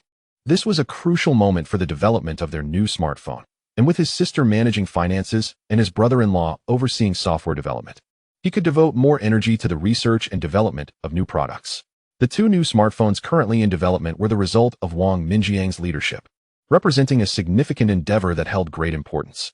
If successful, it would demonstrate that Jizzy Technology possessed the capability for independent research and development, solidifying its identity as a genuine technology enterprise rather than merely a makeshift assembly company. However, despite the smooth progress in developing the operating system for the new smartphones, there were still minor issues arising during the integration of software and hardware. To date, around 10 prototypes had been built, and the research and development team was diligently testing, identifying problems, and making improvements. Concurrently, the process of applying for patents and obtaining authorizations was also underway. At 5 o'clock in the afternoon, after speaking with Li Maihua, Wang Mingyang discreetly slipped out of the office, purchased some fruit at the market, and headed to his sister's new home. Upon entering, Wang Minjiu eagerly gave him a tour of the house. The spacious 140 square meter residence, with some area gifted, had a usable space of 128 square meters, leading Wang Mingyang to lament the exorbitant nature of the real estate market, where over 25 square meters of space seemed to vanish, costing him tens of thousands. The apartment featured 4 rooms with an excellent layout, creating a sense of spaciousness. However, what captivated Wang Mingyang the most was the grand balcony, 3 meters wide and over 8 meters long. Situated on the 30th floor, this living balcony offered a delightful space for leisurely tea drinking, reading, or simply enjoying the view. For the housewarming, Wang Minjiu and Guobin opted for a modest ceremony involving incense offerings rather than a lavish banquet, purchasing only a few essential pieces of furniture. That evening, Wang Minjiu personally prepared a sumptuous meal for the 3 of them, and they enjoyed dinner while engaging in lively conversation. It wasn't until 9:30 that Wang Mingyang rose to leave. Wang Minjiu quickly insisted he stay, mentioning that she had reserved a room for him, allowing him to move out of his rented apartment, as she believed he was only living in a humble single room in a city village. However, considering Li Maihua and Zhou Yanzi, Wang Mingyang shook his head to decline his sister's kind offer, waving goodbye as he departed. 2 days swiftly passed. Today, Wang Minjiu and Guobin commenced their work at the company. Wang Mingyang convened a morning meeting to introduce them to the team. After the meeting, he proceeded to the research and development department to discuss ongoing issues. Beyond routine matters, the primary focus at the company was the research and development of smartphones. During the discussion on the progress of the smartphone development, someone suggested that the team concentrate on launching one of the 2 new models first. Upon hearing this, Wang Mingyang promptly inquired about the reasoning behind the proposal. Mr. Wang, my thought is that there are too many manufacturers in the smartphone market, and the pace of new product launches is incredibly rapid. Just observe the activity in Huaqiangbei. The company currently only has 2 models available, which have been on the market for nearly 6 months. We should continue to release new models to capture market share. If we wait until both new smartphones are completed before introducing new products, Won't that be a bit? Li Gong, your consideration is astute. I must admit I overlooked that aspect. The changing market dynamics certainly warrant our attention. Let's discuss whether we should adopt the strategy you proposed according to our current progress. Wang Mingyang pondered for a moment before speaking. Ultimately, the team agreed to focus their efforts on the model internally named Jizzy-03, a lower-end version. This model featured a large screen occupying most of its body, resembling the design of the black coal from the Maple Leaf Nation. Akin to the model favored by the current president of America, Obama.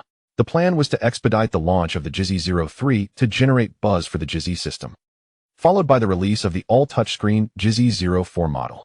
After the meeting, Wang Mingyang visited his sister's office to discuss routine financial matters and transfers, requesting Li Maihua's assistance in the process. Exiting the finance office, he sought out his brother-in-law to discuss pressing issues. With the prototype of the new smartphone completed, and based on the conclusions drawn from the earlier meeting, the primary focus would now shift to the Jizzy-03 model. Brother-in-law, please familiarize yourself with this. You'll be responsible for coordinating the software development. They decided to consult with Lu Gong to get an overview of the specific project details. Half a month passed in the blink of an eye, and the testing and improvement of the Jizzy-03 prototype reached a significant milestone. Under Wang Minjiang's direct supervision, all previously identified issues had been resolved, and they were now conducting tests on the second batch of prototypes. During lunch one day, Wang Minjiang playfully remarked to her brother that she found Li Maihua's personality quite appealing, lively, cheerful, and pleasing to the eye, with a sweet smile reminiscent of a serene and harmonious face. What do you think? Since you currently don't have a girlfriend, I could help you make a connection. Given your financial stability, it might be time to consider settling down. She seems like someone with good character and a nurturing disposition. Wang Mingyang, taken aback, nearly spat out his porridge, struggling to swallow before hastily shaking his head in refusal, his face alternating shades of red and white. He contemplated revealing that Li Maihua was his girlfriend, but hesitated, recalling Zhou Yanzi. What's the matter? If you're not interested. There's also Zhou Yanzi from the procurement department, who is single as well. Should I inquire about her character? She's more traditional, but also knows how to care for a family. Wang Minjiang, oblivious to her brother's discomfort, continued her line of questioning, suggesting other candidates she had personally evaluated in recent days. Wang Mingyang, unable to suppress a sigh, marveled at his sister's remarkable ability to gather information about the company's single women within such a short span. Was she here to manage finances or to gather intelligence? He waved his hand again, firmly rejecting her assistance. You need not concern yourself with this matter. I will handle it myself. That evening, as Wang Mingyang dined with Li Maihua and Zhou Yanzi, the topic arose, and both women were momentarily stunned before bursting into laughter, nearly rolling on the floor with amusement. Once their laughter subsided, Wang Mingyang found himself on the receiving end of a playful assault from the two women. The wayward man ultimately feigned a pitiable demeanor, seeking mercy to escape their playful wrath. The following day, with everything at the company headquarters running smoothly and no immediate tasks at hand, Wang Mingyang decided to ride with Zhou Yanzi to the factory. After several days without seeing old Chun, he thought it would be good to catch up, while Li Maihua continued her work at the headquarters. Upon arriving at the factory, I first engaged in a conversation with Chun Ming in his office, followed by a visit to Wei Fang's machining factory.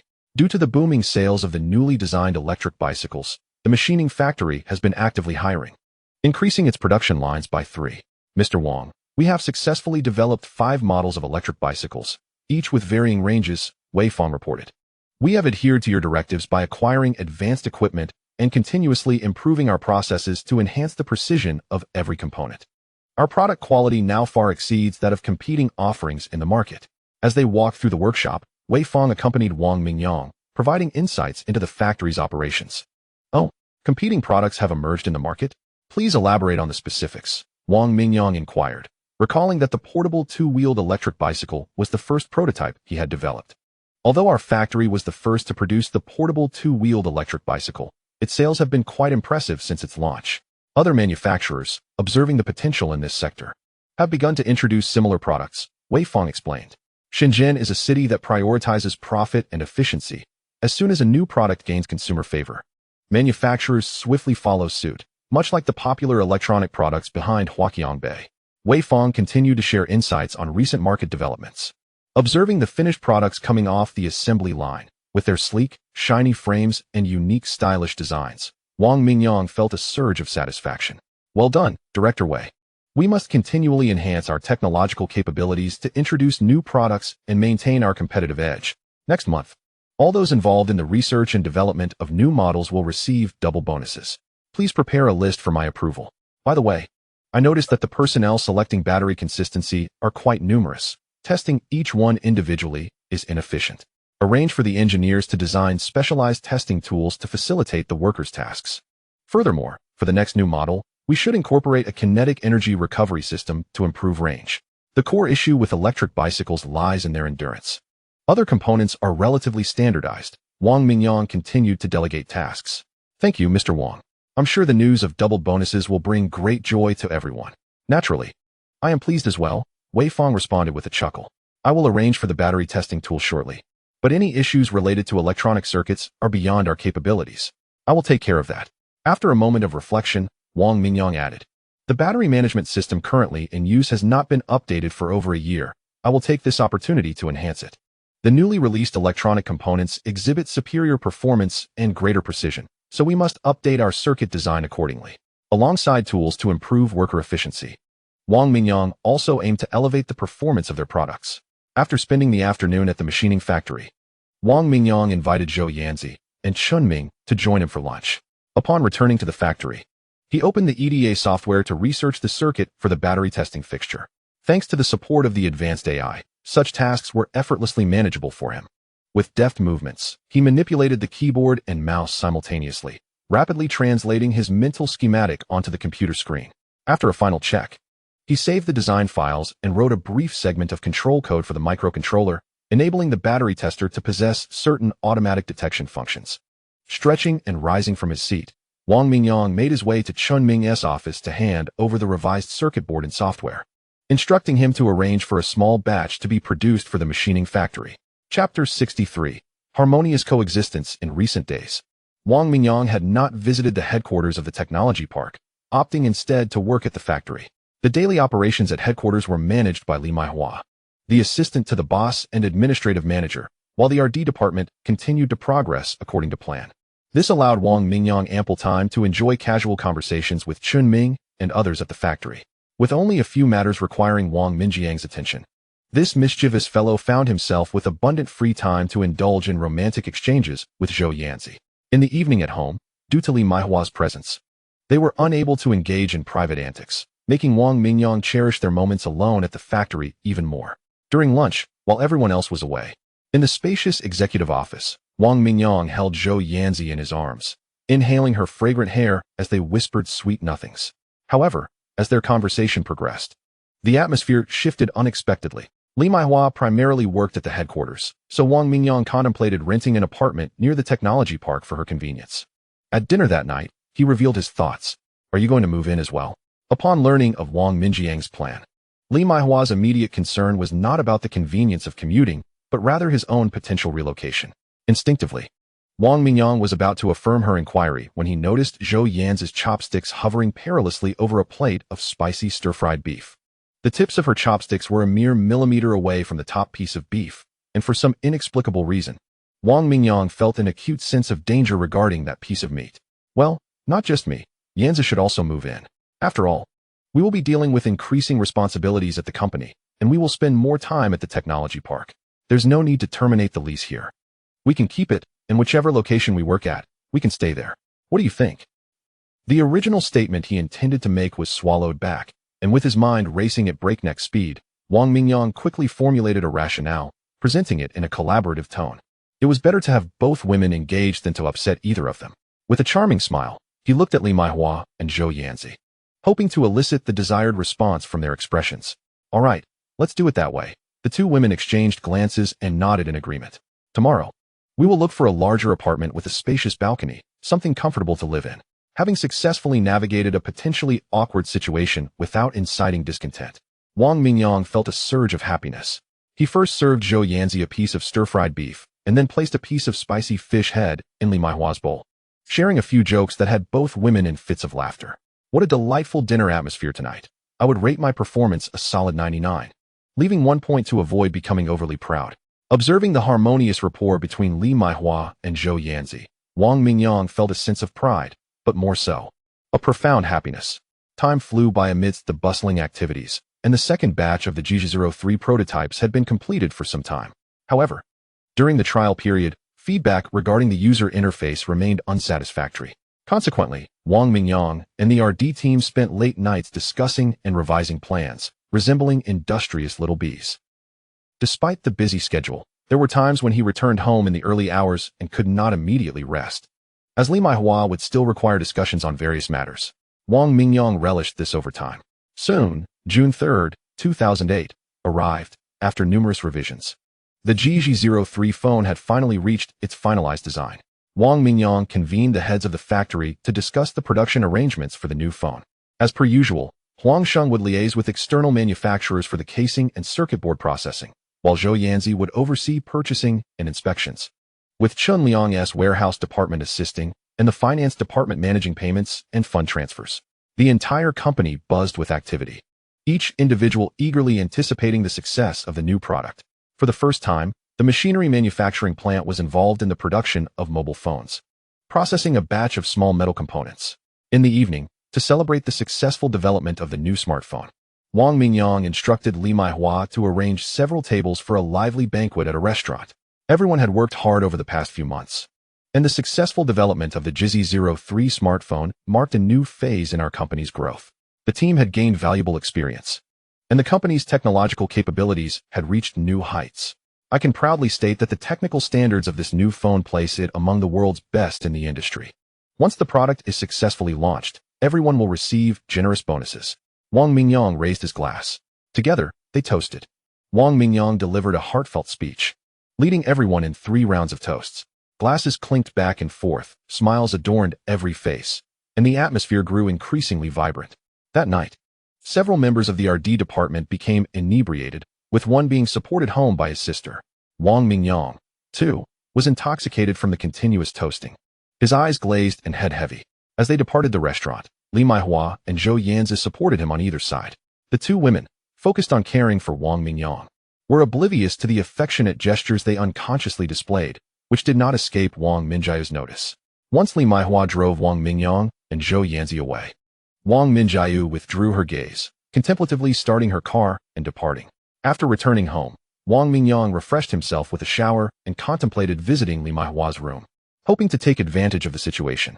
However, upon opening the door, he found Zhou Yanzi seated on the living room sofa, pretending to watch television.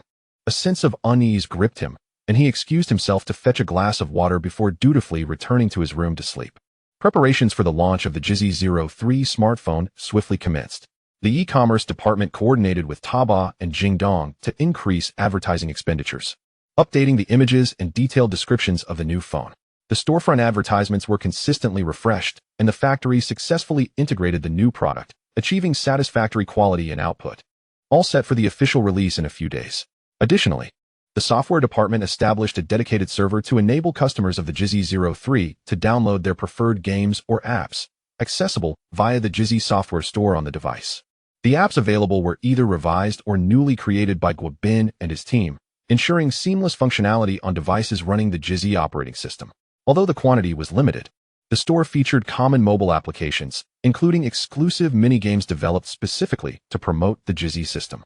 Despite Wang Minjiang's outward confidence, he felt considerable internal pressure. If the GZ03 smartphone failed to achieve significant sales, it would greatly impact the company's future strategic direction, potentially nullifying years of his hard work. To ensure the new phone's successful launch, Wang Mingyang invested considerable effort, conducting numerous brainstorming sessions with the team to generate effective marketing ideas, one of which was designing exclusive casual games for the GZ mobile platform. Chapter 64. The launch of the GZ new smartphone on the afternoon of June 18th. In a male dormitory at a polytechnic university in Yangqing, Zhang Ming, having just finished lunch, found himself in a rather unfortunate predicament. While using the restroom, he accidentally dropped his beloved Nokia 3100 into the toilet, resulting in a dramatic scream, "My phone!" Amidst the concerned yet slightly amused reactions of his roommates, Zhang Ming held his breath and, with great trepidation, retrieved the phone using tongs. Despite his efforts, the old phone was beyond saving. Dejected, he settled at his computer desk to begin selecting a new phone. Initially, Zhang Ming instinctively browsed Nokia's offerings. After all, the brand was renowned for its quality, capable of withstanding the test of time and offered a range of models at various price points, making it the best-selling mobile brand in the world. As he vacillated between different models, his two roommates expressed their disdain for Nokia's pricing. The cheaper models lacked entertainment features, while the more advanced ones were exorbitantly priced, making their recently purchased Jizzy phone appear far more appealing, affordable, and feature-rich, ideal for students like themselves. After relentless persuasion from his roommates, Zhang Ming succumbed to curiosity and opened the Jizzy store on Taobao. The prominent advertisement for the Jizzy 03 smartphone was impossible to ignore. "Wow, Jizzy has released a new phone?" one roommate exclaimed. "It looks quite innovative, somewhat akin to the Black Rose from Maple Leaf Country." The Black Rose? It's touted as the world's safest phone, even used by the President of America. Though the Black Rose was a niche product domestically, Zhang Ming, as an IT student, was aware of its reputation. He began to peruse the features. Jizzy's naming conventions remain as whimsical as ever. If it were me, I would assign it a grandiose title to match its audacious design. Perhaps high handsome. Owning it would mean you're one step closer to being a high-flying gentleman. Oh, Zhang, your imagination is something to behold. Hey, we're discussing phones here. Don't let your banter distract us. Wow. It claims to use Jizzy's newly developed intelligent operating system. Sounds a bit far-fetched, doesn't it? This kind of advertising could fool novices. But we science majors know the challenges of developing a new mobile operating system. Only a few giants like Nokia, Apple, and Microsoft are capable of that. The rest are simply rehashing existing systems, perhaps just altering the interface while retaining the same core code. Nonetheless, this Jizzy 03 boasts web browsing and QQ chat functionality. Incredible. If I'm not mistaken, it's the first phone to feature QQ space capabilities. Yes, these functions seem more advanced than Nokia's. I recall that when Jizzy's last phone launched, it also had several cutting-edge features that surpassed Nokia's offerings at the time.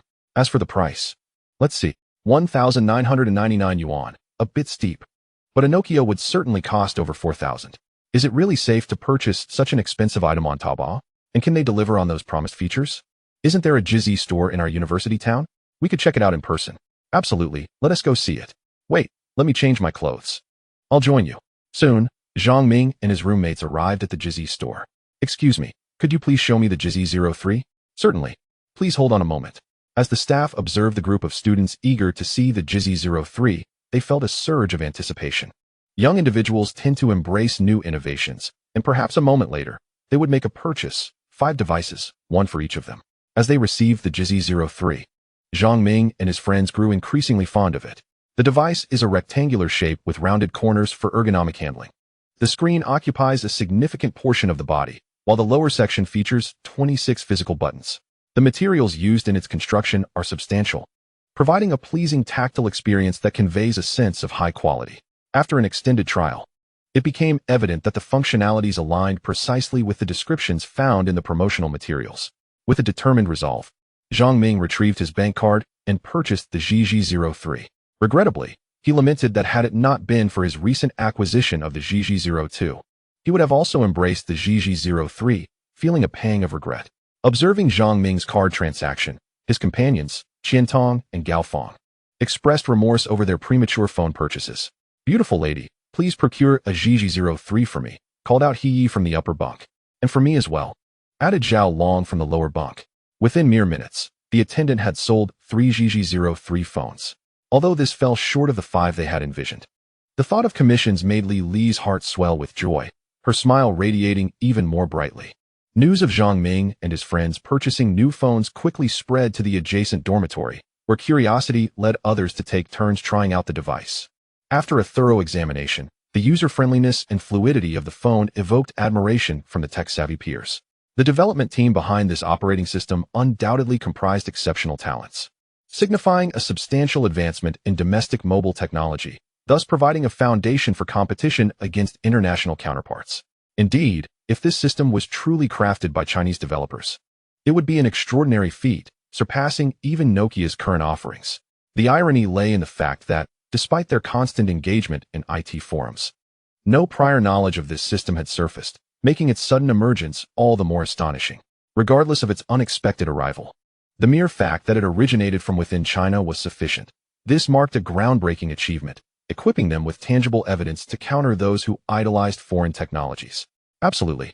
Let us take to the forums and sing the praises of the Jizzy system, exclaimed the group of passionate young patriots. When Zhang Ming and his friends confirmed that the Zhiji operating system was indeed developed by Chinese nationals, a wave of pride surged within them, igniting a desire to advocate for the recognition of Chinese technological achievements. Alas, their fervent voices were soon drowned out by a chorus of skepticism online, failing to create the desired impact. It appeared that overcoming entrenched perceptions regarding the inferiority of domestic technology would require concerted efforts from all. Chapter 65. Reactions from all sides. In the days following the launch of the new phone, Wang Mingyang, who had been closely monitoring sales data, finally exhaled a sigh of relief as he witnessed a remarkable surge in sales, gradually replaced by exhilaration. Upon inputting Zhiji phone into Baidu, he discovered a plethora of positive reviews alongside technical discussions on specialized forums. Several esteemed figures within the domestic tech community penned analyses praising the Zhiji phone's operating system, suggesting its potential to revolutionize smartphone development. Although Zhiji Technology had previously been an obscure company, its introduction of the smoothly functioning Zhiji OS had brought forth an abundance of surprises. Experiencing the Zhiji03, from text input to web browsing and utilizing major chat applications like MSM and OQ, imparted a sensation akin to wielding a mobile computer. Perhaps, years from now, when we reflect on this ordinary day, the true significance of the Zhiji OS in the annals of mobile technology will become evident. Undoubtedly, in terms of user-friendliness and diverse functionalities, the newly emerged Zhiji OS eclipses the current Symbian system. While Nokia, the reigning giant of the mobile industry, has spent years refining Symbian, it remains far from achieving a truly intelligent mobile operating system. Previously, during technical discussions, we would summarize by stating that Symbian had reached a semi-intelligent stage and would soon achieve full intelligence. Nokia may retain its dominant position, yet the advent of Zhiji OS could very well serve as a small crack in Nokia's formidable facade. Of course, this could merely be a product of my anxious imagination, but the advantages of the Zhiji03 equipped with Zhiji OS are undeniably substantial. As a seasoned IT commentator with years of attention devoted to the evolution of global smartphone operating systems, I have closely followed the developments of major international players. The concept of integrating computers into handheld mobile devices was first introduced by Bill Gates of Microsoft, whose ultimate goal was to unify desktop and mobile operating systems. Gates and his extensive team of engineers have relentlessly pursued this vision. However, regrettably, to this day, Microsoft's WM system remains riddled with flaws, falling short of practical utility. Another noteworthy contender is Nokia's Symbian system, which, despite substantial investments and improvements, still struggles to achieve true intelligence in mobile devices. As we have observed, even with significant resources devoted to enhancing the operating system, Nokia's phones have only attained a semi-intelligent status, leaving the final leap uncertain. Additionally, there is the American tech giant Apple, led by the renowned figure Steve Jobs, who has reportedly been researching smartphone operating systems for years. Their recent release of the iPhone 3 hints at some progress, embodying a semblance of smart functionality, yet it remains insufficient, merely matching Nokia's capabilities. Regardless, both Nokia and Apple have priced their smartphones at a premium to recoup the costs of developing intelligent operating systems, rendering them inaccessible to the average consumer. Lastly, I must highlight another company, Google. Although this renowned corporation lacks its hardware division, its founders possess a fervent passion for exploring new technologies. Google acquired a team dedicated to developing operating systems for mobile devices, aiming for a unified system that facilitates seamless data exchange across all controllable electronic devices. This ambitious vision is commendable, yet the current progress of this system remains largely unknown, save for fragmented information hinting at its designation as Android, with an initial focus on mobile devices. As major tech giants strive to realize their respective goals, the emergence of Zhiji OS has been nothing short of remarkable, debuting alongside a fully developed product, showcasing the team's impressive research capabilities. Their origins remain shrouded in mystery, having revealed no prior indications of their existence. As a proud citizen of China, I fervently hope that they are indeed our nation's own scientists. Yet reason compels me to acknowledge that the likelihood of this hope materializing is exceedingly slim. Developing a truly intelligent smartphone operating system is an arduous task, akin to Li Bai's assertion that traversing the Shu Road is more challenging than ascending to the heavens, if not more so. Lastly, I must once again express my admiration for the emergence of the Extreme Intelligence OS, and I sincerely hope that our compatriots in the IT industry will strive diligently to elevate the technological prowess of our nation to a world-class standard, thereby achieving the great rejuvenation of our nation. However, With the arrival of Extreme Intelligence OS, there are, predictably, both supporters who extol its virtues and detractors who belittle it. To claim that Extreme Intelligence OS is the true smartphone operating system is astonishing, and it is difficult to fathom how anyone could believe such statements. A modicum of understanding in this field reveals that it is an utterly spurious creation. Among the world's leading technology giants, which one does not possess a globally renowned technological prowess? How many years have they invested in research and development? Are there any successful outcomes? Let alone those companies with comparatively lesser capabilities. Others have not only failed to achieve successful development, but have not even managed to step through the threshold of research and development. Only a technological novice would succumb to such absurd rumors. As a seasoned observer in the industry, I stand by my assertions. For many years, I have been employed at a prominent IT giant in Shenzhen, currently serving as the head of the research and development department. I can assert that without being a genuine insider, one cannot truly comprehend the challenges inherent in this field. After years of software development, my ascent has allowed me to gain insight into the capabilities of domestic engineers and the stark realities of the industry, thus revealing the technological chasm between our country and others. This is not a denigration of my domestic colleagues. Rather, the truth can be brutally harsh and disheartening. It is indeed laughable that some dare to assert that this system was developed by our own people. Those who make such claims are either ignorant of technology or utterly naive within the industry. If the proprietor of Extreme Intelligence Technology were to stand before me, I wonder if he would dare to assert that this technology is of their own invention. Allow me to inform you that some technologies can indeed be procured with substantial monetary investment, merely to be repackaged and presented as one's own research achievements. Our country has witnessed precedents of this nature. I urge everyone to open their eyes to the truth and not to be deceived any longer. I do have one lingering question. How could individuals from abroad agree to relinquish their hard-earned success and secretly sell it to domestic entities? If my suspicions hold true, then the purchaser of this technology must have expended an unfathomable sum of money. This suggests that those behind Extreme Intelligence Technology possess extraordinary means and a profoundly deep background. Chapter 66. Progress through resilience is the true principle. At first, the team at Extreme Intelligence Technology, including Wang Mingyang, felt a sense of pride and joy as they encountered numerous articles and comments praising their efforts. However, as more articles of skepticism and disparagement emerged, gradually overshadowing the positive feedback, they could not help but feel a sense of grievance and indignation, wishing to silence those unfounded critics. Consequently, in recent days, whenever time permitted, the team at Extreme Intelligence Technology would take to the internet to post or respond beneath the derogatory remarks, seeking to vindicate their company. Yet, all their efforts ultimately proved futile. The crux of the matter lies in the insufficient economic and technological strength of our nation, which has long been characterized by an impression of low-end product offerings, with very few high-tech innovations. As a result, the majority of individuals online remain skeptical of the veracity of the facts. Wang Mingyang, feeling anxious and impatient, spent his days either engaging in online disputes or contemplating them. Yet he was unable to change the prevailing narrative. Even supportive comments regarding Extreme Intelligence Technology were swiftly drowned out by the deluge of dissenting voices. The truth was obscured by the cacophony of public opinion. Seeing Wang Minjiang's spirits dampened by the online discourse, Li Maihua and Zhou Yanzi felt a pang of sympathy, cursing the rumor-mongers in their hearts. To alleviate Wang Minjiang's discontent, they devised a plan. During dinner one evening, Li Maihua remarked, "I heard that Phoenix Mountain has recently introduced several new attractions. It sounds quite enjoyable. We haven't hiked in a while. Mingyang, let us go tomorrow." "Indeed. Tomorrow is Sunday. It would be nice to hike Phoenix Mountain again. The view from the summit is quite splendid," Zhou Yanzi chimed in. "Tomorrow? I might not have the time," Wang Mingyang replied. Instantly, Li Maihua began to plead, "If you don't have anything particularly important, please accompany us. You know, with the new phone launch, both Yanzi and I have been swamped. It's a rare day without overtime. We just want to get out and enjoy a little fresh air." Linking her arm through Wang Minjiang's, Li Maihua gazed at him with her large, sparkling eyes, while Zhou Yanzi played along. After some thought, Wang Mingyang realized that everyone had indeed been preoccupied with the new phone, and it was not good to remain cooped up all the time. Everyone deserves a chance to unwind. Thus, he consented to their plan to hike Phoenix Mountain the following day. After all, it is better to share joy than to indulge alone.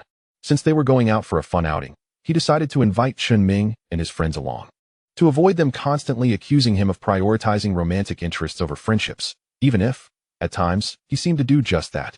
With this in mind, And after consulting Li Maihua and Zhou Yanzi, Wang Mingyang dialed Chun Ming's number. The group, having enjoyed breakfast, drove to the parking lot at the foot of Phoenix Mountain.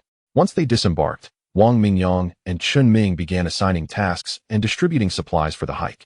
They had planned a picnic on the mountain and brought an abundance of food. The weather was pleasant, overcast with a gentle breeze, and the path leading up the mountain was lined with verdant trees, providing a refreshing coolness. Many visitors were at Phoenix Mountain, predominantly young couples, evident from the clusters of factory workers enjoying their day. The group chatted and laughed, quickly reaching the halfway point. At this juncture, they had worked up a slight sweat and paused at a pavilion to gaze into the distance, taking in the sprawling buildings below, with the industrial area and factories nearby, and towering skyscrapers in the distance, all symbols of Shenzhen's robust economic strength. They continued their ascent, soon arriving at the ancient temple of Phoenix Mountain.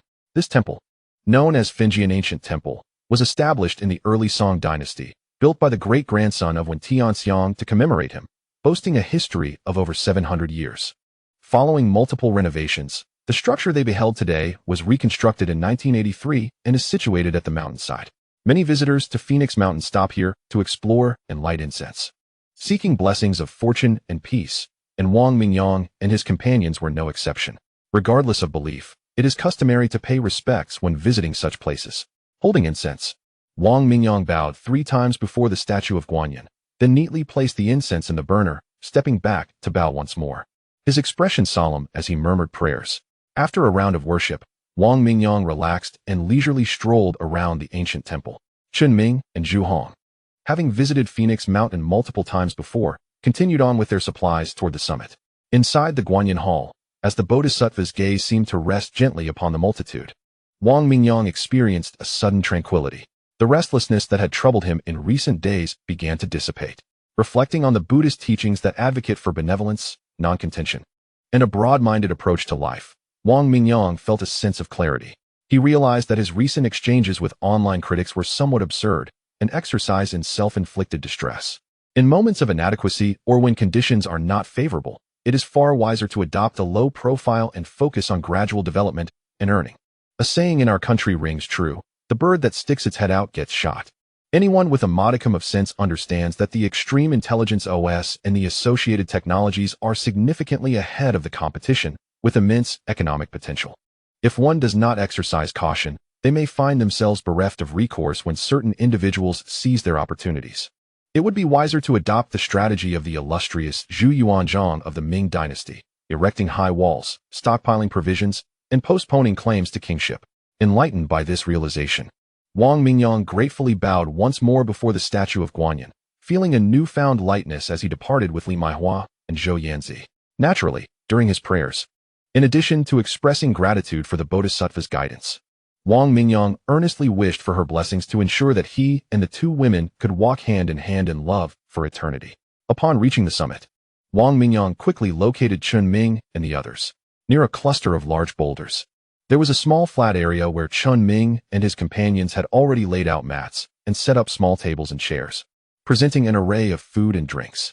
Except for Chun Liang, the others were each holding a bottle of beer, enjoying the scenery and engaging in light-hearted banter.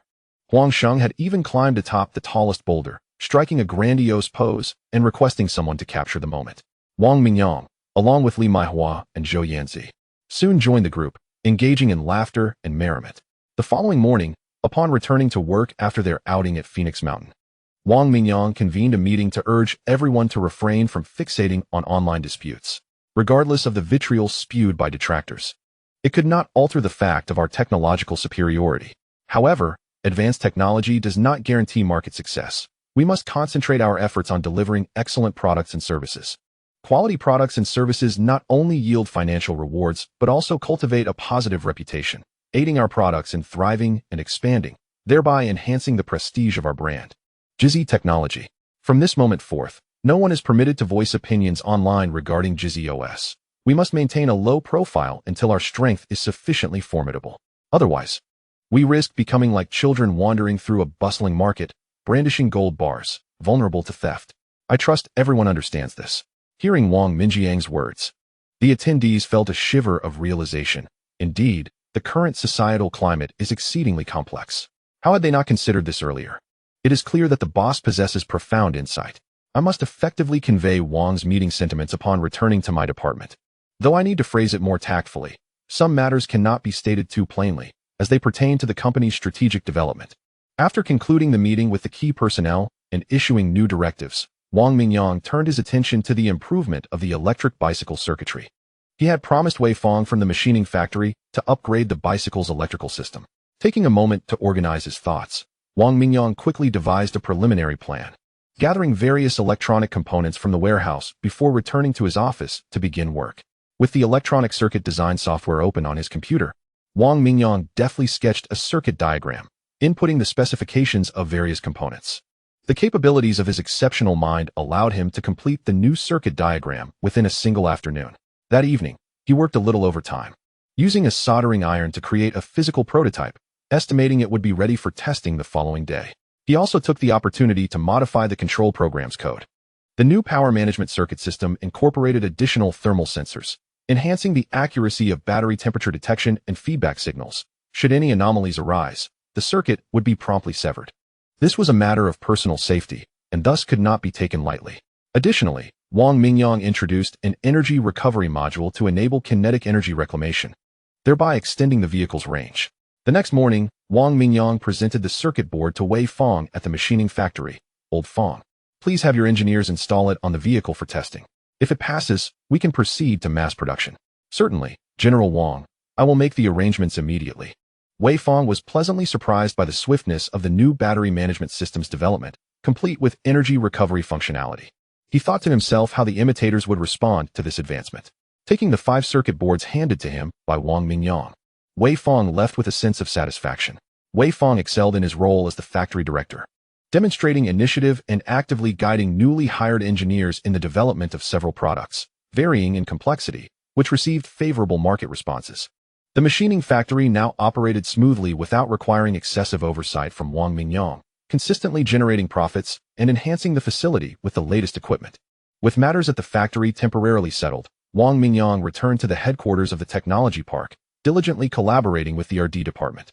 Over time, as the number of specialized projects increased, he noticed that his responsibilities as the technical director were becoming increasingly demanding, and there was a pressing need for more personnel. Consequently, he intensified recruitment efforts and even encouraged the company's engineers to reach out to former colleagues who might be looking for new opportunities. His brother-in-law was also persuaded by Wang Mingyang to reconnect with old classmates. As individuals who emerged from Huking, they possessed formidable technical skills, precisely the talent that the company desperately needed, and Wang Mingyang was keenly interested.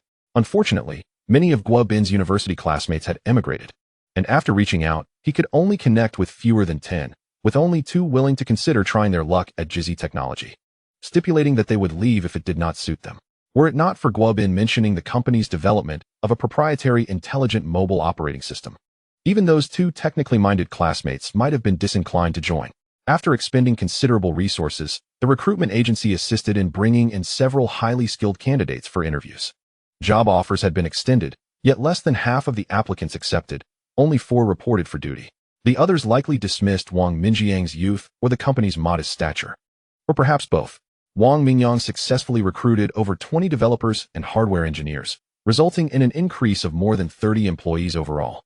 This surge in personnel led to a significant rise in payroll expenses, prompting Wang Minjiu, who managed the finances, to remind her brother several times to maintain a balance between income and expenditure. Fortunately, the company's business continued to flourish, generating over 100,000 in revenue daily, alleviating some pressure.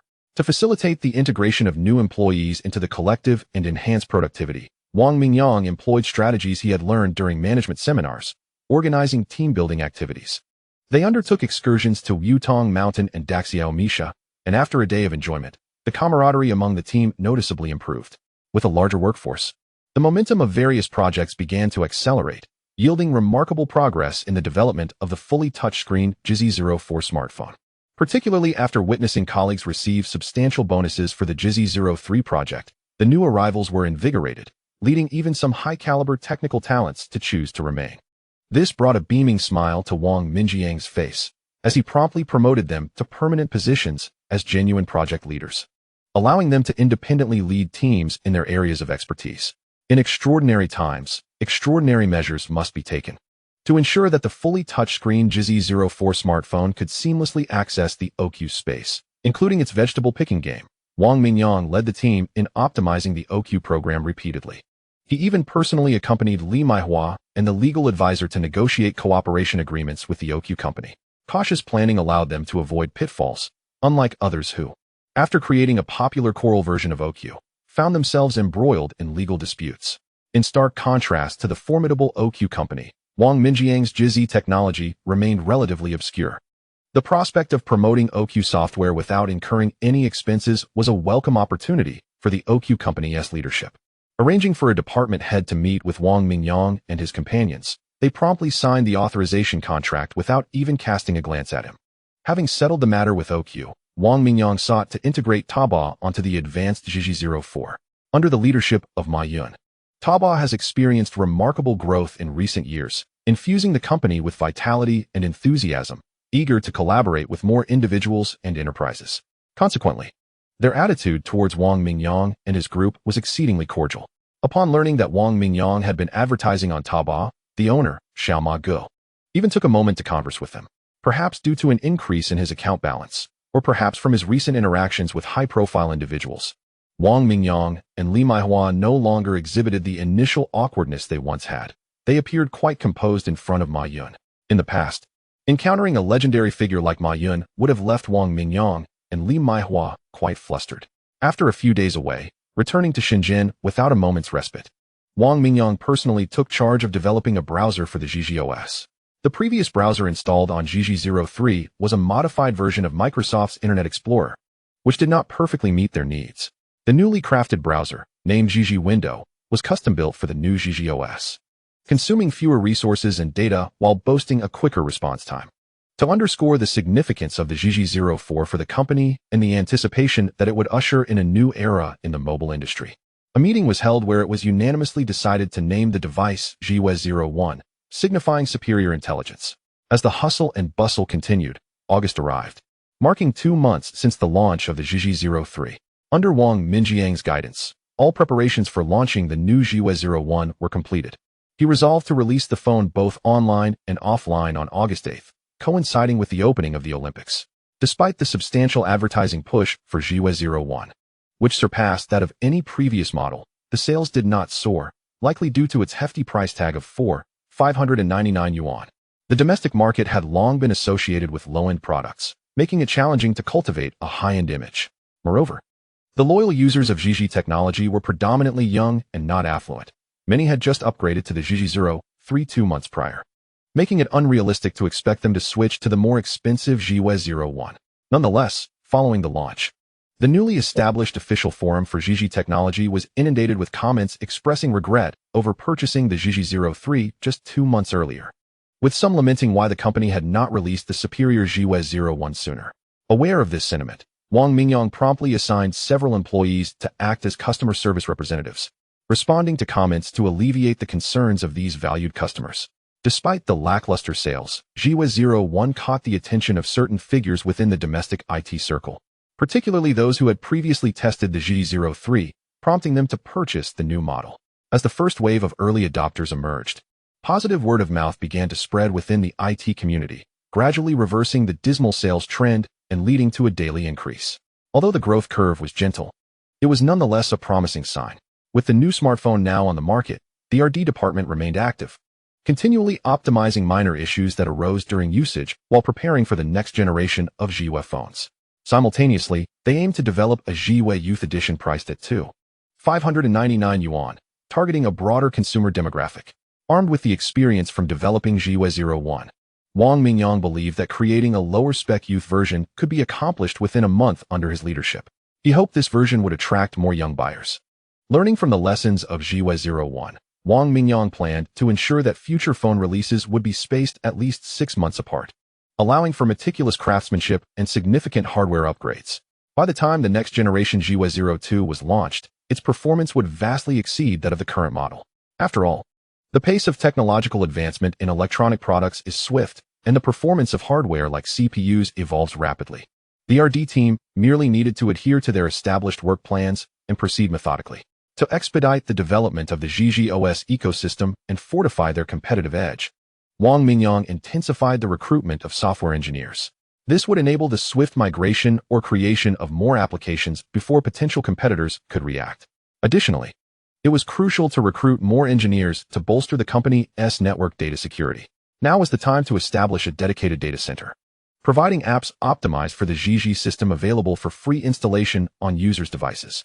This strategy would enhance customer loyalty and form part of their defensive moat, potentially generating revenue in the future.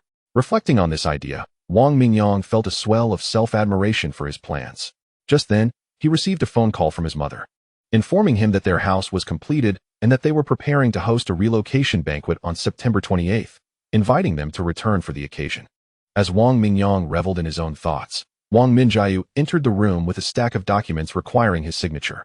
Having worked in financial management for several months, she was well aware of her brother's monthly earnings exceeding 5 million, and she felt immense pride in his achievements over the past 2 years.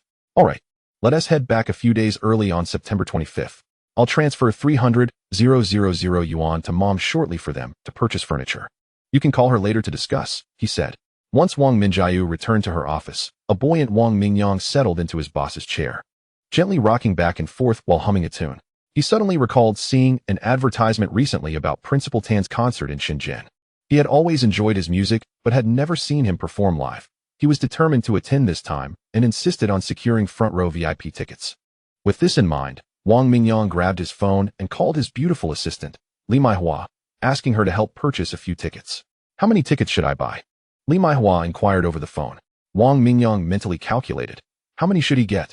Himself, Old Chun, Old Huang, Old Zhu. Oh, Old Zhu is a huge fan of Jackie Chung. Perhaps he should leave him out. Let us go with 10 for now, and we can distribute them later. Li Maihua's voice brightened at the prospect of attending a concert featuring a big star from Hong Kong. Wang Mingyang could easily imagine her smiling, her brows arching in delight.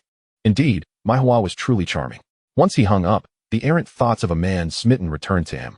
After spending some time in the office, the courier arrived with the latest issue of IT World, a premier technology journal published in America, which Wang Mingyang had previously ordered from the Shenzhen Book City. Upon receiving it, he began to peruse its contents. Suddenly, an article detailing the latest research results of Boston Dynamics' intelligent robotic dog captivated Wang Mingyang. Although the current capabilities of robotic dogs were rudimentary and far from the envisioned product, the insights revealed in the article left a profound impact on him. After meticulously reviewing the article once more, a spark ignited in Wang Minjiang's mind. Artificial intelligence. Yes, that is it. To his knowledge, no institution or enterprise in the country has ventured into this domain, which promises to become a pivotal technology in the annals of human technological advancement. Eagerly, he scoured the internet for information, yet found scant publicly available resources, with even fewer that were truly beneficial. Where should he commence? After much contemplation, he could not pinpoint a suitable starting point. Resolving to seek clarity, he decided to visit the bookstore. Wang Mingyang planned to find some literature to enlighten himself on the subject. Previously, he had engaged with chess battle games, which represented a rudimentary form of artificial intelligence. He aimed to explore the design logic and algorithmic analysis behind such games. After informing Li Maihua, he left the office. Too eager to drive and opted for a taxi instead, the fare being a trivial expense given his current financial comfort. The bookstore attendant, Lily, recognized Wang Mingyang, who often frequented the establishment. They exchanged cordial nods, and he navigated effortlessly to the section housing relevant literature, swiftly perusing the volumes. Immersed in the ocean of knowledge, he lost track of time and only glanced up to realize it was already past 6 o'clock. The aisles were now sparsely populated. Coming to his senses, he hastily selected over 10 hefty tomes, intending to return home and continue his intellectual pursuit. Carrying a bundle of books to the checkout, he was greeted again by Lily, whose sweet smile and appealing demeanor invited a sense of camaraderie. Buying so many books again. Your ambition is commendable. Such individuals are rare these days, she remarked. Wang Mingyang chuckled. Indeed, with technology evolving so rapidly, one must keep pace lest they find themselves out of a job. Curiosity piqued, Lily inquired about his workplace. Jizzy Technology, a mobile phone manufacturer, he replied. I've heard about your latest model, the Jizzy 03. It's said to be quite impressive, albeit priced at 1,999 yuan. Is it indeed your company's creation? He confirmed. Yes, the quality is assured. But if you're considering a new phone, it might be prudent to wait a couple of months for a superior model we plan to release at around 2,599 yuan. Alas, $19.99 is already beyond my means. Now you suggest $25.99? She teased. This newer model boasts enhanced capabilities, including the ability to access OQ Farm for gardening. He added, if you truly desire it, I can assist you with an employee discount, which would save you several hundred yuan. Thank you. However, it seems I shall be dining on nothing but air for the next 2 months, she laughed. Oh, spare the act of poverty. Everyone knows the perks of working here. She retorted playfully. As they exchanged pleasantries, the books were packaged, and they exchanged contact information. I've noted your phone number and OQID. When the new phone launches, do let me know. If it proves to be good, I'll recommend it to friends, and you might earn a commission. She said, the more, the merrier. I shall treat you to a meal once I receive my commission, he chuckled in response. After a few more exchanges, Wang Mingyang bade farewell to He Lily and prepared to head home. Upon reaching the stairwell, he instinctively glanced back and saw her bending down to clean the floor with a vacuum cleaner. An idea suddenly struck him. How wonderful it would be if vacuum cleaners could operate autonomously, freeing everyone from the chore of cleaning. Yes, an automatic vacuum cleaner. This notion took root in his mind as he walked, contemplating the feasibility of such a device. A machine receiving commands, utilizing sensors to gather environmental data. From this data, it would create a bitmap, determine its initial location, and devise a comprehensive cleaning path before commencing. During the cleaning process, it would mark its traversed route to avoid redundancy and navigate around obstacles using ultrasonic or radar sensors along with visual recognition cameras. Admittedly, the visual recognition aspect seemed less practical given current environmental conditions. Ultrasonic and radar detection appeared more straightforward. On his return journey, his thoughts were consumed with the automation of the vacuum cleaner. Arriving at the tech park, he excitedly rushed to the R&D department to convene a meeting with Lu Xianxing and a few others. Fortunately, the company's current research workload was manageable. Otherwise, the hardware development team would struggle to allocate personnel. Wang Mingyang passionately shared his vision for the automatic vacuum cleaner, outlining the market potential. Observing their bewilderment as he animatedly gestured while presenting his design concepts, Lu Xianxing and the others were taken aback by their boss's vibrant imagination. Just as the smartphone sector was gaining traction, he now sought to venture into the home appliance market. Yet, the CEO had a point. The company's product line had become somewhat narrow. If they possessed the capability to innovate new products, why not? A diversified product range would enhance profitability, ultimately benefiting all employees with increased bonuses. An hour later, Wang Mingyang had delineated his design concept clearly to his colleagues. Once he received their nods of understanding, he began delegating tasks, requesting a portion of personnel from the hardware development team to work on the vacuum cleaner's hardware. As for the software, he confidently declared he could manage it independently without burdening the software development team, allowing them to focus on developing the mobile app. Wang Mingyang's brilliance was evident. A mere visit to the bookstore had sparked such an impressive idea, bridging the realms of telecommunications and home appliances. The prospects for the vacuum cleaner seemed promising. Without a doubt, once the product launched, he would purchase one for himself to spare his wife from the daily toil of cleaning. I too shall acquire one. Or perhaps two. One for my wife and another for my mother, who struggles with back pain during cleaning, another colleague chimed in. With this device, my rental property won't suffer from neglect and cleanliness anymore, he joked. The consensus among them was that Wang Mingyang's rapid development of such a comprehensive design was remarkable, rivaling even the capabilities of established home appliance companies. Do you not overestimate those appliance companies? They may excel in hardware, but can they match our expertise in software? The algorithms required are not something just anyone can master, another cautioned. You are new here and may not be aware. Wang's prowess in software far exceeds his hardware skills. Our company's Jizzy operating system was entirely his creation, they explained. Consider the magnitude of that capability. The software development team regards him with reverence, akin to a totem. With admiration for their boss's technical acumen, Lu Xianxing and his colleagues continued their discussion as they returned to the hardware development department. On the third day, the hardware development team submitted the comprehensive design proposal for the intelligent vacuum cleaner. Wang Mingyang perused the materials, mentally reviewing their contents. Everything seemed to be in order. All necessary functions were indeed present. Yet, an unsettling feeling lingered. Maihua, what do you think of the design of this sweeping machine? He inquired of Li Maihua, who was seated at the adjacent desk. Li Maihua leaned in for a closer inspection. It's quite unattractive, isn't it? While the functions are commendable, the aesthetics leave much to be desired. It requires a redesign. How do we go about that? The hardware development team consists solely of engineers, and we currently lack a dedicated designer for aesthetics. Perhaps you could recruit a couple of industrial designers through a custom service on a hiring platform? They could oversee the product design in the future. All right, I'll contact the hiring platform shortly. We can use the design of this sweeping machine as an interview topic, killing two birds with one stone. Excellent idea. Our Maihua is quite thoughtful, Wang Mingyang remarked, appreciating her attire of a white shirt paired with a knee-length form-fitting skirt and black high heels. Stop it. We're at work. The charming Maihua playfully punched him, though the gentle force and her teasing smile bore the resemblance of a couple engaged in light-hearted banter. Hey, there's no one else around, and besides, is it a crime to kiss my own wife? Who is your wife? Humph. Chapter 70. No idle chatter during work hours. Although the sweeping machine's appearance had yet to be revised, Lu Xianxing and his team managed to produce a prototype. After thoroughly examining the device and the testing report, Wang Mingyang deemed everything satisfactory and handed over the control software of the sweeping machine to engineer Lu for further processing. On August 30th, the day of Principal Tan's concert, Wang Mingyang and Li Maihua departed the office at 5 p.m. to pick up Zhou Yanzi and Chun Ming from the factory, totaling 10 individuals. The group, filled with exuberance, first visited a nearby eatery for a meal before heading to the Deep City Sports Complex. However, they encountered a significant traffic jam just a few hundred meters from their destination. It was evident that Principal Tan's stardom attracted a massive crowd, causing the congestion.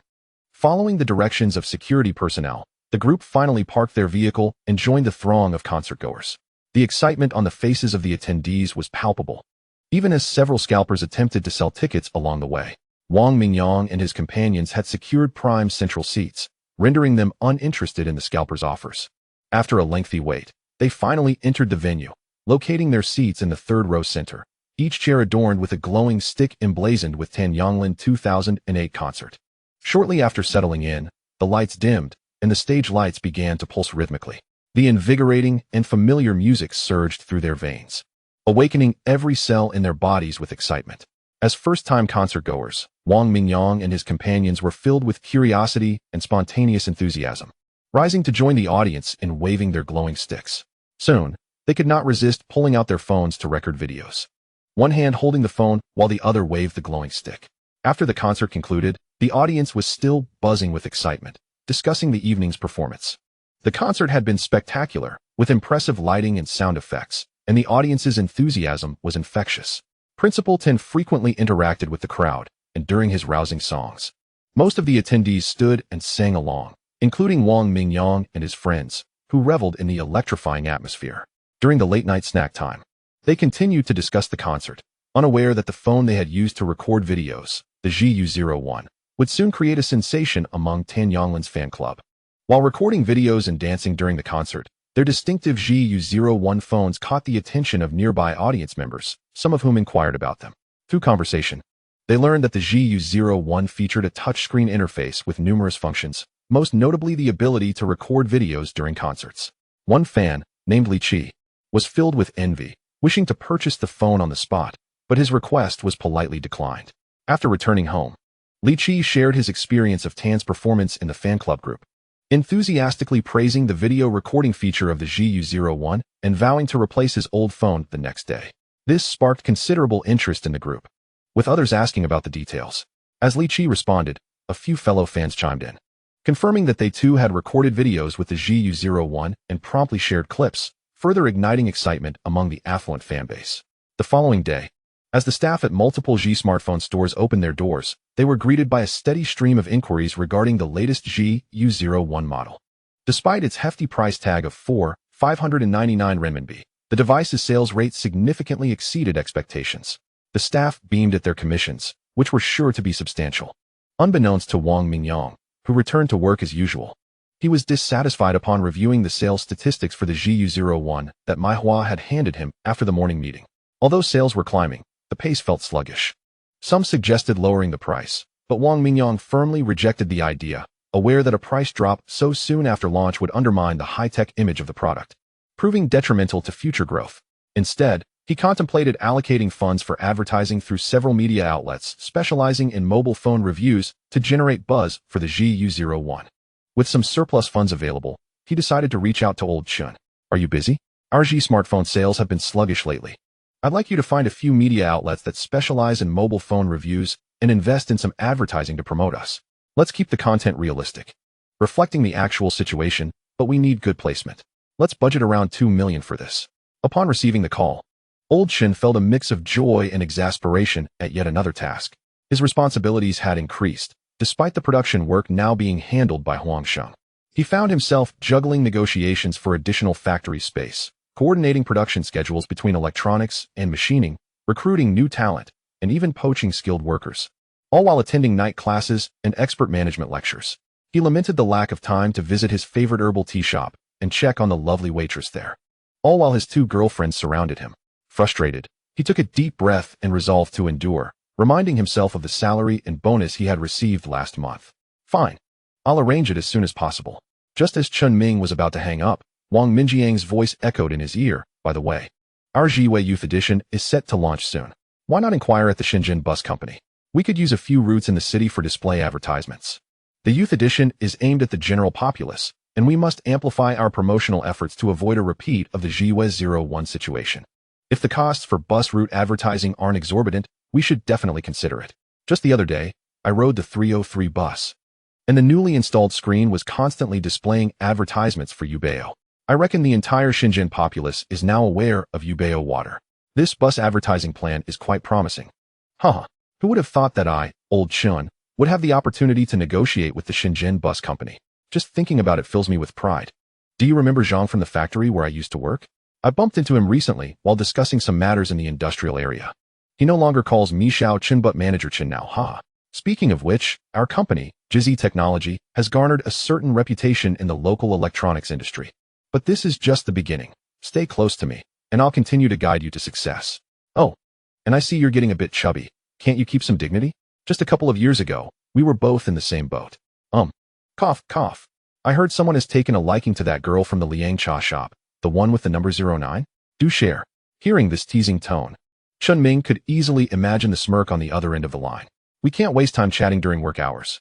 I have a mountain of tasks to tackle, so I must get going. Chapter 71. Completion of the 100-store plan with no answers from Chun Ming. The impatient Wang Mingyang dialed Huang Sheng's number. The two engaged in an animated discussion about the latest gossip. When Li Maihua entered the office, she was greeted with the sight of Wang Mingyang reclining in his boss's chair, shoes tossed aside, feet propped on the desk, wearing an inappropriate grin. Li Maihua rolled her eyes in mock exasperation, prompting Wang Mingyang to straighten up and adopt a serious demeanor, assuring her they would proceed as she suggested. He quickly hung up, leaving Huang Sheng bewildered at the abrupt end to their gossip. You're a big boss now. You need to maintain a professional image at work.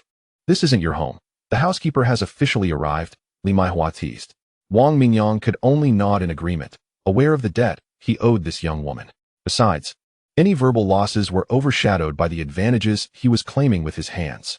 Li Maihua, dressed in an enticing OL professional skirt, had him momentarily distracted. Once the door was securely closed, Wang Minjiang's hands began to wander. Li Maihua, caught off guard, found it difficult to push him away. Her eyes a mixture of helplessness and amusement. This rascal could truly leave her both exasperated and entertained. After a minute or two, feeling it was time to regain her composure, she finally managed to push his hands away, reminding him, "Stop it. There are documents awaiting your confirmation and signature. This is the latest revision of the Jiwei Youth Edition Improvement Plan from the RD department. It's been validated, and if you think it's ready for finalization, please sign it so we can proceed with the necessary preparations. Oh, there's no rush. Let us hold off a bit. Come here for another hug. Not happening. I tell you, I'm not in the mood for that right now. If you want affection, go find Yanzi." Li Maihua shot him a playful look, and Wang Mingyang responded, "Still, work comes first. Hand it over. Let this boss take a look." Of course, this matter could only be pondered. Face-to-face discussions were out of the question, as Wang Mingyang was no fool. However, Yanzi seemed to harbor unresolved feelings, as she was comfortable with casual affection, but hesitated to take the final step. She struggled with the complexities of their unconventional living arrangement, especially considering the immense pressures involved. Unlike Hong Kong or Macau, where many wealthy individuals openly maintain multiple wives, the legal recognition of such arrangements only came into effect in 1971. As Wang Mingyang contemplated the dynamics involving the two women, he swiftly perused the documents at hand, finding the contents aligned perfectly with his expectations, and promptly signed his approval. Li Maihua took the documents and returned to her tasks. Although she served as Wang Minjiang's assistant, her responsibilities often mirrored those of a CEO. This environment was an excellent training ground, transforming Li Maihua's demeanor and insights significantly. She was now a far cry from her former self. Yet, in private settings, she still retained her sweet, youthful charm, a contrast that delighted Wang Mingyang, who often fantasized about introducing her and his neighbor, the elegant Yanzi, to his family. However, the thought of his sister's likely disapproval sent shivers down his spine, having endured countless reprimands from her regarding these matters. Perhaps it was best to postpone that discussion for another time. Once Li Maihua's figure disappeared through the door, Wang Mingyang refocused on his work. In June of this year, Apple had unveiled their iPhone 3GS, their first smartphone, which had not been released in mainland China. To better understand the competition, Wang Mingyang procured 2 units through a scalper in Hong Kong for analysis. While Apple's operating system was not as refined as his own, the hardware was superior overall. With a sigh, Wang Mingyang mused, "There's no choice. This is currently the best hardware available domestically." Despite the iPhone not being available in China, his company's next-generation phone hardware needed to be improved, alongside enhancing the operating system's functionalities and expanding the available software applications. Once the user base for GZ phones reached a critical mass, they would secure an unassailable position in the market. Perhaps it would be wise to seek collaborations with more software engineers for development? Yes, when the time is right, he could open the GZ OS for external integration. The more GZ phones in circulation, the more opportunities would arise. With the launch of the Youth Edition, he was confident that the heavily advertised feature of being able to harvest vegetables anytime, anywhere would ensure its success. Wang Mingyang's thoughts drifted further. Run free with the wind. Freedom is the direction. A sudden phone call interrupted Wang Mingyang's reverie. It was Zhu Hong. "Hello, old Zhu, what's up? I'm in Yangcheng, and the final store in our 100-store plan, the 100th store, opened successfully this morning. I'm getting ready to head back to Shenzhen. Make sure you and Chun arrange a welcome banquet for me. Let us have a feast, haha." "All right, I understand. Your hard work has truly paid off. I'll swing by the convenience store to grab you some snacks." After a brief, light-hearted conversation, they hung up. After over half a year of dedicated effort, GZ Technology's 100-store plan within the province had been successfully completed. Branches were established in major economically developed areas, including Shenzhen, Dongguan, Yangcheng, Fokun, Huicheng, Zhuhai, and Zhongshan. With a total of 100 stores, each requiring an investment of several 100,000 yuan, primarily for transfer fees and rent, the cumulative expenditure exceeded 40 million yuan. The company allocated over half of its monthly earnings to this endeavor and had also taken out substantial loans from banks. In regions outside the province, they had previously relied on an agency franchising model.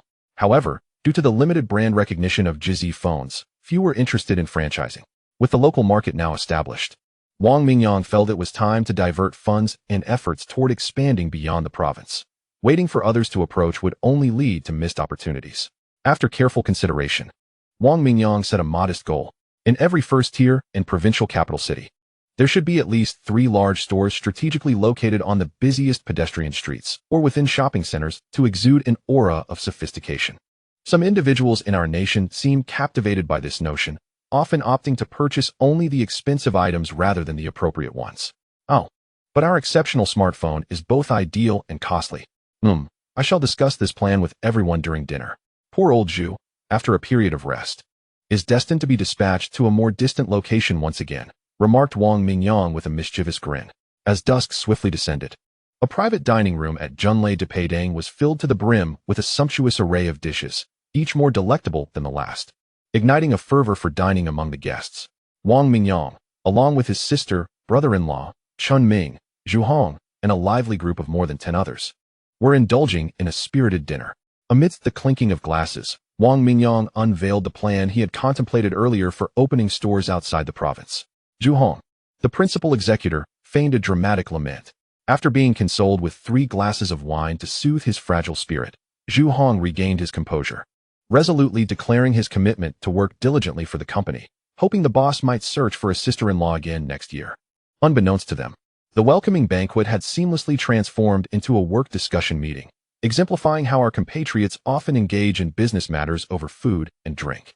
The atmosphere within the private room remained lively, with everyone witnessing the undeniable growth and rapid development of the company, and the monthly earnings increasing with each passing month, fueling a collective fervor and determination. Chapter 72.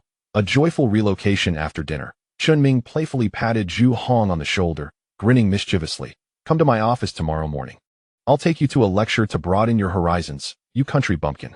Observing the pained expression on Zhu Hong's face, the others erupted into laughter.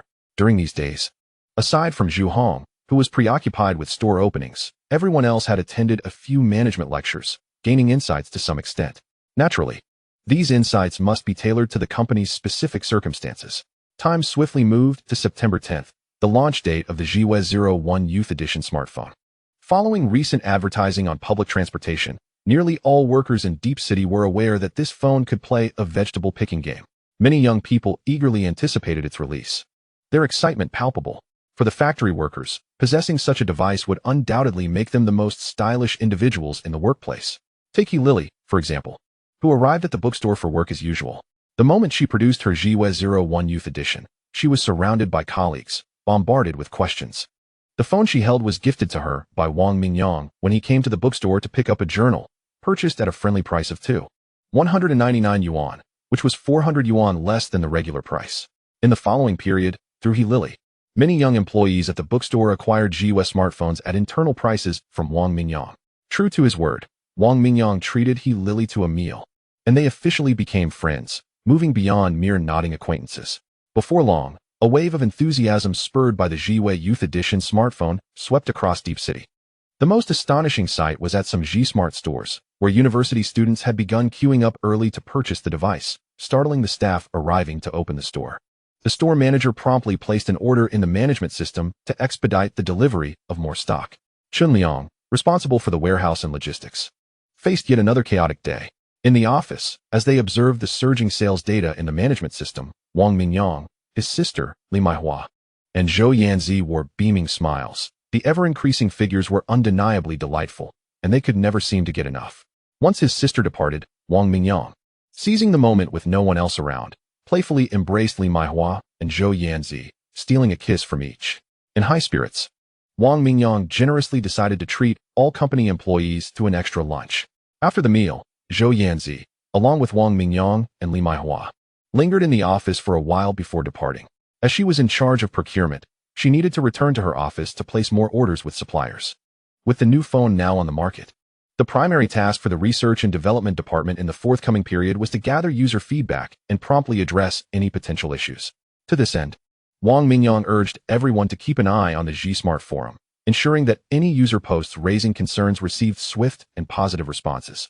At the headquarters of G-Smart Technology Company in the Shannon Technology Park, discussions were underway about developing the next generation of GWES smartphones.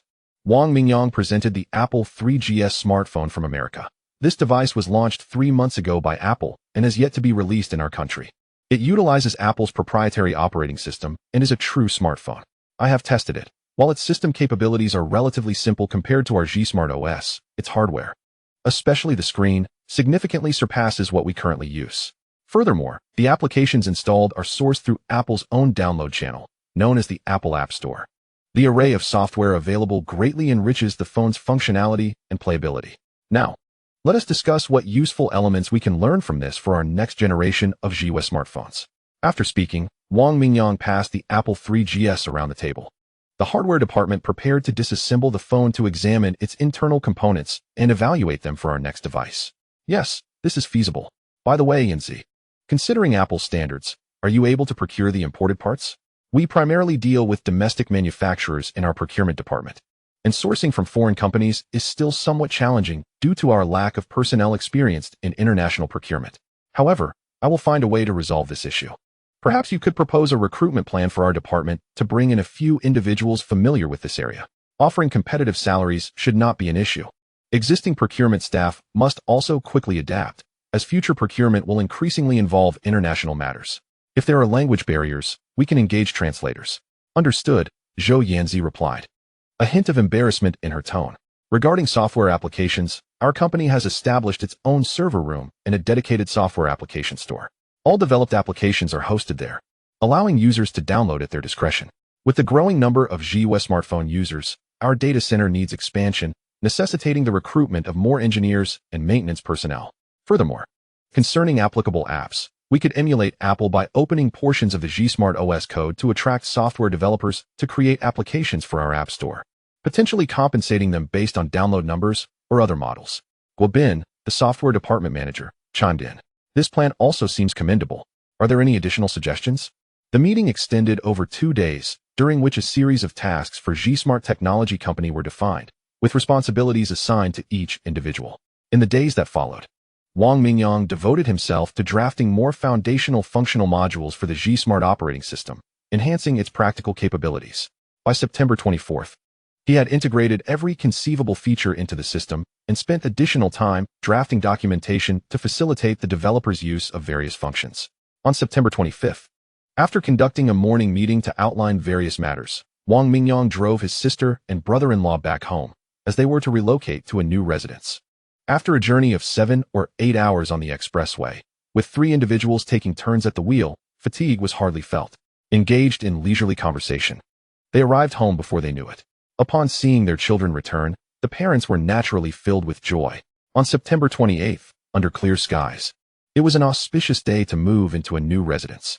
At 8:08 a.m., amidst the sound of firecrackers, the Wang family, each holding small items symbolizing good fortune, opened the door to their new home, officially commencing the housewarming ceremony.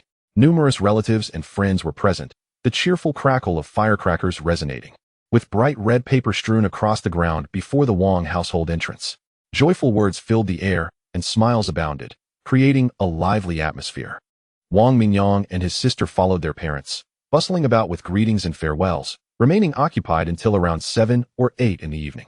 After numerous rounds of toasts at several tables, the father and son of the Wang family felt a bit lightheaded, their surroundings beginning to blur.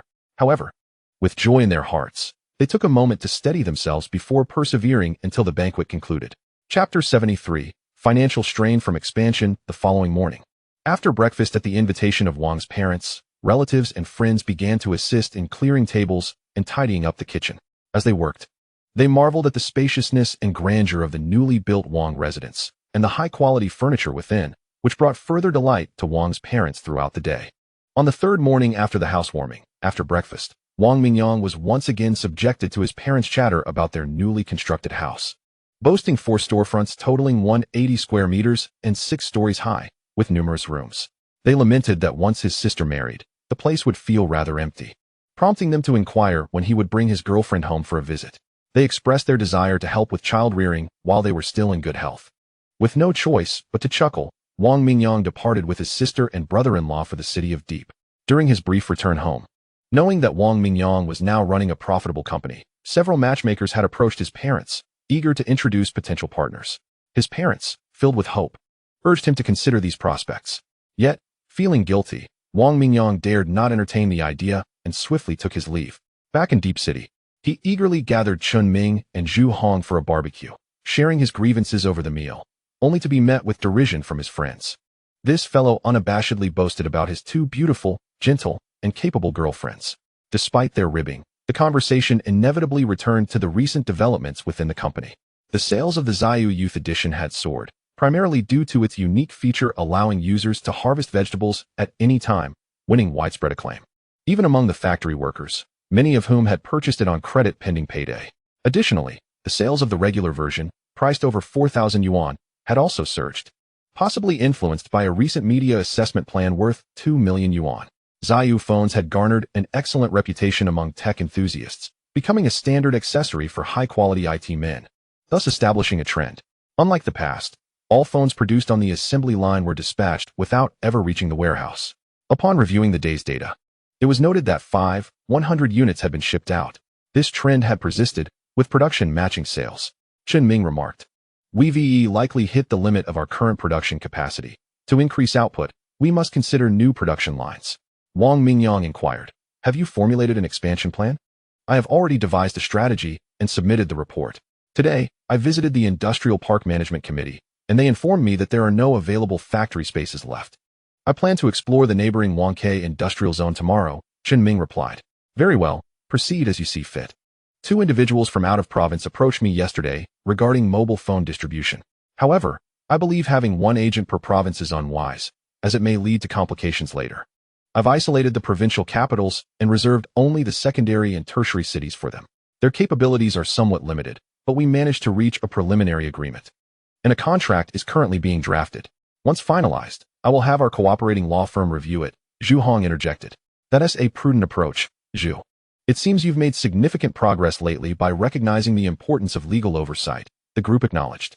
We can standardize the contract format for future use, merely filling in the parties' information when needed. Amidst beer and barbecued skewers, they engaged in light-hearted banter, reminiscing about the past and reflecting on the changes in income and living standards, which left them feeling as though they were in a different era. As the conversation flowed, Wang Mingyang decided to stay the night at Chunming's place, but remembered to inform Li Maihua and Zhou Yanzi to alleviate their concerns. The next morning, Wang Mingyang and Chunming headed to the factory together.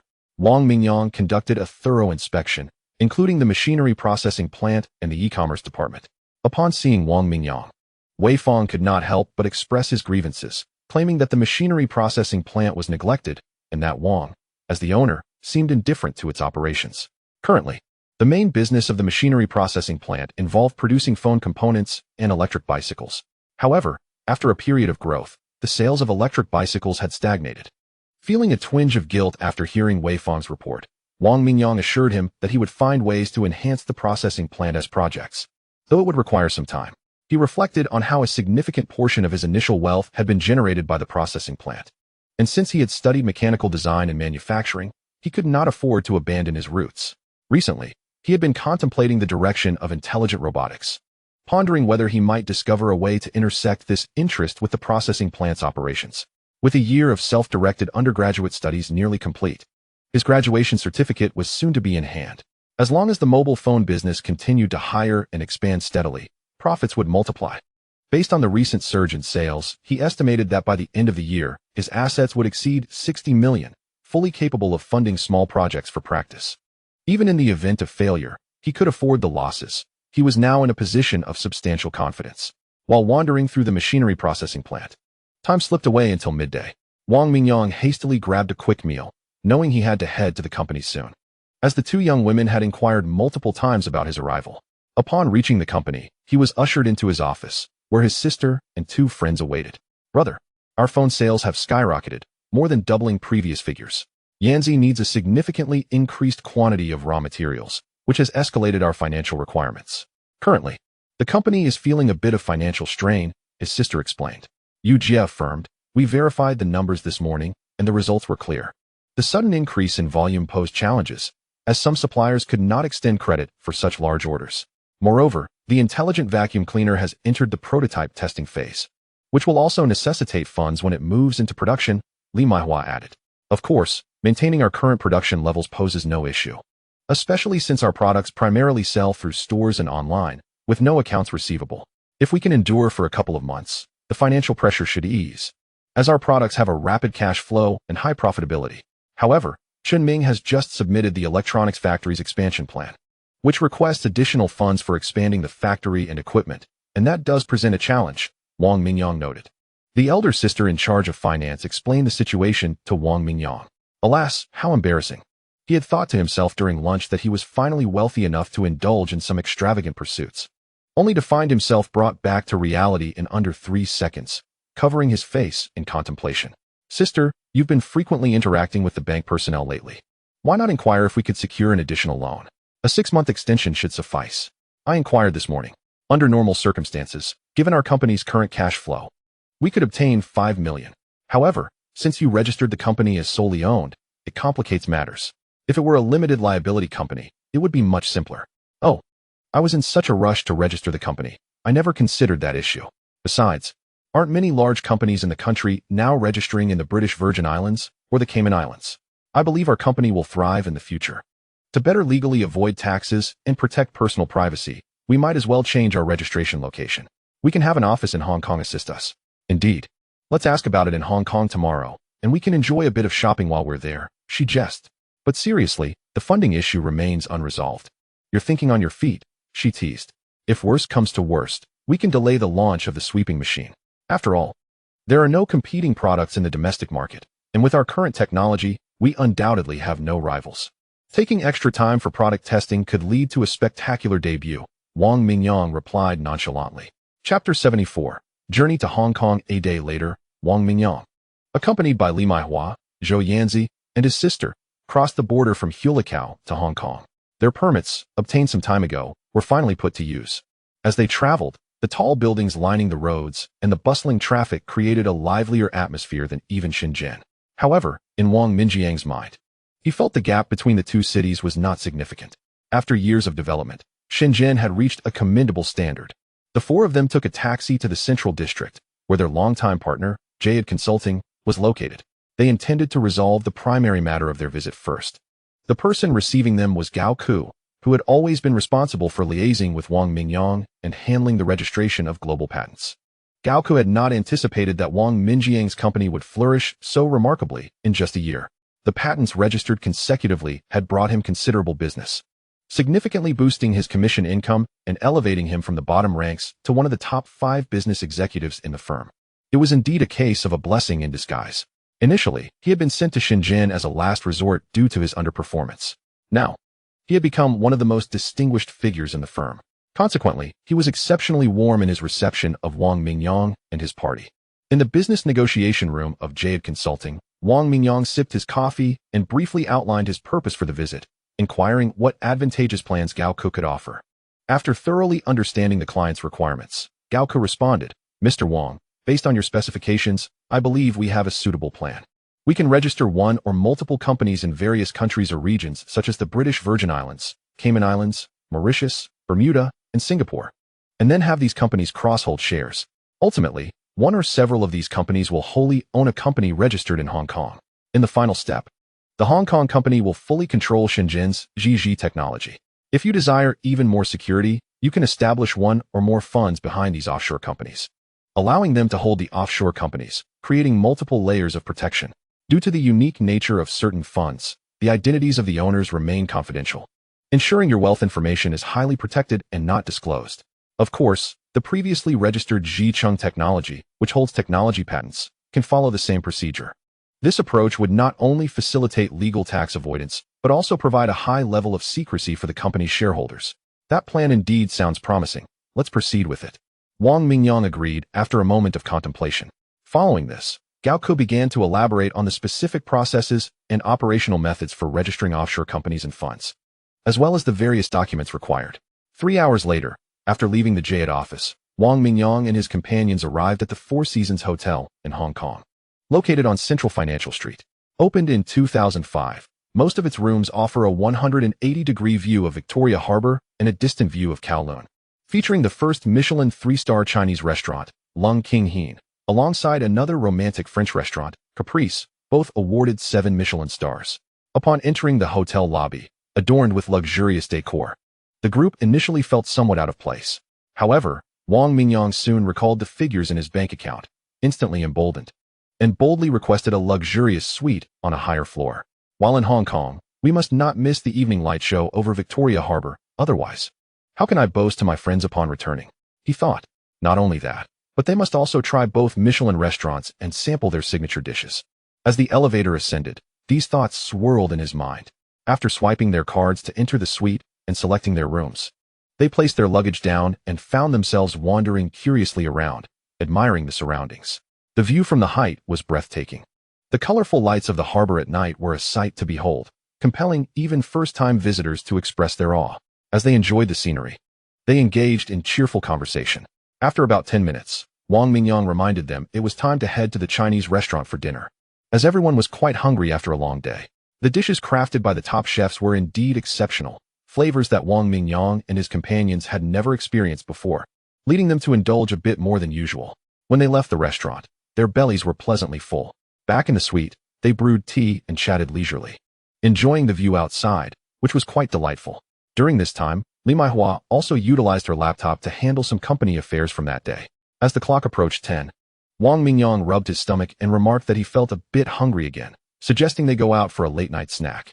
There are so many delicious snacks in Hong Kong featured in movies. We should try some. Sure, where to? Mao Street, he replied. I've inquired about it. It's located in Yau Ma Ti on Hong Kong Island. It's a unique street and the most famous night market on the island, overflowing with street food stalls. Many movies we've seen have been filmed there. Perhaps we might even see a celebrity shooting a scene. It's renowned for selling affordable goods. Dubbed the People's Nightclub of Hong Kong, making it one of the iconic tourist attractions. Let us go explore. Yes, let's join in the fun. Women always possess an extraordinary enthusiasm for shopping. Upon arriving at Mao Street, The sight of endless food stalls prompted the four of them to exuberantly declare their intention to eat from one end of the street to the other. However, it wasn't long before they were brought down to earth. They indulged too eagerly, and soon their stomachs felt uncomfortably full, forcing them to meander slowly down the street. The overwhelming fullness diminished their appetite for more culinary delights. The three women soon redirected their energy towards shopping, leaving Wang Mingyang in a state of simultaneous joy and suffering.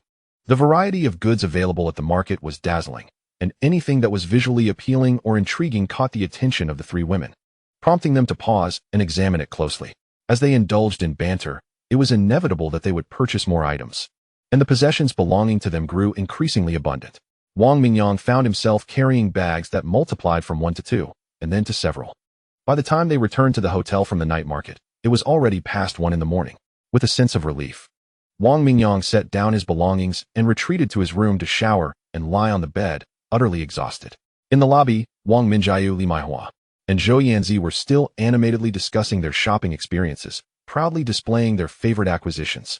The following day in Hong Kong, Wang Mingyang and his companions visited the summit of Taiping Shan, where they unexpectedly encountered celebrities filming a scene. Wang Mingyang recognized several stars frequently seen on TVB. Taking advantage of a break, he and his friends approached them for a photo, and the celebrities, amiable and approachable, readily agreed. After a leisurely tour of Taiping Shan, the group spent a good part of the day at the ocean park. They had to forego a visit to Disneyland due to time constraints, but they managed to squeeze in a trip to Madame Tussauds, where the lifelike wax figures left a lasting impression on them. Returning to the hotel after a day of exploration, the four gathered at a romantic restaurant to savor the culinary creations of a top chef. The dishes of foie gras and caviar were particularly memorable, offering a unique flavor, though they could become overwhelming if consumed in excess. That evening, Wang Minjiu, Li Maihua, and Zhou Yanzi proposed another excursion to the lively streets, expressing that they had not fully satisfied their shopping cravings from the previous night. Yielding to the majority, Wang Mingyang reluctantly joined them as they ventured out once more. Fortunately, the trio's purchases that night were significantly less than the previous.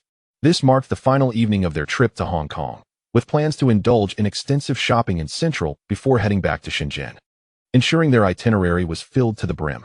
Before departing Hong Kong, Wang Mingyang called Gao Ku regarding the offshore company and fund registration, informing him that the shareholders were tentatively 4 individuals. Wang Mingyang holding 90, his sister Wang Minjiu 5, and Li Maihua and Zhou Yanzi each with 2. 5. Wang Mingyang intended to consider adding Chen Ming and others later or possibly incorporating them into the shareholders of Jiji Technology in Shenzhen. A few days after returning to Shenzhen, Gao Ku from Gauda Law Firm approached Wang Mingyang with a stack of documents requiring shareholder signatures and the submission of various materials for the new company and fund registration. Once the signatures were secured, Li Maihua and Zhou Yanzi gazed at Wang Mingyang with increasingly tender expressions, regardless of monetary considerations. The fact that this rogue had included their names among the company's shareholders indicated that he held affection for them. This thought filled their hearts with sweetness. As time passed, bolstered by the positive word of mouth from early purchasers, the Jiji Technologies GU mobile phone began to gain notoriety, with its online visibility skyrocketing. Unfortunately, production capacity constraints limited the factory's daily output to around 5,000 units. Watching the profits slip away, Chen Ming, who was responsible for overseeing factory operations, found it hard to eat or sleep. He relentlessly urged suppliers to expedite the installation of production lines in the newly rented workshop, even enlisting Wei Fong from the machining factory to assist in hastening the setup process. Despite his own factory being overwhelmed, Wei Fong had to comply with his superior's directives, especially since Chen Ming was a favored associate of the boss.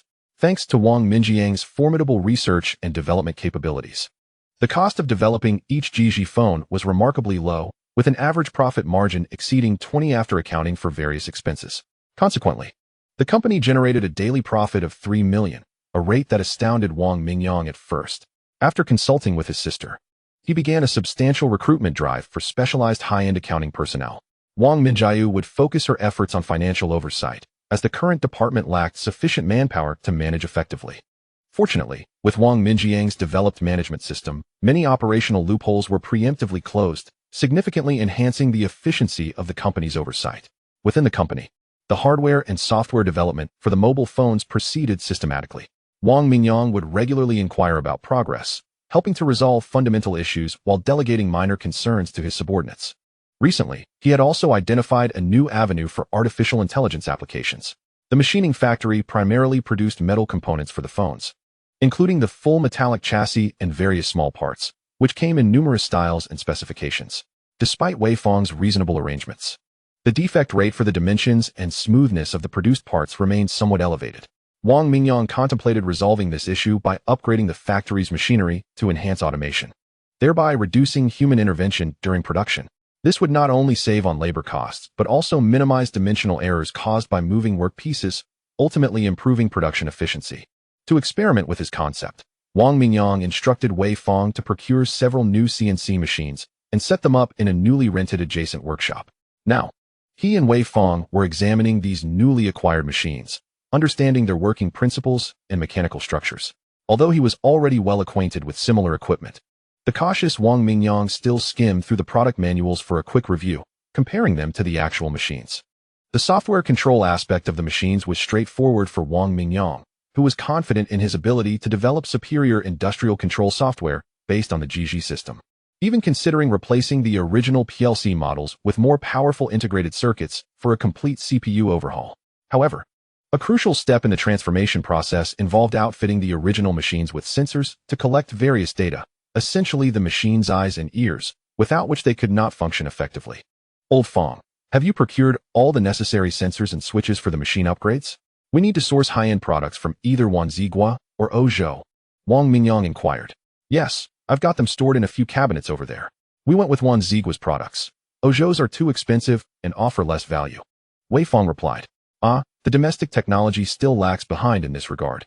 Such a small sensor can be exorbitantly priced, Wang Mingyang lamented. Let's first assess which processes we can automate, starting with the simpler ones, he suggested, leading Wei Feng back to the old machining workshop. They meticulously observed the workers' movements, continuously calculating the feasibility of automating certain steps.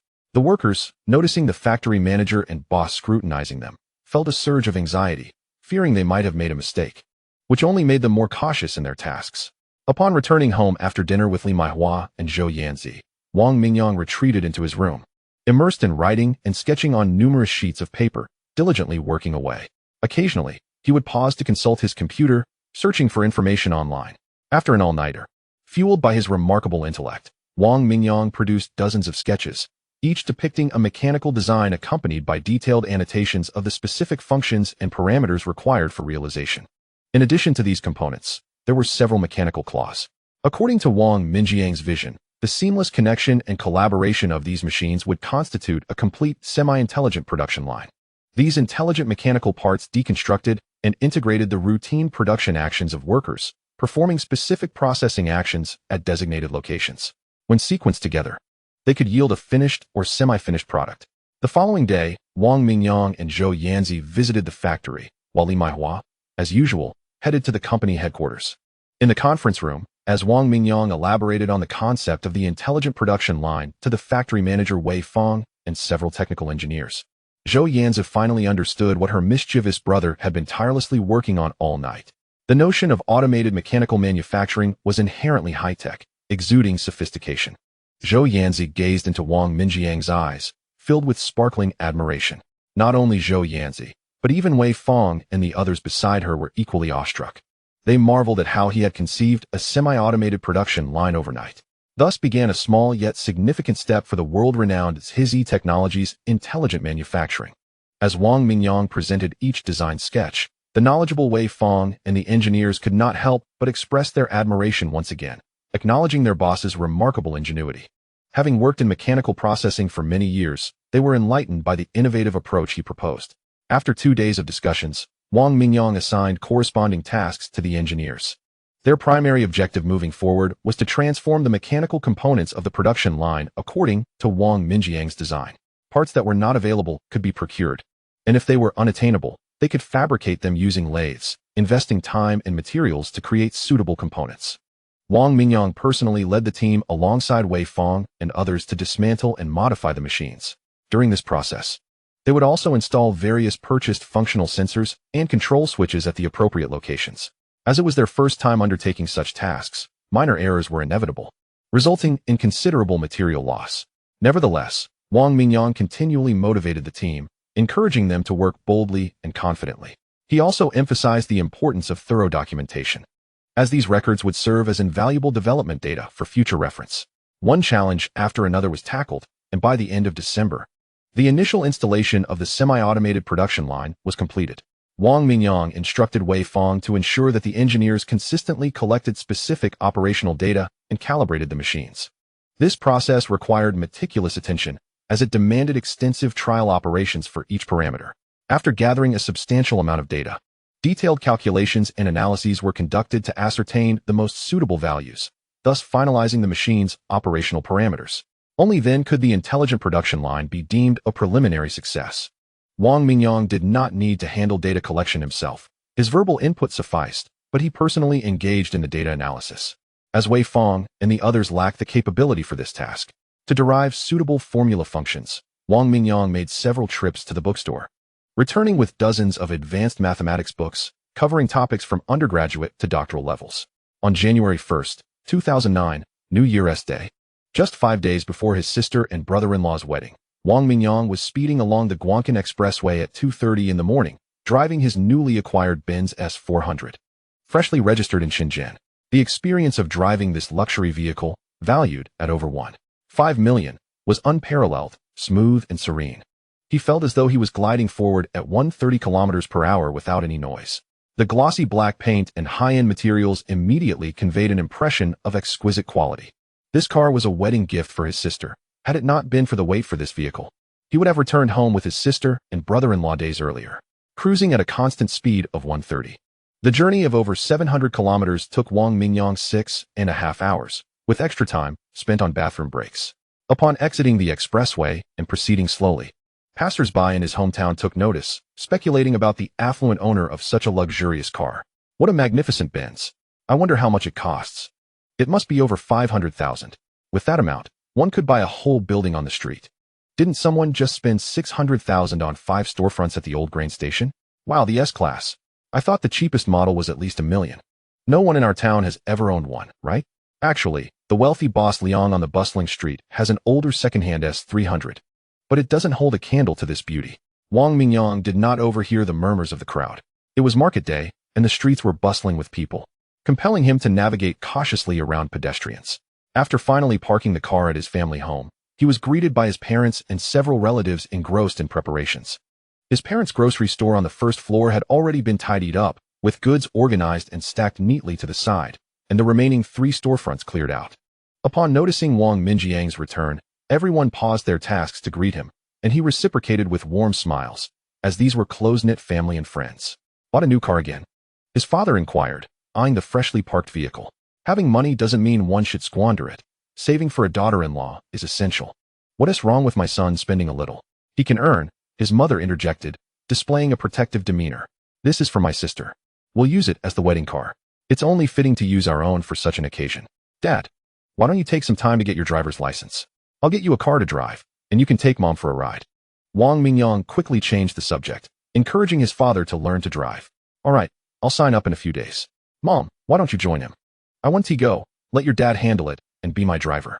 By the way, you're back just in time. Take these items to your brother-in-law's house.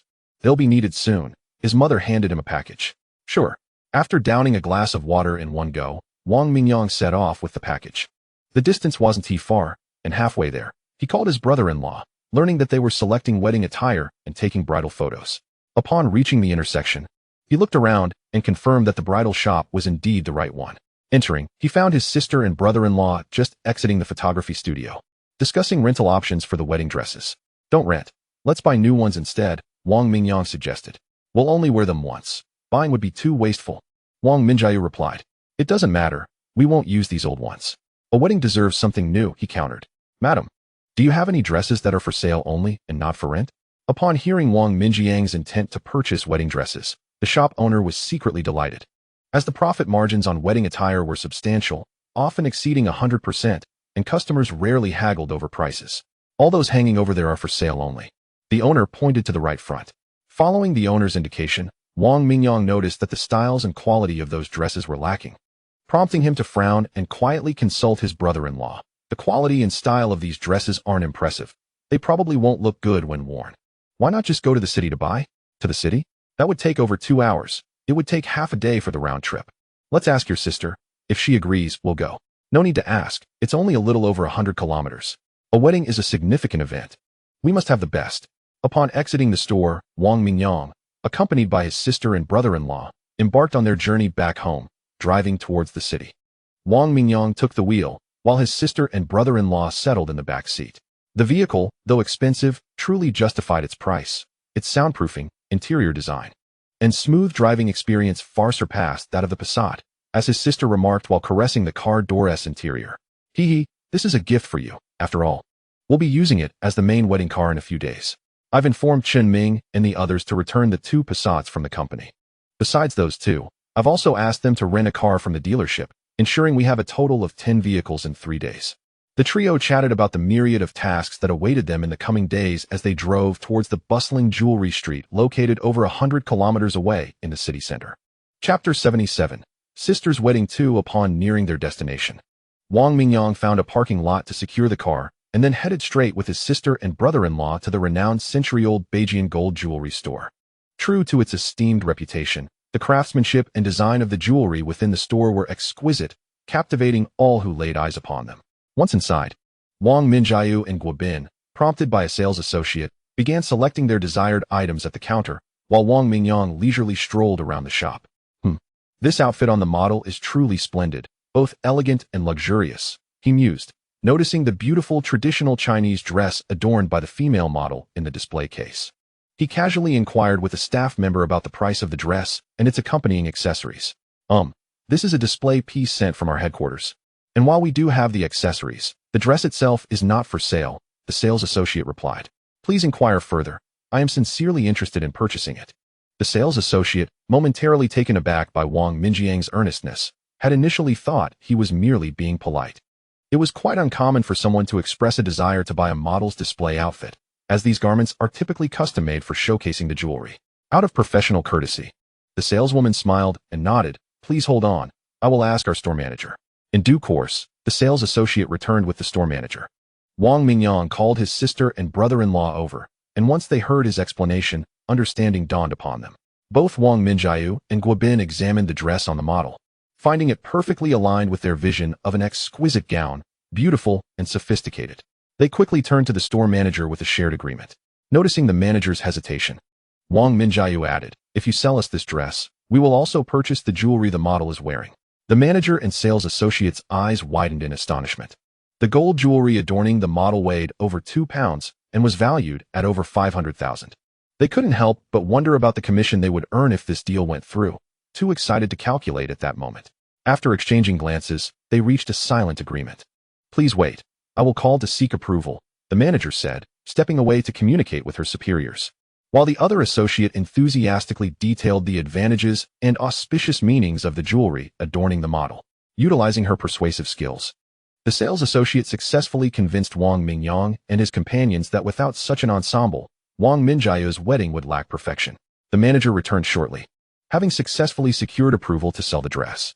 After a brief negotiation, the total price for everything the model wore came to 558,000 yuan, to which Wang Mingyang promptly paid with his bank card. As the items were being packaged, the manager and sales associate trembled with excitement. Such a commission would typically take them 2 to 3 weeks of work to earn. Having emerged from the Beijing store with over 2 pounds of gold and the dress in hand, the trio felt they had accomplished their primary mission in the city. Their spirits lifted, they decided to find a meal before continuing their shopping expedition, intending to purchase a suit for Guobin and perhaps a few other items to bring back home.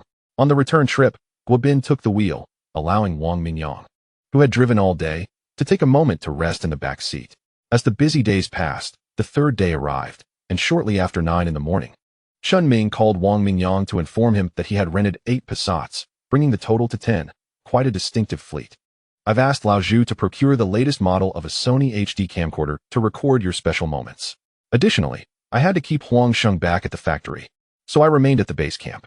Please extend my wishes to your sister for a joyous wedding. He concluded with a playful hint. Oh, and here's a surprise. The drivers who drove over will bring something special for you. What surprise? Wang Mingyang wondered aloud, sensing a mischievous tone in Chen Ming's voice. I won't disclose anything. It would spoil the fun. Just remember to book their hotel accommodations. and I must go now as I have a meeting regarding the rental of the factory. After hanging up, Wang Mingyang pondered the nature of Chun Ming's surprise, but ultimately decided to let it go, focusing instead on other tasks.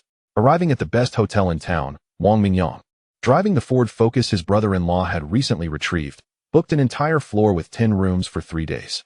This delighted the hotel owner, who was pleasantly surprised to see a significant booking on a non-holiday weekday, filling 1/5 of their rooms in one go. As the clock struck 5 in the afternoon, Zhu Hong and his crew arrived, bringing a total of 10 vehicles. Present were Zhu Hong, Huang Sheng, Chun Liang, Lu Gong, Wei Fong, the deputy supervisor of the software development department Li Yi, along with Li Maihua, Zhou Yanzi, Li Hongni, and Zhou Li. Upon spotting Li Maihua and Zhou Yanzi, Wang Mingyang instantly realized that they were the surprised Chun Ming had mentioned. He laughed heartily and led everyone to check into the hotel before arranging dinner. They ordered a variety of the restaurant's specialties, many of which showcased local flavors. After a long day of driving, the group was eager to unwind and savor the culinary delights. Wang Mingyang raised his glass frequently, welcoming everyone and expressing gratitude for their assistance. Aside from Zhu Hong and a few childhood friends, the others were curious about the small town that had nurtured their ingenious boss. Particularly, Li Maihua and Zhou Yanzi, enamored by their beloved's hometown, expressed great interest in their surroundings. After dinner, everyone returned to their rooms to rest, except for Li Maihua and Zhou Yanzi, who insisted that Wang Mingyang take them for a stroll. As they walked, they bombarded him with questions, eager to catch up after a few days apart.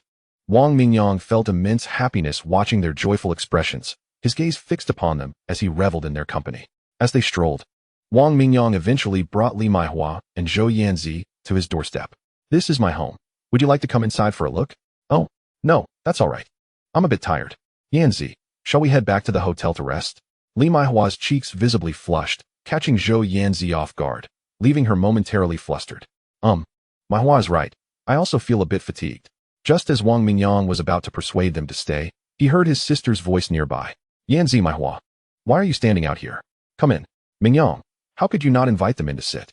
Although Wang Minjiu harbored considerable dissatisfaction towards her brother's flirtatious nature, prolonged interactions led her to appreciate Li Maihua and Zhou Yanzi rather favorably. Moreover, given that they assisted in transporting a vehicle from Shenzhen for her wedding, it would be only courteous to invite them in for a cup of tea. As for the matters that would unfold thereafter, she believed it best to leave those to the 3 individuals directly involved. Regardless of which one ultimately became her sister-in-law, she would support the decision wholeheartedly.